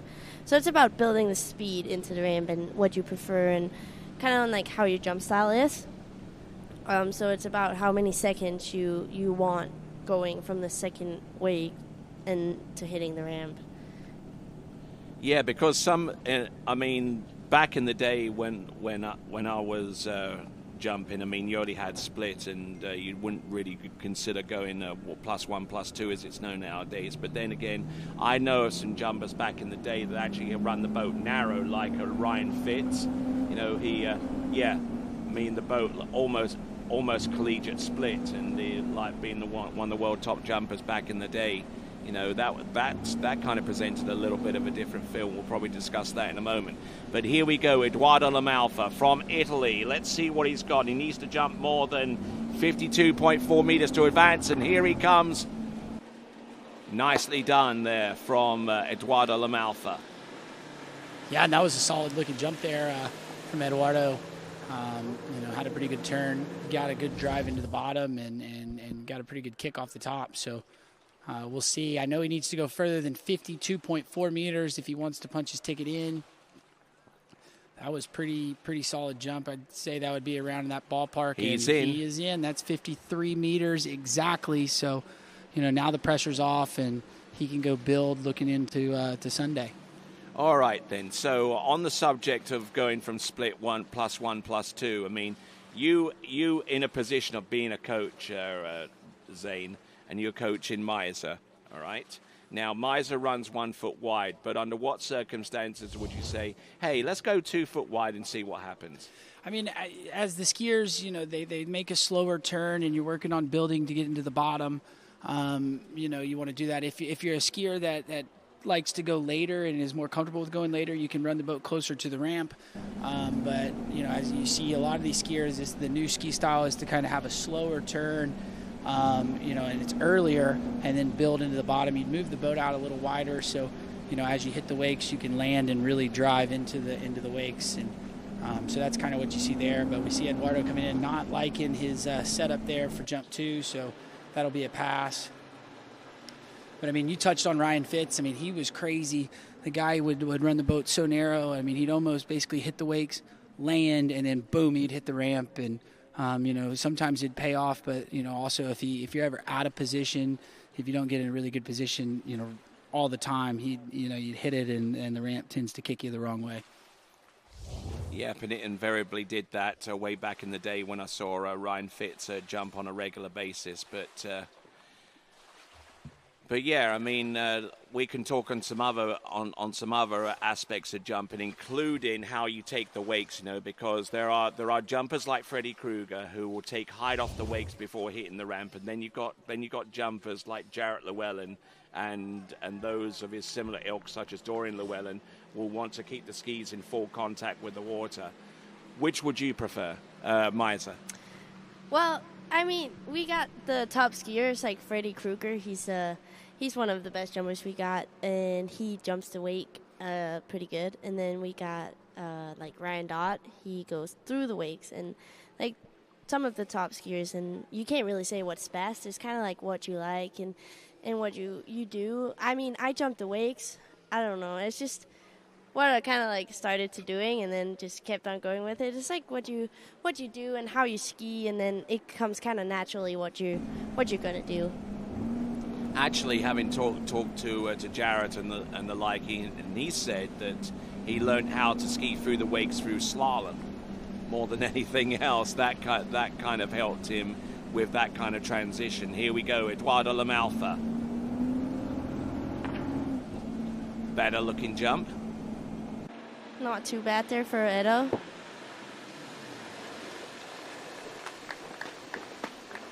He's already through to the final via jump number 1, but I do suspect that jump could be there and thereabouts the same distance, around 53 meters.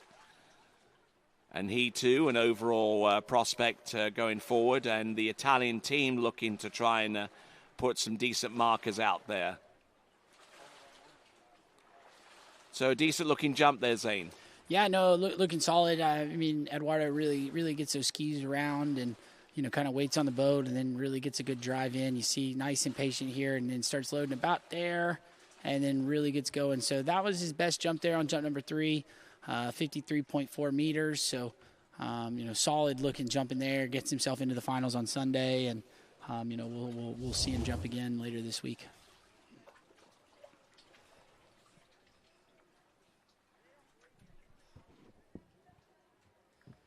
All right, glad to have so many of you joining us here on the live chat. If you have a question or a half dozen of them for Miser or for Zane, please go to the live chat. And in order to get to the live chat, you have to do one thing for us, and that is subscribe to the TWBC YouTube channel. And then a minute later, you will have the necessary permissions to participate in the live chat, and you'll also be informed as to the next event.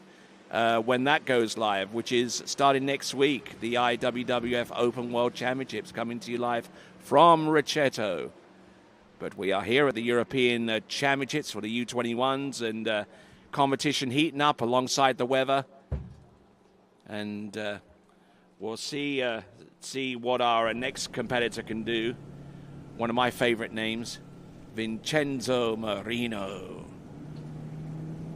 You like those Italian names, don't you, Tony? Yeah, why not?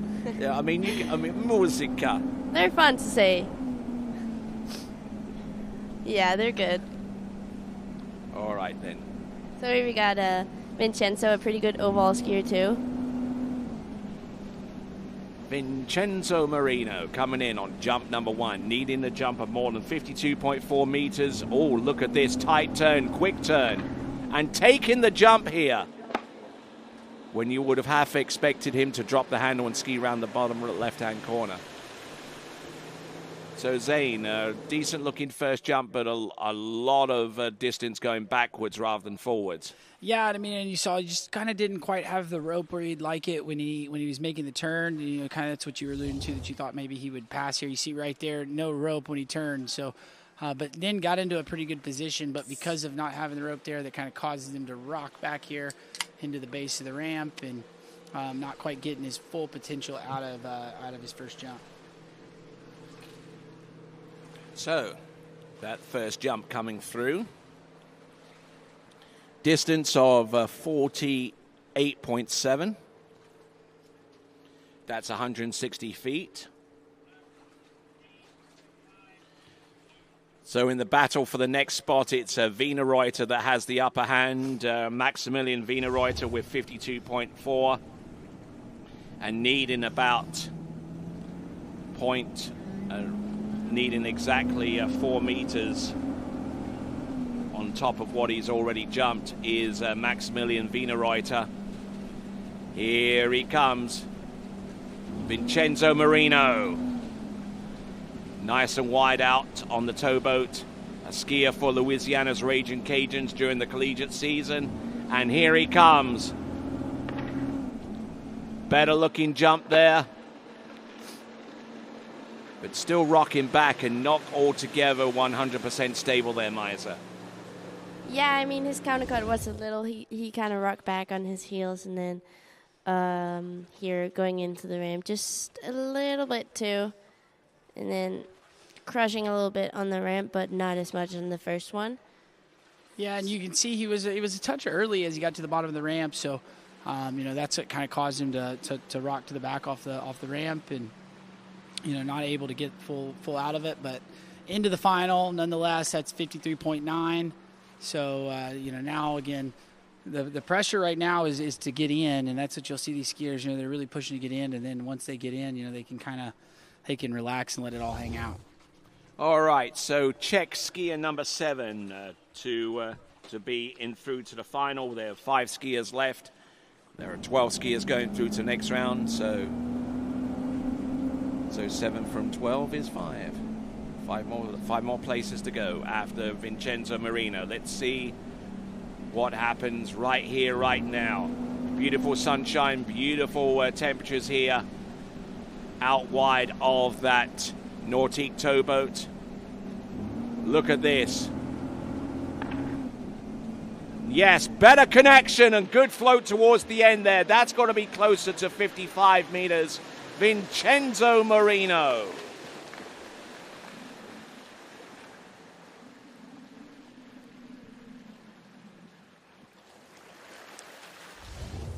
What's that big distance coming forward? Good drive off the turn and just getting pulled right over the tips of his jump skis into a good aerodynamic airform. Vincenzo Marino, we should get the distance from him.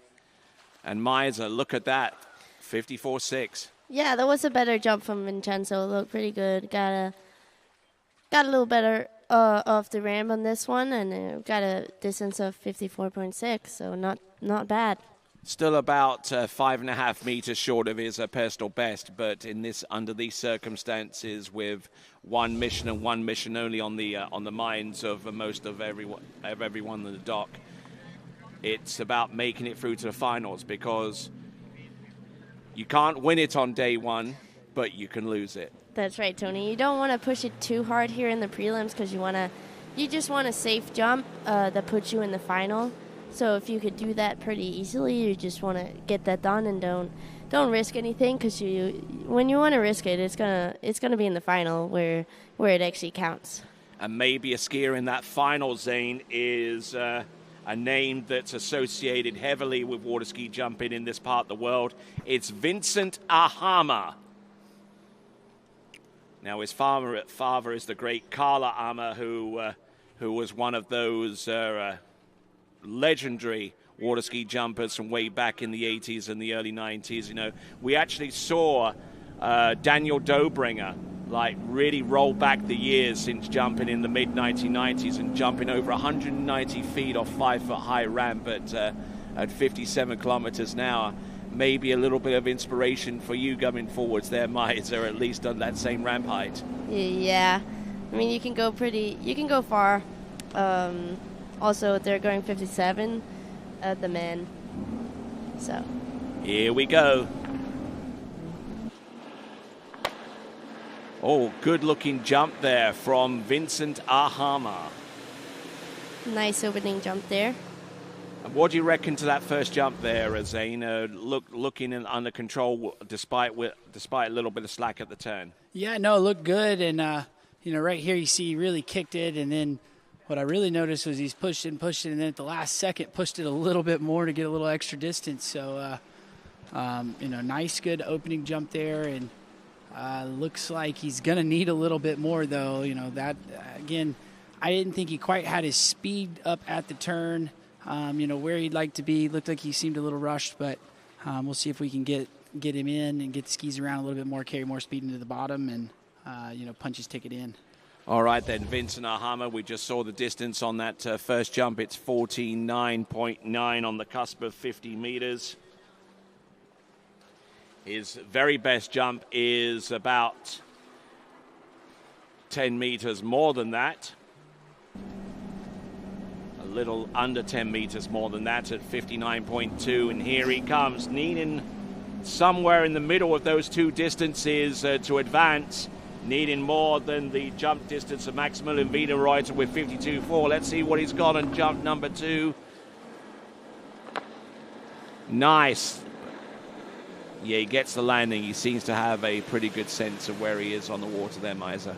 Yeah, that was a good jump. Just rocking a bit there in the landing, but got up and held on to that handle.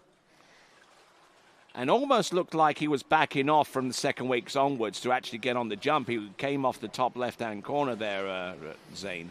Yeah, no, I mean, he seems like he's been a little early. He was early on the first one, and but there, got a little bit more kick and a little more speed. So punches his ticket in. That's 53.7. But you can see I kind of, here he's kind of smooth here, but then really starts driving there, and then that's what gets him kind of early there. But, because he's driving the way he is, he gets the boat, that switch to engage, and really swings him into the ramp and gets him the distance he needs. Yeah, and it's the opposite, actually, from when we were in Calgary a couple of weeks back. He went super late on the first jump, hit the right-hand corner, and then actually jumped 2 more jumps with a broken fin. So now he's going a bit earlier and keeping it safe. And I think he's probably replaced that fin since then as well. But there you go. Here we go. This is Vincent Ahama. And he almost ends up on the road. And you see we have our protection measures along the shore side. And if it hit the pole, that could have been interesting. But here we go with Vincent Ahama there with the instant refusal. Yeah, always a good skill to have that, being able to jump the bottom left-hand corner. Pretty close It was to that. close. People were starting to run away at that point. Yeah, well, sometimes when you ski in a tournament and you really want to push it and you're not sure if you're going to let go of the handle or you're going to take the jump, you kind of, like, your brain just stops a little bit and you maybe let go a bit too late. So he jumped the corner and then just hit with the tail of his ski and slide it out a bit. But all good here. I'm sure hope that Freddie Winter wasn't watching that, because that would have created a few flashbacks. Yeah, and I mean, I guarantee he kind of saw that coming, so you started seeing him try to start sticking as much of his body in the water, sticking his hands and creating some drag so that he would, he'd slow down. You see here, he sees it. He starts trying to turn the skis. There, the hands go to just try to slow down, and good that he got stopped there. Yep, pull on that handbrake and try and stop in time. All right, there. So we've seen Vincent Ahama. He is through to the next round, and now we've got Sergei Daniushkaya. Daniushki, as it's pronounced. Male names end with an I, and female names end with an A in Russian. Yeah, those names can be a little hard to pronounce sometimes. Little challenging would be the expression that I would use. Sergei Daniushki. Let's see what he's got with the 3 jumps that he has at his disposal. Trains over with the likes of Taylor Garcia and his sister Sasha Deniushkaya. I'm sure that they're watching right now. Let's see what he has. Sergei Daniushki. Look at that! Straight into the next round of the competition, I believe, with jump number 1. Absolutely just sends it, and his technique off the jump absolutely impeccable.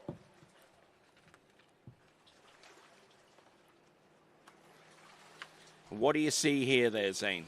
Yeah, I mean, looks good. Really drives into the bottom, and like you said, when he comes off, he has really good position coming off the ramp. Really pushes on those skis, and gets a lot out of it. But just squeaks in with jump 1. So 10 centimeters in, that's 52.5. So that'll punch his ticket. He can breathe a sigh of relief, and now for jump number 2, we'll go and try to see if he can build off of that. Well, I think the one expression that's going across Maximilian Wiener Reuter's mind right now, it's an abbreviation, it's FML at the moment. Yeah, you're probably right on that, Tony. He's probably sitting there pacing back and forth on the bank. Yeah, it's not fun to be in that bubble spot because you're just kind of waiting and you can't really do much yourself. So it's just time. Here we go. Oh, on letter Z, and almost going out the back there. We're selecting 2 foot wide on the boat path, and I think he's probably glad that he's done what he needed to get done off jump number 1, because if he was reliant upon that kind of jump to make it through to next round, then things might not have ended well for him. But I do tell you something, jumpers do develop this kind of sense of self-awareness coming off the ramp and in the air. And if you know things are starting to go sideways on you, you are firm. Yeah, you got to have pretty good reactions when you jump. So first you got to decide if you want to take the jump or not. And you have a split second to do that. And when you take it, you got to feel how you are on the ramp, which is half a second, not even you're on it. So it's about feeling how you are before the ramp, on the ramp, and in the air. So yeah, pretty good save there. Not going out the back and landing on the skis it's a good skill to have. All right, certainly having that sense of awareness is critical going forwards. Here comes Sergei Daniushki. Here he comes, driving off that second. Oh, that started to roll forwards on that one. He knows it, and he kind of had to, hit the brakes a little bit on pressing too far forwards off the top of the jump there, Zane. Yeah, no, I mean, just couldn't quite get it together on that set. I mean, I saw him in familiarization. I thought he looked really, really good, and just not quite looking super settled in there, squeaking into the final there. And as we see here, gets the skis not all the way around, so it kind of makes him show up a little bit late there, and then you see him kind of split and crush on the ramp, and 49.9 on jump 3, so he'd like to throw those second 2 jumps away, and he'll be happy that he made his way into the final, and now he's just got to take a mental reset and get ready for for Friday. All right, then. So we're about to send out our next competitor. This is going to be the last competitor that we'll see at the 1.65 meter ramp height, and it's going to be Tim Wild. And afterwards, we will see Florian Pfaff of Italia, and then a really, really intriguing competitor to.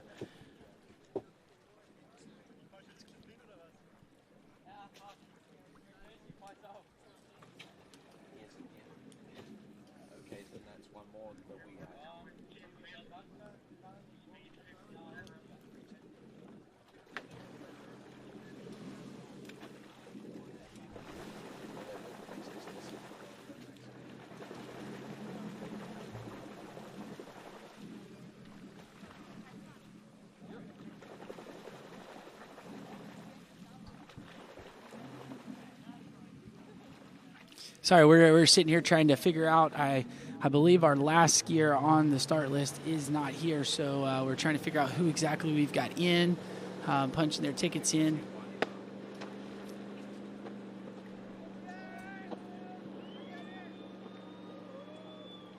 All right, then. So we're just trying to ascertain the amount of skiers that have made it through from the latest news that I've just received in regards to our one and final competitor to go, and his presence being here. Our jumper there, Antoine Marin, not present here, which means that the bubble score moves down from 52.4 to 52.1, and that 52.1 belongs to Ivan Zaletnov of Ukraine. So latest news, based upon the information that I have, is that Maximilian Wienerreuter is through. And let's have a look and see what we have here. Tim Wild, multiple-time German national champion, multiple-time overall champion at various events, including the Junior Masters, where he won slalom, trick, jump, and indeed overall. Tim Wild. So there through. we go. Super good opening jump from Tim Wild. Really good oval skier, and just really good skier in general. Got a really good, nice and safe jump style, as you see here. Yeah, and I mean, I really like watching Tim because, when he kicks it, he goes straight up and really gets a lot of height off the ramp, and you see that play, and it never really looks like he's in a lot of trouble, nice and safe, but really kicks the ramp and gets good. So, and there you go. He is your new leader at 59.5 meters. So pretty close to that 60 meter mark. Yeah, I know that's what Tim wants. He wants to go over that 60 meters to 200 feet. That's a really big accomplishment when you do that in jumps. So he's super close. He's only half a meter off. So let's see if he's going to do that on one of these two next jumps. And it must be an absolute source of comfort, for someone like Tim Wild who could look at the opposition and say, I've got this. Coming off the dock, he knows that he has what it takes to meet up a target. Here we go. This is Tim Wild. Up and over. Good skiing there. And he can go home at this point, but he's not going to. No, I mean, that was really good. And Tim does a good job about keeping his speed up all, through when he makes the turn, and then gets the skis turned and really drives through the bottom. And right here you just see kicks it, gets a bunch of lift, goes straight up in the air, and gets a big jump. And it's going to be a huge jump from what I understand. There's a lot of commotion along the shore side, and his first jump was long enough. 61.6, Tony. He has gone over 200 feet. First time over 200, yes. Look at this, 202 feet. And that goes back to one of our other competitors. I can't remember who it was, but he had a personal best jump of 49.9 meters. Then he suddenly jumped 52.5 meters. Yeah, that's just going. That's just insane. That's just obscene. Yeah, I mean, it's not even just 60 meters. It's 61.5, 4? Yeah, and I believe that person that you're talking about, Tony, is our skier that was sitting on the bubble, Ivan. I know he went, I think it was 49.9, and then put out a big score of 52.1, which is the bubble now. Here he comes. This is Tim Field. Last jump. First time over 200 feet. But that jump isn't going to be. Yeah, slipping out on the ramp a little bit, so not get it there. But, he'll be excited. He'll be pretty floored. That's a huge accomplishment for him. And, congrats to Tim on breaking that 200-foot or, 60-meter mark. And not only did he break it, he absolutely stomped it. So, but the thing is, right? I mean, he's in the water. He's just jumped over 200 feet. I mean, I'll be breaking out bottles of champagne and drinking them all at once, But he's still in there. He's swimming in, and he's as cool as you like, Yeah, but Tony, kind of like you've been saying all day. You can't win it today. You can only lose it. So he knows, he's got the overall win, and he did his job today, but. Still going to have to, keep his composure and be ready for the finals. So, I mean, his goals are title-based rather than just score-based right now is what you're saying. Exactly. Tim's a super strong overall skier, and, and he's out here to show everybody that not only is he really good in jump, but he's got it in trick and slalom as well. So that's huge for him. I know he'll be excited as we see Dad on the bank there. He's probably pretty pumped, and great skiing from the German skier, and that's a huge accomplishment for Tim. All right, then. So we'll continue coverage of the 2025 European U21 Championships. We have one more competitor, and that one more competitor is going to be Florian Paff, and we're going to see him in a moment. The ramp is going to be raised to 1.80 meters, and once that's done, we will take him right after this.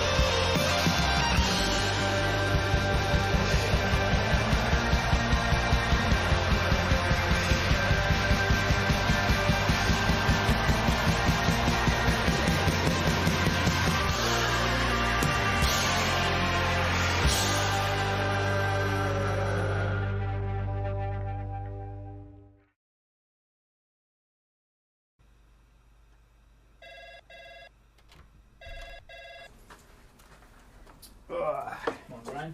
Hey, morning. You have a good weekend? Yeah, got out on the water a couple times. How about you? Yeah, I got to set in. Just gonna make a quick phone call here. Oh, of course. Can you get that, Will? Yeah, man, I got it. Thanks for calling Wake House. This is Will. Yeah, looks like we've got those in stock. Get ready, set, go! It's that time! Everybody kick it and go! On your mark! Get ready, set, go!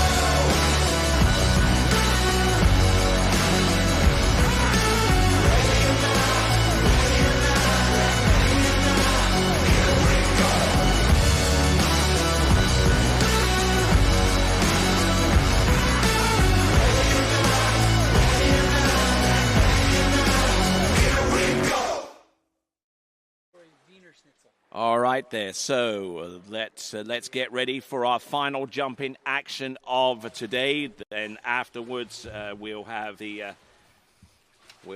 some more action in the Slalom Men's Series 2 and Men's Series 1, followed by Women's Series 3.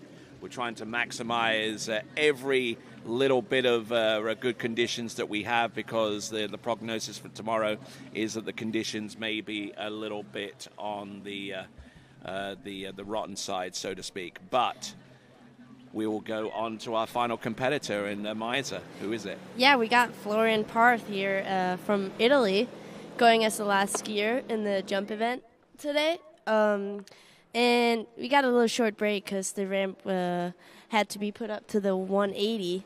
So, we got one skier here at the Have you ever hit that ramp? Have you ever hit that ramp at 1.80 m by accident? I haven't. I actually never gone over 165 either. You're going to enjoy that. You're going to hit the 1.65 m ramp height. You'll take a few sets and say, why did I ever stick at 1.50 m? Come on. Well, I'm pretty excited to put the ramp up. It's just getting it. It's part of a process, isn't it? It takes some time to get used to it, and especially the 180. It's pretty big, and you gotta really be strong and have that strong core we were talking about to hit it and not just crush. So here we go with Florian Parth coming in for his first jump. All right, here we go. Florian Parth, first attempt, who hasn't been without his challenges in the jump event and the other disciplines. Well-rounded overall skier. And that jump should put him into the final.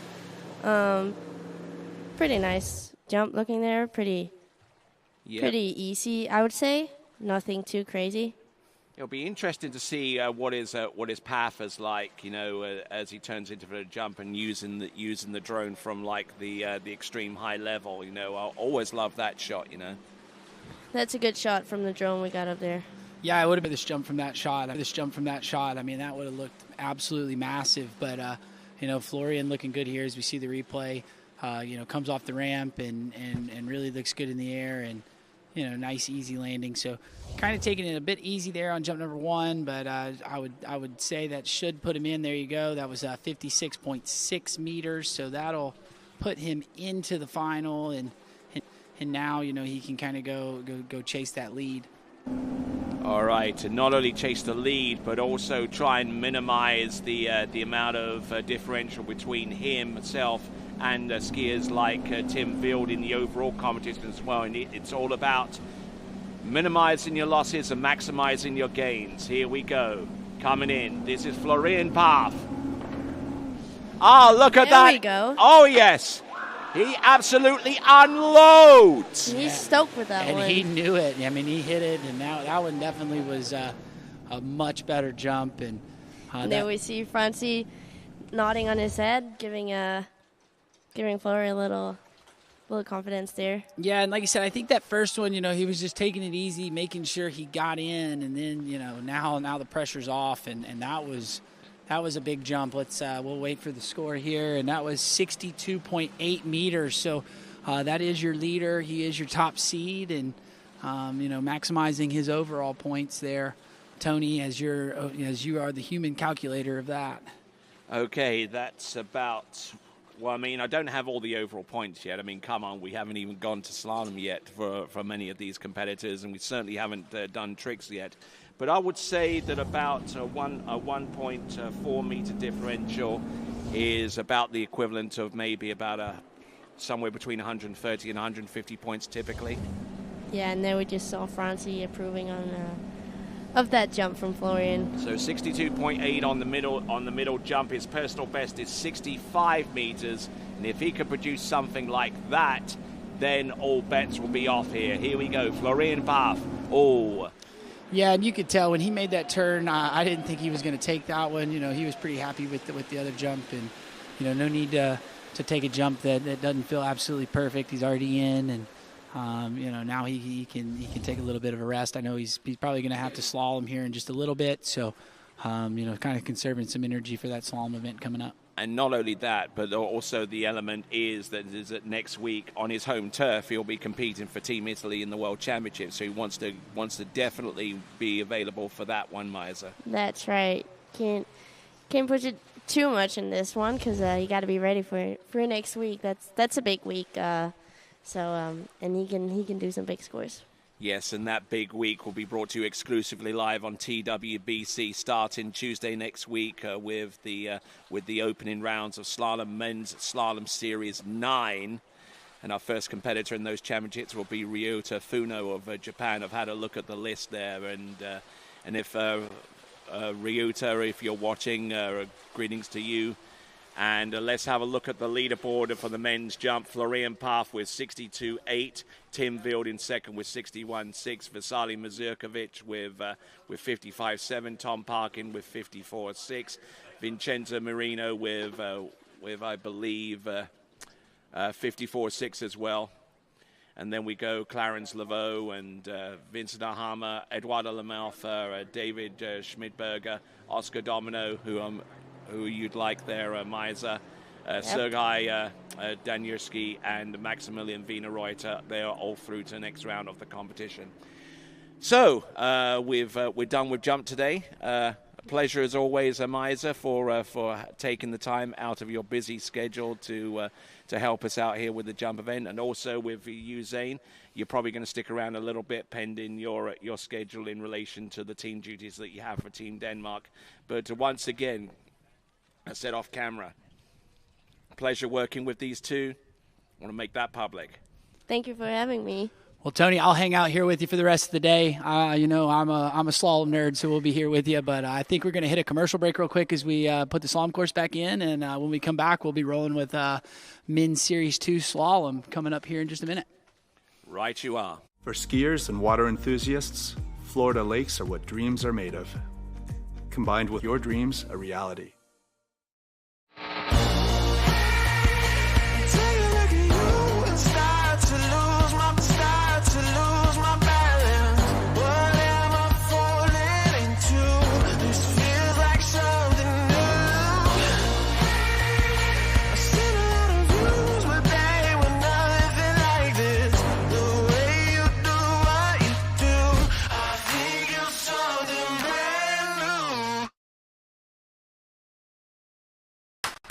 What if I told you there was a place where the sounds of nature are only broken by the roar of a boat, a place where that summer feeling lasts all year long, a place where the Florida sun is only outshined by the smiles of the skiers, a place where first-time skiers can ski alongside world champions and the world-class coaches work with all levels of skiers.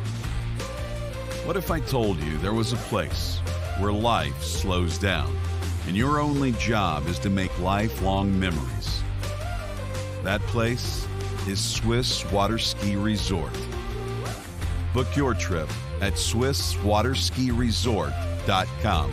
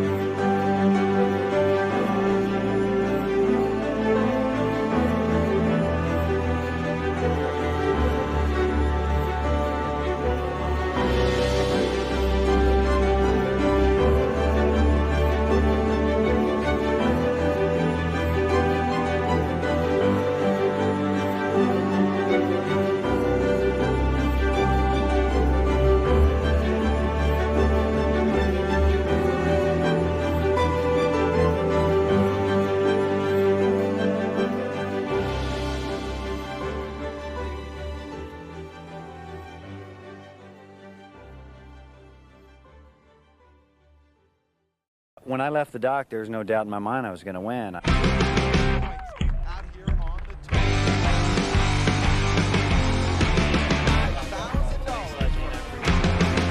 4 needs a ball when he gets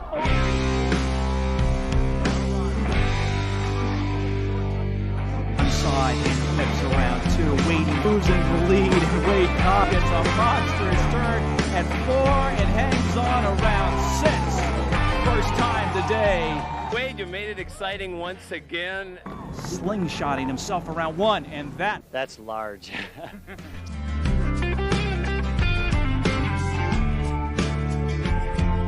here to push up in front. Wow, this is like my dream come true. Which one of the men is going to end up in this exact spot? All right, then, the slalom event will continue on in just a few moments. My name is Tony Lyford, and sitting next to me on my left and on your right of your screen is Zane Nicholson. Now we're going to go into the Slalom Series 2 and 1, and we've got Women's Slalom Series 3 to take place afterwards as well. Here is the jump leaderboard. We've got in third place Vasily Zurkovic with his jump of 55.7. That jump there of Tim Wild of 202 feet, the first time he's ever been over 200 feet. But this jump that you see with this instant replay of Florian Paff is the jump that currently has the lead at 62.8 meters. And I mean, it was an absolute cracker of a jump here, Zane. Oh, yeah. I mean, it was a ripper, and you see he kicks it and just really comes off the ramp and, got a really good lift and landed. And, I mean, once he landed, you could tell he knew it. He was pumped and knew he had the lead, and that was super solid jumping out of Florian. Yes, and just absolutely pinning that handle there onto his right knee and just not moving that handle position all the way through the jump. Just look at him go. Coming off the jump there, just bringing the handle down nice and low next to the right knee and stabilizing his flight. And a brilliant-looking jump there of 62.8 meters. Yeah, and he was pumped, and so were we. All right, and I'm sure that you guys out there are pumped for slaloming to take place. Well, I know if they're not, Tony, I sure am, because we have got a good slalom event left coming up. We got Series 2 and Series 1 of the men's slalom, and here we see the leaderboard right now from this morning. 2.5 at 11 is the lead right now, so that's the score to chase. I know that 12-meter pass was giving some of our guys a little bit of fits, but I expect several of these guys to run through that, and we might be able to see somebody go through that 10.7 pass later today, Tony. All right.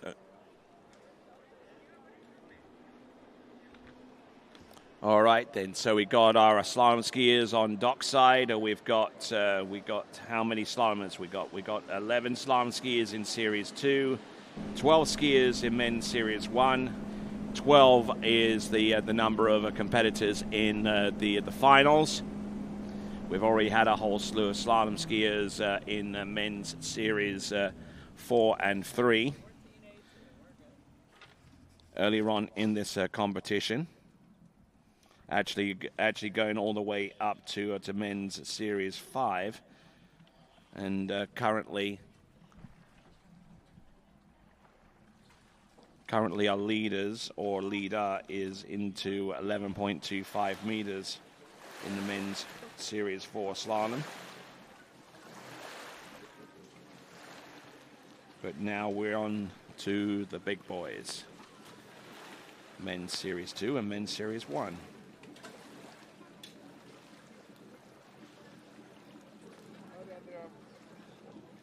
All right, getting ready. Andreas Constantino from Cyprus will be our leadoff skier in the men's slalom Series 2.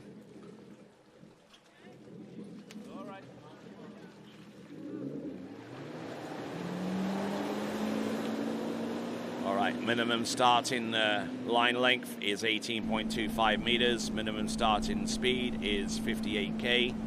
Max speed, short line, 14.25 meters.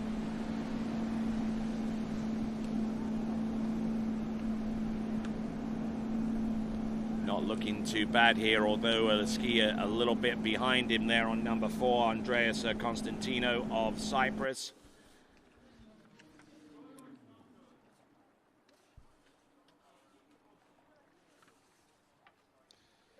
So, personal best of 4 at 11.25 meters. A slalom specialist, 2023 European champion in the U14s, ranked number 1 in the world at that time for that particular age group. The Cypriot U14, U17 national record holder. That is Andreas Constantino.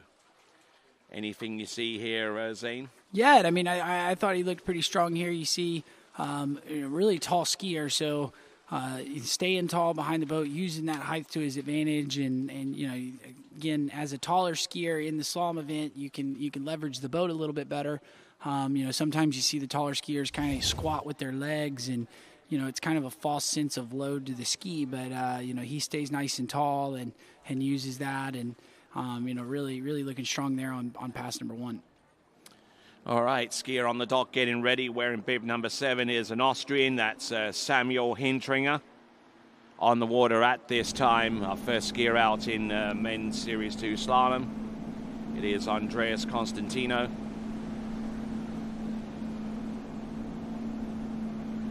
It's not looking bad here. And in good shape here. Seems to have a pretty good handle on that. That was 13 meters. And cleared that like he knew what he was doing. Yeah, I mean, just, you know, into attack mode, and you know, lets his feet swing out really nice. You know, not unloading the ski too fast, and you know, that keeps that ski in, allows the boat to pull the hip up over the front foot, and you know, get the nose to turn around the buoy. So solid looking skiing out of the skier from Cyprus here, and you know, we see him get through this 13-meter pass. Now we're down to that 12-meter pass. We saw this pass, you know, basically it called out all but 2 of the skiers this morning, and you know, I would have thought we would have seen a bunch of scores into the 11-meter pass. So we'll see if maybe he can, you know, change things up and get through it, and really, you know, open the floodgates for everybody to start running the 12 meters, and we'll see a bunch of scores into 11. All right then, folks, continuing on here on TWBC, broadcasting in 4K. This now is on the water Andreas Constantino from Cyprus. Getting ready to go with pass number 3, 12 meters. It's not looking bad here. Keeping good, and just trying to push a little hard on the tail round number 3 to get the ski to work for him, but it didn't quite do that.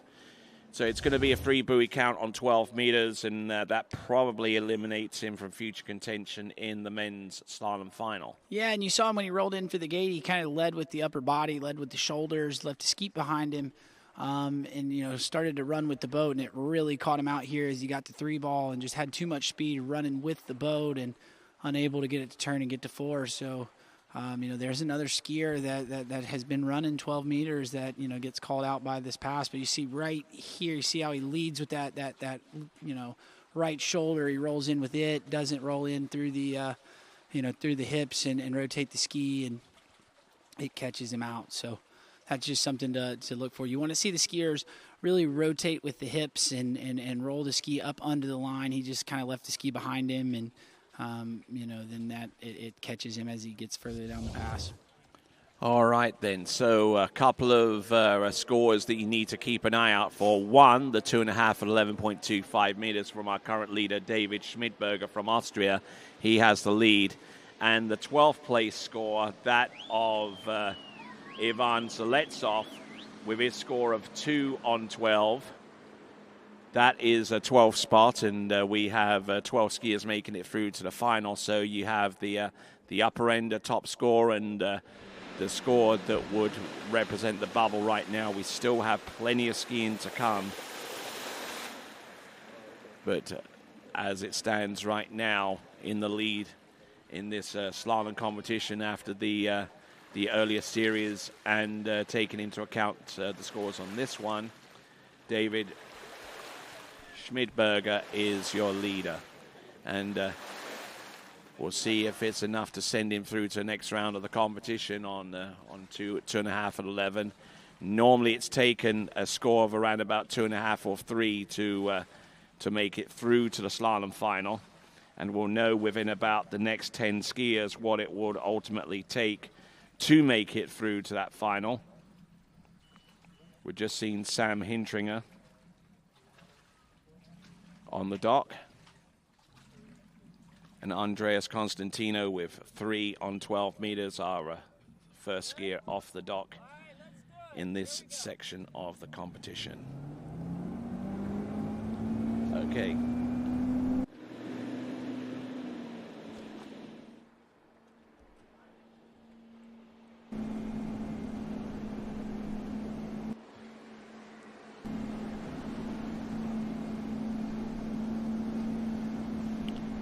Okay, Samuel Hintringer.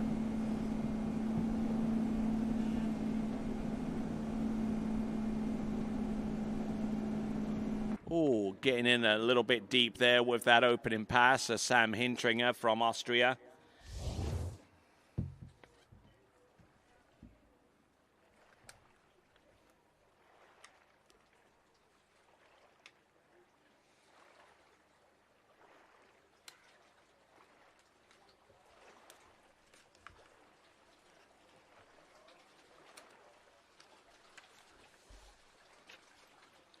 All right, there. So Sam Hintringer on the water at this time. Let me tell you a little bit about him. His personal best is 4.5 on 11, a score that he would ideally love to produce out there in order to make it through to the next round.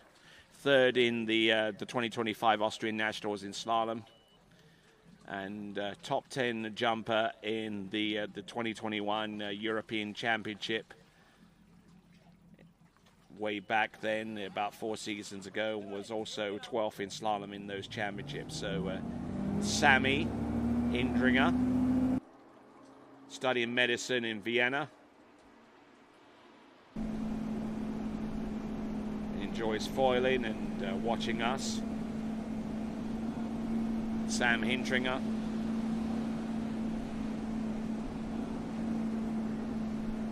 There you go, trying to maintain an aggressive posture out there, and I mean you can't really afford to take too many chances out there in the slalom course, but being aggressive can certainly pay dividends there as a. Yeah, and I mean, one thing I'd like to touch on there, Tony, is if you watch the way he rolls in and turns in at the gate. I mean, he really strong here. You see how he brings that handle across his body, really gets everything connected, gets the ski under the line, and really sets himself up for a good swing out to 1 and 2, and that kind of sets up the rhythm to the pass. But looking nice and strong here. Now, if I'm not mistaken, he was a little bit slow off of 3, a little bit back heavy, and then comes over here, gets a good turn at 4, but then does the same thing at 5. So that'll be something to look at as we move to the next pass. And, as the line gets shorter, it'll magnify those, that tip rise out of the backside of the buoy. So really going to want to make sure he keeps his hands in, really work and shoot the ski out, not down the lake, and then that keeps the ski from running with the boat, and then you don't see that tip rise in the backside of the buoy. It's a bit like the balance that you would have as a giant slalom skier. I mean, if you wanted to transfer this to an analogy that works well on the snow, it's a skiing against the grain of the slope, and also skiing with the fall line to keep your speed up a little bit, but not too much as to run too late down the course. Exactly, and I mean, they got a good gate, so pretty good 1 here. Let's see, good off of 2. Let's see if he can get a better 3 here. See, again, slow off of 3, but gets a good turn out of 4, so rocks him again slow off of 5, but gets through that pass. And, oh, yeah, and there nice. you go. So now we've got our third guy of the day that's gotten through the 12-meter pass, so going to have a chance to challenge the lead. Really going to need to get another good gate like he's gotten the last 2 passes and get him a good swing out to 1 and 2. And then, I'd like to see him really work on keeping everything in, go into 3, keep that lead shoulder down, not give it up to the boat and not run with the boat at 3 ball. But, again, really good gate there, good 1, good 2. Now watch him there. You see how he gives up that right shoulder to the boat going to 3. That causes him to run a little slack, a little slow turn out of 3. But then 4 really stays rotated. Same thing there. He lets that right shoulder give to the boat, and that's what's making that ski turn a little bit slow at 3 and 5. All right, so Sam Hintringer, his personal best is 4.5 on this next upcoming pass at 11.25 meters. Now, the start is critical. I mean, I recall in the past Marcus Brown telling me that the room for error in terms of the gate shot and glide is the width of a garden hose for passes about this line length and shorter. And here we go. Entrance around buoy number 1, gets it to go. Round buoy number 2, can he continue to keep the pressure on? He's round number 3. He's good to go for number 4. Can he make it outside 5? Well, he has the lead. He is round 5, and that is a new personal best there for Samuel Hintringer. Yeah, I mean, I'm going to tell you, Tony, it's all about that gate. He kind of pushed a little hard out of 1. So you see, look, he brings the handle back to him, which gets the ski under the line.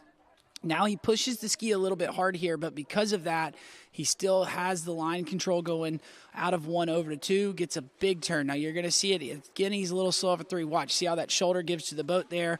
Now that causes the ski to run. It's a little slow, but still relaxed, keeps the shoulder down into 4, which causes it to turn.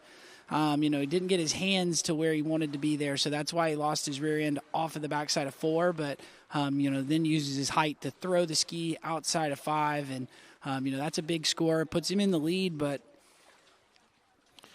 So 2.5 is what has historically been necessary to make it through to the final. And I'll see if I can work out some kind of percentage based upon the scores that were produced last season at the U21 Europeans. But I'll tell you what, a 5 buoy count, 11.25 meters, that's going to put him in the relatively high percentage in terms of making it through to the next round. Victor Rastrom from Sweden, 13-meter start. The first time we've seen this option here. And obviously feeling bold enough to do this. But there are other elements, there are other factors into consideration, not the least of which is being the weather. Yeah, and I mean, there, Tony, he was really late as he got to 6 ball, so maybe not normally the starting speed that he would normally start at, but still working through. Another thing that could be, you see him as he starts running and gets a little bit on the tail towards the end of the pass. The water is a lot warmer here than it would be in Sweden, so maybe the skis set up a little bit more for colder water, and now this warm water is going to kind of play into effect with him. But you see, he just starts going down course and kind of keeps keeping it down course, which is okay to do. But as the line gets shorter, you're not going to have nearly as much room to run it in the air. He just squeaks the ski outside of 6 ball. So that's just something to watch as we move through these next few passes.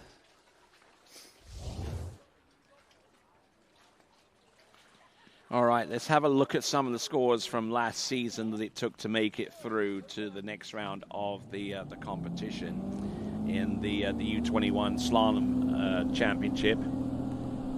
Took a score of 2.5 to make it through. But here we go. This is 12 meters.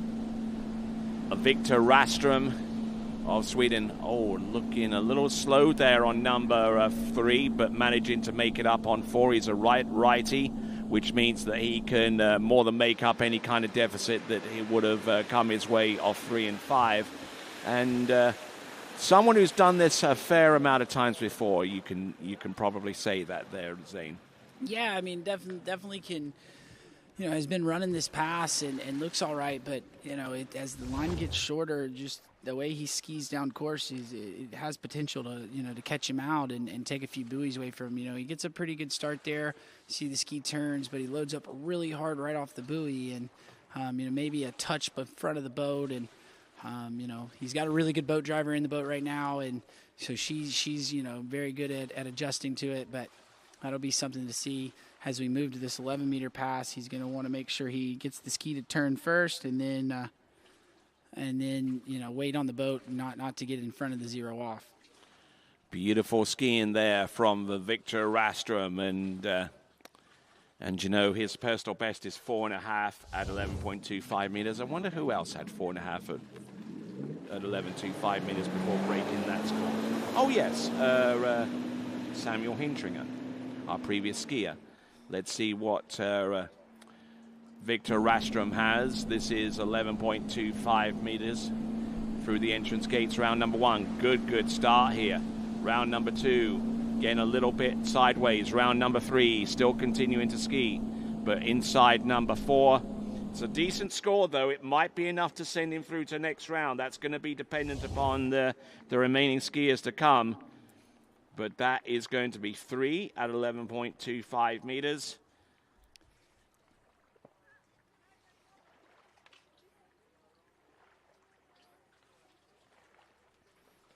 Yeah, and you just see he loaded up really, really hard off of 2, and the boat kind of slung him into 3, and that's kind of what caught him out there. But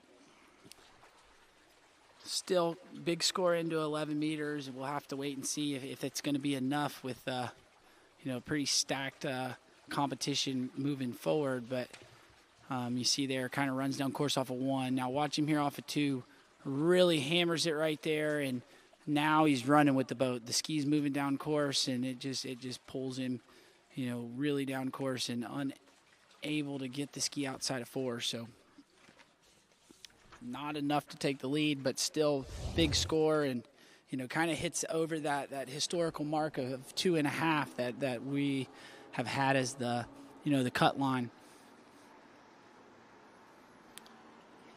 All right, continuing to move on. This is the European Championships for the U21s. I'm Tony Lightfoot, and sitting next to me is Zane Nicholson.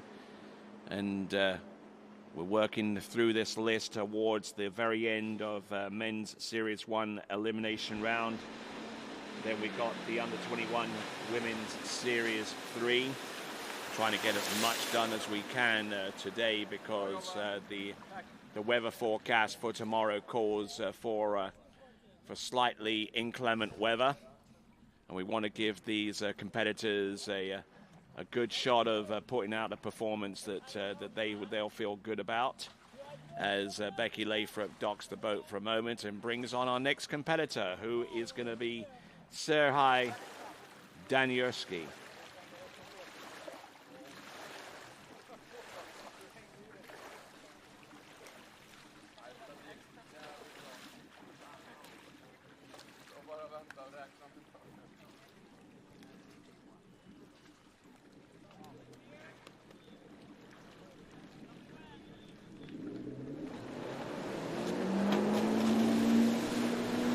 All right, we just saw a dock start there, so that's not normal from in the slalom event. You usually see him take a deep water start, but a little showmanship there off the dock. Let's see as we bring him in 14 meters.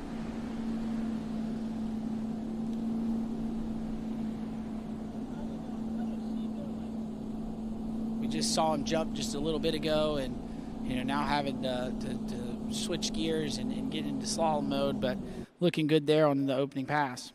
And how difficult is that to switch from one event to the next, especially when you have the high adrenaline involvement with the jump event versus the try and stay calm and cool moments that occur in slalom? Well, I mean, these overall skiers are probably used to skiing 3 times a day. They practice all 3 events when they go to the lake, and maybe not quite as fast back to back like we saw, from him, just jumping and then having to go to slalom. But I'd say he's probably pretty used to, doing all 3 events and now able to settle down and get settled and gets through first pass. So I don't think he has much problem there. That's, again, it's he's an overall skier, so he's probably used to skiing all 3 events in one day. All right, then. So as we look at the dock, a further reminder for you to click and subscribe to the TWBC YouTube channel. It certainly helps us a bunch, and will actually help you as well by being involved in the live chat discussion during live events. And when you want to be informed of those live events coming up, a message is sent to your email alerting you as such. Serhii Daniurski.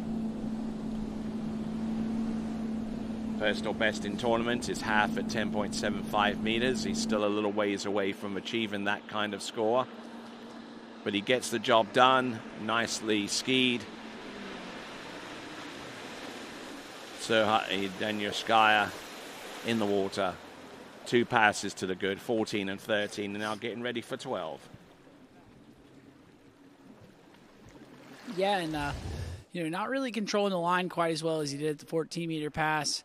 had a little bit of slack off the buoys, and so you see there, not too bad off of 1, but the further we get down, the more we'll see a little bit of loose line on the backside of the buoy. So that'll be something, he might make an adjustment for here as we shorten the rope to 12. See there, got a little slow turn, didn't have the rope, and now he's kind of a little bit behind. I think he was behind 0 off, and that's kind of why you see these slow turns, a little on the tail there off of 5, and kind of pushes the ski out in front of him at 6, but gets through it. So now we're going to shorten the rope, and now you have to run this pass if you want a chance to, give yourself a chance to get in the final. Right now the lead is 5, so. Yep, that's right.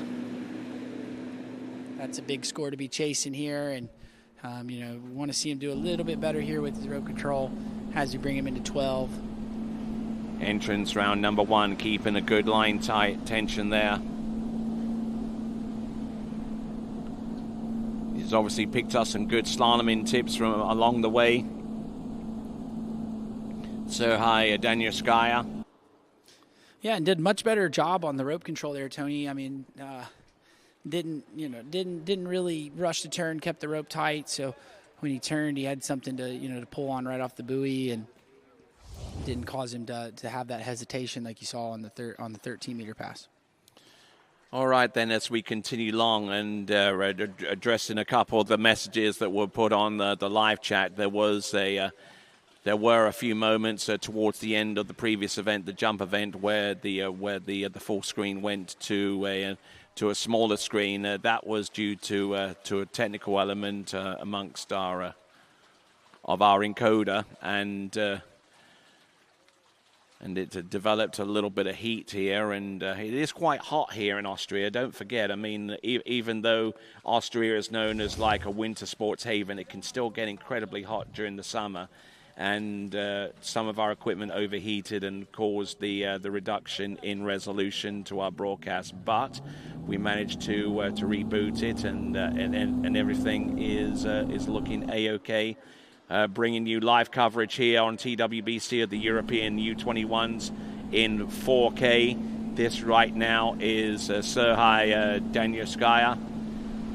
Look at him go. Oh, he gets round number 2, and he just couldn't make a play on number 3, so it is going to be 2 on 11.25 meters. And that is music to Samuel Hintringer's ears right now, whose score of 5 at 11.25 meters continues to be the lead. Yeah, and I mean, just kind of struggling with the gates down here on this far end, kind of a little bit faster to turn in, not quite controlling the rope very well. I mean, not as well as he did at the 12, and so then you see it kind of gets him here. A little bit of loose line off of 1, and then right here off of 2, pulls a touch long, so now that's why you see that hitch right there, and not having the rope on the backside of 2 and unable to get outside of 3. And I mean, it's incredibly difficult. I mean, when you consider the physics, I mean, when it comes to slalom skiing, I mean, he's slaloming on a line length that comes up short of the buoy by 1/4 of a meter on each side. So you can imagine the kind of deflection angle that is generated from one side. It's 180 degrees from one side to the next, and in amongst that 180 degrees, your body has to be able to counter the twisting motion, the torque that's produced from the ski, and a whole bunch of other elements that may not be immediately visible on the surface. As we see Mikhailichenko coming in.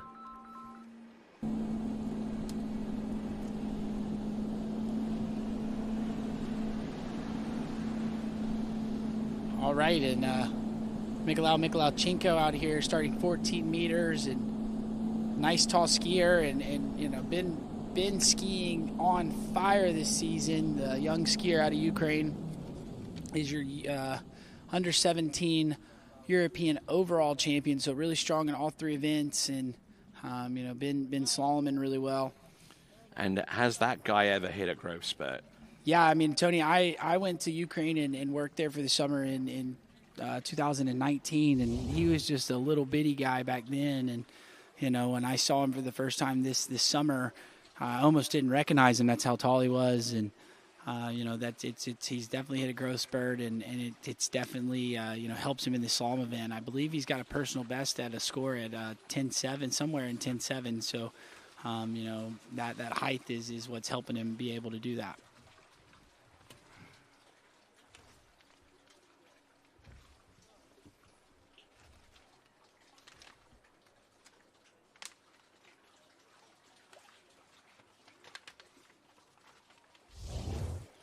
All right, then just to confirm what you said, actually, one at 10.75 meters is his personal best, a 5-time European U14 champion.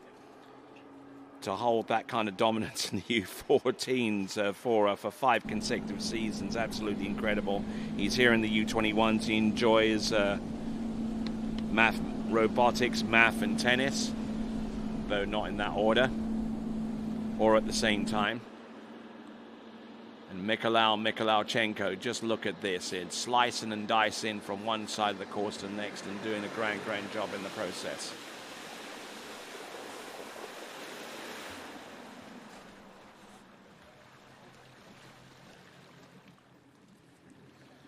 So far so good, 14 and 13. Fairly lukewarm passes there for Mikolajchenko. But 12 meters is where it starts to really ratchet up in terms of intensity. Yeah, and I mean, I thought this 13-meter pass was more the rhythm that we were looking for. You kind of saw him to go a little bit down course there on the 14-meter pass, but this one he was on top of it and attacking the buoys and really getting that ski to turn. And I thought he looked really strong there on that second pass. Right, you are. And 12 meters coming up almost immediately, and it's about a 40-second drop time on each end, such as the protection here against backwash, from the lake profile, that the water hits it and just completely dissipates. Here we go. This is Mikolajchenko. Entrance number 1, 12 meters. Decent start here. Just trying to manage the energy, trying not to let it go too far down course. And there you go, Mikolajchenko. Great skiing there from him. He had that pass right from the get-go. No two ways about it. Yeah, I mean, we kind of saw him swing his feet a little bit quick going through the gates, but then kind of calmed down after he turned one and really kind of managed his speed and kind of found his rope, found his rhythm. After here, you saw that right there, just kind of swings his feet a touch too fast off of one or into one, and then here out of two, that's why he was a touch late there. But now he's on top of the ski, swings his feet a lot better there at 3, so gets a much better turn, and now he's back kind of on top of the pass and gets through that 12-meter pass. So now gonna have to basically run this one if he wants to take the lead. Needs a piece of 6 ball, and a little different than some of our other skiers we've seen today. He looks like he's doing better from the far end than he is from the dock end. So we'll see if he can get a good gate, get rolled in. Really going to want to not swing his feet so fast into one if he wants to give himself a chance to get all the way down this pass. All right, you are, as a few of our friends are cooling off in the water. We've got on the water right now Mikolajchenko. There's number 1 for Misha. There's 1 and number 2. He's still there on 11.25 meters. His personal best is 1 on the next pass, but unfortunately getting round number 4, and that was on 11.25 meters. There is going to be a review of some type. We'll double check that before we can confirm the score, but Mikolajchenko, he too is a contender in the overall. And if you watch Tony, so he did much better with his feet here going into 1, swings the feet a little bit better, so you get a much better turn there off of 1. But there off of 2, you kind of see he doesn't roll his feet quite as well, so he comes up a little short and has to check up off of 2, and then does the same thing at 3. So now he's running with the boat and, kind of running out of juice there, and looks like he went inside a 4 ball, so it's going to be official score of 3 at 11 meters there for Mikolaj. So that leaves our leader, still on the top with 5 at 11. Yep, still 5 at 11 is the lead, courtesy of Samuel Hintringer and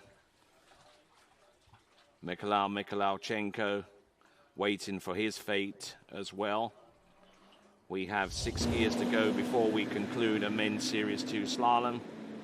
Our next skier is Leo Cederquist coming in on 30 meters.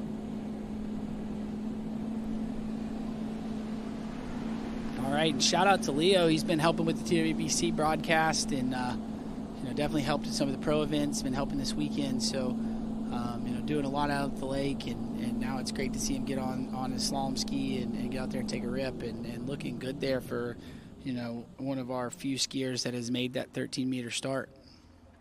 Looking good, looking strong.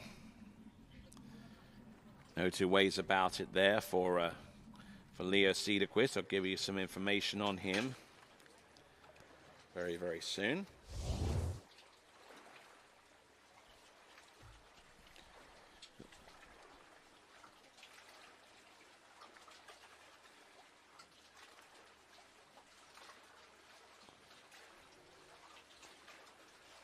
So, Leo Cederquist, he's an aeronautical engineer, or an aeronautical mechanic, if there is much of a difference between the two.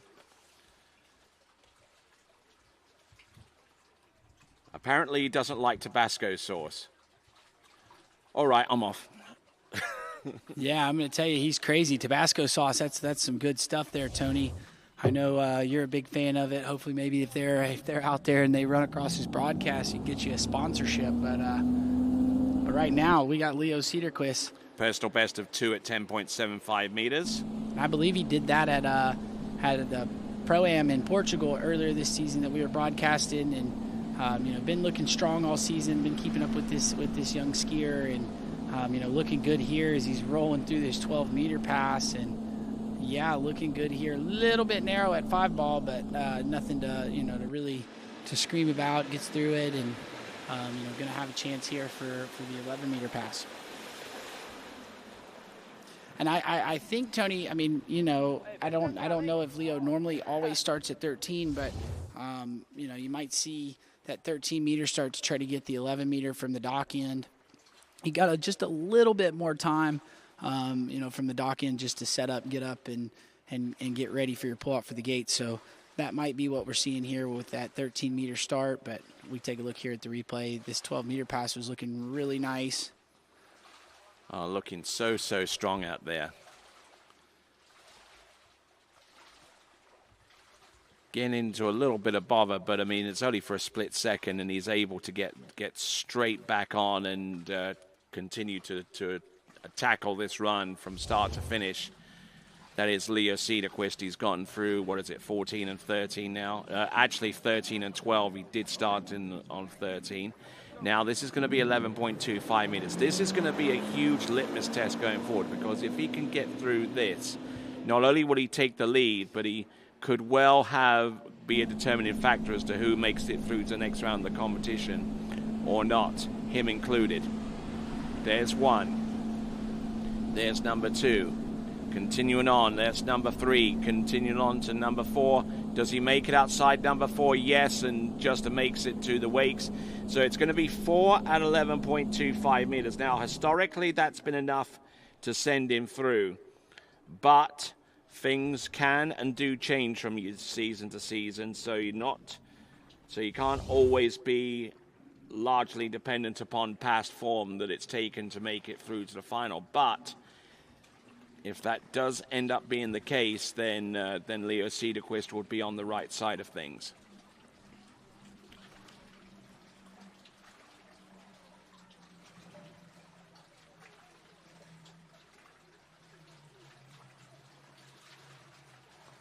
So Leo Cederquist, I would say, has a little mission of redemption, so to speak, because last season he scored 2.5 at 11.25 meters, and he was in 13th. Yeah, and that's never fun to be that 13th person, the first person out. Kind of had to sit. You see right there, you see how the feet swung, going into that buoy. The ski hopped out of the water on him, and and then kind of starts running with the boat, but did a good job to, to stay over the ski and get outside of 4-ball. And, again, we kind of talked about that. Historically, 2.5 has been the bubble line, so we'll have to see if that 4 at 11 will be enough for him.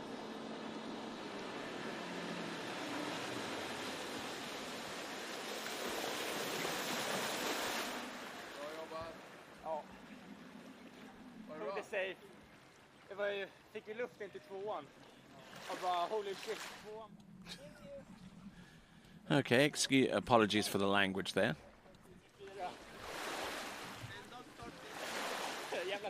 All right then, so moving on from Leo Cederqvist with 4 at 11.25 meters. Our next skier to take to the water is going to be Clarence Laveau.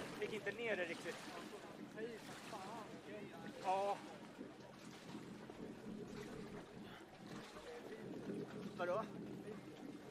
Ja, det är fint att åka. Ja, det är bra att hinna där. Ja, det är bättre än kvalet. Jag blir stressad för det är så här. Ja, den var lite sketchy faktiskt. Ja.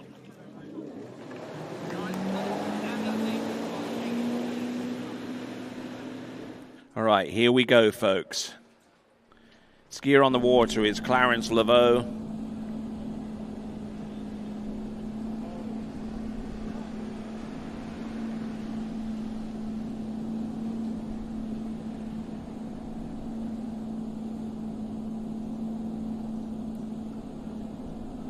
Started in, I believe, on 14.25 meters, if 13 as a matter of fact. I beg your pardon on that. 13-meter start.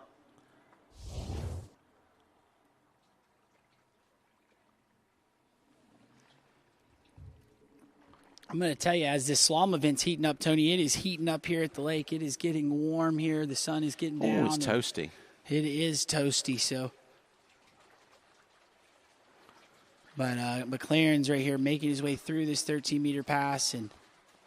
And he is a skier on the other side of the fence a little bit so far as qualifying for the slalom final, because in the Lakes of Cast in Stone, the host of the U21 Worlds, he scored 4.5 on 11.25 meters and was in 14th place, which is almost as bad as being in 13th. Yeah, I mean, right there. And I think if I remember correctly, we had a runoff to get into the final there. And so he was the first one that missed out on that runoff and, just not quite able to make the final. So kind of another one of those ones that's got a little bit of redemption shot here as we bring him in. This would be 12 meters. Here he is, 12 meters. Good extension into number 2 and number 3. An immensely talented athlete, and would be in good shape for maybe a podium position in the overall competition if he can put everything together. Clarence Laveau from France.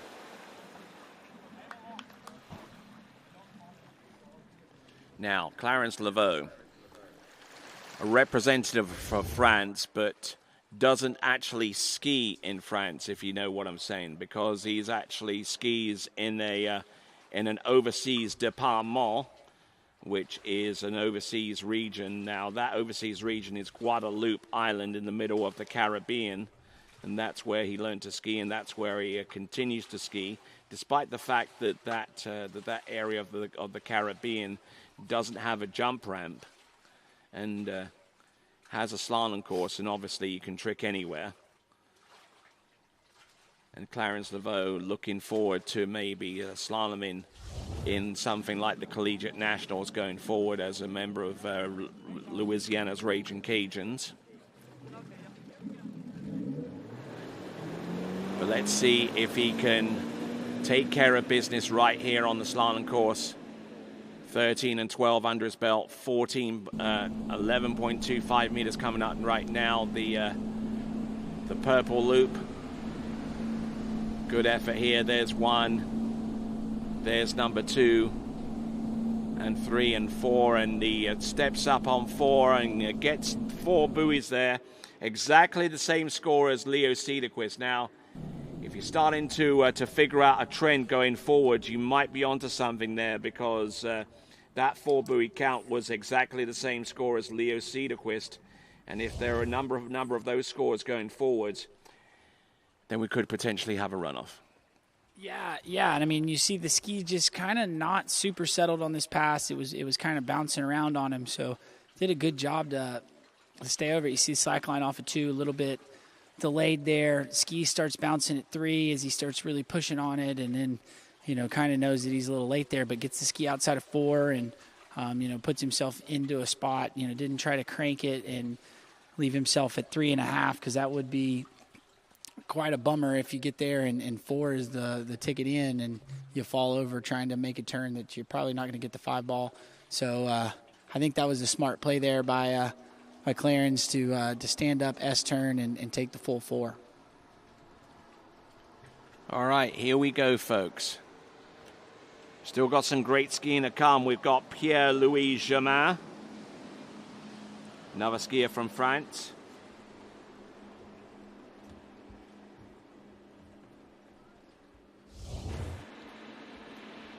So a lot at play right now. We've got a 2-way tie for one of the placements. Second spot right now between Clarence Laveau and Leo Cederquist. Still out in the lead is Samuel Hintringer.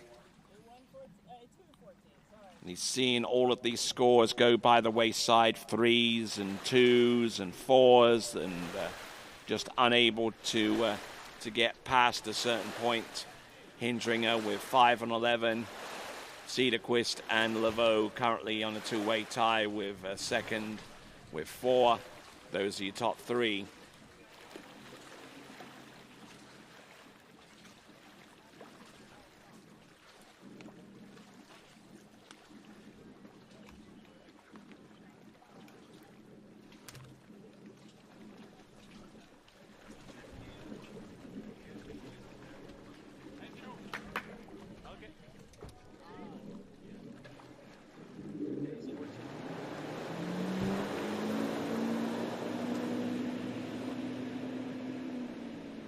Okay, 14.25 meter start. A lot of competitors, at least the last 2 competitors that went in on 13 meters.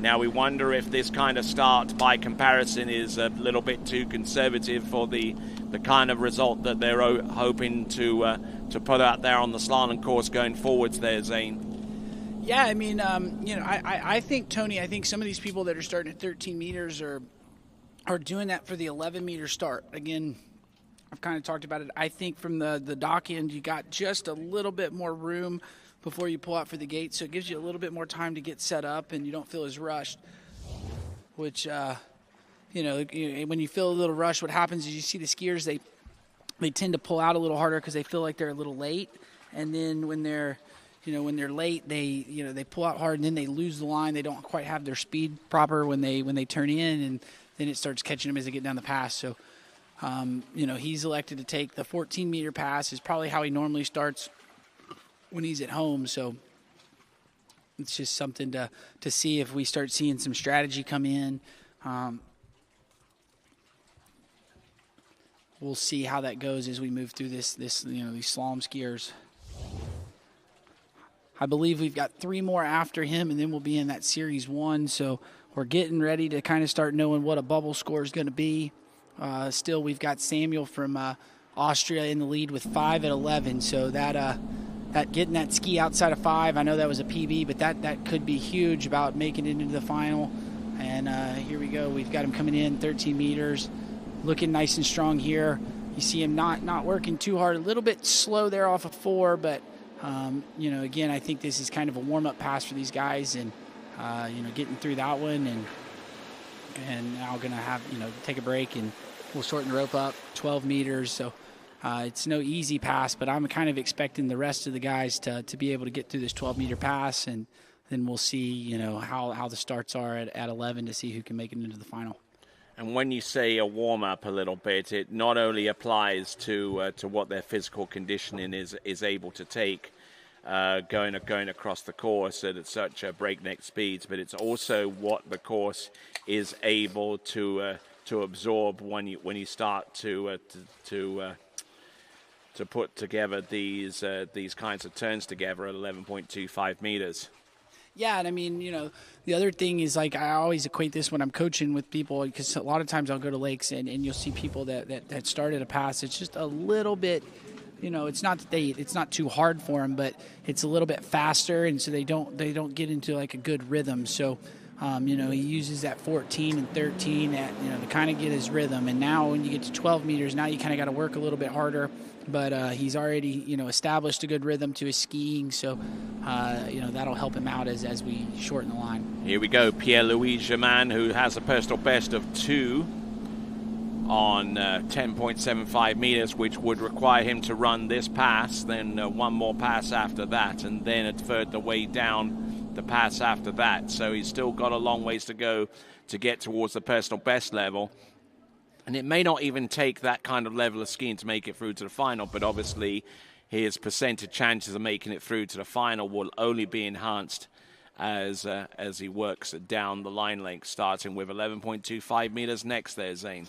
Yeah, and I mean, I think if you can get through the 11-meter pass, you should be able to kind of sit on the bank and kind of be a little bit relaxed. I think that's, you run 11, I would say you're probably in. I'm not gonna call that, but I know if I was in this event and I ran 11, I'd feel a lot more comfortable than, if I ran 3 or 4, on this next pass. Yeah, they'd want to sit on the bank and watch what's happening. They definitely don't want to leave the site and go back to the hotel, because I remember an incident that was played out on the United States Professional Water Ski Tour way back in the 80s, where one Franz Oberleitner and a Sammy Duval were actually tied in distance in the jump final.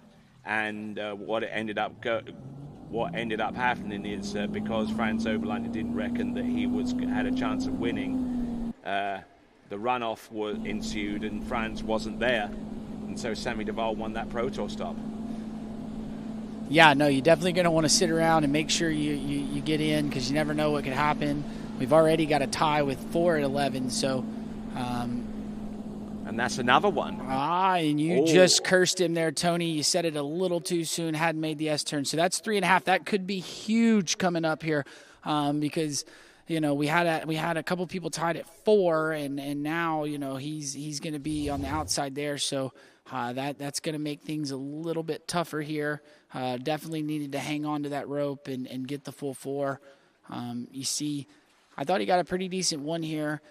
Pulled a little bit long and came up a little narrow at 2, but gets around 3. You see the slow turn, handle comes to the inside hip, so it was a little slow out of 3, and then gets the ski outside of 4, goes to make the S-turn, but didn't really edge all the way out. He did an S-turn, but didn't edge far enough away from the boat, so he didn't eat up the rope, and then as the rope tightened up, the boat took it away from him, and, that could be huge, we'll have to wait and see from a few more skiers, but that could be huge, and a big disappointment for him there. And if you're teaching someone how to do an S-turn in this instance, what would be like the stage-by-stage process of making sure that you get your S-turn correct? Well, did you see right there? He threw the ski out, brought it back in, but when he went out, he kind of just rolled it out. He didn't really ski away from the boat. You want to ski away from the boat, eat up the rope, so then when you turn, you actually have tight line and you can get a good pull across the wakes. So that's just something. That's something that goes as the more and more you ski, the more and more you learn. You're going to want to get a tight rope, but right now we're rolling along. This is 14 meters for Giannis from Greece. Giannis Kosathanos. Yeah, there you go. I wasn't going to butcher that last name. I knew you had it in the bag there, Tony, so I was going to leave that one up for you. All right there. So Giannis Kosathanos will get the read so far as his personal best is concerned. He's a skier that's certainly in contention in an overall, depending upon how his tricks fares tomorrow. We do have a whole day of tricks tomorrow. And we'll have the remaining elimination round series of the women's slalom to take place as well. We're going to start off with Series 3 after the conclusion of this event here, which is a Series 2 and 1 slalom. All right, so we got Giannis Kosathanos, age 16. His personal best is 2 at 10.75 meters. Third in slalom at the U14 Europeans 2023. Third overall in the same championships in the same year. And a second in jump, same championships, same year. Well, all right. Well, we saw a nice, strong opening pass there for Giannis, and we're going to bring him back in. I believe this is 13 meters, so gets a good roll in at the gate. Nice, good start here. Nice, tight line, too. That was a really good job off of one ball there, Tony, and same thing off of 3. And that's, something you don't normally see on an offside turn, but Giannis looking really, really good all the way through this 13-meter pass, and he's looking dialed. Definitely looking like he's got a chance to smoke this 12-meter pass coming up. All right, we'll see if he can do that. 12 meters are coming up, and it's definitely becoming a more and more critical pass to get under your belt. And then it comes down to your setup to 11.25 meters. And so far for many of our competitors who have attempted it, it's been pretty much a crapshoot. Yeah, I mean, this morning it was calling out guys left and right, but I mean, Giannis looking real good. One thing I really like, Tony, is he gets the ski turn, gets the hands where he wants them to be. So, once you get there, now the ski's under the rope and you can kind of start to pull, but you don't have to, you don't have to pull any harder than you need, and you get that 0 off to work for you, and you get a good swing out to the next buoy. So that's something that I think he did a really good job there, and hopefully we can see that carrying through this 12-meter pass here. You're going to want to see him get the hands across his body, get the ski under the rope, and not load up before the ski gets under the rope, and then generate more speed than you need. But Giannis Kosathanos from Greece, 12 meters now, blue loop. And there you go, great skiing there, Giannis Kosathanos. Looking in good shape there. All 6 buoys on 12 meters. Now is the challenge. How far can he get down 11.25 meters? If he can run it, then the percentage chances jumps up steeply from where he currently is to where he ought to be. Watch him there at the gate, Tony. He just rolls his ski up under the line, so has control of the rope the whole time, then brings it to the right spot. And, I mean, it's on both sides. It's almost symmetrical on both sides. Gets the handle exactly where he wants, locks it on the hip, and, he never really has much of a delay off the buoy, just constantly moving, keeps the ski flowing. And, that's why these passes, I thought that 12-meter pass looked really easy for him. Yep, no worries there. I don't see too much of anything wrong there. He's obviously a skier that has been running pass after pass, buoy after buoy for several seasons, and you kind of develop that self-awareness out in the water, that when to put on the pressure and when to just let the ski do the work, let the ski come round, and then you can bite on it and go, instead of just trying to overdo things. Now this is 11.25 meters. He needs the big gate on this pass. Zane, take it. And there you go. You got a good gate there, Tony. Let's see. You see out of 1, nice turn off of 1. A little bit brings the handle to the inside hip off of 2, but no, blows and then blows the tail. Yeah, and that's what we said that earlier. If you really push the ski here, it turns and it sticks, but if you push the ski here, that tail kind of wants to blow here, and he kind of knows that's probably just with how things are stacking up and with the skiers left on the thing, that might be just a little bit too shy of the bubble. I'm not going to call that now, but right now, we've got one score at 5 at 11, and then a handful of people stuck at 4. So that'll be something to watch. I thought the gate was really good, got a pretty good 1, and they're just pushing on the ski a little bit too much and blowing the tail.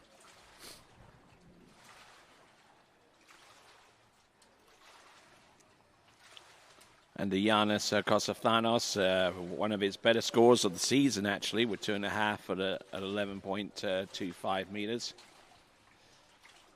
But he has skied into 10.75 meters as well. So he's certainly able to run this pass, and unfortunately just getting a little bit too quick with the outside arm crossing over and grabbing the handle a little bit soon. Christos Petropoulos from Greece.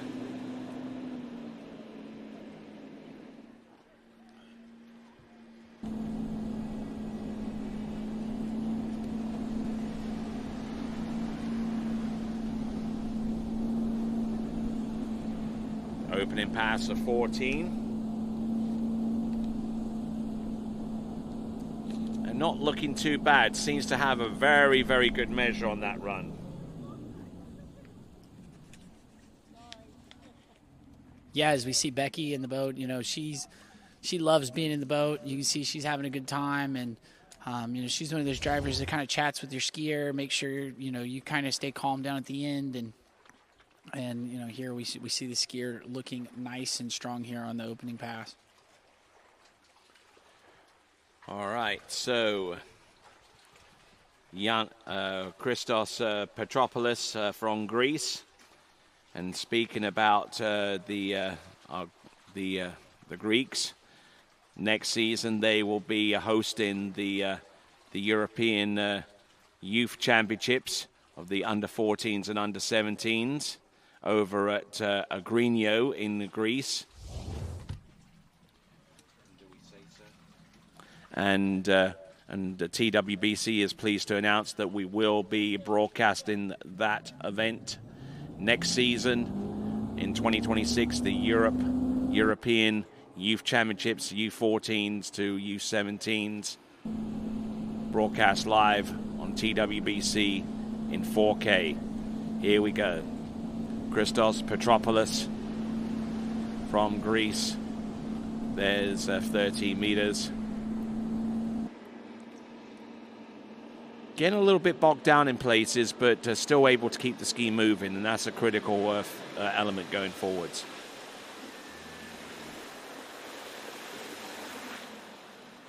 So what do you reckon there, Zane?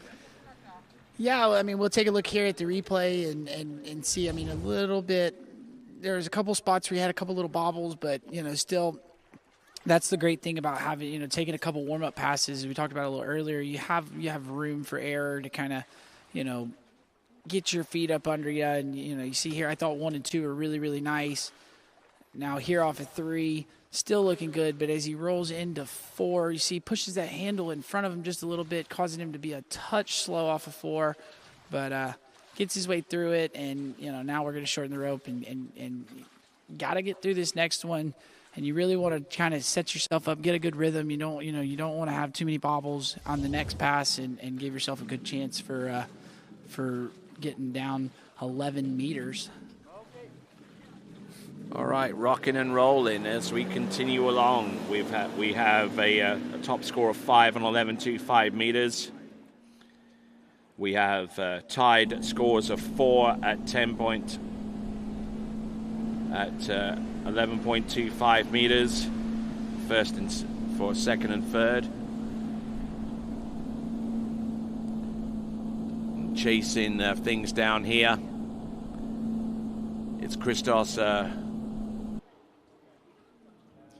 Petropoulos right now. Oh, what happened there? Tony, I don't know what happened there, but that's not going to be good there. I mean, the ski popped off, and you know, we see, I mean, he ran this pass. He got a little bit down course. It was a little shaky at the end, and I'm not sure what happened down there at the end. And this is 12 meters, don't forget. This was the gateway pass that he needed to run in order to get to 11.25 meters and put a score out there.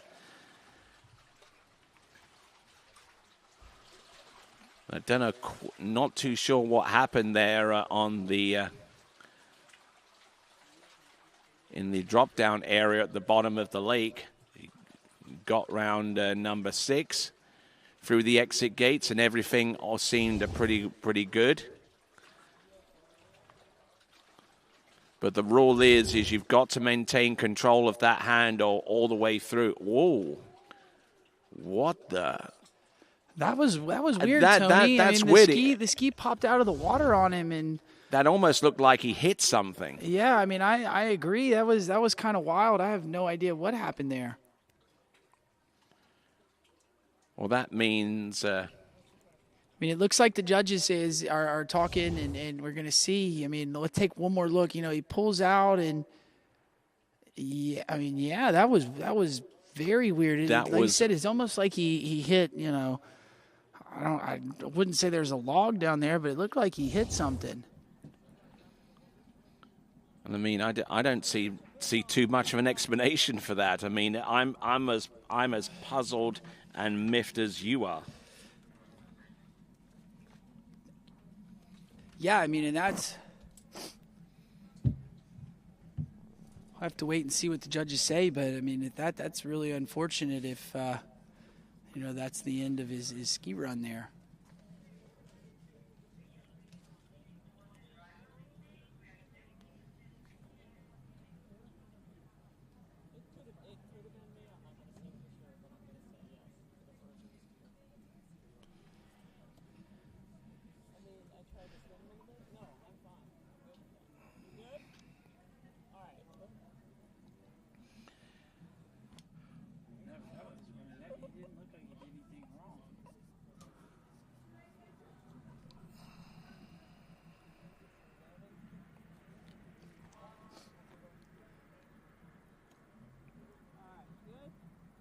Okay, it looks like we're getting an indication that he is going to continue on to 11.25 meters.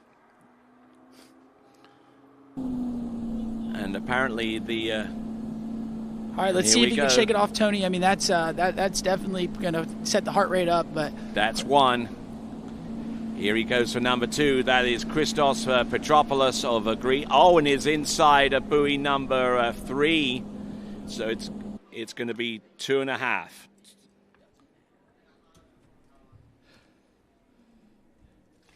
So 2.5 at 11.25 meters, which in the last European U21 Championships that was held in Lacanau would have been enough to make it through to the next round of the competition in the final.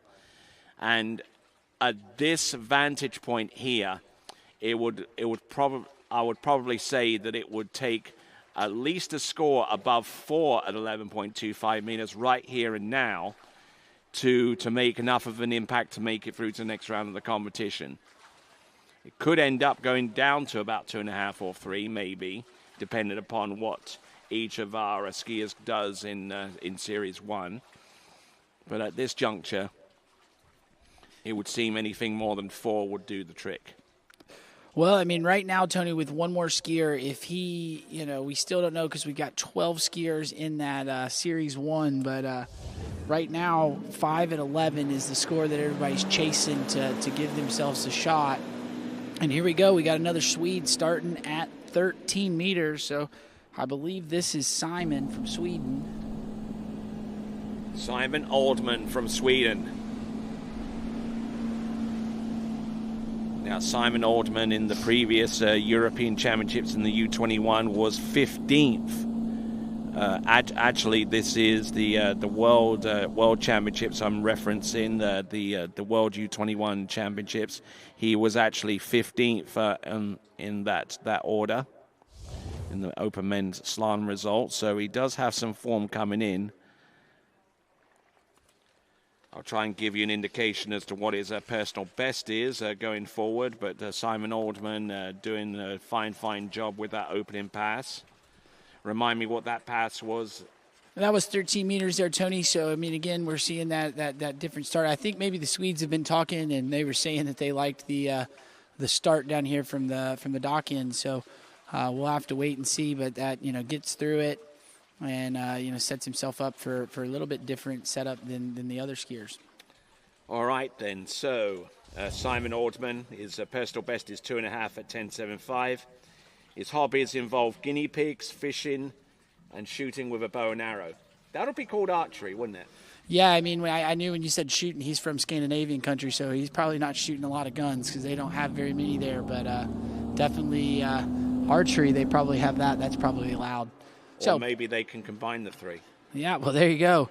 We'll see if he can get through this 12-meter pass. Looked pretty good on the opening pass. Big, strong 1 ball. Ooh, a little heavy into 2. You see him kind of catch him out at 2. Let's see if he can still manage it. A little checkup off at 3. Oh, and he blows the tail. And Tony, you kind of saw that one coming after how hard he loaded up off of one. He basically had a lot of energy moving and stayed over the ski, but it just started catching him and moving with it. As we see here, watch right here, he turns one, gets a little bit deep, and now he's generating a ton of speed into two. The ski kind of runs with the boat, but then it really starts running here at three, and checks up there, tries to really stomp the turn, and that's just going to generate too much speed and pops that tail out of the water. And so that's not going to be enough. That's going to, end his campaign in the slalom event here.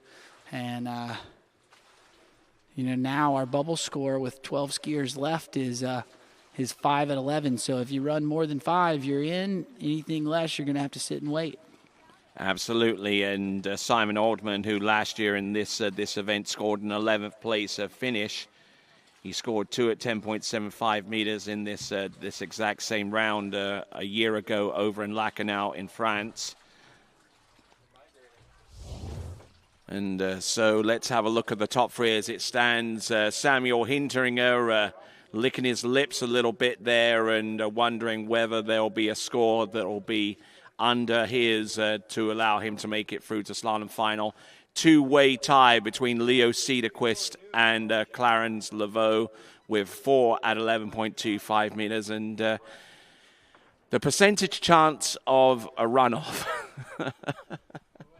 with that score are seemingly getting higher and higher with each successive skier. Yeah, I mean, that 4 at 11, that's a tough score to get to. I mean, getting out of 4 is a big deal. So, Sammy getting that 5, that's going to be huge. I would think, he might be able to squeak his way in.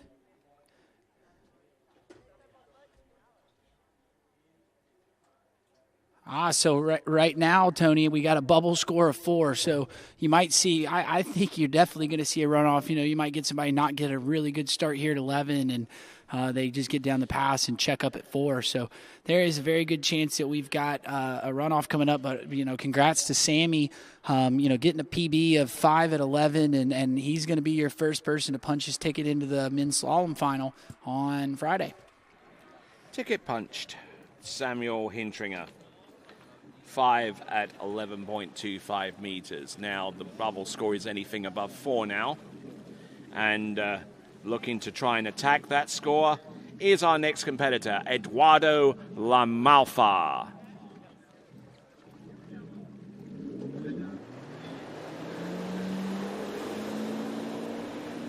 Coming to us from Italia, Eduardo Lamalfa.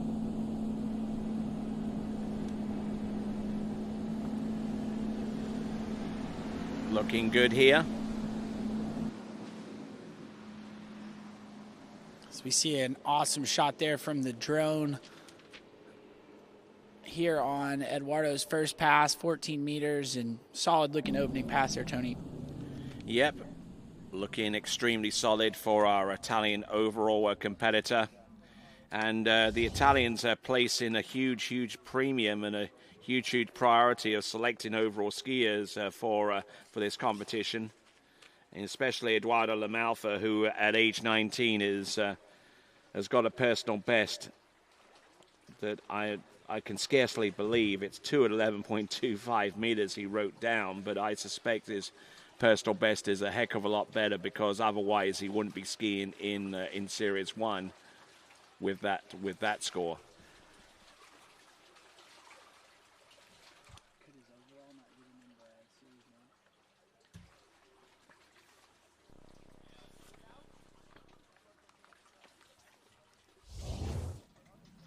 And I know of one Italian that's watching at home. I know Beatrizia Yanni is.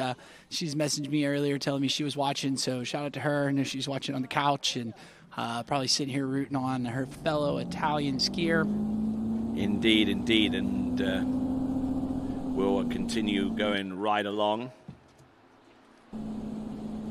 Apparently, Eduardo said that they lost my ski coming back from Calgary, so he's on relatively unfamiliar equipment, if that's the case. And that is 13 meters, and that forces the runoff. That forces the runoff at this time between Leo Cederquist and that one other skier with forward 11.25 meters, Clarence Laveau. And it will take one further skier to drop below forward 11.25 meters to ensure that those two individuals both make it through to the final. Yeah, and that's a bummer, man. Losing your ski, having to ski on some equipment that's not, you're not super comfortable with, and really not having a ton of time to get acclimated with it. And we'll have to wait and see. I'm a big slalom nerd, Tony, so I would be kind of down for a little bit of free skiing, but we'll have to see what these next 10 skiers have in store and see if we get a runoff or if somebody comes up a little short. And one person who is wishing that the runoff doesn't take place is one of the runoff competitors. That's Leo Cederquist, and there he is, right there. Yeah, and I mean, I'll tell you, Tony, I've been in his shoes where we're working the broadcast and getting ready to ski. Sometimes it's not that easy, but Leo definitely helping out, and we'll have to see if he needs to go get ready to ski or not. But next up on the water, we got Dominic Kuhn. I believe this is a 13-meter start. Yep, it certainly is. It certainly does appear to be that short and that dynamic going from one side of the course to the next. He typically practices going in on 13 meters for these kind of occasions.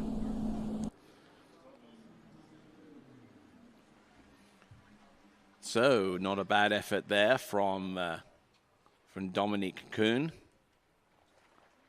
out of Austria, looking in good shape on the opening pass, and it's important to get everything moving in the right direction on a relatively longish line, because things will start to get very fast, very quickly whenever that line gets shortened down to 12 meters or beyond.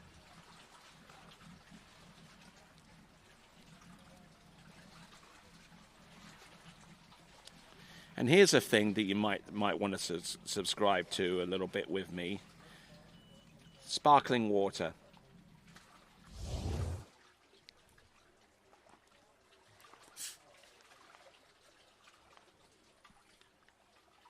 Ooh.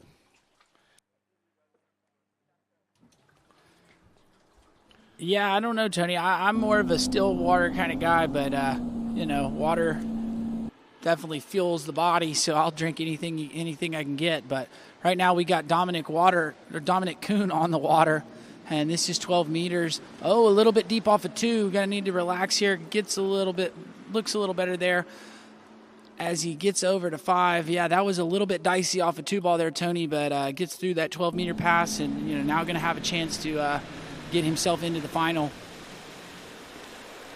All right, he's 2 passes in, 13 and 12. Now 11.25 meters. Little bit of a wry smile there at the end of pass number 2 on the 12, and now getting ready for 11.25 meters, knowing full well that if he runs 11.25 meters or he gets near enough to running it, say 4 or say a 5 or 5.5, then he'll have a straight path to the next round of the competition, which will be the men's slalom final.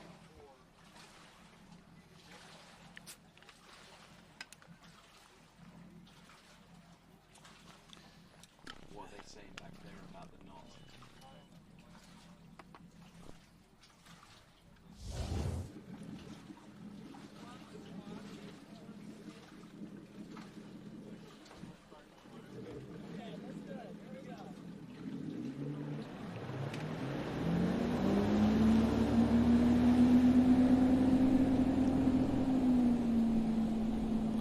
All right, here we go. This now is Dominic Kuhn out of Austria.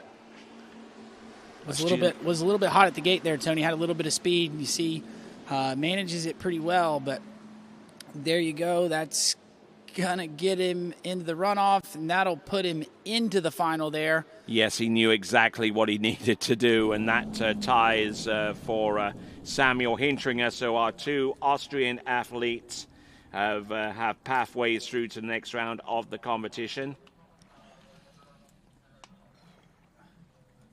12 skiers will make it through to the next round. We know already out of Series 2 that Samuel Hindringer is through to the next round.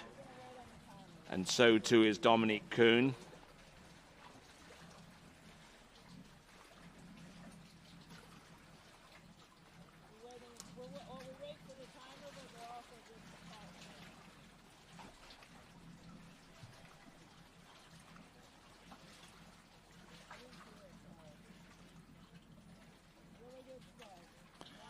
Okay, we're getting some latest news here. The Italians are launching an official protest in regards to Edoardo Lamalfa.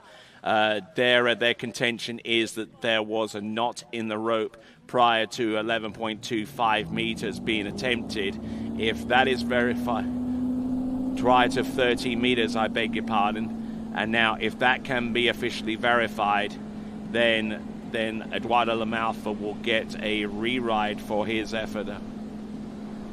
And he has been granted a re-ride. They were able to verify that there is a knot in the rope. So a bit of drama taking place in this competition. Is it All My Children, or is it Days of Our Lives, or which one? Yeah, I mean, that's he got lucky there on that one. Blows the tail and gets the re-ride because of a knot. So. We'll see if he can redeem himself, but if we see Dominic Kuhn coming into the dock, he'll be excited. He knows he's going to get to ski on Friday, and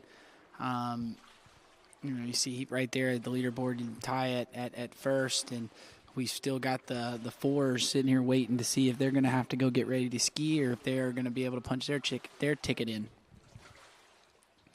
All right, so we're going to be rather interested and intrigued as to see who is next off the dock now.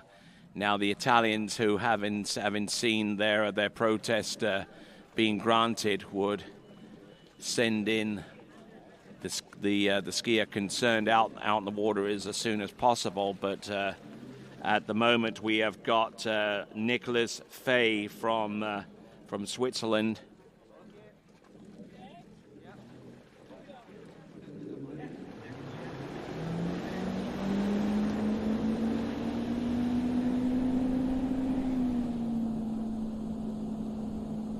So Nicholas Fay coming in, I would suspect his personal best is somewhere into 10.75 meters.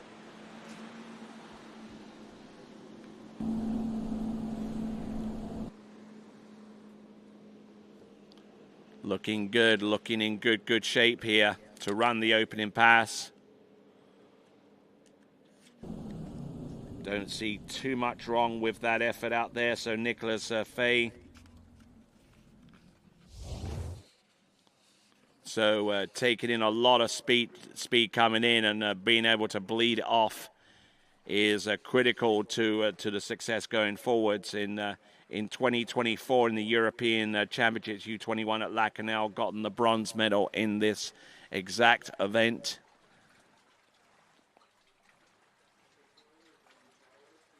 Nicholas Fay, who got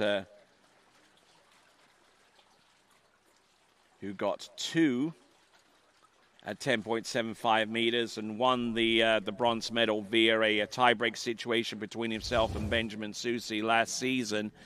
So he's experienced the highs of getting on the podium at the European U21 slalom competition, and he wants to try and replicate that with an outstanding performance maybe in this round of the slalom competition. He started in on, I believe, 13 meters.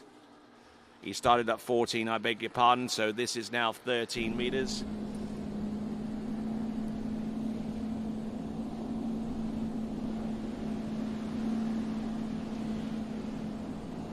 Looking good.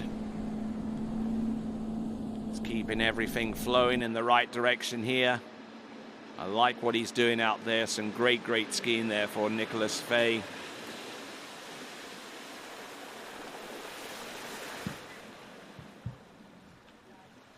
Don't see too much wrong there with that run, and as he continues to navigate his way through the slalom course, this was 30 meters. And certainly there are different tactics out there, whether to go in on an easier pass or whether to go straight in and try and get the job done as soon as possible. Try and get the adrenaline up and ready sooner. So there we go, Nicholas Fay from Switzerland.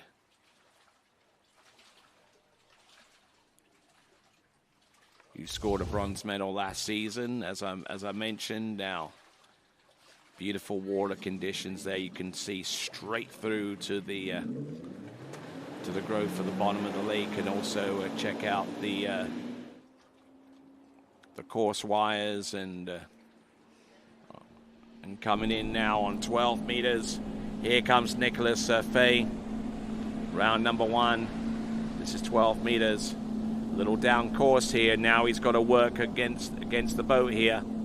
There's number 4 and 5 and 6. There you go. That is how it's done. So now he's gotten the job done at 12 meters. Now 11.25 meters stacks up.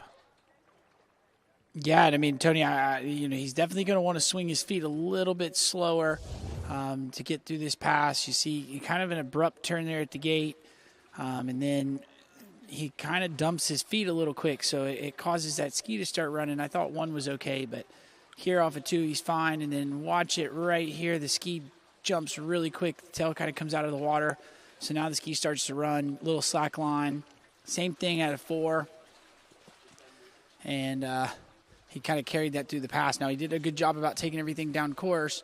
You see that slow turn there just because of the edge change going to 5, but gets through it. Now, it's going to be super important here when he rolls in at the gate. He wants to swing his feet nice and smooth and controlled so that he'll control the line, take the line out, and have something to turn on the backside of the buoy if he wants to get, down this pass. Basically needs to get a piece of 5 ball to guarantee him a spot into the finals. If he gets 4, he's going to kind of slot himself in for that runoff that it's looking like we're going to have. But if that were to happen, it would be a runoff for 2 spots instead of just 1 at that point in the proceedings. Let's have a look and see what Nicholas Fay can do. Entrance round number 1. This is 11.25 meters. This is for a chance. Oh, and he goes down and both 4s are in. And Tony did this. So pending the complete result of the protester from the Italians in regards to Edoardo Lamalfa, if the situation that you see here does not include that actuality that Nicholas Fay came up short on 1.5 at 11.25 meters, as you see here. Yeah, Tony, and if you look at the replay, he did the same thing into 1. He just dumps his feet. We see him roll in here at the gate. He rolls in, and then, boom, you see how that ski kind of jumps on him. So now it's running, and it doesn't want to turn. So there's slack line. Ski doesn't turn, and now he needs a big turn here at 2 and just falls over. And, so that guarantees the runoff. We'll have to wait and see what We'll have to see what Eduardo has when he takes his runoff. If he gets less than 4, we're guaranteeing both of the 4s in. If he does 4, we're going to have a 3-way runoff for 2 spots. So we will have to see, but definitely going to be shooting for. And here is Edoardo Lamalfa on the dock there, and he's going to get a re-ride for warm-up, and then 13 coming back.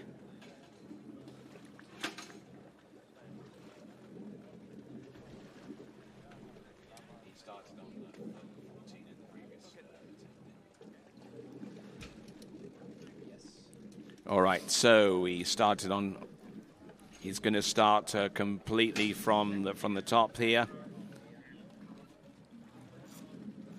14.25 meter start. Non-scoring opening pass, and will then proceed on to 13 meters for his second attempt at that run. Obviously making sure this time around that there isn't a knot in the rope from start.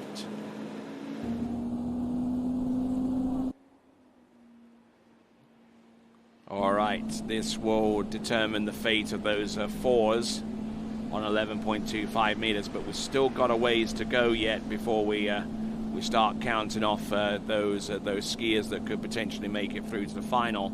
The upshot of it is that if Eduardo Lamalfa scores more than 4, he's through. If he scores 4 exactly, then it's a 3-way tie for 2 spots, and if it's less than, then the tie for the 2 spots between Leo Cederquist and Clarence Laveau, both of those would advance.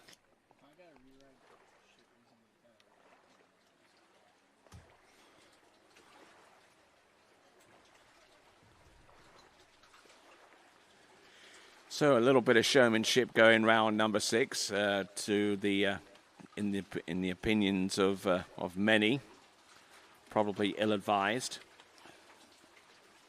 given the situation that is surrounding the reason why he got the re-ride. Eduardo Lamalfa getting ready now for the next run, which is going to be the 13-meter attempt. The pass that you saw was a non-scoring practice run because 10 minutes had elapsed since he was last on the water to where he is right now. The rerun was granted to the Italians because they suspected that there was a knot in the line right from the start. 13 meters. Seems to be redeeming himself quite a bit now. Eduardo Lamalfa getting the job done. All 6 buoys. Good skiing there from Eduardo. Yeah, and not the best 13 that we've seen today, but definitely redeemed himself, got through it. So now going to give himself a chance, to run through this 12-meter pass. And as we see Leo right there working the camera, and he's kind of anxiously waiting to see if he needs to run down the bank and go throw his ski stuff back on. We'll have to see what Eduardo's got here. If he gets if he gets 4, we're going to have a runoff for 2 spots. But anything less, that puts our tie at 4 into the finals.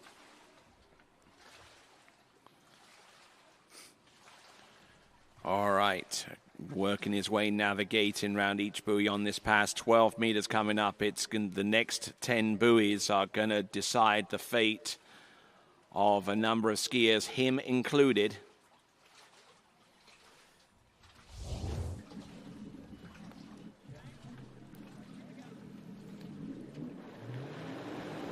So 3 possible scenarios. If he scores under on 11.25 meters, then 2 skiers will advance. If he skis over, then the runoff is still very much in play between those 2 tied skiers. And if there is an equilibrium between all 3, oh no, and he goes in the inside there. All right, and that puts our 4s in, and you can see Leo kind of excited there on the camera, but we kind of saw Eduardo there. He hammered that gate and just kind of got 0 off, got it behind it. You see right here, goes with that lead shoulder, leaves the feet behind him a little bit, and it just starts to catch him out the further down the pass he goes. Yeah, just getting a little bit bogged down here off of number 1 into number 2, and then off a perfectly good number 3, he went to edge change and found that ski on the inside. So he gets 3 on 12 meters, and that would almost certainly eliminate him from future contention. So we're looking for our next bubble score because we understand that Leo Cederquist and Clarence Laveau have both advanced through to the slalom final. We're looking for our remaining 8 skiers, and who would they be? So, Tony, I believe that puts Pierre from France on the bubble with 3.5 at 11. We were talking about earlier that half score could be huge. And it is. And it is now, so we'll have to wait and see if he's going to get lucky and squeak in, or if he's that first guy out. We missed that S-turn, didn't quite get a very good S-turn and lost the line. All right, so Eduardo Lamalfa skiing back to the shore and at the same time ensuring that that those that are tied on 4 are all through to the next round of the competition. So, we've had 2 scores of 5. The top 2 for the lead right now between Dominic Kuhn and Samuel Hindringer, both of them Austrian. Then currently in a 2-way tie for 3rd, Leo Cederquist and Clarence Laveau, both of those competitors on 4s. Next bubble score for 5th spot right now is that score from Pierre-Louis Germain, 1.3.5. And skier about to take to the water is Tim Wild. And then we see right there walking down the bank, the hometown boy. He is the top skier, the last skier in this series, Nicky Atkinson. But right now on the water, we see Tim Wild. We just saw him break that 60-meter mark and jump. Let's see if he can put it together here in the slalom event. This is 13 meters for the German skier. There you go. Good extension, round 4, 5, and indeed number 6. And that was a strong opening pass there for Tim, looking nice. No major bobbles there, and just looking smooth as he got through that first pass.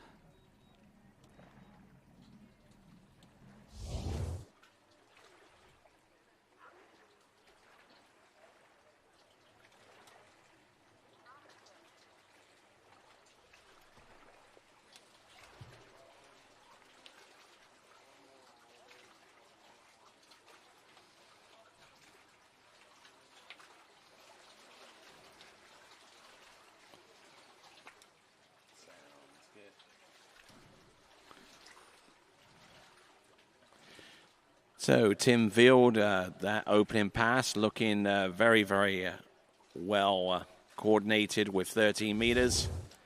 And Tim Wild has been racking up podium finishes and titles like you wouldn't believe over the last few seasons. And jumped over 60 meters or over 200 feet for the very first time in his career just a few hours ago. So obviously trying to control his nerves and trying to control the adrenaline that comes out of having an accomplishment like that for the first time. Here he is, Tim Wild, 13. Oh, getting down a little bit low there on number 4 and risking an awful lot here on 13 meters, I would say there. That was 13 meters. He made that look like 12. Yeah, that not looking quite as good there as the opening pass, but good thing here is they don't give style points, and he gets to the end, gets to have a little bit of a mental reset. I bet you he has a coach down there at the start dock to just give him a little bit of words of advice or reminders of his keys, and see if we can't clean up this next pass, which will be 12 meters.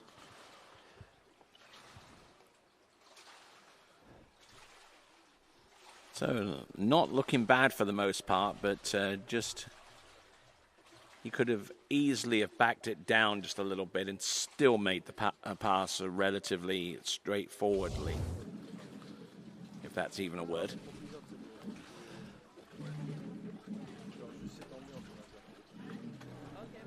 So let's have a look and see.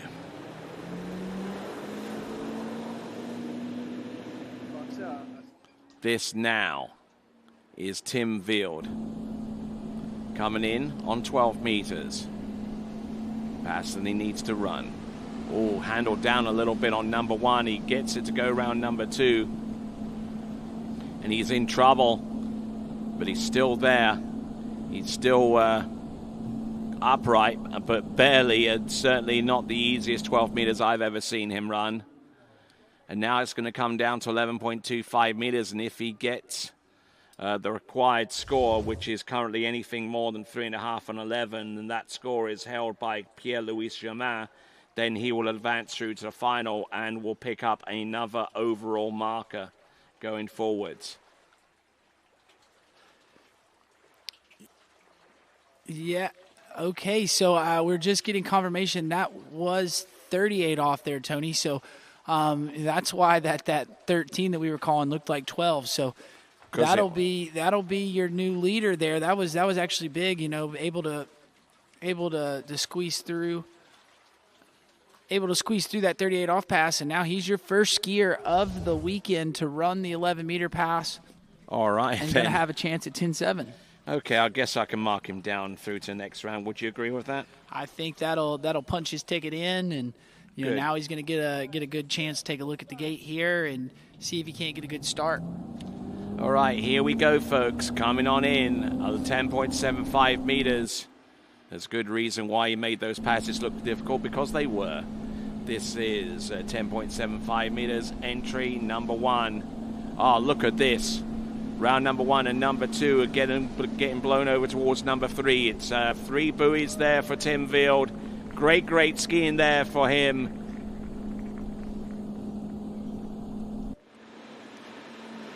Yeah, and our apologies here from the announcer's booth. We were a little confused there, but that's really good skiing there from Tim, and punching his ticket into not only the jump final but the slalom final, and that'll be a pretty good score there for his overall campaign. And equaling his personal best in the process as well. So an equal personal best in slalom, a lifetime personal best in jump.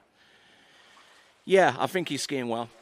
Yeah, I mean, he's having a heck of a tournament, and like you said, throws that ski out there. I thought off of his one ball, he kind of broke over at the waist out of 1, but still got everything to the right spot and hooked up pretty good. And I thought he was going to go further than that, but still good skiing. He is your leader, and we'll have to see what our last few skiers have in store for us. So moving on to our next competitor, and this is a competitor who I haven't seen an awful lot of in recent times. Coming to us out of Italy, it's Jacopo Gagaro from Italia, wearing bib number 77. Let's see what we've got there. Jacopo Gagaro. 14.25 meter start. Just trying to ski this cautiously, but not in a lackadaisical kind of way. There you go. 6 buoys, opening run for Jacopo.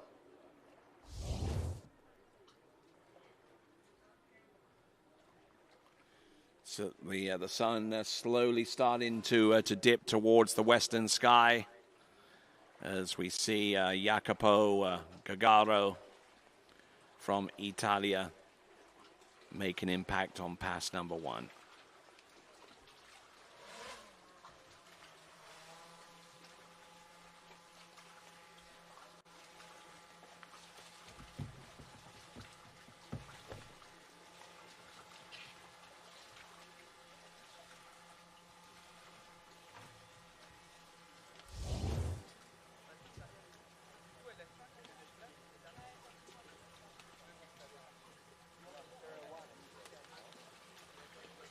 All right, a few of our crowd are continuing to watch on as we bring in Jacopo Gagaro from Italia. Not even too sure whether he's competed before at European level. Jacopo Gagaro is a personal best. Oh, this is something. 3 on 10.75 meters. So he's certainly capable of making the kind of performance necessary to guide him through to the next round, but it's the case of doing it right here when the pressure is on. Jacopo Gagaro. 6 on 14 and now 6 on 13 coming back.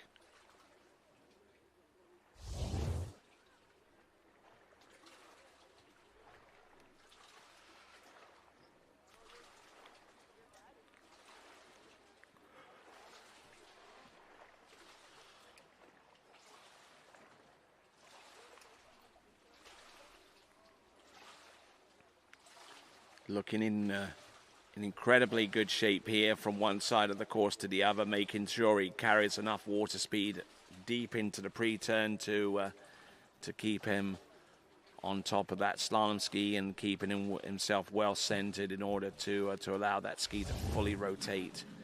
And then once it's under the line, it's off to the races. So here we go. Jacopo Gagaro.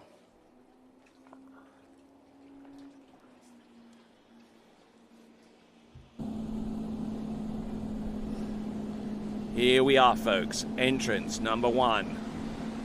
Jacopo on 12 meters. Waiting in the wings is our French skier that's currently on the bubble right now. That's Pierre-Louis Chemin. 12 meters. And yes, he gets the buoys necessary to continue on to 11.25 meters next for Jacopo Gagaro.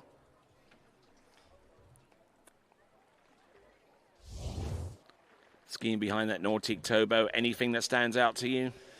Yeah, I mean, he a little bit shaky here on this pass. You see, I thought off of 1, he didn't quite get the ski rotated all the way around under the line, so caused him to be a touch late into 2, and then you see here into 3, gets a bit of a slow turn there. Ski comes up, has to start getting on his horse there to 4, and then big turn out of 4, kind of loses some to the boat, and again, another kind of slow turn on the tail out of 5, had to work to get to 6, but got through the pass. So, now setting himself up for a chance to punch his ticket in.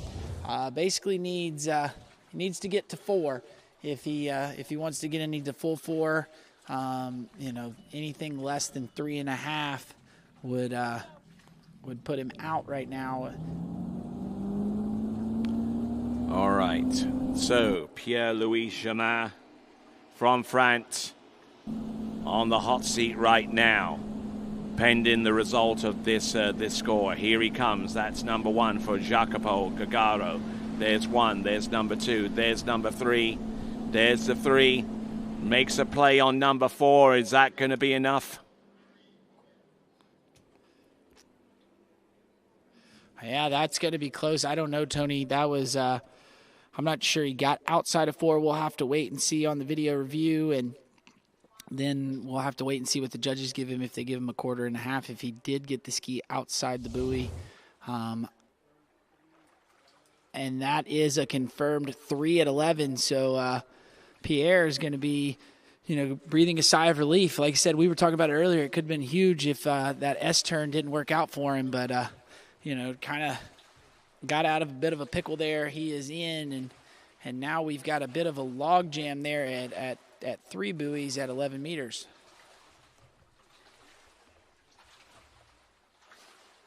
So if any of these skiers run less than 3, Tony, we're going to get some free skiing here in this men's slalom event. Yep, I enjoy watching that.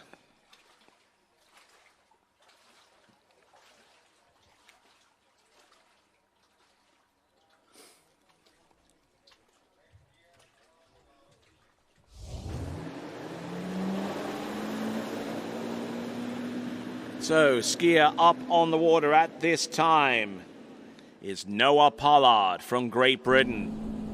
Now, Noah Pollard decided not to ski in the Youth Nationals a week or so ago at Gosfield Lake due to an injury that he sustained earlier on before the competition. He did that to stay healthy enough to ski in this one, the European U21 Championships. And there you go, opening up with, I believe, 14.25 meters. So there you go. That is Noah Pollard from Great Britain. Comes to us from Kings Lynn in Norfolk. And you just kind of see he's kind of not pulling all the way through the wakes, not being strong all the way through him. So the ski's kind of hopping on him as he goes to make his edge change. That'll be something that we'll definitely keep an eye out for as we shorten the rope up, because as you do that, that causes the ski to kind of edge change and start to run with the boat. But gets through it here on this 14-meter pass, so we'll shorten the rope up, take a 50-second stop down at the end, and bring him back in for 13 meters. All right, a representation of all of the flags of nations participating in this European U21 Championships right here. All 18 countries. And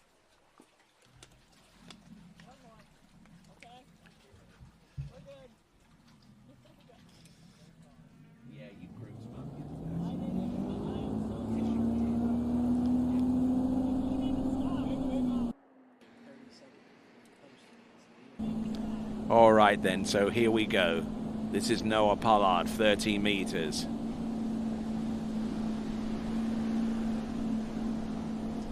Now, Tony, I think he's doing a little bit better there, getting through the wakes and then shooting the skis. So, looking better as the rope gets shorter, and that was a good-looking 13-meter pass there for Noah. So, yeah, nicely done there. Looking like he's a little bit more dialed in here for that second pass.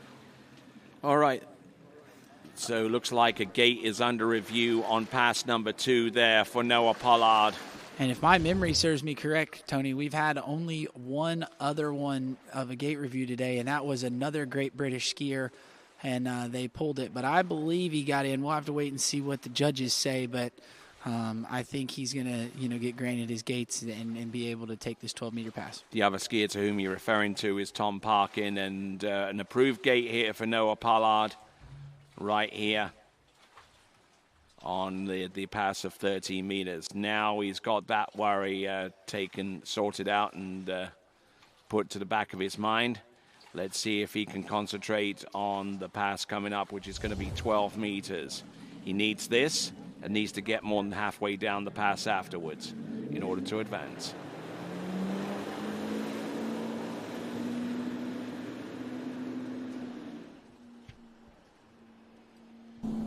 Okay, so here we go. Noah Pollard. There's one. There's number 2. Trying to make the ski stick on number 3 and number 4. Trying not to blow the tail. Last thing he would need. And there you go. That is a 6-buoy count, and that is Noah Pollard getting ready for 11.25 meters.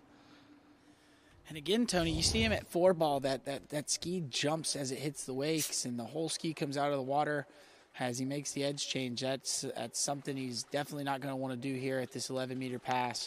That'll start generating too much speed down course and leave him with a spot where he could blow that tail like you were talking about. So had a little bit of ski chatter at 2, and then right there you see it kind of hop up on him. Couldn't see it from that angle, but that'll be something that, that's definitely kind of a common theme here with this ski set. All right, as we continue to roll on, thoughts of making it back to the hotel and resting up with a nice cold shower and what have you are on the minds of a lot of our competitors here, such as those that are staying over at the Dormero Hotel, which is in Seestadt, right outside of the city of Vienna. Here we go, Noah Pollard, 11.25 meters, needing more than 3. There's oh no, and he goes down after number 2. I think he released the rope between, I think he released the rope as he got past the center line of the boat, and if that's the case, then that would be 2.5. But if he did manage to keep hold of the handle past the center line of the boat, then it would be a 3.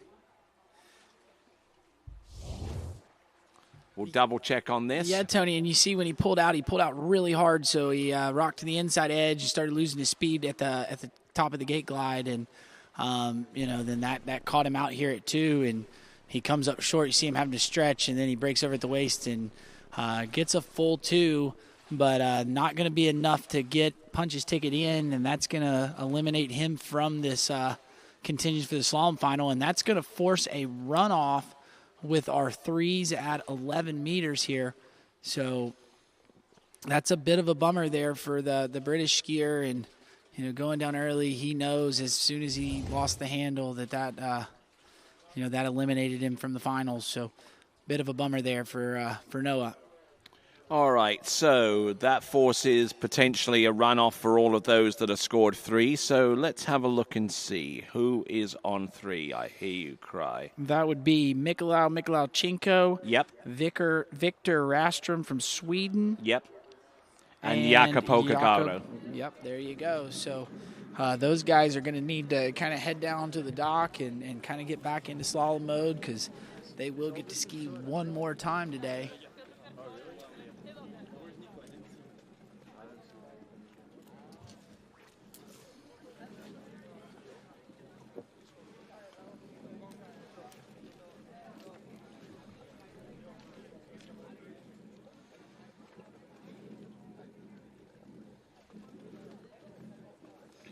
All right, then, so moving right along, our next competitor up is going to be Florian Paff. Shorts sure are holding a bunch of water there, Tony, when you got out of the water, but he is your top seed in the men's jump event, and we'll have to see if he could put a score that might put him at top of the leaderboard here in the men's slalom event. This is 13-meter start for the Italian skier, and looking nice and smooth as he rolls his way to the end of this pass.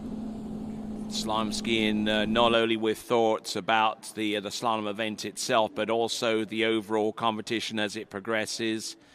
And the overall is about two things: minimizing your losses and maximizing your gains.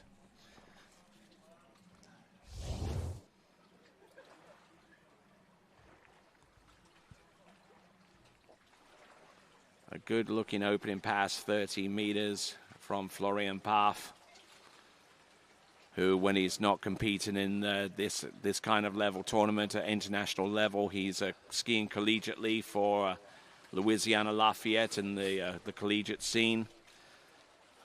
And almost as soon as he returns back to Louisiana after the Worlds in Recetto, it's almost straight back into the collegiate season as teams from across the nation hope to qualify themselves into the collegiate nationals. And I don't know who that was who flipped. Yeah, and that looked like he was going for a front flip into a belly flop there off of the spectator's dock. So we'll see. But we got Florian Paff coming in. This is 12 meters. He's got to run it. That was a big one ball there, Tony. So had a bunch of space in the two. Kind of slows it down there. So now he's got his speed under control. A little bit slow out of 4, but working his way through this pass. And there you go. That's going to be 6 buoys at 12 meters there for Florian Paff. Not bad at all on the grand scheme of things. Well in control of that pass from start to finish. And not bad there from Florian, who comes to us from the German-speaking part of Italy. There is such a thing.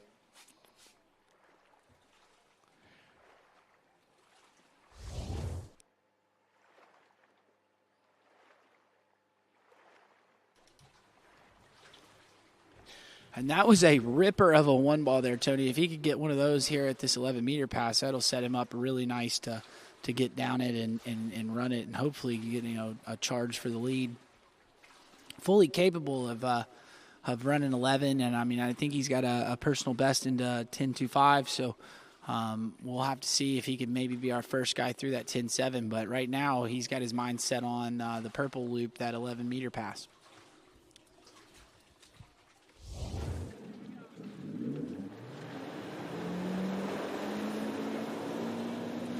All right, here we go, Florian Paff. We've already saw him fly in excess of 62 meters in the jump in preliminary round. And his personal best in slalom is 2 at 41 off, or 2 at 10.2.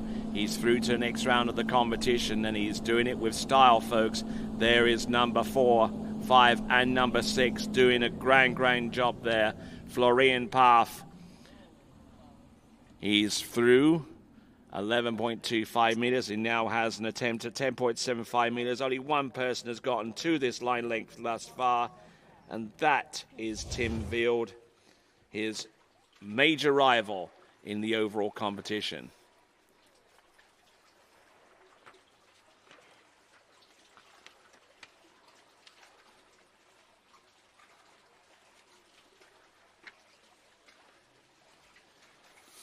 So, Florian Paff, who enjoys fishing,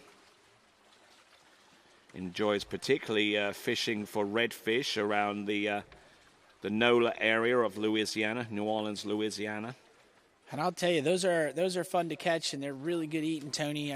I know you live in Louisiana, so you know, but the people at home that might not know what a redfish is, that is good eating fish, and it definitely goes well with your favorite Tabasco sauce. So, yep, I love that Tabasco. I know you do, and you always got it with you. So I know if I need a little spice in my life, I can find Tony Lightfoot. But right now, we've got Florian Parth on the water, getting ready to spice things up in this slalom event. Let's see if he can get a good one. Gets a pretty decent one there. A little bit narrow at a 2. Can he get outside at 3? Throws a ski around 2. He's looking good. He might run this one, Tony. Oh, and Not with that number 4, he won't. But there you go. It's a 4-buoy count, and that is Florian Parth. And I feel like I jinxed him there. I thought that was a good start there at 10.7, and just not able to get the ski to turn out of 4. And still big score. That's big for his overall, too, as well, because, that's a buoy better than Tim Field. So. Yes, you're indeed right. You see there, I thought that was a really good gate. Rolls in, gets a really nice turn here out of 1. Look over at 2. You see he kind of dumps his feet a little bit quick, so he comes up a little narrow at a 2, so that's why he loses his butt off of the backside of the buoy. And then, now he's kind of, things are moving a little quick in his head, and there kind of dumps the feet again and starts running with the boat. So that's what kind of caused him to not get the turn there at 4, but really good gate there and a good start and got himself one buoy better than the rival in the overall competition, Tim Field. Yes, indeed, and I'm probably going out on a limb to speculate that after 2 events, Florian Parth probably has the outright lead in the overall competition by a good 130 or 40 points ahead of Tim Field. So that is going to be a titanic struggle between now and the end. Skier on the water is Vincenzo Marino from Sicily, in the southern portion of Italy, although he does spend a good portion of his time these days training over at the National Training Center in Rocchetto, which is going to be hosting the World next week. The Open World Water Ski Championships being broadcast live and exclusively on TWBC. And make sure you're going to be alerted when that happens. That broadcast starts on Tuesday, and by hitting the subscribe button on the TWBC YouTube channel, you'll be instantly informed as to when we will go live.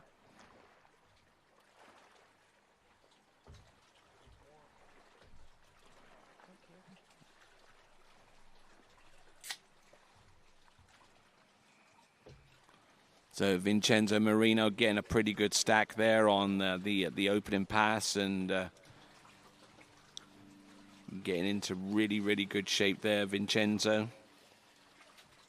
Yeah, and staying nice and smooth, being kind of light, not doing too much there on that 13-meter pass, and just really getting building up on his momentum there for the first pass. So shorten the rope up to 12, and we'll bring him in second pass.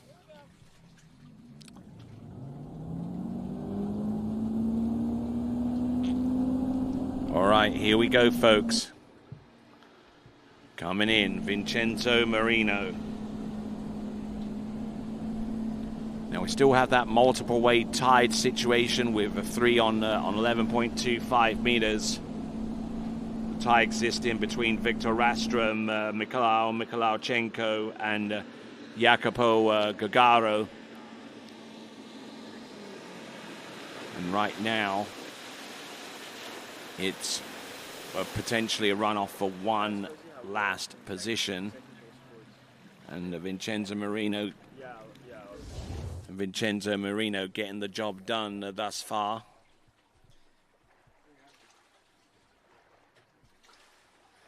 And I thought, Tony, he had a little bit more tempo to his skiing there. The first pass, it looked like he was kind of taking it a little bit easy, maybe being a little bit conservative, but definitely looks a lot better here on the second pass. And you see him driving that ski through the wakes and looking nice and strong here as he gets through that pass and now sets himself up. So basically needs to run more than 3 to guarantee him a spot. If he only gets 3 here, we're going to have another person added to that runoff.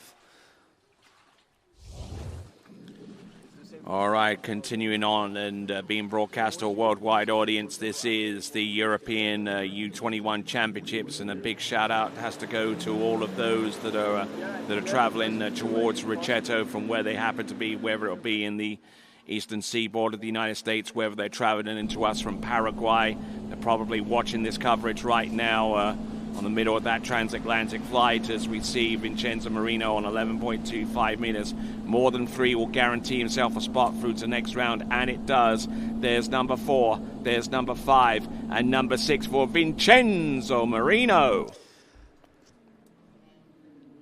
Definitely not the easiest 11 we've seen today, but you know, you can tell he definitely runs that pass just about every time he skis, and got his way through it, and you know, we see here had a little bit of too much speed there at the gate, and you know, kind of causing him to kind of run with the boat, but gets his way through this pass, and see there he eats up all that line there. That's kind of a, you see the lefties when they have too much speed out of one, they can always turn one ball, if they got too much speed at the gate, they can always turn one ball, but then it catches them over at 2, and that's kind of what you saw. And you know, still manages it, takes it down course, gets a big pull over here to 6, and you know, now that's another guy through the 11-meter pass.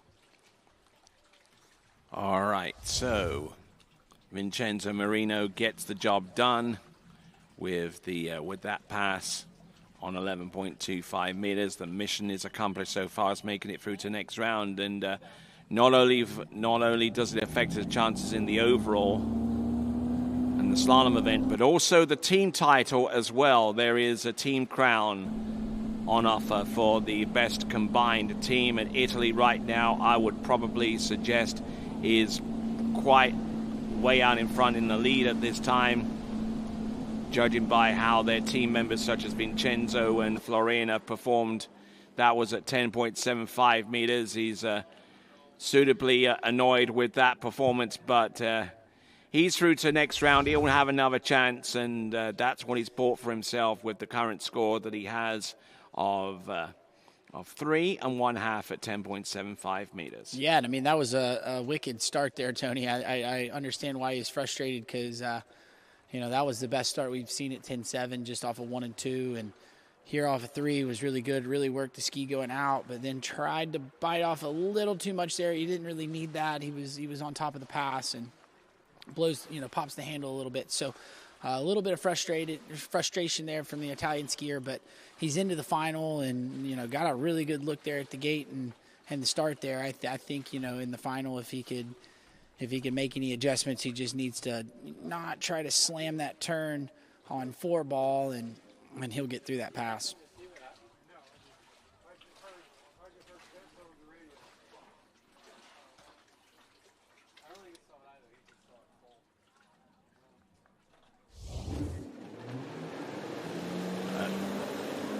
Okay, so 14.25 meters for our next skier taken to the water. This is Matteo Georgis. Going from the relative experience of Florian Pfaff to Vincenzo Marino, to the relative youth and vigor of our skier out there on the water. From France, Matteo Georgis.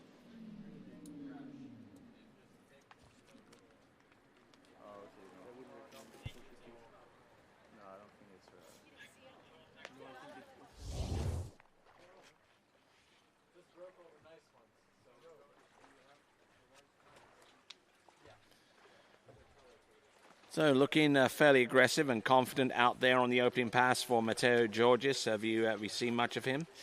No, he's one of these younger skiers, and I've definitely seen the name, but you know, been skiing pretty good, and he looked nice and strong there. You know, electing to take that 14-meter start, so a little bit different than what we've seen from, you know, our last handful of skiers, but still looking nice and smooth there on the opening pass, and you know, setting himself up. I think maybe he was doing that for a little different gate shot than the other guys had. We'll have to see if he can get through the 11-meter pass and set himself up for, you know, 10.7 from the dock in. Current and 2-time Europe and Africa under 17 slalom champion. Personal best 1 at 10.25 meters. We'll see what he has. This is Matteo Georgis. Went out on 14.25 meters. This is now 13 meters. And seems to have a real ease about his slalom style, and He's prepared to let the ski carve out a path and just stays on top of it and does well as a result. Yeah, I like how he stays very connected, as he swings his feet, doesn't dump his hands, and allows that ski to roll nice and smooth. And, that's something that you see out of a really strong skier. And, not the tallest one that we've seen today, but he uses, he stays connected and uses that to swing up on the boat and get his width.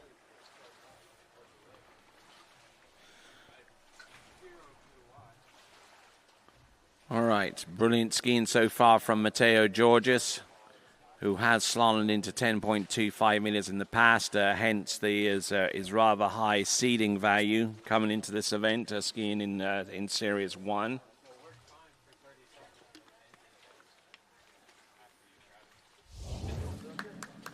So we're down to our final three competitors. The first of them is Mateo Georges. So with a potential three-way runoff in play, that would therefore mean that we would provisionally have a runoff situation between Victor Rastrom, Mikolaj Mikolajchenko, and Jacopo Garo.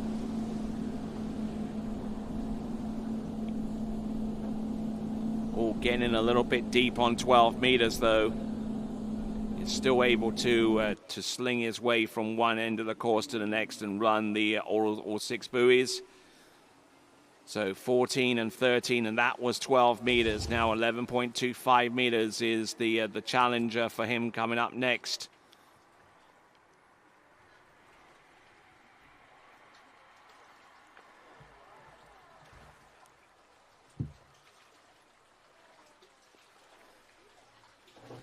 Now, the big thing here for Mateo is to make sure that he gets more than three, keep himself out of that runoff, and guarantee him a spot in the finals. And then, then he'll go and try to run the 11-meter pass and give himself a chance to take the lead.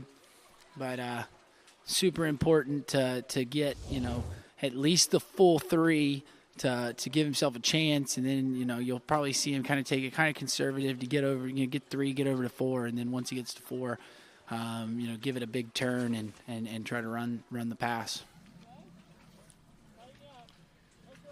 Right there.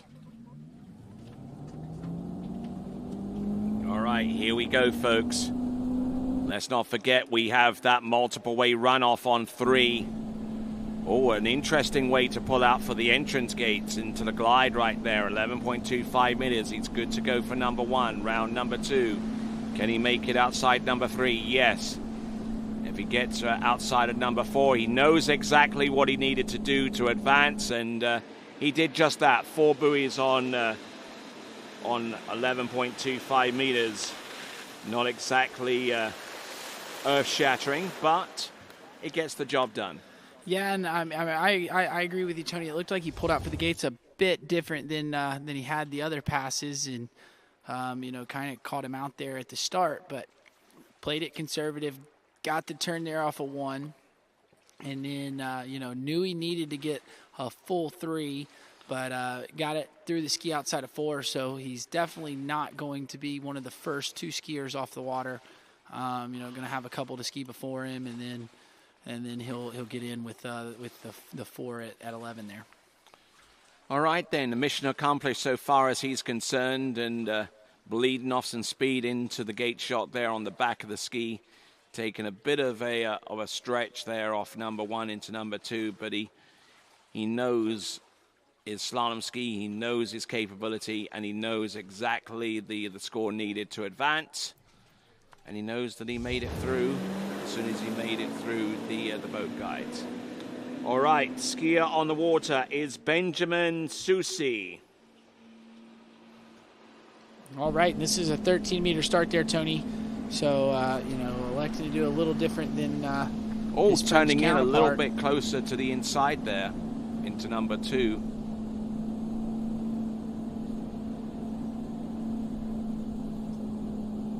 Yeah, but gets his way through that 13-meter pass, and looks good. Gets that's the thing, is just to shake the nerves off of pass number one, and then set yourself up for a good rhythm going through the rest of the pass. as we see on the dock, we see Nicholas Attensom, our last skier, getting a little bit of words of encouragement from team captain Carlo Basic.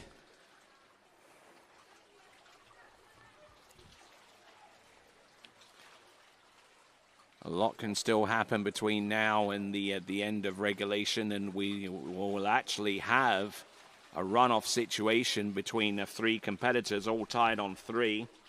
Jacopo Gagaro, Mikolauchenko, and Victor Rostrom all competing thus far for one potential spot in this, for the men's slalom final. It always seems to be the way, and whenever you have title events, that you have this kind of tie-break situation. It happens more often than you think. Here we go, folks. Entrance. And number 1 and number 2 looking good. Don't see too much wrong here. Looking in good shape, though, getting round all 6 there on pass number 2. So 13 and 12 under his belt. And now the choice is up to him, whether he goes for the entire pass or whether he goes for a targeted approach to ski just for a piece of number 4 and no more. Yeah, and the big thing, Tony, you see here, so I thought he did a good job here off 1. You see he doesn't snap the ski around all that bad, so the ski turns pretty good here out of 2. But watch him off of 3. He snaps it. I think he gets it a little bit too hard, and then that causes him to not be able to carry the ski out into 4, so the ski kind of is a little bit slower there off of the turn. So that's just something to kind of keep out. You can turn too hard, get the ski with too much angle, and then you're not able to carry it out off the second wake going to the offside turn. But being a little taller than most of our skiers, means that he has a little bit of room to kind of like suck up that slack and that kind of hit. Yeah, but I mean, like what happened was he snapped the ski around, so he got all this angle going to 3, going to 4, and then when the edge changes, the ski starts to run, and the ski just doesn't want to turn. When you start generating all that angle and then carrying it down course. So that's something to kind of keep your eye out for here. But 11.25. There's 1. There's number 2. Oh, getting broken over off number 2. Here he is for number 3. Can he make it outside yet? Oh, yes, and he blows the tail on number 3 just as he ensures himself a spot through to the next round. It's 3.5 there for Benjamin Soucy of France. He will get 3.5 at 11.25 meters. He'll get a nice little red tick next to his name. Matteo Georges as well. Vincenzo Marino. So 1, 2, 3, 4, 5, 6, 7, 8, 9, 10.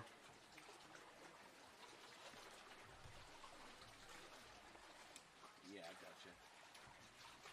So now it comes down to our final competitor to see if he has what it takes to make it through to the next round of the competition. He will come to us out of Austria. His name is Nicky Antonsen. And yeah, I mean, the little bit of pressure on Nicky. He's a hometown boy. I know he's been battling a bit of a back issue, so hopefully he's feeling nice and healthy. I believe he broke the Austrian slalom record here at a tournament earlier this summer, so been skiing really good this season. We'll just have to see if he if his body can hold up for this set. As you see, another Austrian skier there whose body kind of had a little bit of a breakdown. Lily Steiner, unfortunately, messed her knee up at the Under-21 Worlds, and so she got that fixed last week. And it's good to see her here at the lake and moving around. And we wish her a speedy recovery and hope to see her back out on the water soon.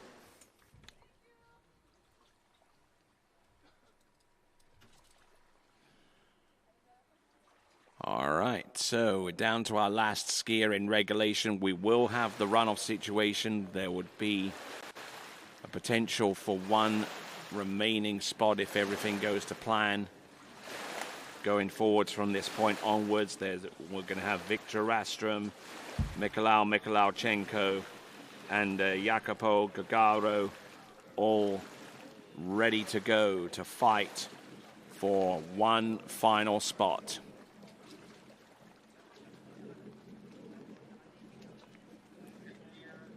So there we go. We've got Nikki Antonsen, who uses Pro Gear equipment.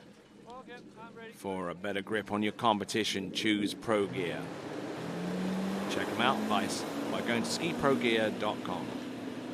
All right, so here we go. Let's have a look and see. Nikki Antonsen, 13-meter start. Personal best, 2.5, 10.25 meters.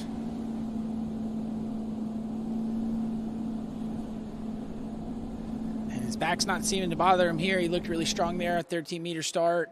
We see Nikki on the Pro Tour skiing quite a bit this summer, so he's been skiing, like I said, been skiing really good all summer. Really strong skier, and definitely one of these skiers that's able to take down that 10.7 pass. We haven't seen that ran today, so maybe Nikki could be our lone boy to get through 10.7, and we get a look at 10.25. Now, as we work forward, we've got Nikki Antonsen wearing the #1 bib for this tournament. Now, if his back suddenly becomes an issue here, how much does he ski?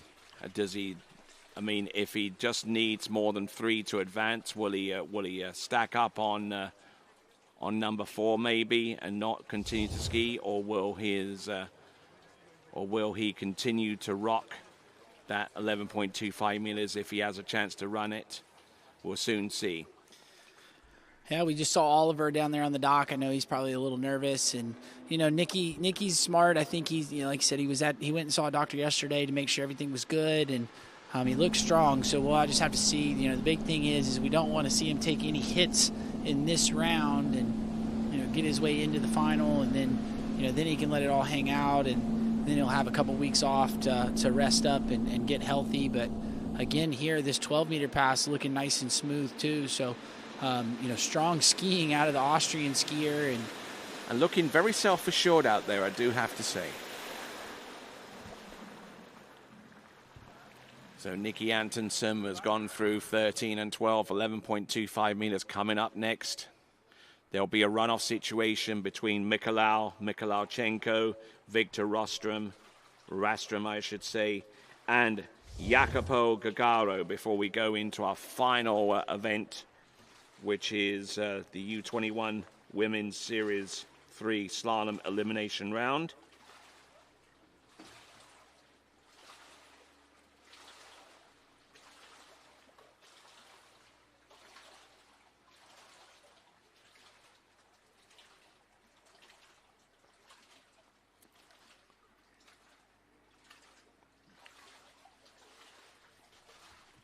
Yeah, I really enjoy watching Nikki ski, Tony. I mean, he's got a nice looking style. He's definitely a tall, strong guy, and looks good there through 12. So definitely needs to get a full 3.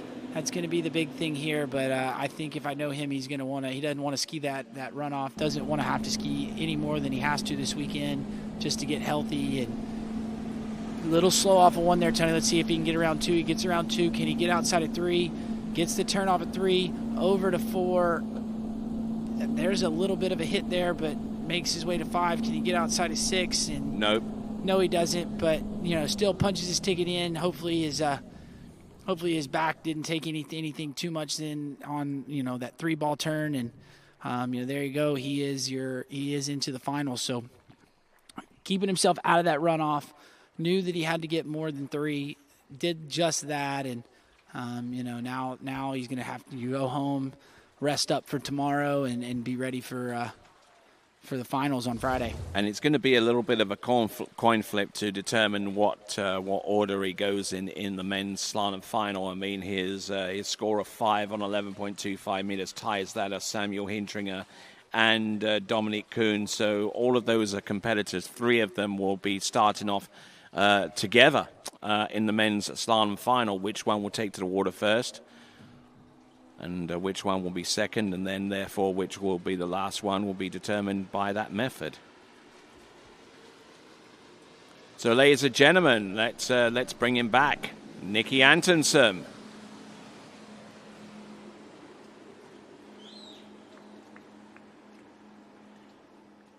And not feeling too much of the ill effects out of his slalom inset there, but as you said, and rightly so, he was basically trying to avoid taking a huge hit there and just skied for the total that he needed to advance, and did just that.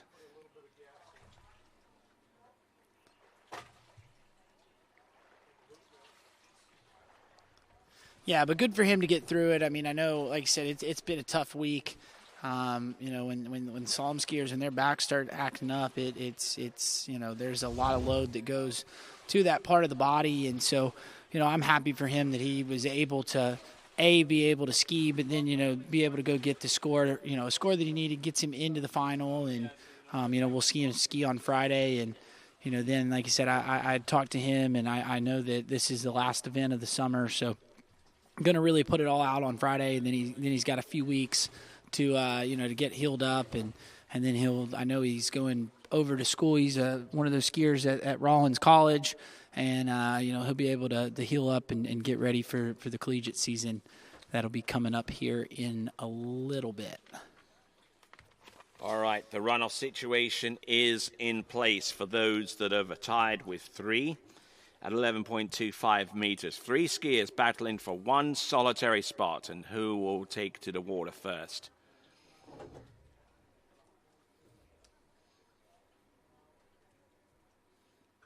All right, and so just getting confirmation that Mikolau will be our first skier on the water. So he was kind of one of the earlier skiers in the series too. So it's been quite a while since he's skied. So it's going to be pretty tough to, you know, have to run that 12 meters cold off the dock. But we'll see if the young Ukrainian skier can do it, as I believe they're throwing a little bit of boat gas into the boat just to make sure that they got enough to get them through. And then we'll get these 3 skiers out on the water. All right, then, as they do that, we're going to take a quick break for a moment. We'll be right back with the runoff for the men's slalom 12th and final spot qualified through to the next round. We'll be back right after this.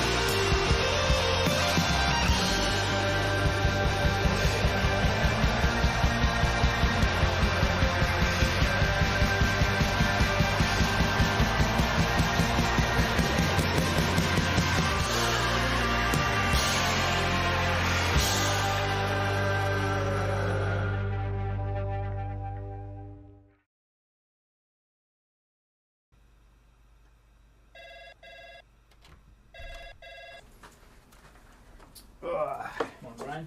Hey, morning. You have a good weekend? Yeah, got out on the water a couple times. How about you? Yeah, I got to set in. Just gonna make a quick phone call here. Oh, of course. Can you get that, Will? Yeah, man, I got it. Thanks for calling Wake House. This is Will. Yeah, looks like we've got those in stock. All right, then. So we're getting ready for a runoff for the 12th and final spot. 3 competitors will be duking it out, and the kind of a situation that almost borders upon cliche these days, but it is what it is. First skier out is going to be Mikolajchenko. He'll be first off the dock, followed by Jacopo Gagaro. And then third and finally off the dock, Victor Rastrom. So that is how it's going to go. And each competitor will go into the course on their last completed pass, which in each instance is going to be 12 meters. Mikolajchenko, wearing bib 114.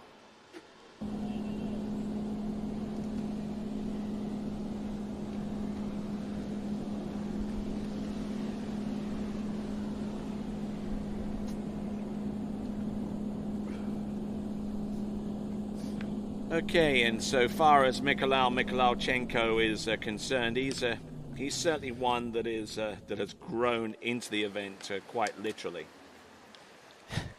Yeah, Tony, definitely hit a growth spurt in the last couple years, and definitely a really tall skier, and you're seeing that with his slalom skiing. Being tall like that really helps you leverage behind the boat, and been skiing well.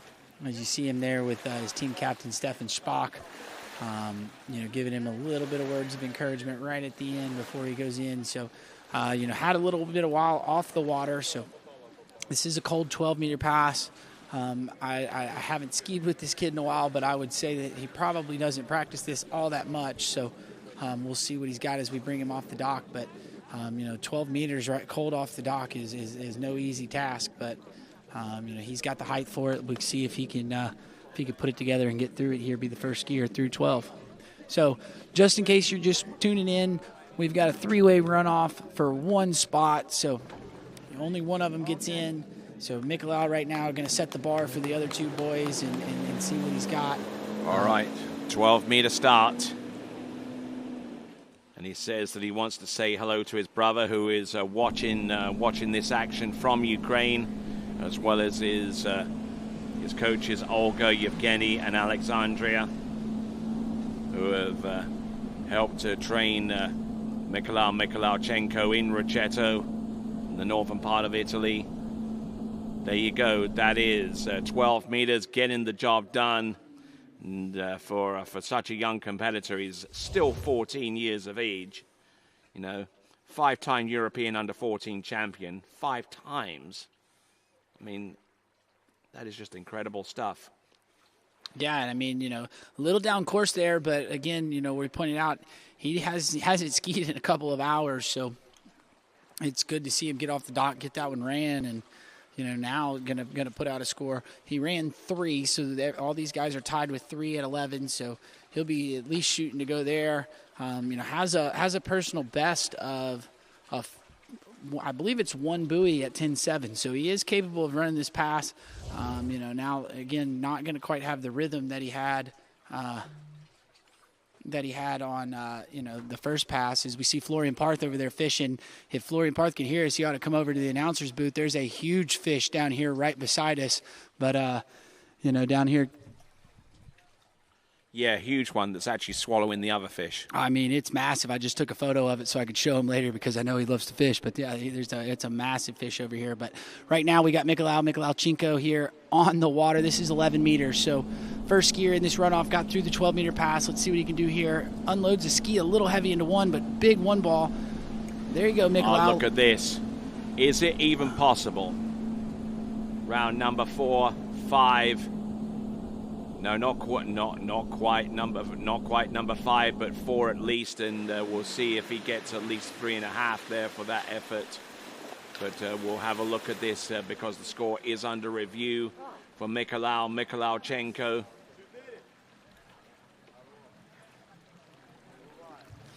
Yeah, we'll have to see. That looked kind of close to me, Tony. I'm not so sure he got outside of 4 ball, but we'll take a look here on the replay. and see. That was a killer one ball, though. I mean, that was a good start there. But you see how he unloads the ski. It bounces on him there off of 2. And then that kind of starts causing him to start running with the boat here at a 3. Doesn't quite get the turn he needed. And let's see, does he get the ski outside of 4? And it looks like he went inside of it. I'll have to wait and see what the judges say. But, you know, from my eyes, that looked like he did not get all the way outside of 4. But that will... He certainly tried to sell us on 4. And then looks there like you it's go. 3. And that, you know, ties what he ran in the preliminary round. So, you know, big score for these other guys. They're going to have to, you know, go out here and basically get, you know, get at least 3 or more if they want to punch their ticket in. If we get another tie there, I think we have another runoff, and, you know, we'll have to wait and see. But that's good skiing, especially for sitting on the bank for quite a while. I bet when he ran that 3, he probably thought he was out, and it just so happened to fall his way. So we'll see as we move to our second skier in this runoff. Jacopo Gagaro, who skied in Series 1. The only person in this free skier runoff lineup to come to us from Series 1. He was halfway down the list, and skier number 5 as a matter of fact. And this is Jacopo Gagaro. Look at him go. There's 1, 2, 3, 4, 5, and number 6 there on 12 meters. Kind of made a meal out of that one, but he gets the job done, and now he's got to get a piece of 4 to keep his head out in front to eliminate Mikolauchenko.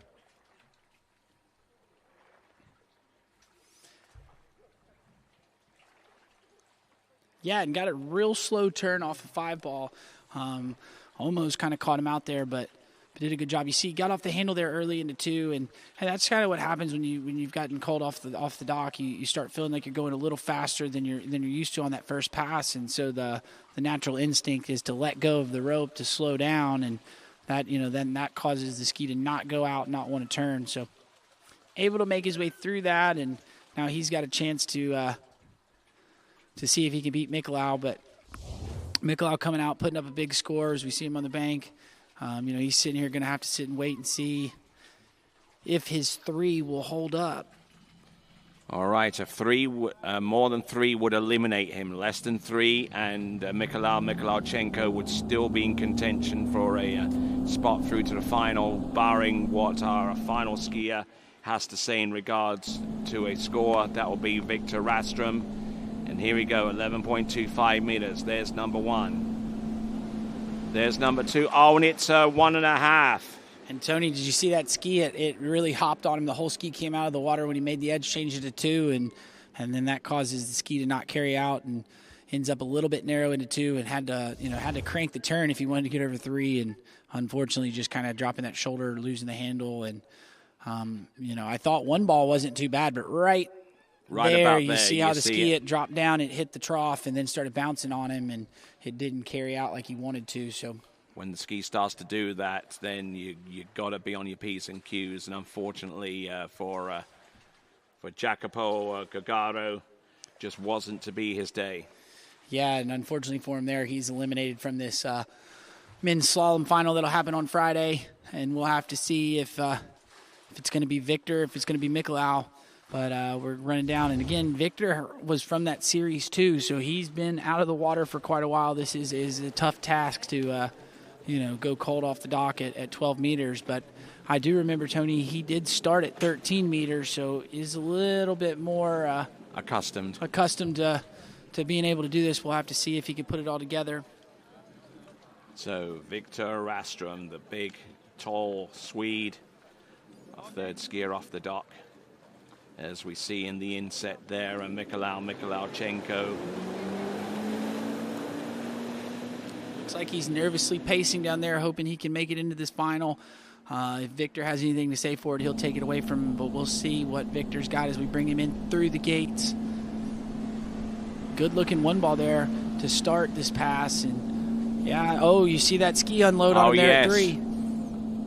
He's still having to stay on upright here. Oh, handle up high off number 5, and just by the grace of whatever deity he subscribes to, he gets around all 6 buoys.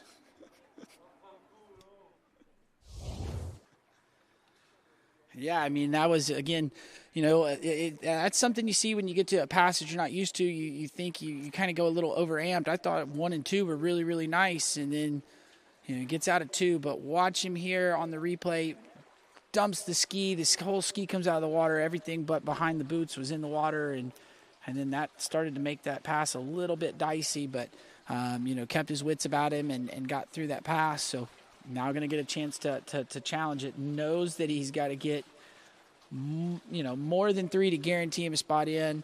If he gets 3, we'll have another runoff here. So Mikolau sitting there waiting, keeping all his stuff on, making sure, you know, he's ready if he has to ski again. What's our status so far as the recording is concerned? 9 minutes.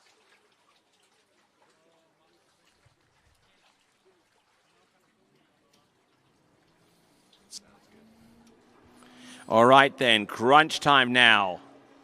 Victor Rastrom. He's got to score more than 3 to advance. There's no slow number 1 here. He's round number. And he pinks the handle, and that means that young skier in the inset at 14 years of age has made it through to the European Championship slalom final for the U21s. Yeah, and gets a hug from team captain Spock, and then his dad's there as well. So, you know, young skier gets in. You know, I know that he's IEBs on his skiing there, so that was really good. And you see all the Ukrainian people all super happy, and you know, a little bit of heartbreak there for Victor Rastrom. A little slow here. You see he rolls that ski a little early, has to do a double pump, and you know, now he's running with the boat a little late, needs a big turn, and just can't quite get it. So congrats to Mikolauchenko. We will see him ski on Friday, and look forward to getting him out there. All right, then, commiserations once again to Victor Rastrom. He certainly played a huge part in the drama that unfolded towards the end of this slaloming competition with 1.5 on 11.25 meters. That's Victor Rastrom. All of our competitors went in on 12 meters, and all 3 of them cleared it straight off the dock. So here we go. This is the slalom leaderboard. Florian Paff in the lead with 4 at 10.7. Vincenzo Marino, 3.5 at 10.7. Tim Wild, 3. Samuel Hintringer and Dominique Kuhn and Nicky Antonsen, all of them with 5. Two-way tie for 7th with Leo Cederquist and Clarence Laveau and Matteo Georgis on 4. Pierre-Louis Germain with 3 in a two-way tie for 10th with 3.5, and Mikolauchenko on 3 at 11.25 minutes. And see how all of those scores are grouped together. You've got the first place, and then every other score below it, save for second and third, are all ties of each other. Yeah, no, super strong skiing from these boys, and you know, now we're getting ready to go hit that Women's Series 3 slalom before we lose the sun. So we'll go hit a quick commercial real quick, and we'll be back with Women's Series 3. All right, we'll be back right after this.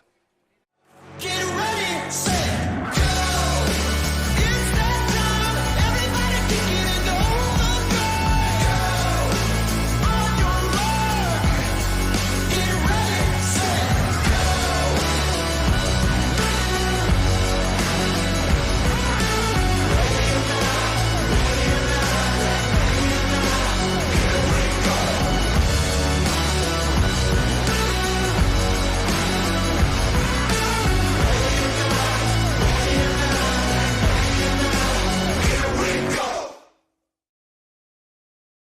For skiers and water enthusiasts, Florida lakes are what dreams are made of. Combined with world-class golf, remarkable weather, natural beauty, theme parks, and so much more, it's easy to see that Florida is paradise. For more than 30 years, I've enjoyed Florida's lakes and many offerings. If you are interested in Florida real estate, let me be your guide and trusted advisor as you search for your paradise. Together, we can make your dreams a reality.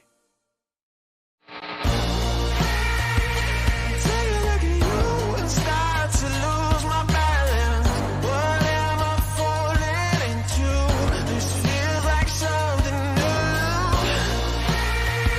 I've seen a lot of views, but they were nothing like this. The way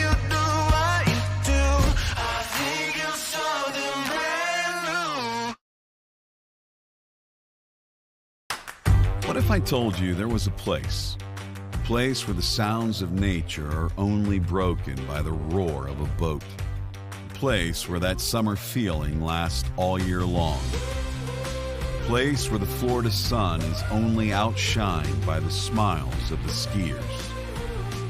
A place where first-time skiers can ski alongside world champions, and the world-class coaches work with all levels of skiers? What if I told you there was a place where life slows down and your only job is to make lifelong memories? That place is Swiss Water Ski Resort. Book your trip at SwissWaterSkiResort.com.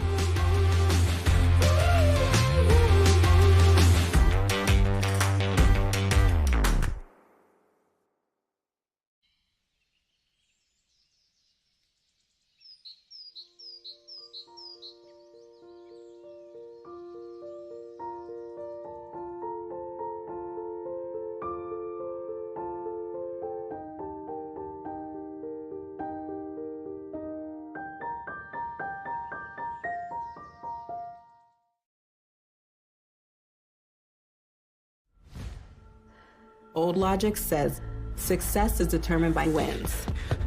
It says you can't be a mother and a professional athlete, that you can't take on giants. New logic says watch me. Watch me become the most decorated track and field athlete in the world.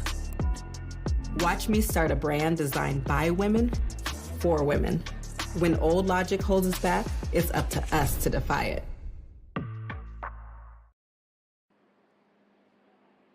All right, then, continuing on to our final piece of action here. Women's Slalom Series 3, Elimination Round Series.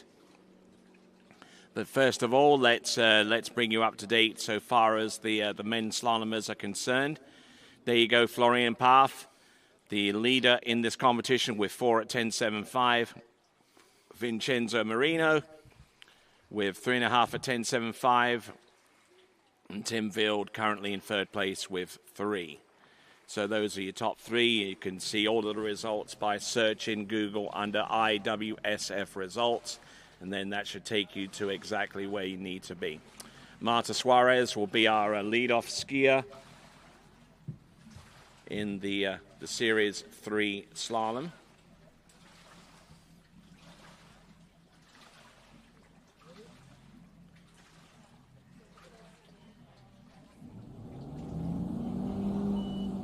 Okay, so looks like our first competitor out is going to be Charlotte Corsten. Charlotte Corsten, our first competitor out on the water, it's going to be 16 meters. And then we'll go on to Marta Suarez.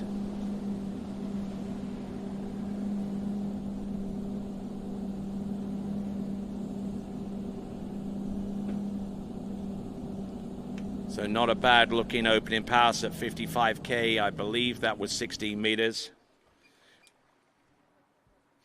Yeah, I don't know why they're on first. Okay, so in addition to the running order, first in Series 3 Slalom. Now the reason why we've added this event towards the end of the day is because the weather prognosticators have said that the weather tomorrow is going to be a little bit windier, a little less favorable for our skiers. So we want to make sure that that the events such as slalom and jump were held today, giving us the ability to maximize results out there on the water with better conditions at this hour. And just, oh man. I tell you what, that would be a view that would end all views. There you go. Losing a little bit of width on the gate shot. Zane, take it away. Yeah, just didn't have her speed up there, so that's going to catch her out. And, yeah, it sure did right there. Oh, and that front boot looked like it released on her there. That's probably half the reason why she didn't feel that comfortable with the gate shot. Yeah, I mean, she pulled out, just didn't quite have her speed, and then, you see that ski release on her. Oh, I saw a little bit of a change in spray dynamics there coming into the gate shot, and that ski is bouncing all over the show right there. Yeah, I mean, it's still connected there, but it must break on her right. Yeah, you see it release right there. That heels off the thing. She picks it up, and it's pretty hard to stay balanced on that back foot, all on the tail of the ski. But now we've taken some falls on video quite a bit there, but I mean, so far as the season is concerned, we saw that dismount from Christy Appleton over at the U21 Worlds, but I reckon that one rivals it. Yeah, I mean that was pretty good. We've seen quite a few over this season, and right there that ski breaks on her. That might be why she lost the handle, and that released on her. So that'd be something she needs to kind of check when she gets out of the water, see if maybe she could tighten it up or move that release part forward on the clips there on the binding and get it a little tighter. But going down a little early there for her, so a little bit unfortunate there for Charlotte. As we move right along, our second skier, this should be Marta Suarez from Spain, and this should be a 16-meter start. So there it is. We'll 16 meters for Marta Suarez. Oh, getting in a little bit deep here off number 4, around number 5, and barely gets around number 6 on 16 meters for Marta Suarez.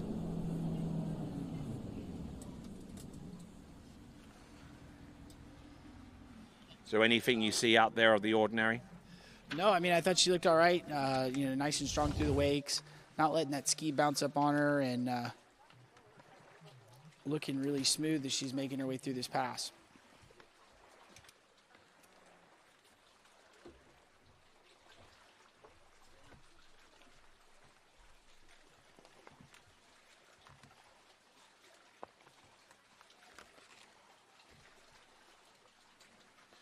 Okay, so Marta Suarez getting in a little bit deep there with the opening pass, but we'll see what she does with the return run. Marta Suarez, her personal best is 2.5 on 13 meters. Not too much else by way of information. Her hobbies are snow skiing in the winter. Some pretty good slopes there on the southern Pyrenees.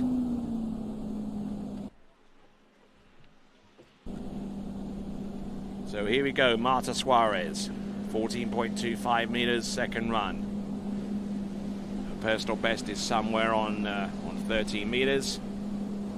Letting the boat drag her down course a little bit, but she gets a very nice turn off number 4 to keep her in contention and make up all of that deficit. Yeah, that was a big turn there on 4, Tony. Put her back in that pass, and see her, she's shaking it off. I think she kind of knew that was a little shaky, but big 4 ball as she laughs it off and gets through it. So good job. Now going to get to go at her hardest pass, which is 13 meters. So we're really going to want to see her get a nice wide gate and get a good swing in, and try to get a good start here at a 1.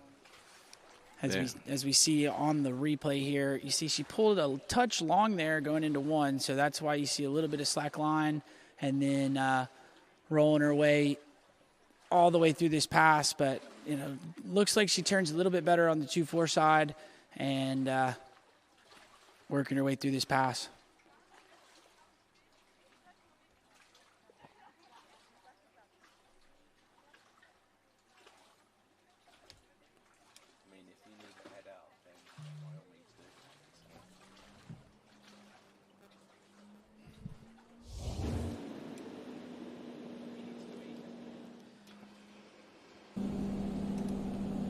All right then, so coming in, Marta Suarez on pass number 3, getting broken over a little bit there, round number 2, and that is pretty close to her personal best with a score on 13 meters. 2 buoys there for her.